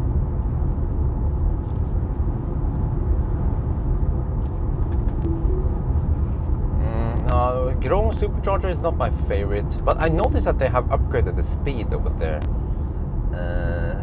But it just tests. I mean, it takes a little extra time. I should try to time it, Grong. But the good stops, they are just 30 seconds away from the highway.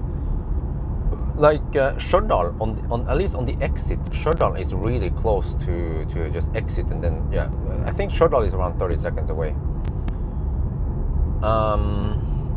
But Levanger might be further away. It should be, based on the map. You have to cross the road, actually. You have to cross the road regardless of which... No. On the way south, you don't have to cross the road. Only on the way north. So Levanger might be good on the way south, but then time is not critical.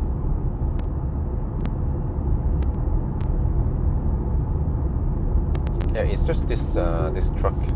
I'll try to overtake the truck in the average speed zone.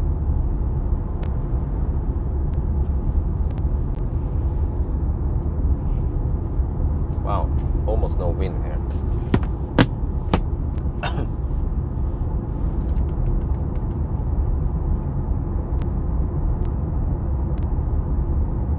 No, you're not fan of Grong, yeah. But yeah, the thing is that Grong is too close to Brekkvassarv. If you have a car that can take V3, then Brekkvassarv is the place to go. But the problem, also, I'm also not a fan of Brekkvassarv. Time-wise, Brekkvassarv is great, but I guess if you come there at the night, it will be closed. Everything is closed. In the daytime, at least there's a gas station and some stuff open. So, and there's open 24/7 toilet, but you have to walk far away, or you can just pee in the bush, like I would probably do. Or say. But that will also be pretty crazy. Pump it up at Brekkvassarv and then hammer it to Mo i Rana.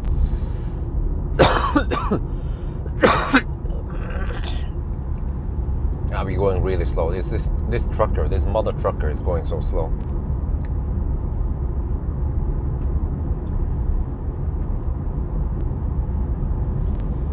I'll try to hammer the RV. I see there is space in front of the RV.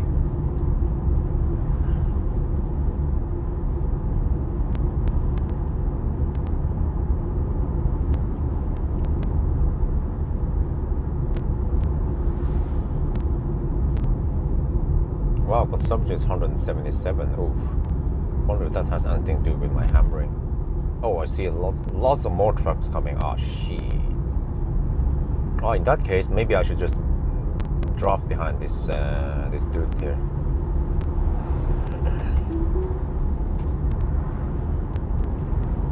No, but in general, RVs are just notorious slow. So you want to get past them regardless. And the speed will be so low that I won't be saving much on drafting anyway. So I'll try to get past this Challenger, which will be a challenge.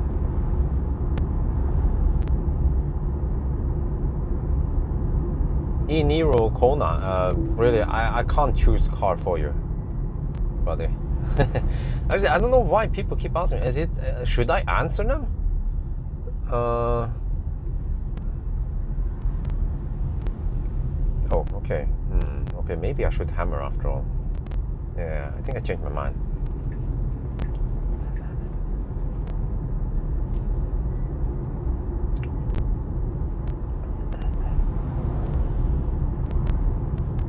Because just if I say, oh, I go to the Kona group and I say, oh, I would pick E-Niro over Kona, lots of people disagree, and they will come up with good good explanations why Kona is better than E-Niro. So again, why do people ask me about this? You should know the cars, and if you know the cars, then you can choose which car based on your preferences. I think it's time for me to make a video to explain why I don't just say, yeah, get this car, get that car. I mean, I can recommend cars, yes, and say this is good, there's no major problem with it, but I normally won't say get that car instead of this car.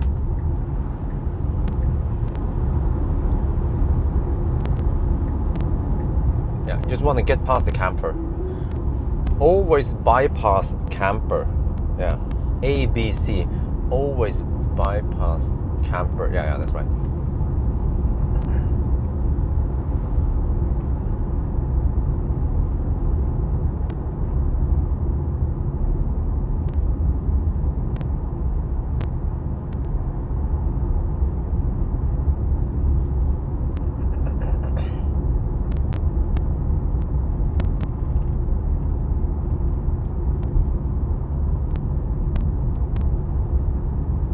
Well, do you know what Kona means in Portuguese? Yeah. Wow, look at this. Can I capture that moment of autumn? Wow, it's just overexposed. Oh shit, okay, I might be able to fix it. Okay, yeah, that's better exposure. Wow, those colors. Amazing colors. The forest is glowing now, but especially in the morning. You have this beautiful morning glow in the forest if it's like this when the leaves are falling. Okay, I think, wait, I'm not sure how much I have in the speed quota, so I'm not sure if I should hammer here.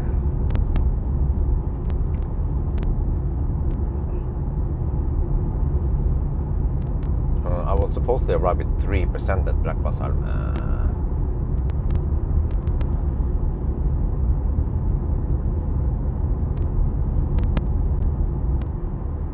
Yeah, you need a spare. Cool, Silver. Did you get the Model Y? Really?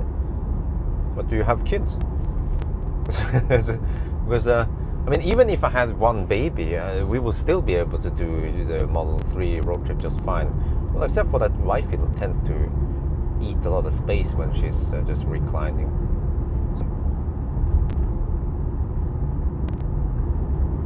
But I'm not just not sure my average speed now. I think I have enough, so I can hammer.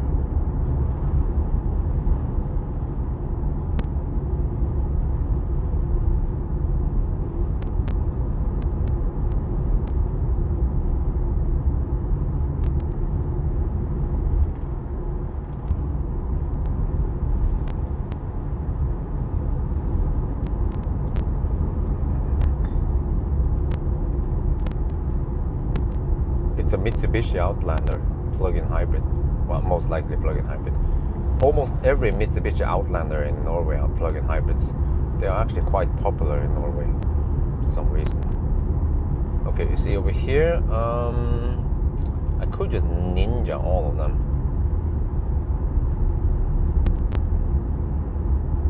Nah, okay, then the car comes.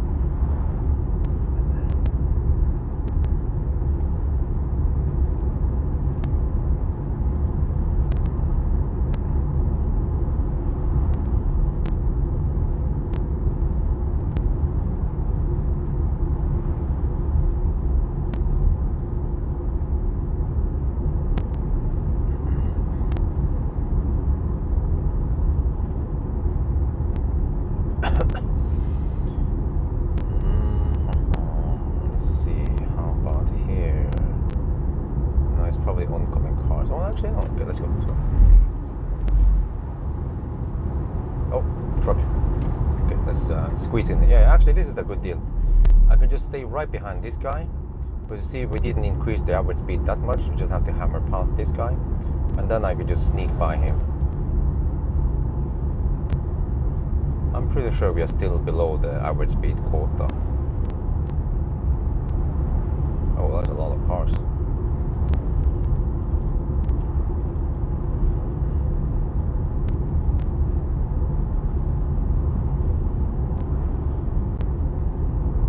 Car tells me I have to stay below 95 kilometers per hour to reach my destination. I'm not sure about that, buddy.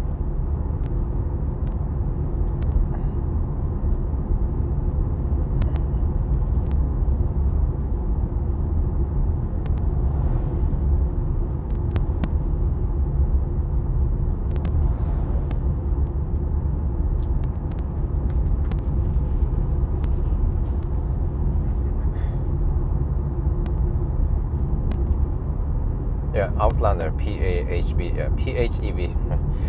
They are so common in Norway, these Outlander plug-in hybrids. Oh, of course he wants to go extra slow past the camera. All right, buddy.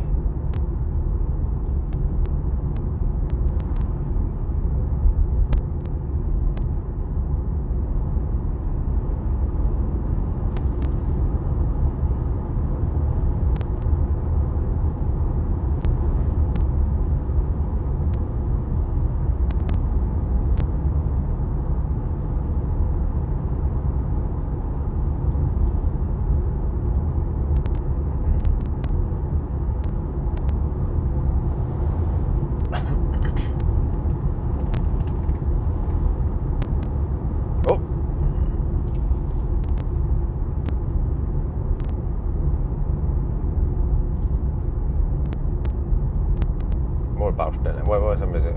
We have now deduct. We have to deduct 45 minutes. Yeah, it's 45 minutes deduction.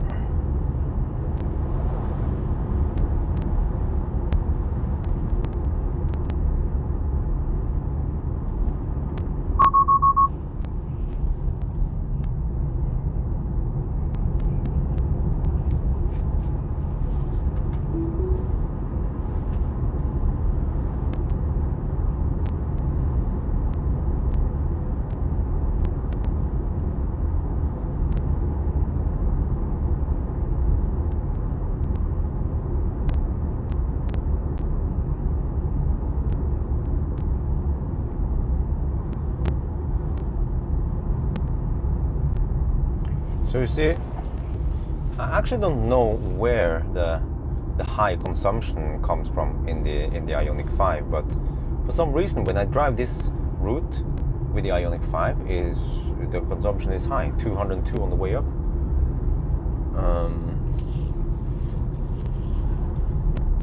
Could it be because of these slow stretches? Is it because of the mountains we passed? Is it because of the twisty roads?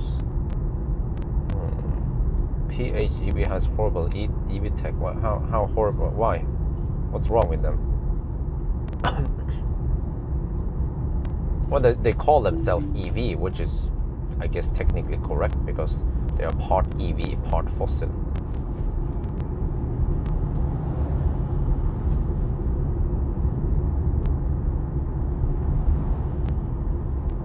Oh, let's see if I can get past that truck. Oh, what the heck? Okay, maybe I have second thoughts about the whole phantom braking here. Shit.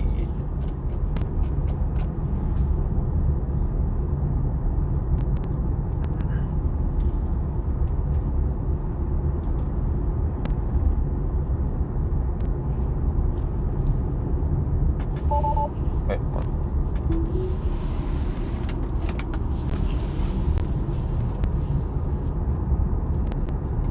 I'm gonna try to get past that truck, but I see what's going to happen. The other guys will also slow poke, trying to pass the truck. So I had to, yeah. We have one truck and 3 cars behind, and they will all poke on the left lane. Because we're coming to an overtaking lane soon with 90 zone.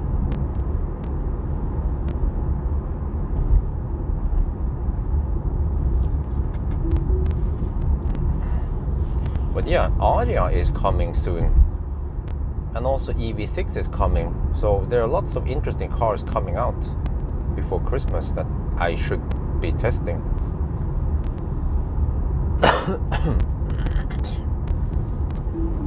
Okay, let me see. I can bet what's gonna happen now. The Fossil goes in the left lane, Leaf goes in the left lane, Outlander hugs the left lane. Yeah, and then I try to get past all of them. Well, actually, maybe not. I'm wrong. Good.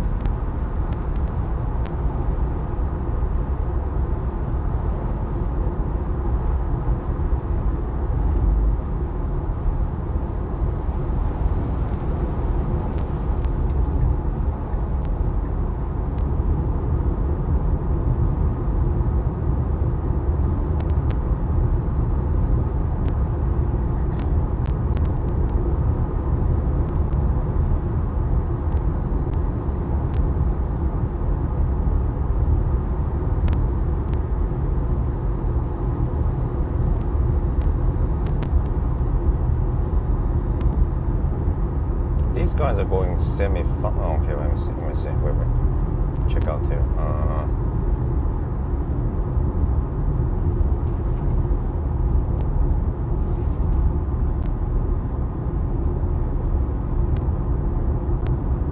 There's still a little glimpse of summer here before winter comes.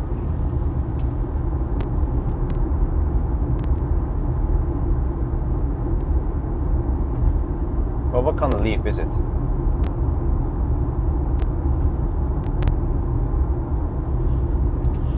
Is it the 24 leaf? Wait, is that train? Oh, that's a short train. You guys see it? To the right. Must be some local train.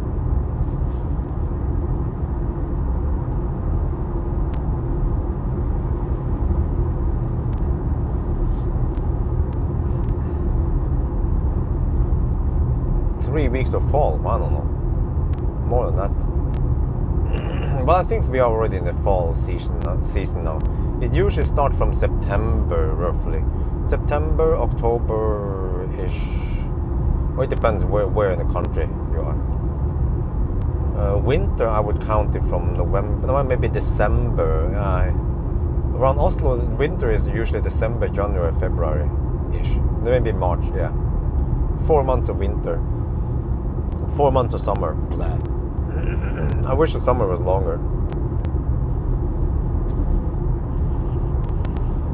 There is no import tax on cars. Oh, I don't know. I don't know too much about that one.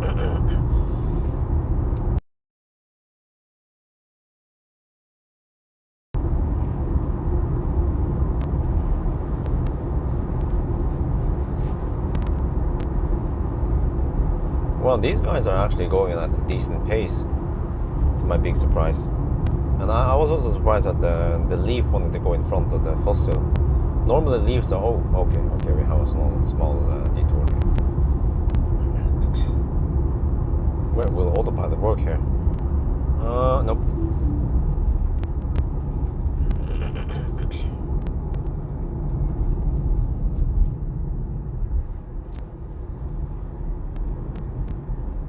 Okay, I feel like I need to overtake this S-Max.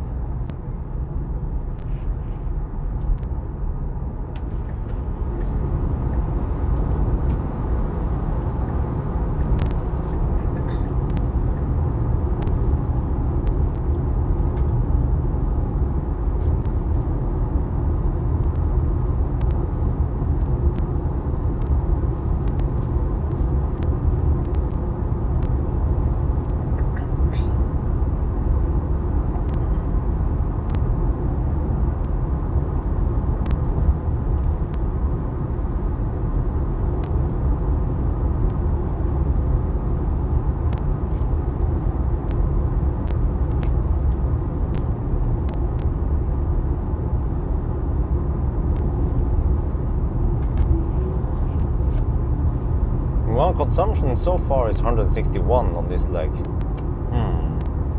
It should be below 150, right? Let me calculate for the rest of the leg here. I have a budget of... Oof, what the heck? I have a budget of 179 watt-hour per kilometer for the rest. Yeah, that's not gonna happen. We'll probably arrive with 5-6% at Brakvassar.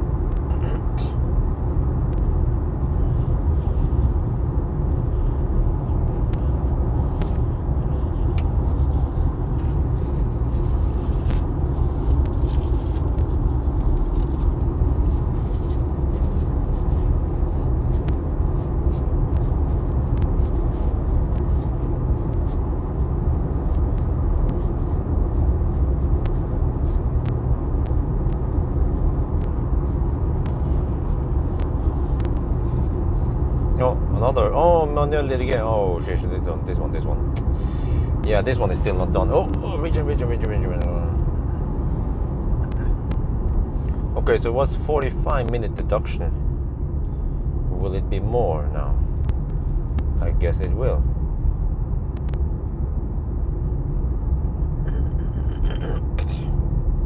Let's count how many minutes we can deduct here. Wow, that's a lot of stau. Are we in Germany or are we in Norway? Okay, let me see. 35 now.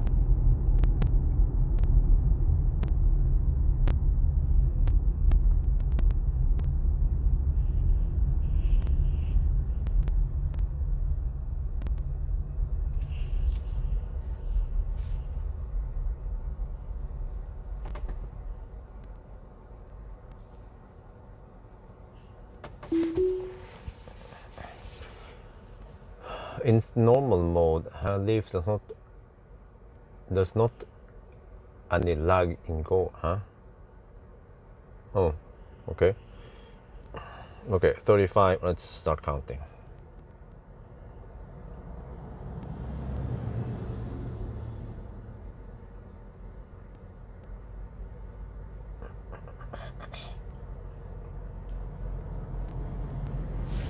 Oh, really? Already? Just 1 minute. Wait, or why are we moving? 1 minute then. Okay. 46 minutes, I guess.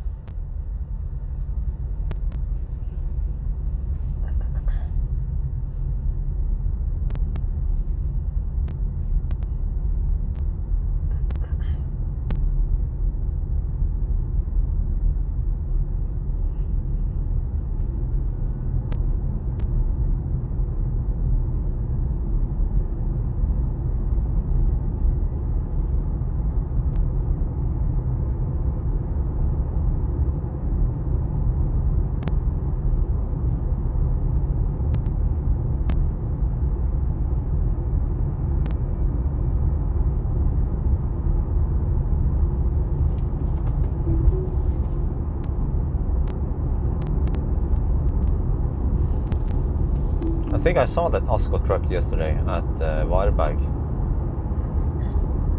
Okay, let me see. There's a blue van I have to try to pass.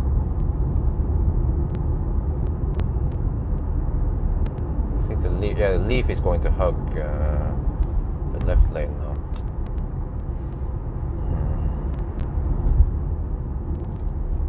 When you find Ladderstad in Norway, there's always yeah, of course. Charging to 100%, why not?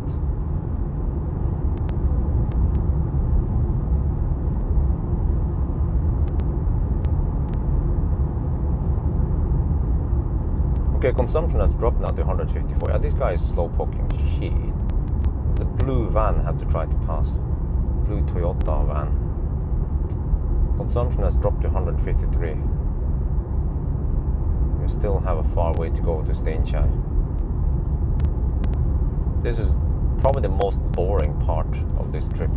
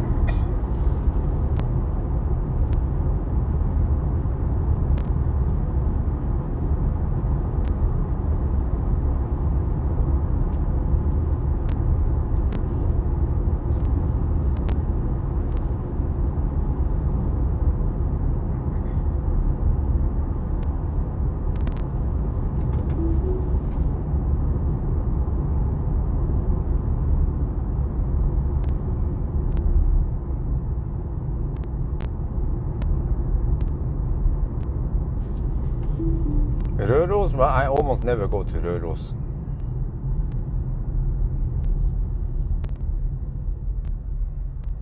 It's a long detour to go there. I think I went there trying to seek for cold weather, but I found out that Folldal was better. I actually don't know, because many people they think that Røros is the coldest place, but Folldal is usually colder.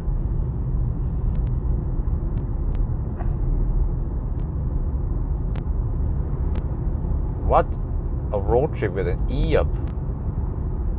Wow. Well, at least the E-up charges fairly fast and it's efficient. What's up with these guys now? Should have hammered an Audi when I had a chance. There's just a bunch of... okay.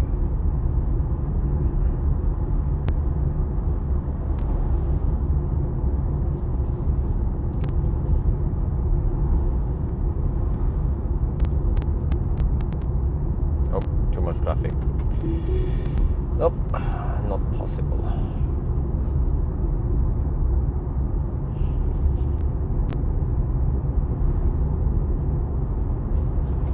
Or hold up, maybe. Nope. Or wait, maybe a little bit. Yeah, I could ninja a couple of cars. Yeah, let's do that. Wait, actually, I'm running out of runway, but I can just do a couple of cars.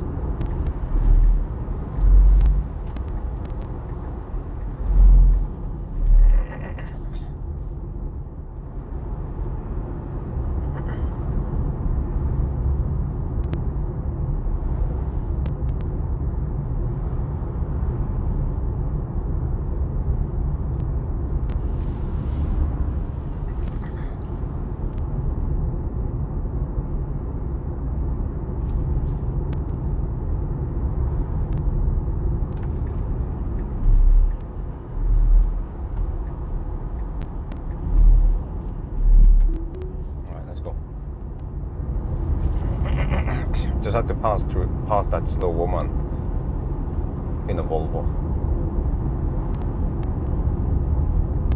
Okay, now we come to Levanger. So yeah, let me see. So if I would go to the supercharger from this direction, I have to exit, cross the road, and then drive and take another exit intersection, and then I'll get to the supercharger.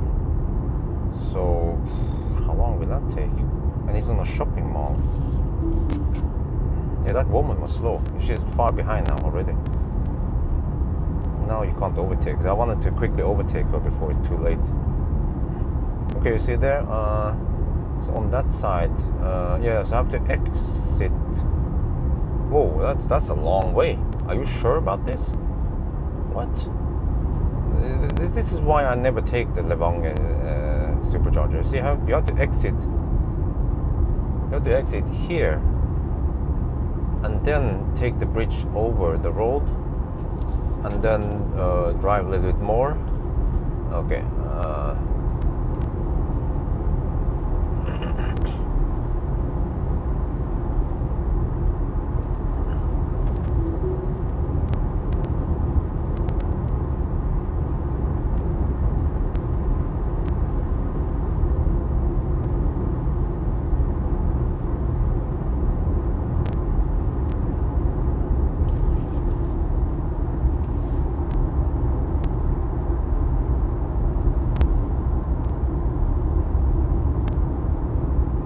Start pulling a trailer. Cool.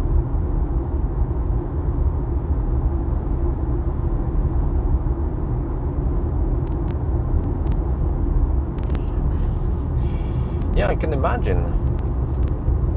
I mean, we have done some of those trips before where I would travel with a short range car, but that's yeah. What was it again? I tried some e-Golf. I tried some Leaf. I even tried a classic Zoe. Oh, is that the guy I should hammer, maybe? I'm not sure if I have time to catch him. It's cold now, okay. What else did I do? I tried the classic Soul. So I remember on those road trips, I took a road trip to Trondheim.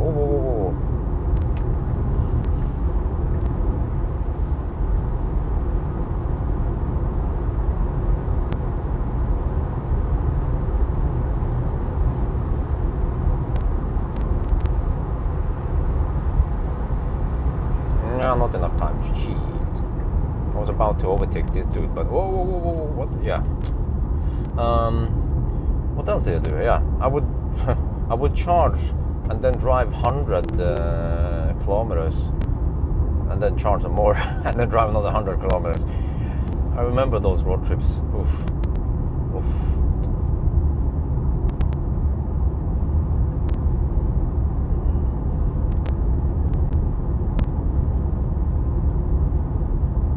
So I'm glad that time is over. Even nowadays, the shortest range we usually get nowadays is 200 kilometers, which is what is it again? The Mazda MX-30 and the Lexus. But nowadays, cars I test, they have 300, 400 kilometers range or more.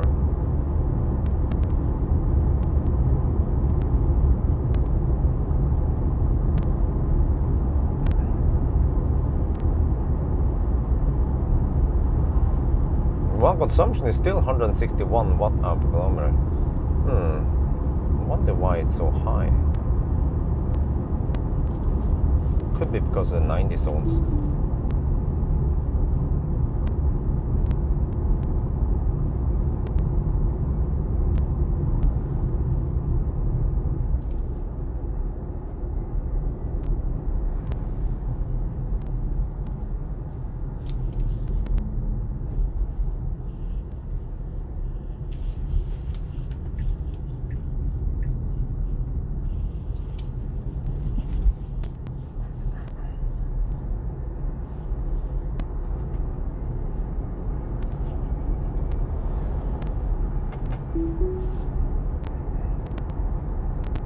Really? They're gonna? Well, I heard, I heard that the MX-30 is built for Rex, and that they will introduce an MX-30 Rex. Well, at least the car is cheap, right?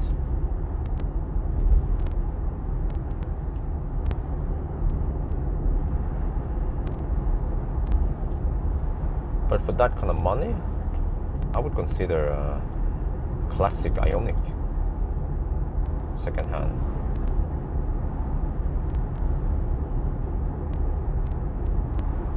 Or maybe even a second hand Leaf 40. But if I had to choose, if I had that money, around 200k, I'd get classic Ioniq. Might not have the best soundproofing and ride, but it goes far.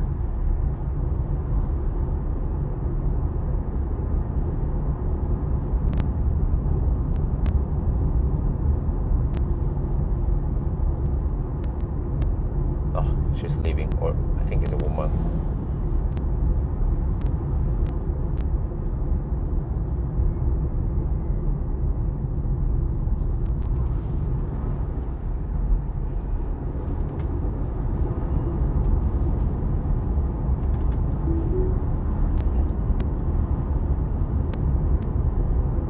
Rex was cancelled, really? What?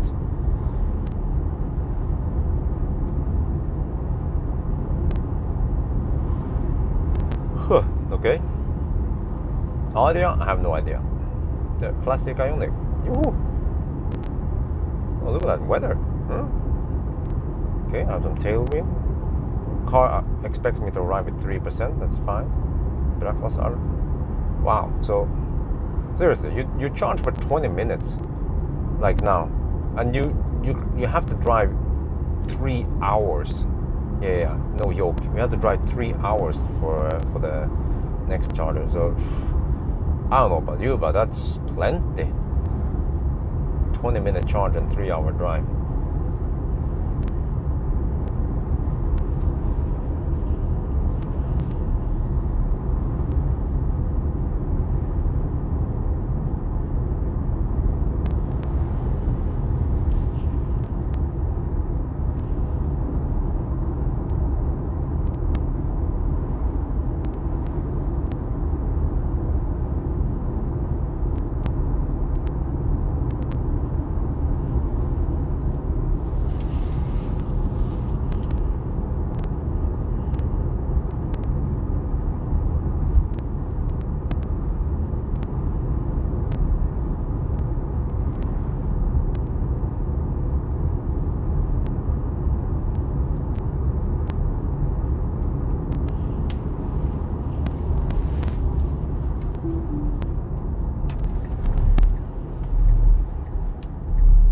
That guy was just super slow. Like, I don't know, he was so slow. I just had to overtake him. Sorry guys, it's just you go. He was almost hypermiling back there.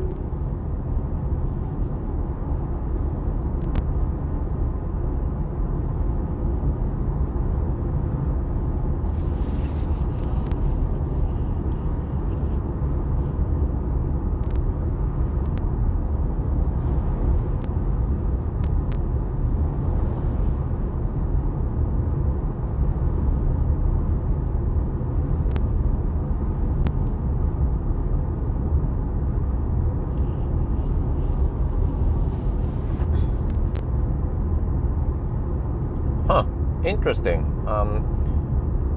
Fun fact. I just estimated something here. So we charge for 20 minutes, and that is enough for us to reach Pawel. If a fat e-tron would do the same thing, the fat e-tron needs to charge to about 70%-ish. And the fat e-tron will also need 20 minutes, maybe even more. Yeah, actually more.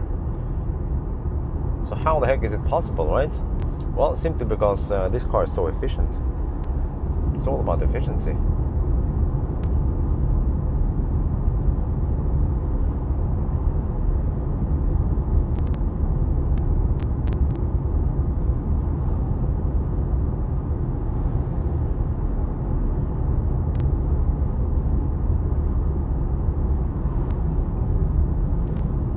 Huh? Oslo, Grodås. Where the heck is Grodås?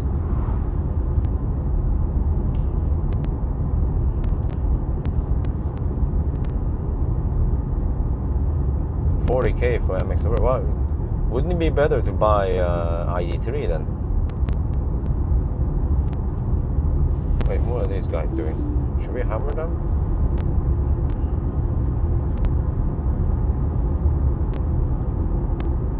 Or maybe just stay behind. Well, actually, there's not that many cars. Let's start hammering again.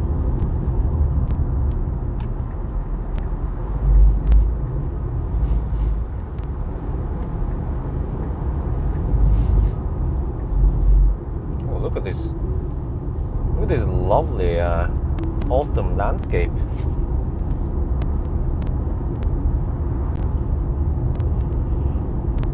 Norway is indeed beautiful.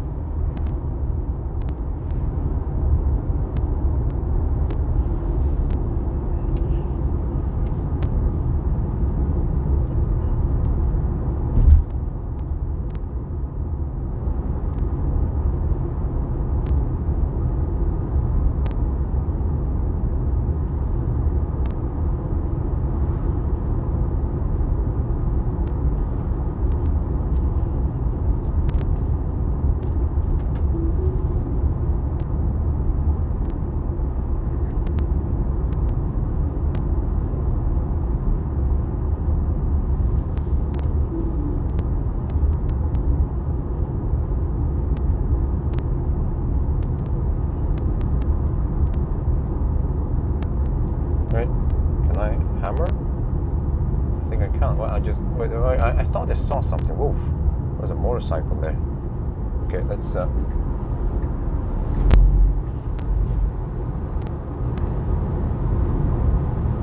a truck coming, but that's fine. Let's get in there.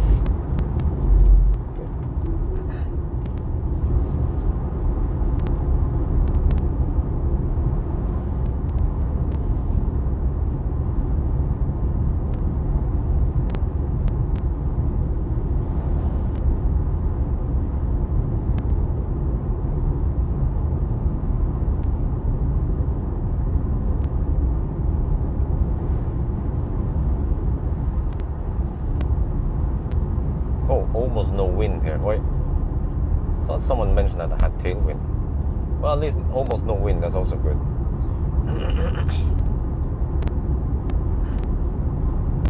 17 degrees.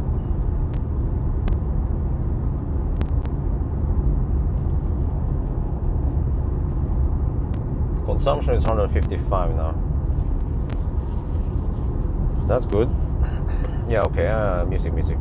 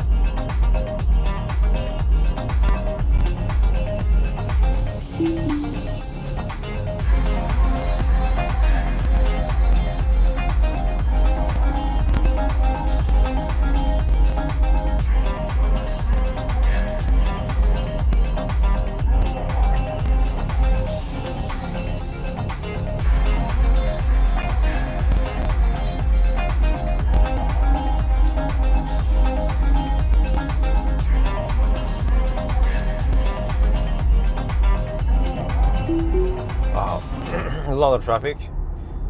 But you see, what mode am I in now? Let me check here. I think I'm in normal driving mode.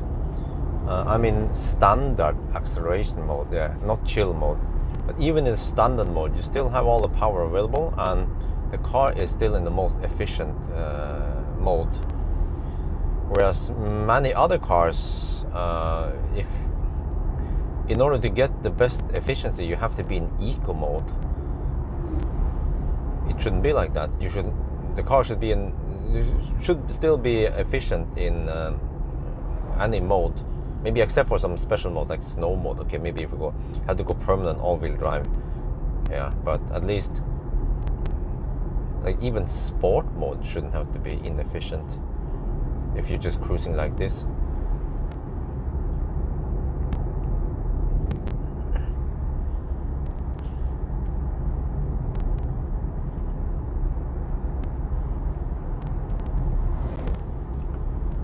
So yeah, actually I don't know the next car I'm going to drive to the Arctic Circle with. I might take a break from the Arctic Circle now. And I definitely don't want to drive to the Arctic Circle during winter. It's just dark and snowy and sad over there. So right now, I guess I'll check out the view counts. But actually in the past, I've been getting okay view count on these Arctic Circle trips. I think that people would get bored, or they will get fed up with the same route, but apparently not. I actually don't know why they keep watching this whole trip, but in various other cars.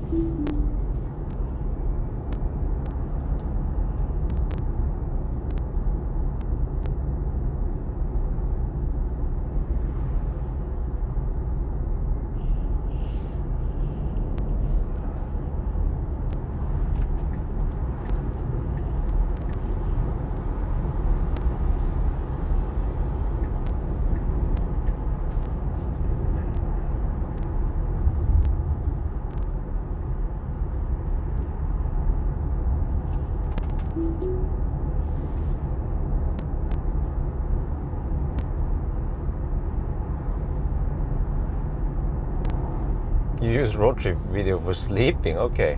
Well, okay. You know what? When I think about this, I watch StarCraft. I like watching StarCraft.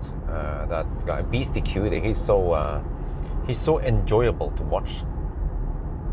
He's a nice person. He has good humor. He does this weird shit, but it's fun to watch. And it's never repetitive. He just plays the same maps, the same game, but he's doing some slightly different challenge. And I guess that could be said with this route that, okay, you have the same presenter, me. You have like the similar concept. We have to go to Arctic Circle or something. And then the difference is that we have different cars and maybe different time of the year.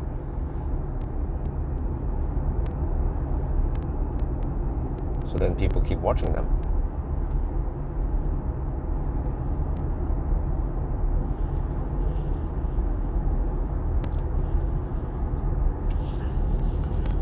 So 2 days, and then well, 2 full days, yeah.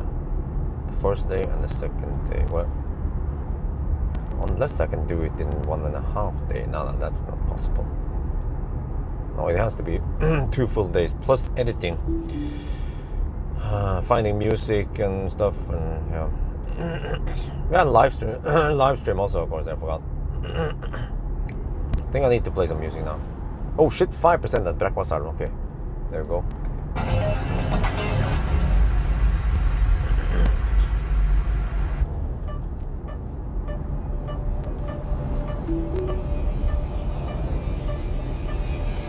You watch a number of gaming live streams. I used to watch CS Go. Okay. Yeah, I only watch one guy because I think that's enough. Sometimes when I'm busy, like now, then I don't have time to watch him. And then suddenly when I'm home, I'm watching several episodes at the same time. So I might be wasting 2 hours of the day just watching him play games. But I actually tend to skip, yeah. The video, he posts 1 per day.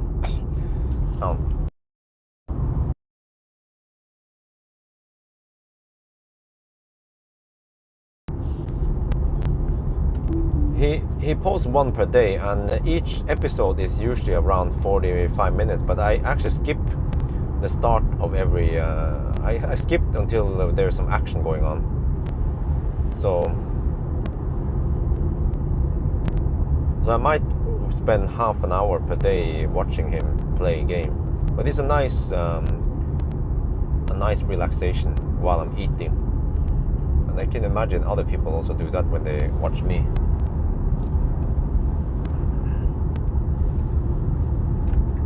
There's a lot of cars, but I don't know how many cars I can pass before the oncoming cars arrive. Yeah, you see? So I guess I should just poke in here. And then maybe try to overtake some more after that one, or...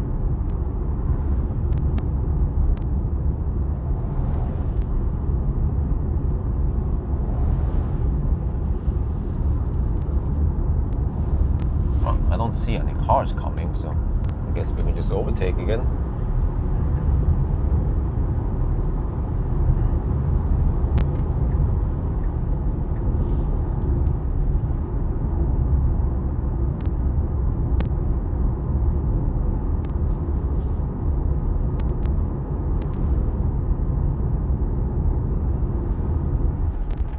Always be hammering, right? That's what they say.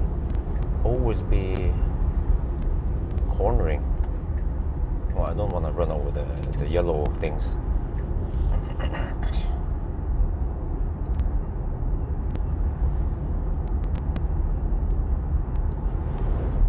Wait, huh? Did they? Wow. They've been busy slapping down asphalt all over the place. Also over here. Alright. Alles gut.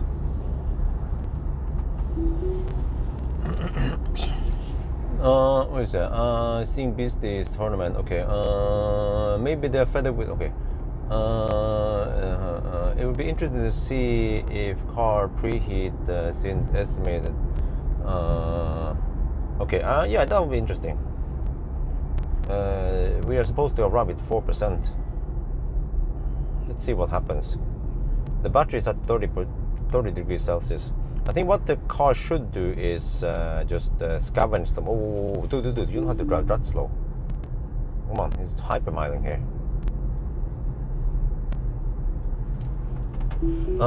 Yeah, we're getting close to Steinkjer-ish soon. Yeah, Sparebu, okay. But maybe what the car could do is start scavenging some heat from the motors to heat up the battery. It goes slower, but everything helps. And I guess there's no heat. We are using heat. We are cooling down the car now. So I mean, in the cabin. So there's no need to scavenge heat to heat up the cabin.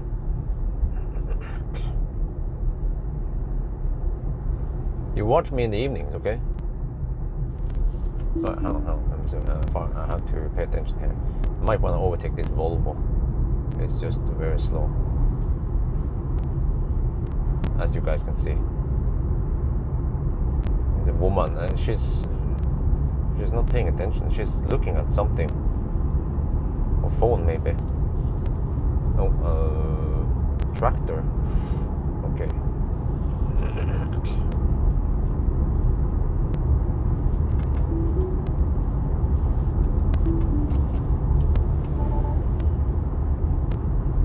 Another tractor.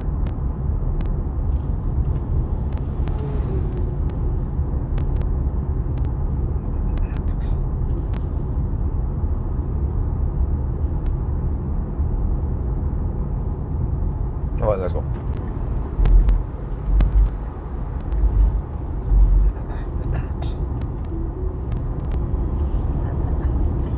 So, can cars with octovalve use heat pump to heat up the battery?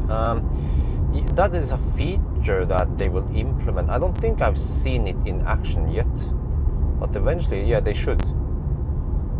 We also heard about other cars supposedly can do it, but I haven't seen it yet, or have I? But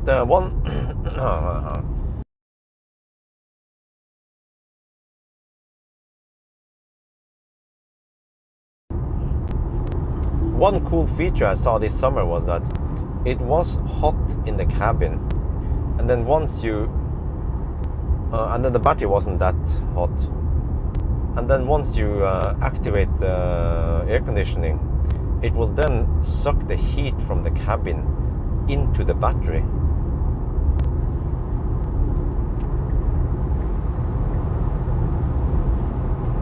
That was pretty cool.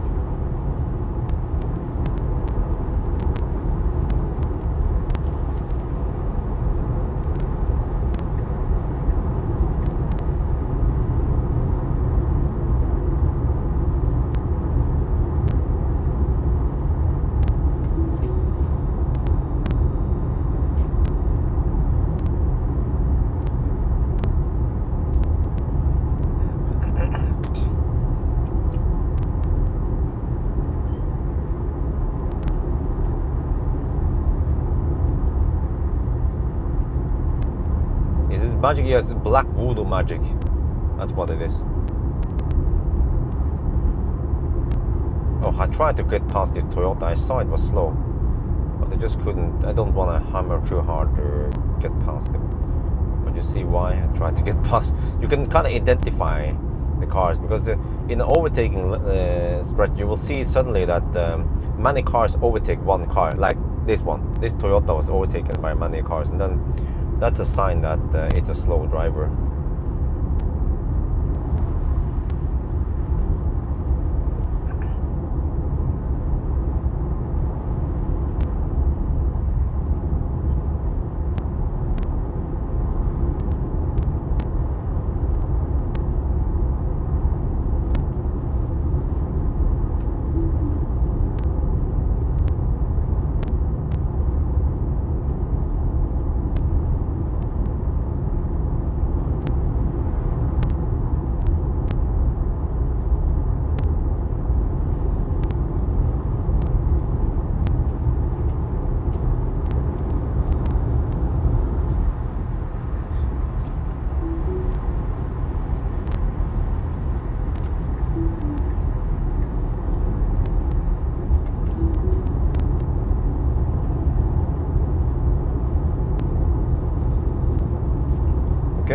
was at Steinkjer. Last time I had a little bad stomach at Steinkjer.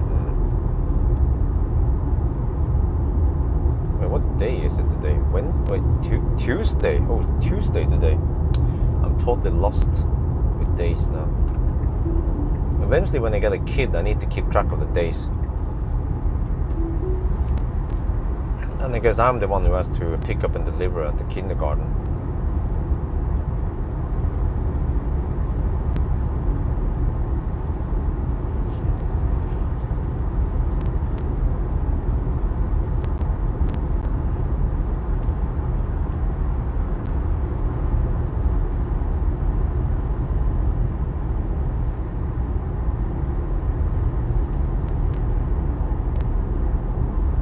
Well, I guess we have finally reached it soon. The land, the no man's land.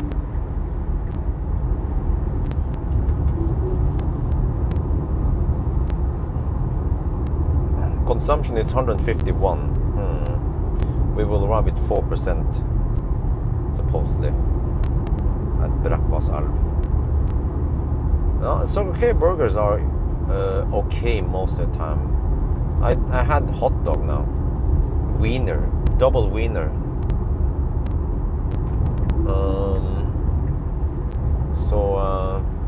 And I still have the waffle I haven't consumed yet, and I think that will be enough for me to reach Mo i Rana. And then I'll grab a burger. Oh, actually, I was supposed to grab a burger at Circle K. That's right. But I don't feel like that pizza, unless there's something else I can eat. Circle K, but Circle K, they have some salad, but it's just shit.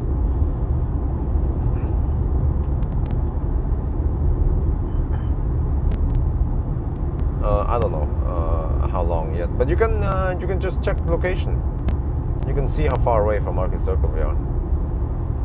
I don't have the. We have driven 600 kilometers now. Wait, that means around 450 left.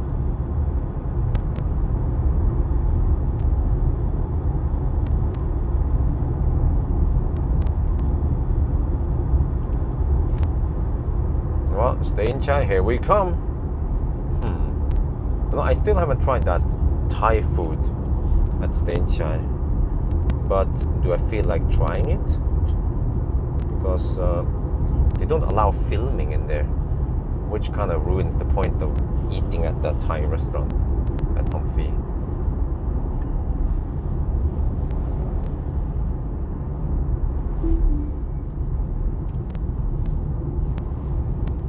So I guess I'll pass. And also, at least wifey. Well, also me. I was disappointed in the food at the Snåsakrua. Whoa, dude.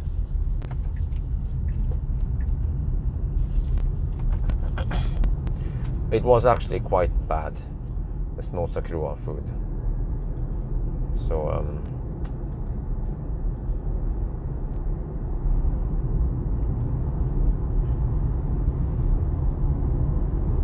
well, actually, we're not going Arctic Circle. We're skipping it. We just go to Mo i Rana and we go back. And I have a wife and kids to feed there. I have to go back.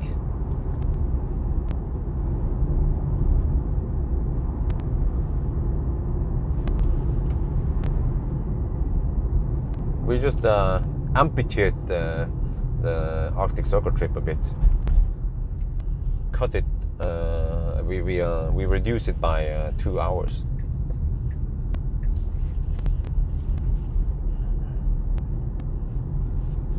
Wow, the leaves here are almost gone now. When the leaves are gone, then Arya is coming.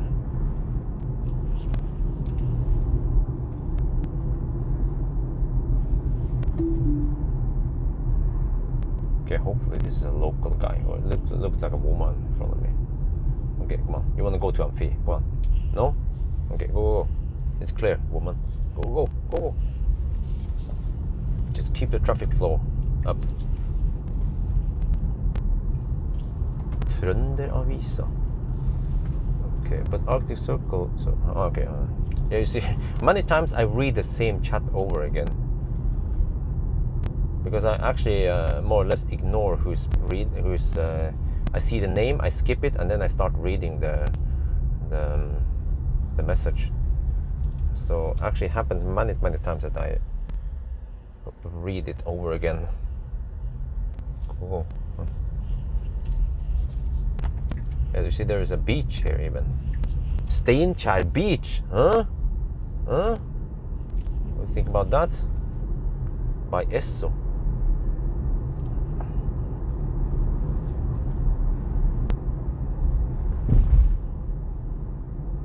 Okay, let me see how to go this way. Go straight, you keep right. Left, well, she's supposedly going left then, if she's saying in the left lane. I hope. Just gonna expect that she might go straight. Nope, she went left. Okay, good. Okay, I think the Trønderstad is starting now. The office rats, they are done at work.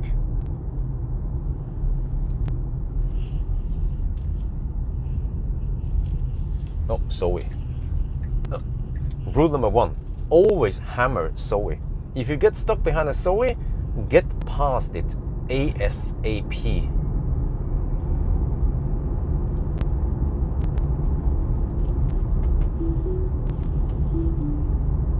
Oh man, I miss Thailand. We want to go to Thailand. Actually, wifey want to go to Thailand before pregnancy is too high. Okay, let me see. How? We have to hammer Zoe.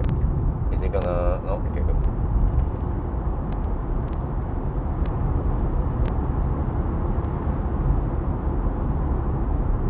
Wait, I have to do so. Oh.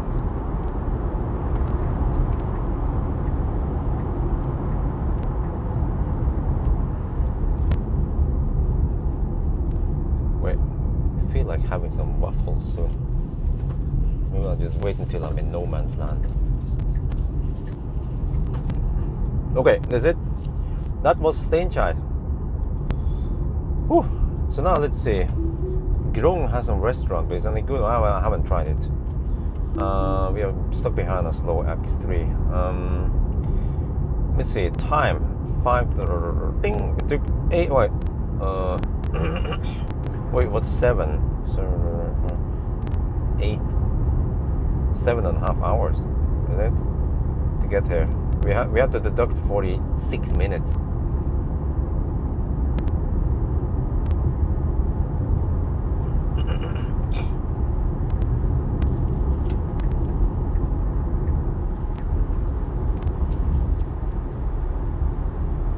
Oh, it's a truck there. Oh shit. See if we can pass a truck in time. Not sure about that one. Why do you have to hammer Zoe? Way do you have to hammer? Yeah. Because they drive slow. That's why. Okay, oh, let me try to... Oh, let's get past the truck. Okay, we're gonna go past the truck.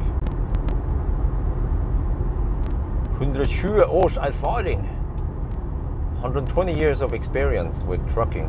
Oh, coming kind of over the line here, buddy.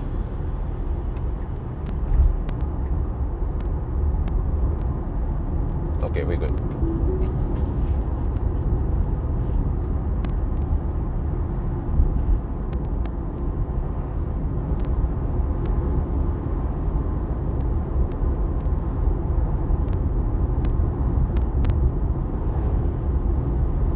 Yeah, but you see, this route here,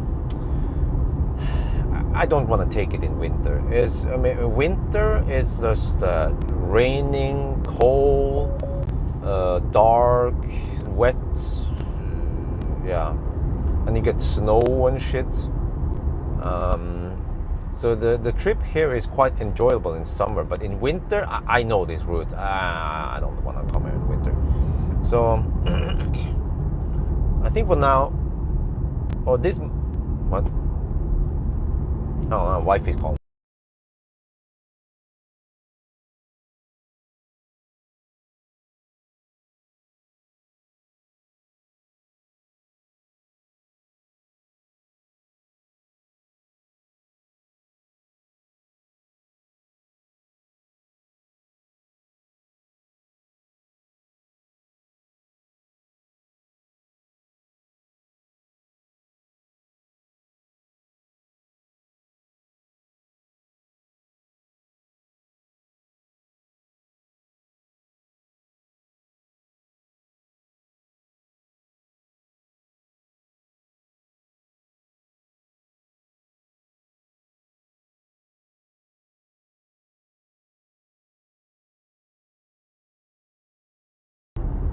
Yeah, I'm back.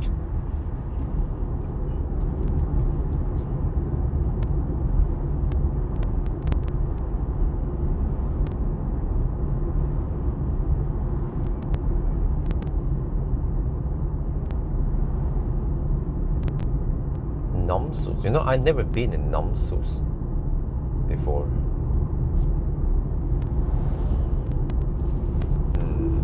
Feels like I need to. Where are you going? You're going that way, or you're going that way also, right? No. Okay.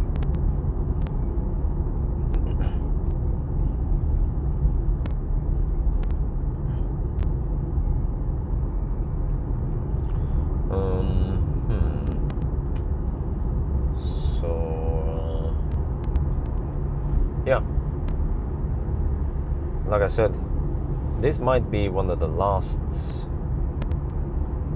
Arctic Circle trips for this year, and I have other stuff I have to do, and I'm kind of need to go to Arctic Circle anyway with wifey soon with a Model 3. Can we see? I'm trying to hammer this Land Cruiser. I could just do it here. Now there's a car coming. Okay, and wait till after the next curve. So I mean, I have my stuff I have to do, and this is the most time-consuming test I do nowadays. So I guess soon enough I'll go back to testing range test and banana boxes and whatever. So I'm still waiting for confirmation for the ES8, which is weird. Why haven't he confirmed yet?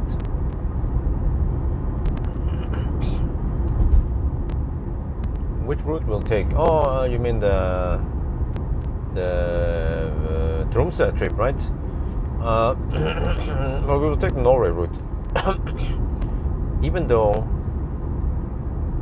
nah, I think we'll just take the Norway route. Well, we could go through Sweden, but I don't think that's fast. And actually, I'm not a fan of passing through Sweden. It's the Kongsvinger Torsby route. I don't like it. And also, if you take the other route, I don't remember which one it is, but it's my favorite place. So, what are you talking about? Minivan? What? Why people? Oh, another one. Shit. Okay. Why do people think that I need a freaking minivan? Man, think about this. Lots of people, they have kids and they use Model 3. Oh, this was lucky. Oh, it was lucky, but there's another slowdown here. Come on, go. Oh shit, let's hope it doesn't turn red.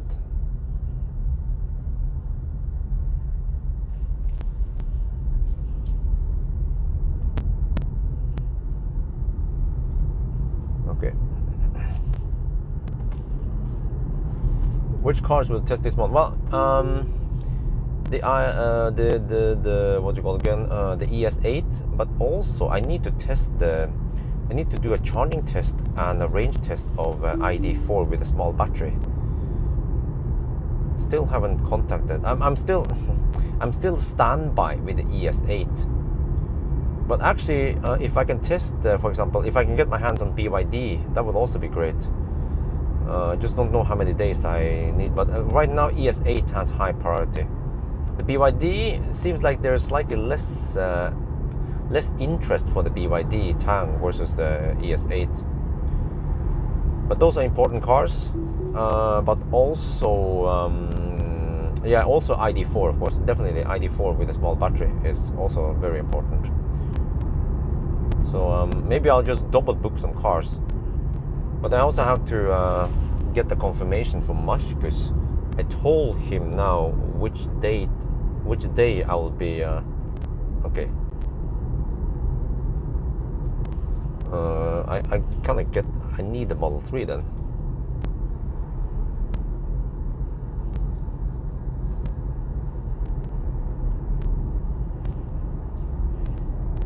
Because if I want to double book a car, I need 2 cars to park at 2 different dealerships. So one will be parked at Mølle, another one will be parked at, well, actually, wait, Neo, but Neo, they don't have any. Wait, they must have some kind of repair shop somewhere. Or do they expect me to pick it up in the city? Okay, I'll figure out something. But I might want to double book some cars here for a week. So yeah, then I can just shuffle a bit between them, depending on weather. Like I can do range test with one car, and then I can do banana box test with another car in the morning. Xpeng, well, I don't know what happened with Xpeng. I guess I have to ask them also. Okay, it seems like it's clear for overtaking.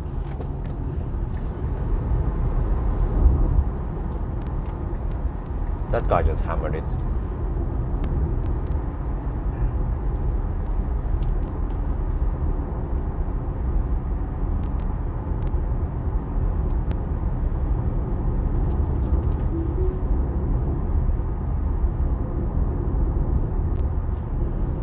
Now we're getting close to Snåsa. Yeah, you see, I've been driving past Snåsa so often now that soon people will start calling me Snåsaman.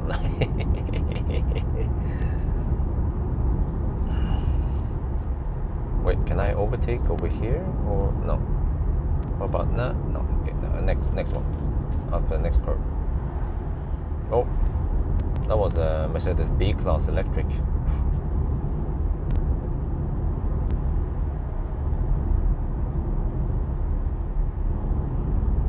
Okay, but how about here? Wait, here, right? Here, this one. This car is so quick. Jeez. Well, let me see. How many kilowatt am I pulling? Okay, I have to go semi-slow. Might want to overtake that truck also in the uphill. Wait, can I? This would be perfect timing, but okay, I'm too late for it. Let's see now. Next stop, Brakvasalv. Okay, let me check something. How many kilowatt am I pulling? 277 kilowatt. Oh, so it's just slightly more than the Ioniq 5. Wait, this is perfect for overtaking. Yes, go.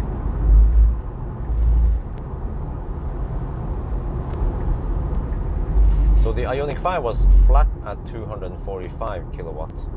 This one is, let me try again. Okay. Yep. 278, 275, 275, 273. Yeah, so I get 270-ish kilowatt power. 275 roughly.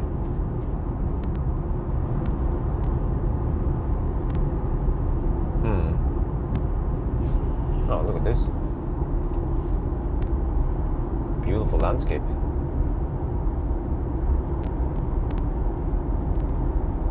I guess it's quite peaceful over here, even though it's right by E6.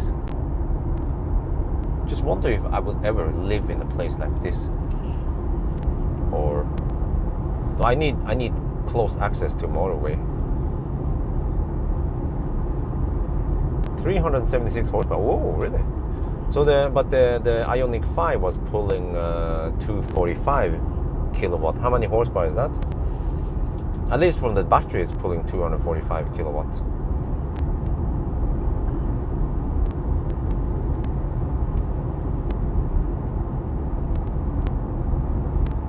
Oh, consumption is still 151, and car estimates 5% at Brakvasalv. Wow, charging like a ninja. The 376 horsepower. I guess that's decent. But when I look at MC Hammer, he had more power than that. He would usually have more than he would have 300 plus kilowatt most of the time, like 350 kilowatt actually most of the time. So I guess a performance Model 3 would still be even faster regardless of state of charge. Right now we're down to 33%. Okay, 328 horsepower. Wait, but Ioniq 5 is advertised to have lower power than that, right? So I guess they actually advertise the power on the wheels, not the power from the battery.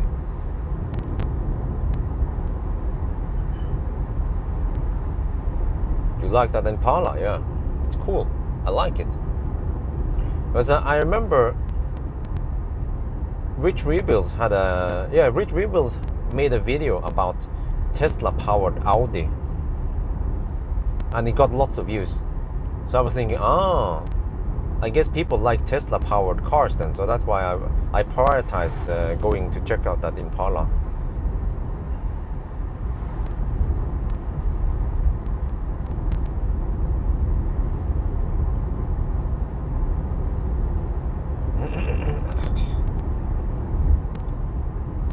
But this is so crazy, like, it's just so weird feeling that I charge to only 55% and I can drive 225 kilometers.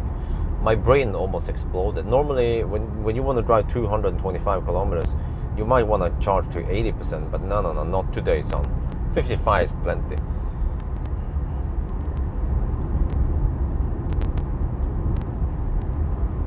Yeah, electric motors are almost never expressed in horsepower.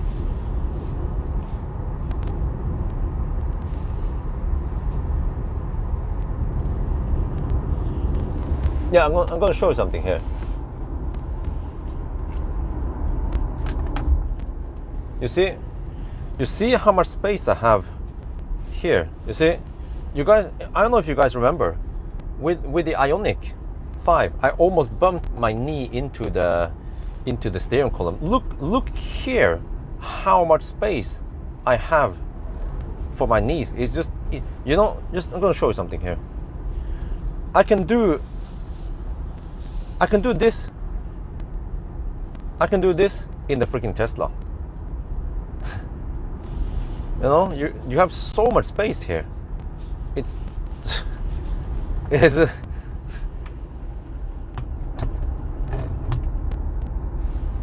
and I guess you don't realize it maybe until you try other cars and you feel how cramped they are. You'll be like, what the heck is this shit? So, but the Ioniq 5 is spacious in the like other places. Let's say in the trunk, in the passenger, like leg room in the second row is marvelous. But actually, the driver's position is a bit semi-cramped.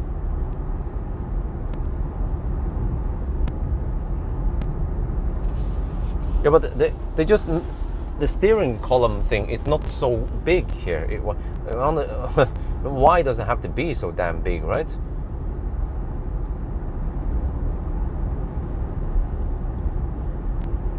Wait, there's supposed to be another Stau area, another Baustelle, right? So we have now 50. No, wait, how many minutes did we deduct? 46 minutes. Okay. If you guys try to help me remember, we have 46 minutes of deduction now.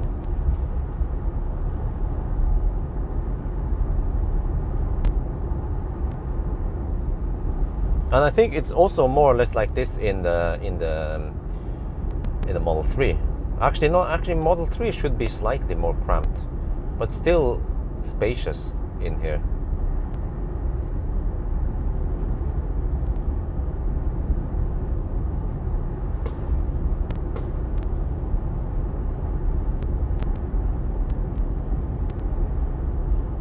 Wait, was it over here? There was some Baustelle. Yeah, you see, it's done now. Done. DUN. I remember we had to wait here last time for something. They were doing something over here.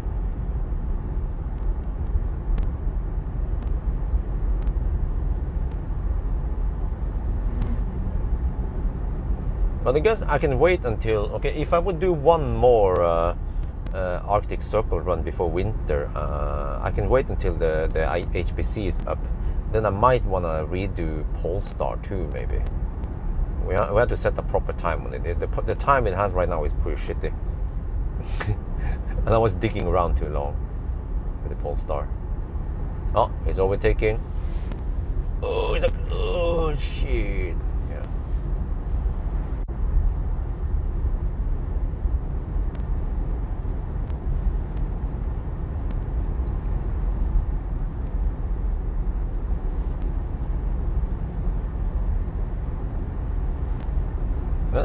It's those little things, right? Like autopilot, those little things. The big side pockets in the trunk. they just swallow all the equipment and luggage group in there.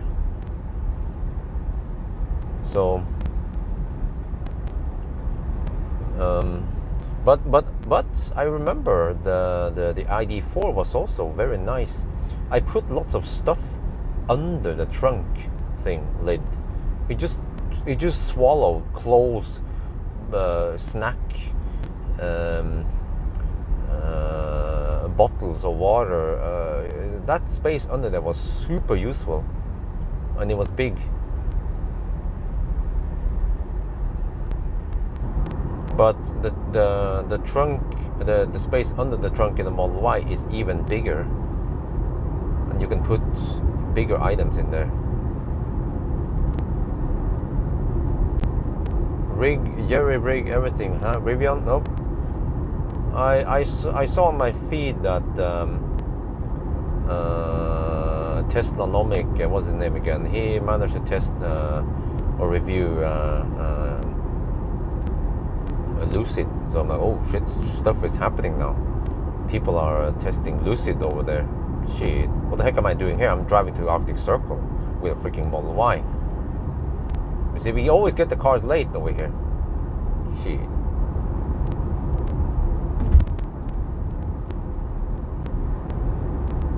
Ben, yeah, Ben, sorry.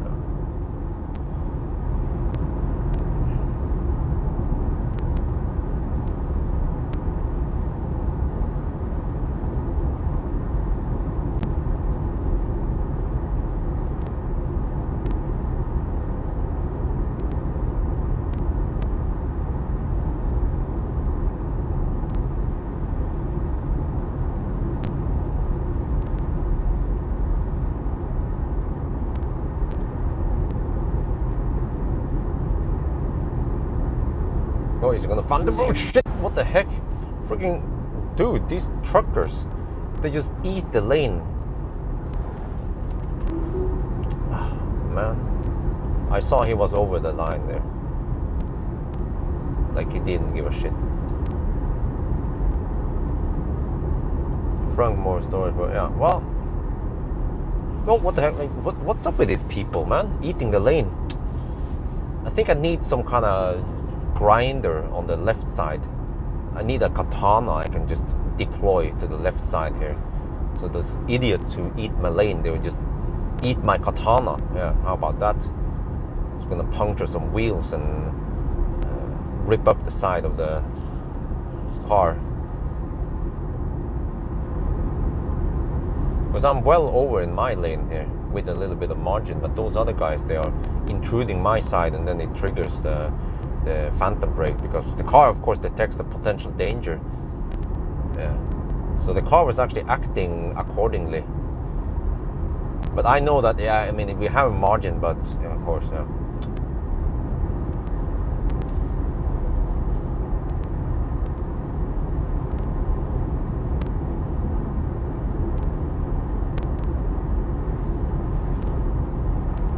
October 9th? No, I'm busy. Well, I think I'm busy, but what? Okay, but is it? First of all, I have to figure out, can we film anything there? And also, if I film something there, will it get lots of views? Because there's gonna be a shitload of other YouTubers filming there, right? So why would anyone want to watch my video of the Giga Berlin, right? So if there will already be a whole bunch of people, and then my video won't be that unique. There will be lots of videos about Giga Berlin.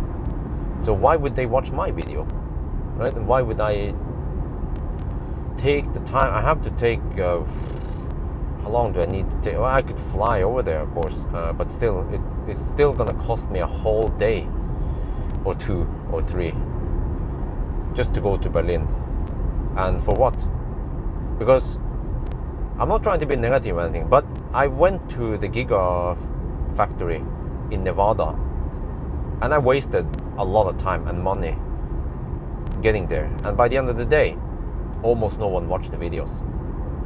So that's why I'm most likely I'm not gonna go there, because I don't think it's worth it.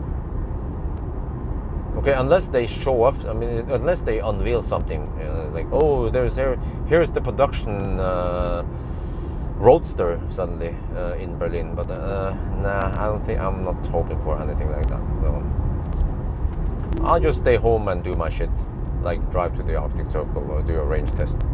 I have way too much stuff to do anyway. I still haven't tested Millennium Falcon and Optimus Prime. I haven't done 1,000 kilometers with Optimus yet, and the same with Millennium Falcon. I think the Millennium Falcon 1,000 kilometers would get lots of views because it's a classic and it's been nerfed. So people want to know, okay, how bad is it? All right, it can still do it faster than most legacy automakers today. All right, approve. Wait, are you gonna? Shit, that was one slow overtake. Jeez, man, how many horsepower do you have? 60?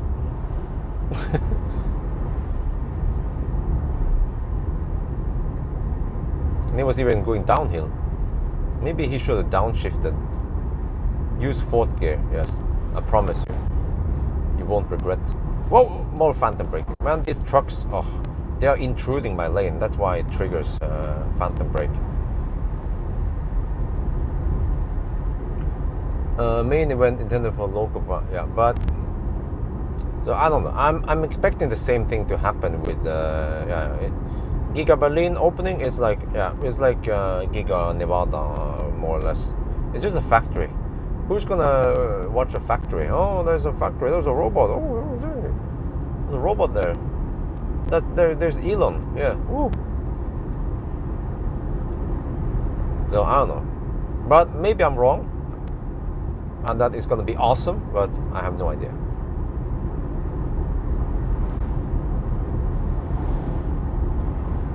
But the thing is that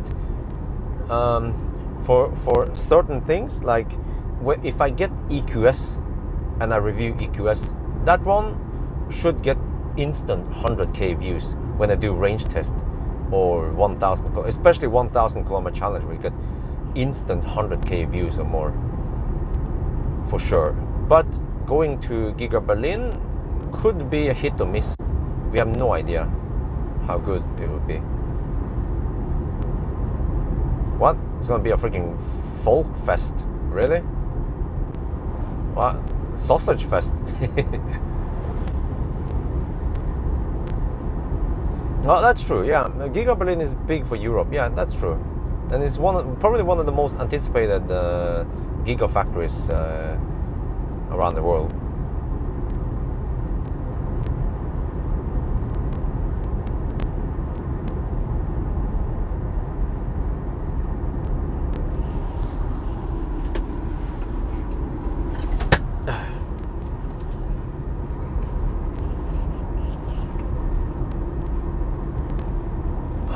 Skål. Colorless Coke for the win.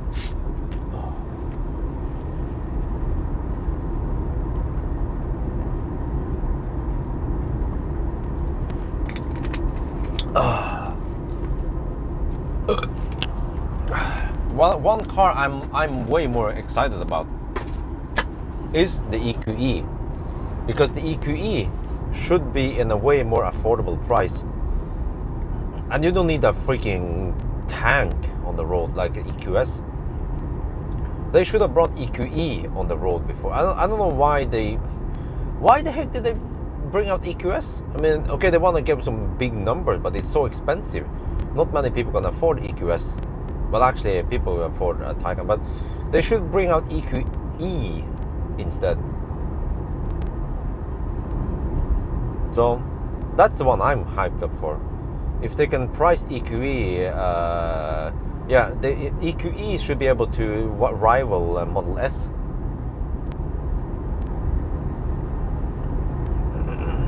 And what else? Well, actually, I was trying to figure out other cars in the EQE range, but they aren't. Well, Lucid, I guess, but Lucid is also semi-pricey. Yeah, all the other cars, they are SUVs, crossovers. But I think ES8, that is a proper SUV. Freaking huge, man. Yeah, EQE is late. You see, they should have brought EQE out first, and then you can bring out EQS.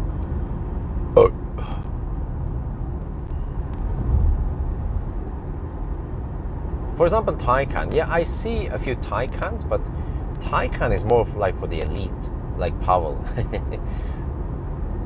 Like how many people in here would be able to afford a Taycan? And would it make sense to have a Taycan? When Pawel has kids and he has Taycans, I guess that works for him. Huh. What, 30 centimeters longer? Really? Wow, that's a lot. That is actually, wait. You mean 30 millimeter, right? Not 30 centimeters. 30 centimeters is humongous. Wait, really? Did you mean 30 millimeter or 30 centimeters?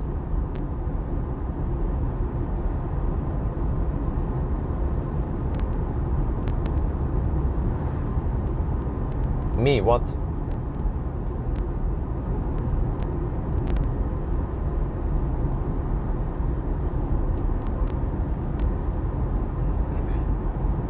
Wow, look at the forest. The forest is glowing. Heimsjøen, the home lake. Oh, this is a wonderful place. Heimsjøen.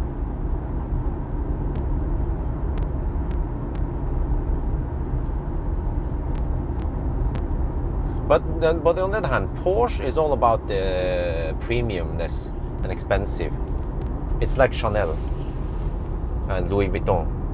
They can sell a freaking bag, a purse for 500 euros. No, sorry, 5,000 euros. Like, what the heck? A bag costs 5,000 euros.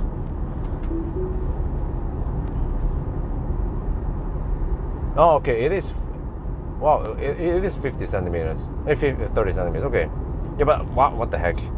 EQS is just way too big for many people. EQE, on the other hand, that's like Model S size. That's a good, decent family car. Let's hope they utilize the space well. Yeah, that's the thing. I suspect that EQE will have worse space than Model S. But at least it's a Mercedes, right? For people who don't want Tesla. So of course, the more the merrier.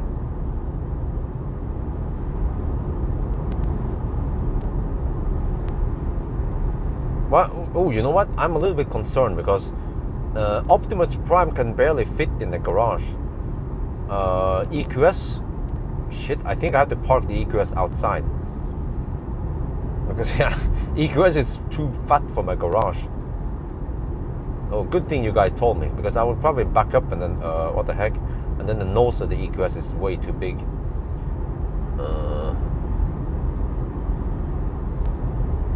EQE is not hatchback, really? Oh, it's sedan. But EQS is hatchback. What the heck?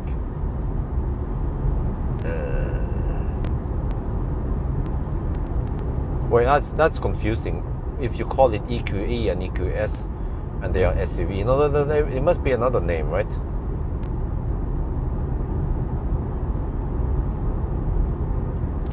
Okay, I'm gonna pop the waffle now.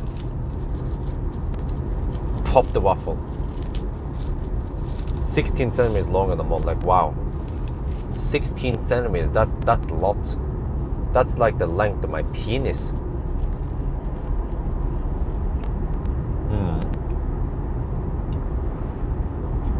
So I guess EQS has to park outside them, but that's fine.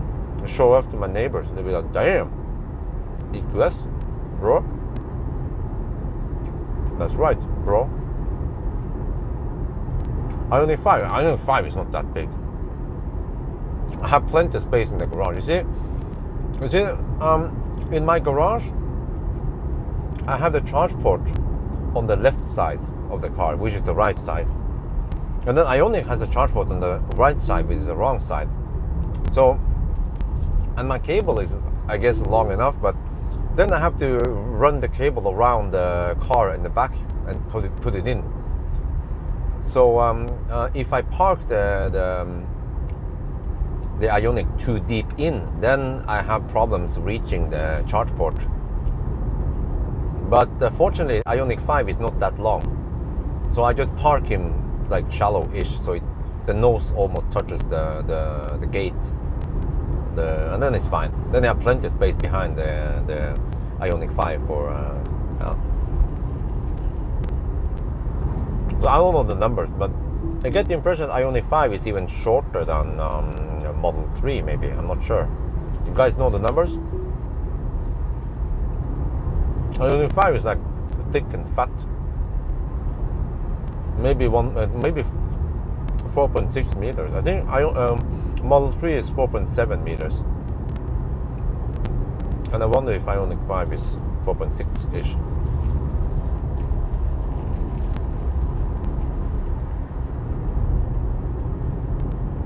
Wait, what is the length of the Model Y versus Model 3 then?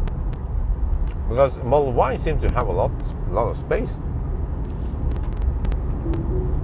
It's like the best car for space versus efficiency. Yeah, I can move some banana boxes. That's right. I can clean my nasty, smelly. What was this? Oh shit! What the heck? Okay, we have 46 minutes deduction now.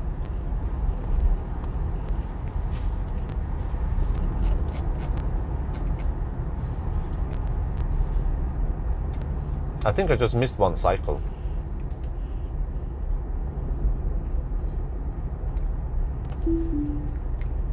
What? Do I go through? Oh, nice. Danke schön.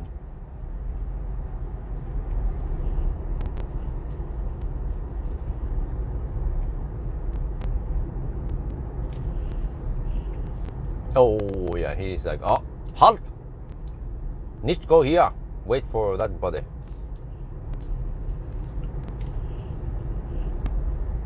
Okay, go. Oh, damn, that push. Oh, you know what? It has a more powerful push than the Model, not the Ioniq 5, because I think what was the weight on this car versus Ioniq 5? Which one was heavier, Model Y or Ioniq 5? But you have more power here, and the Model Y is faster than the Ioniq 5.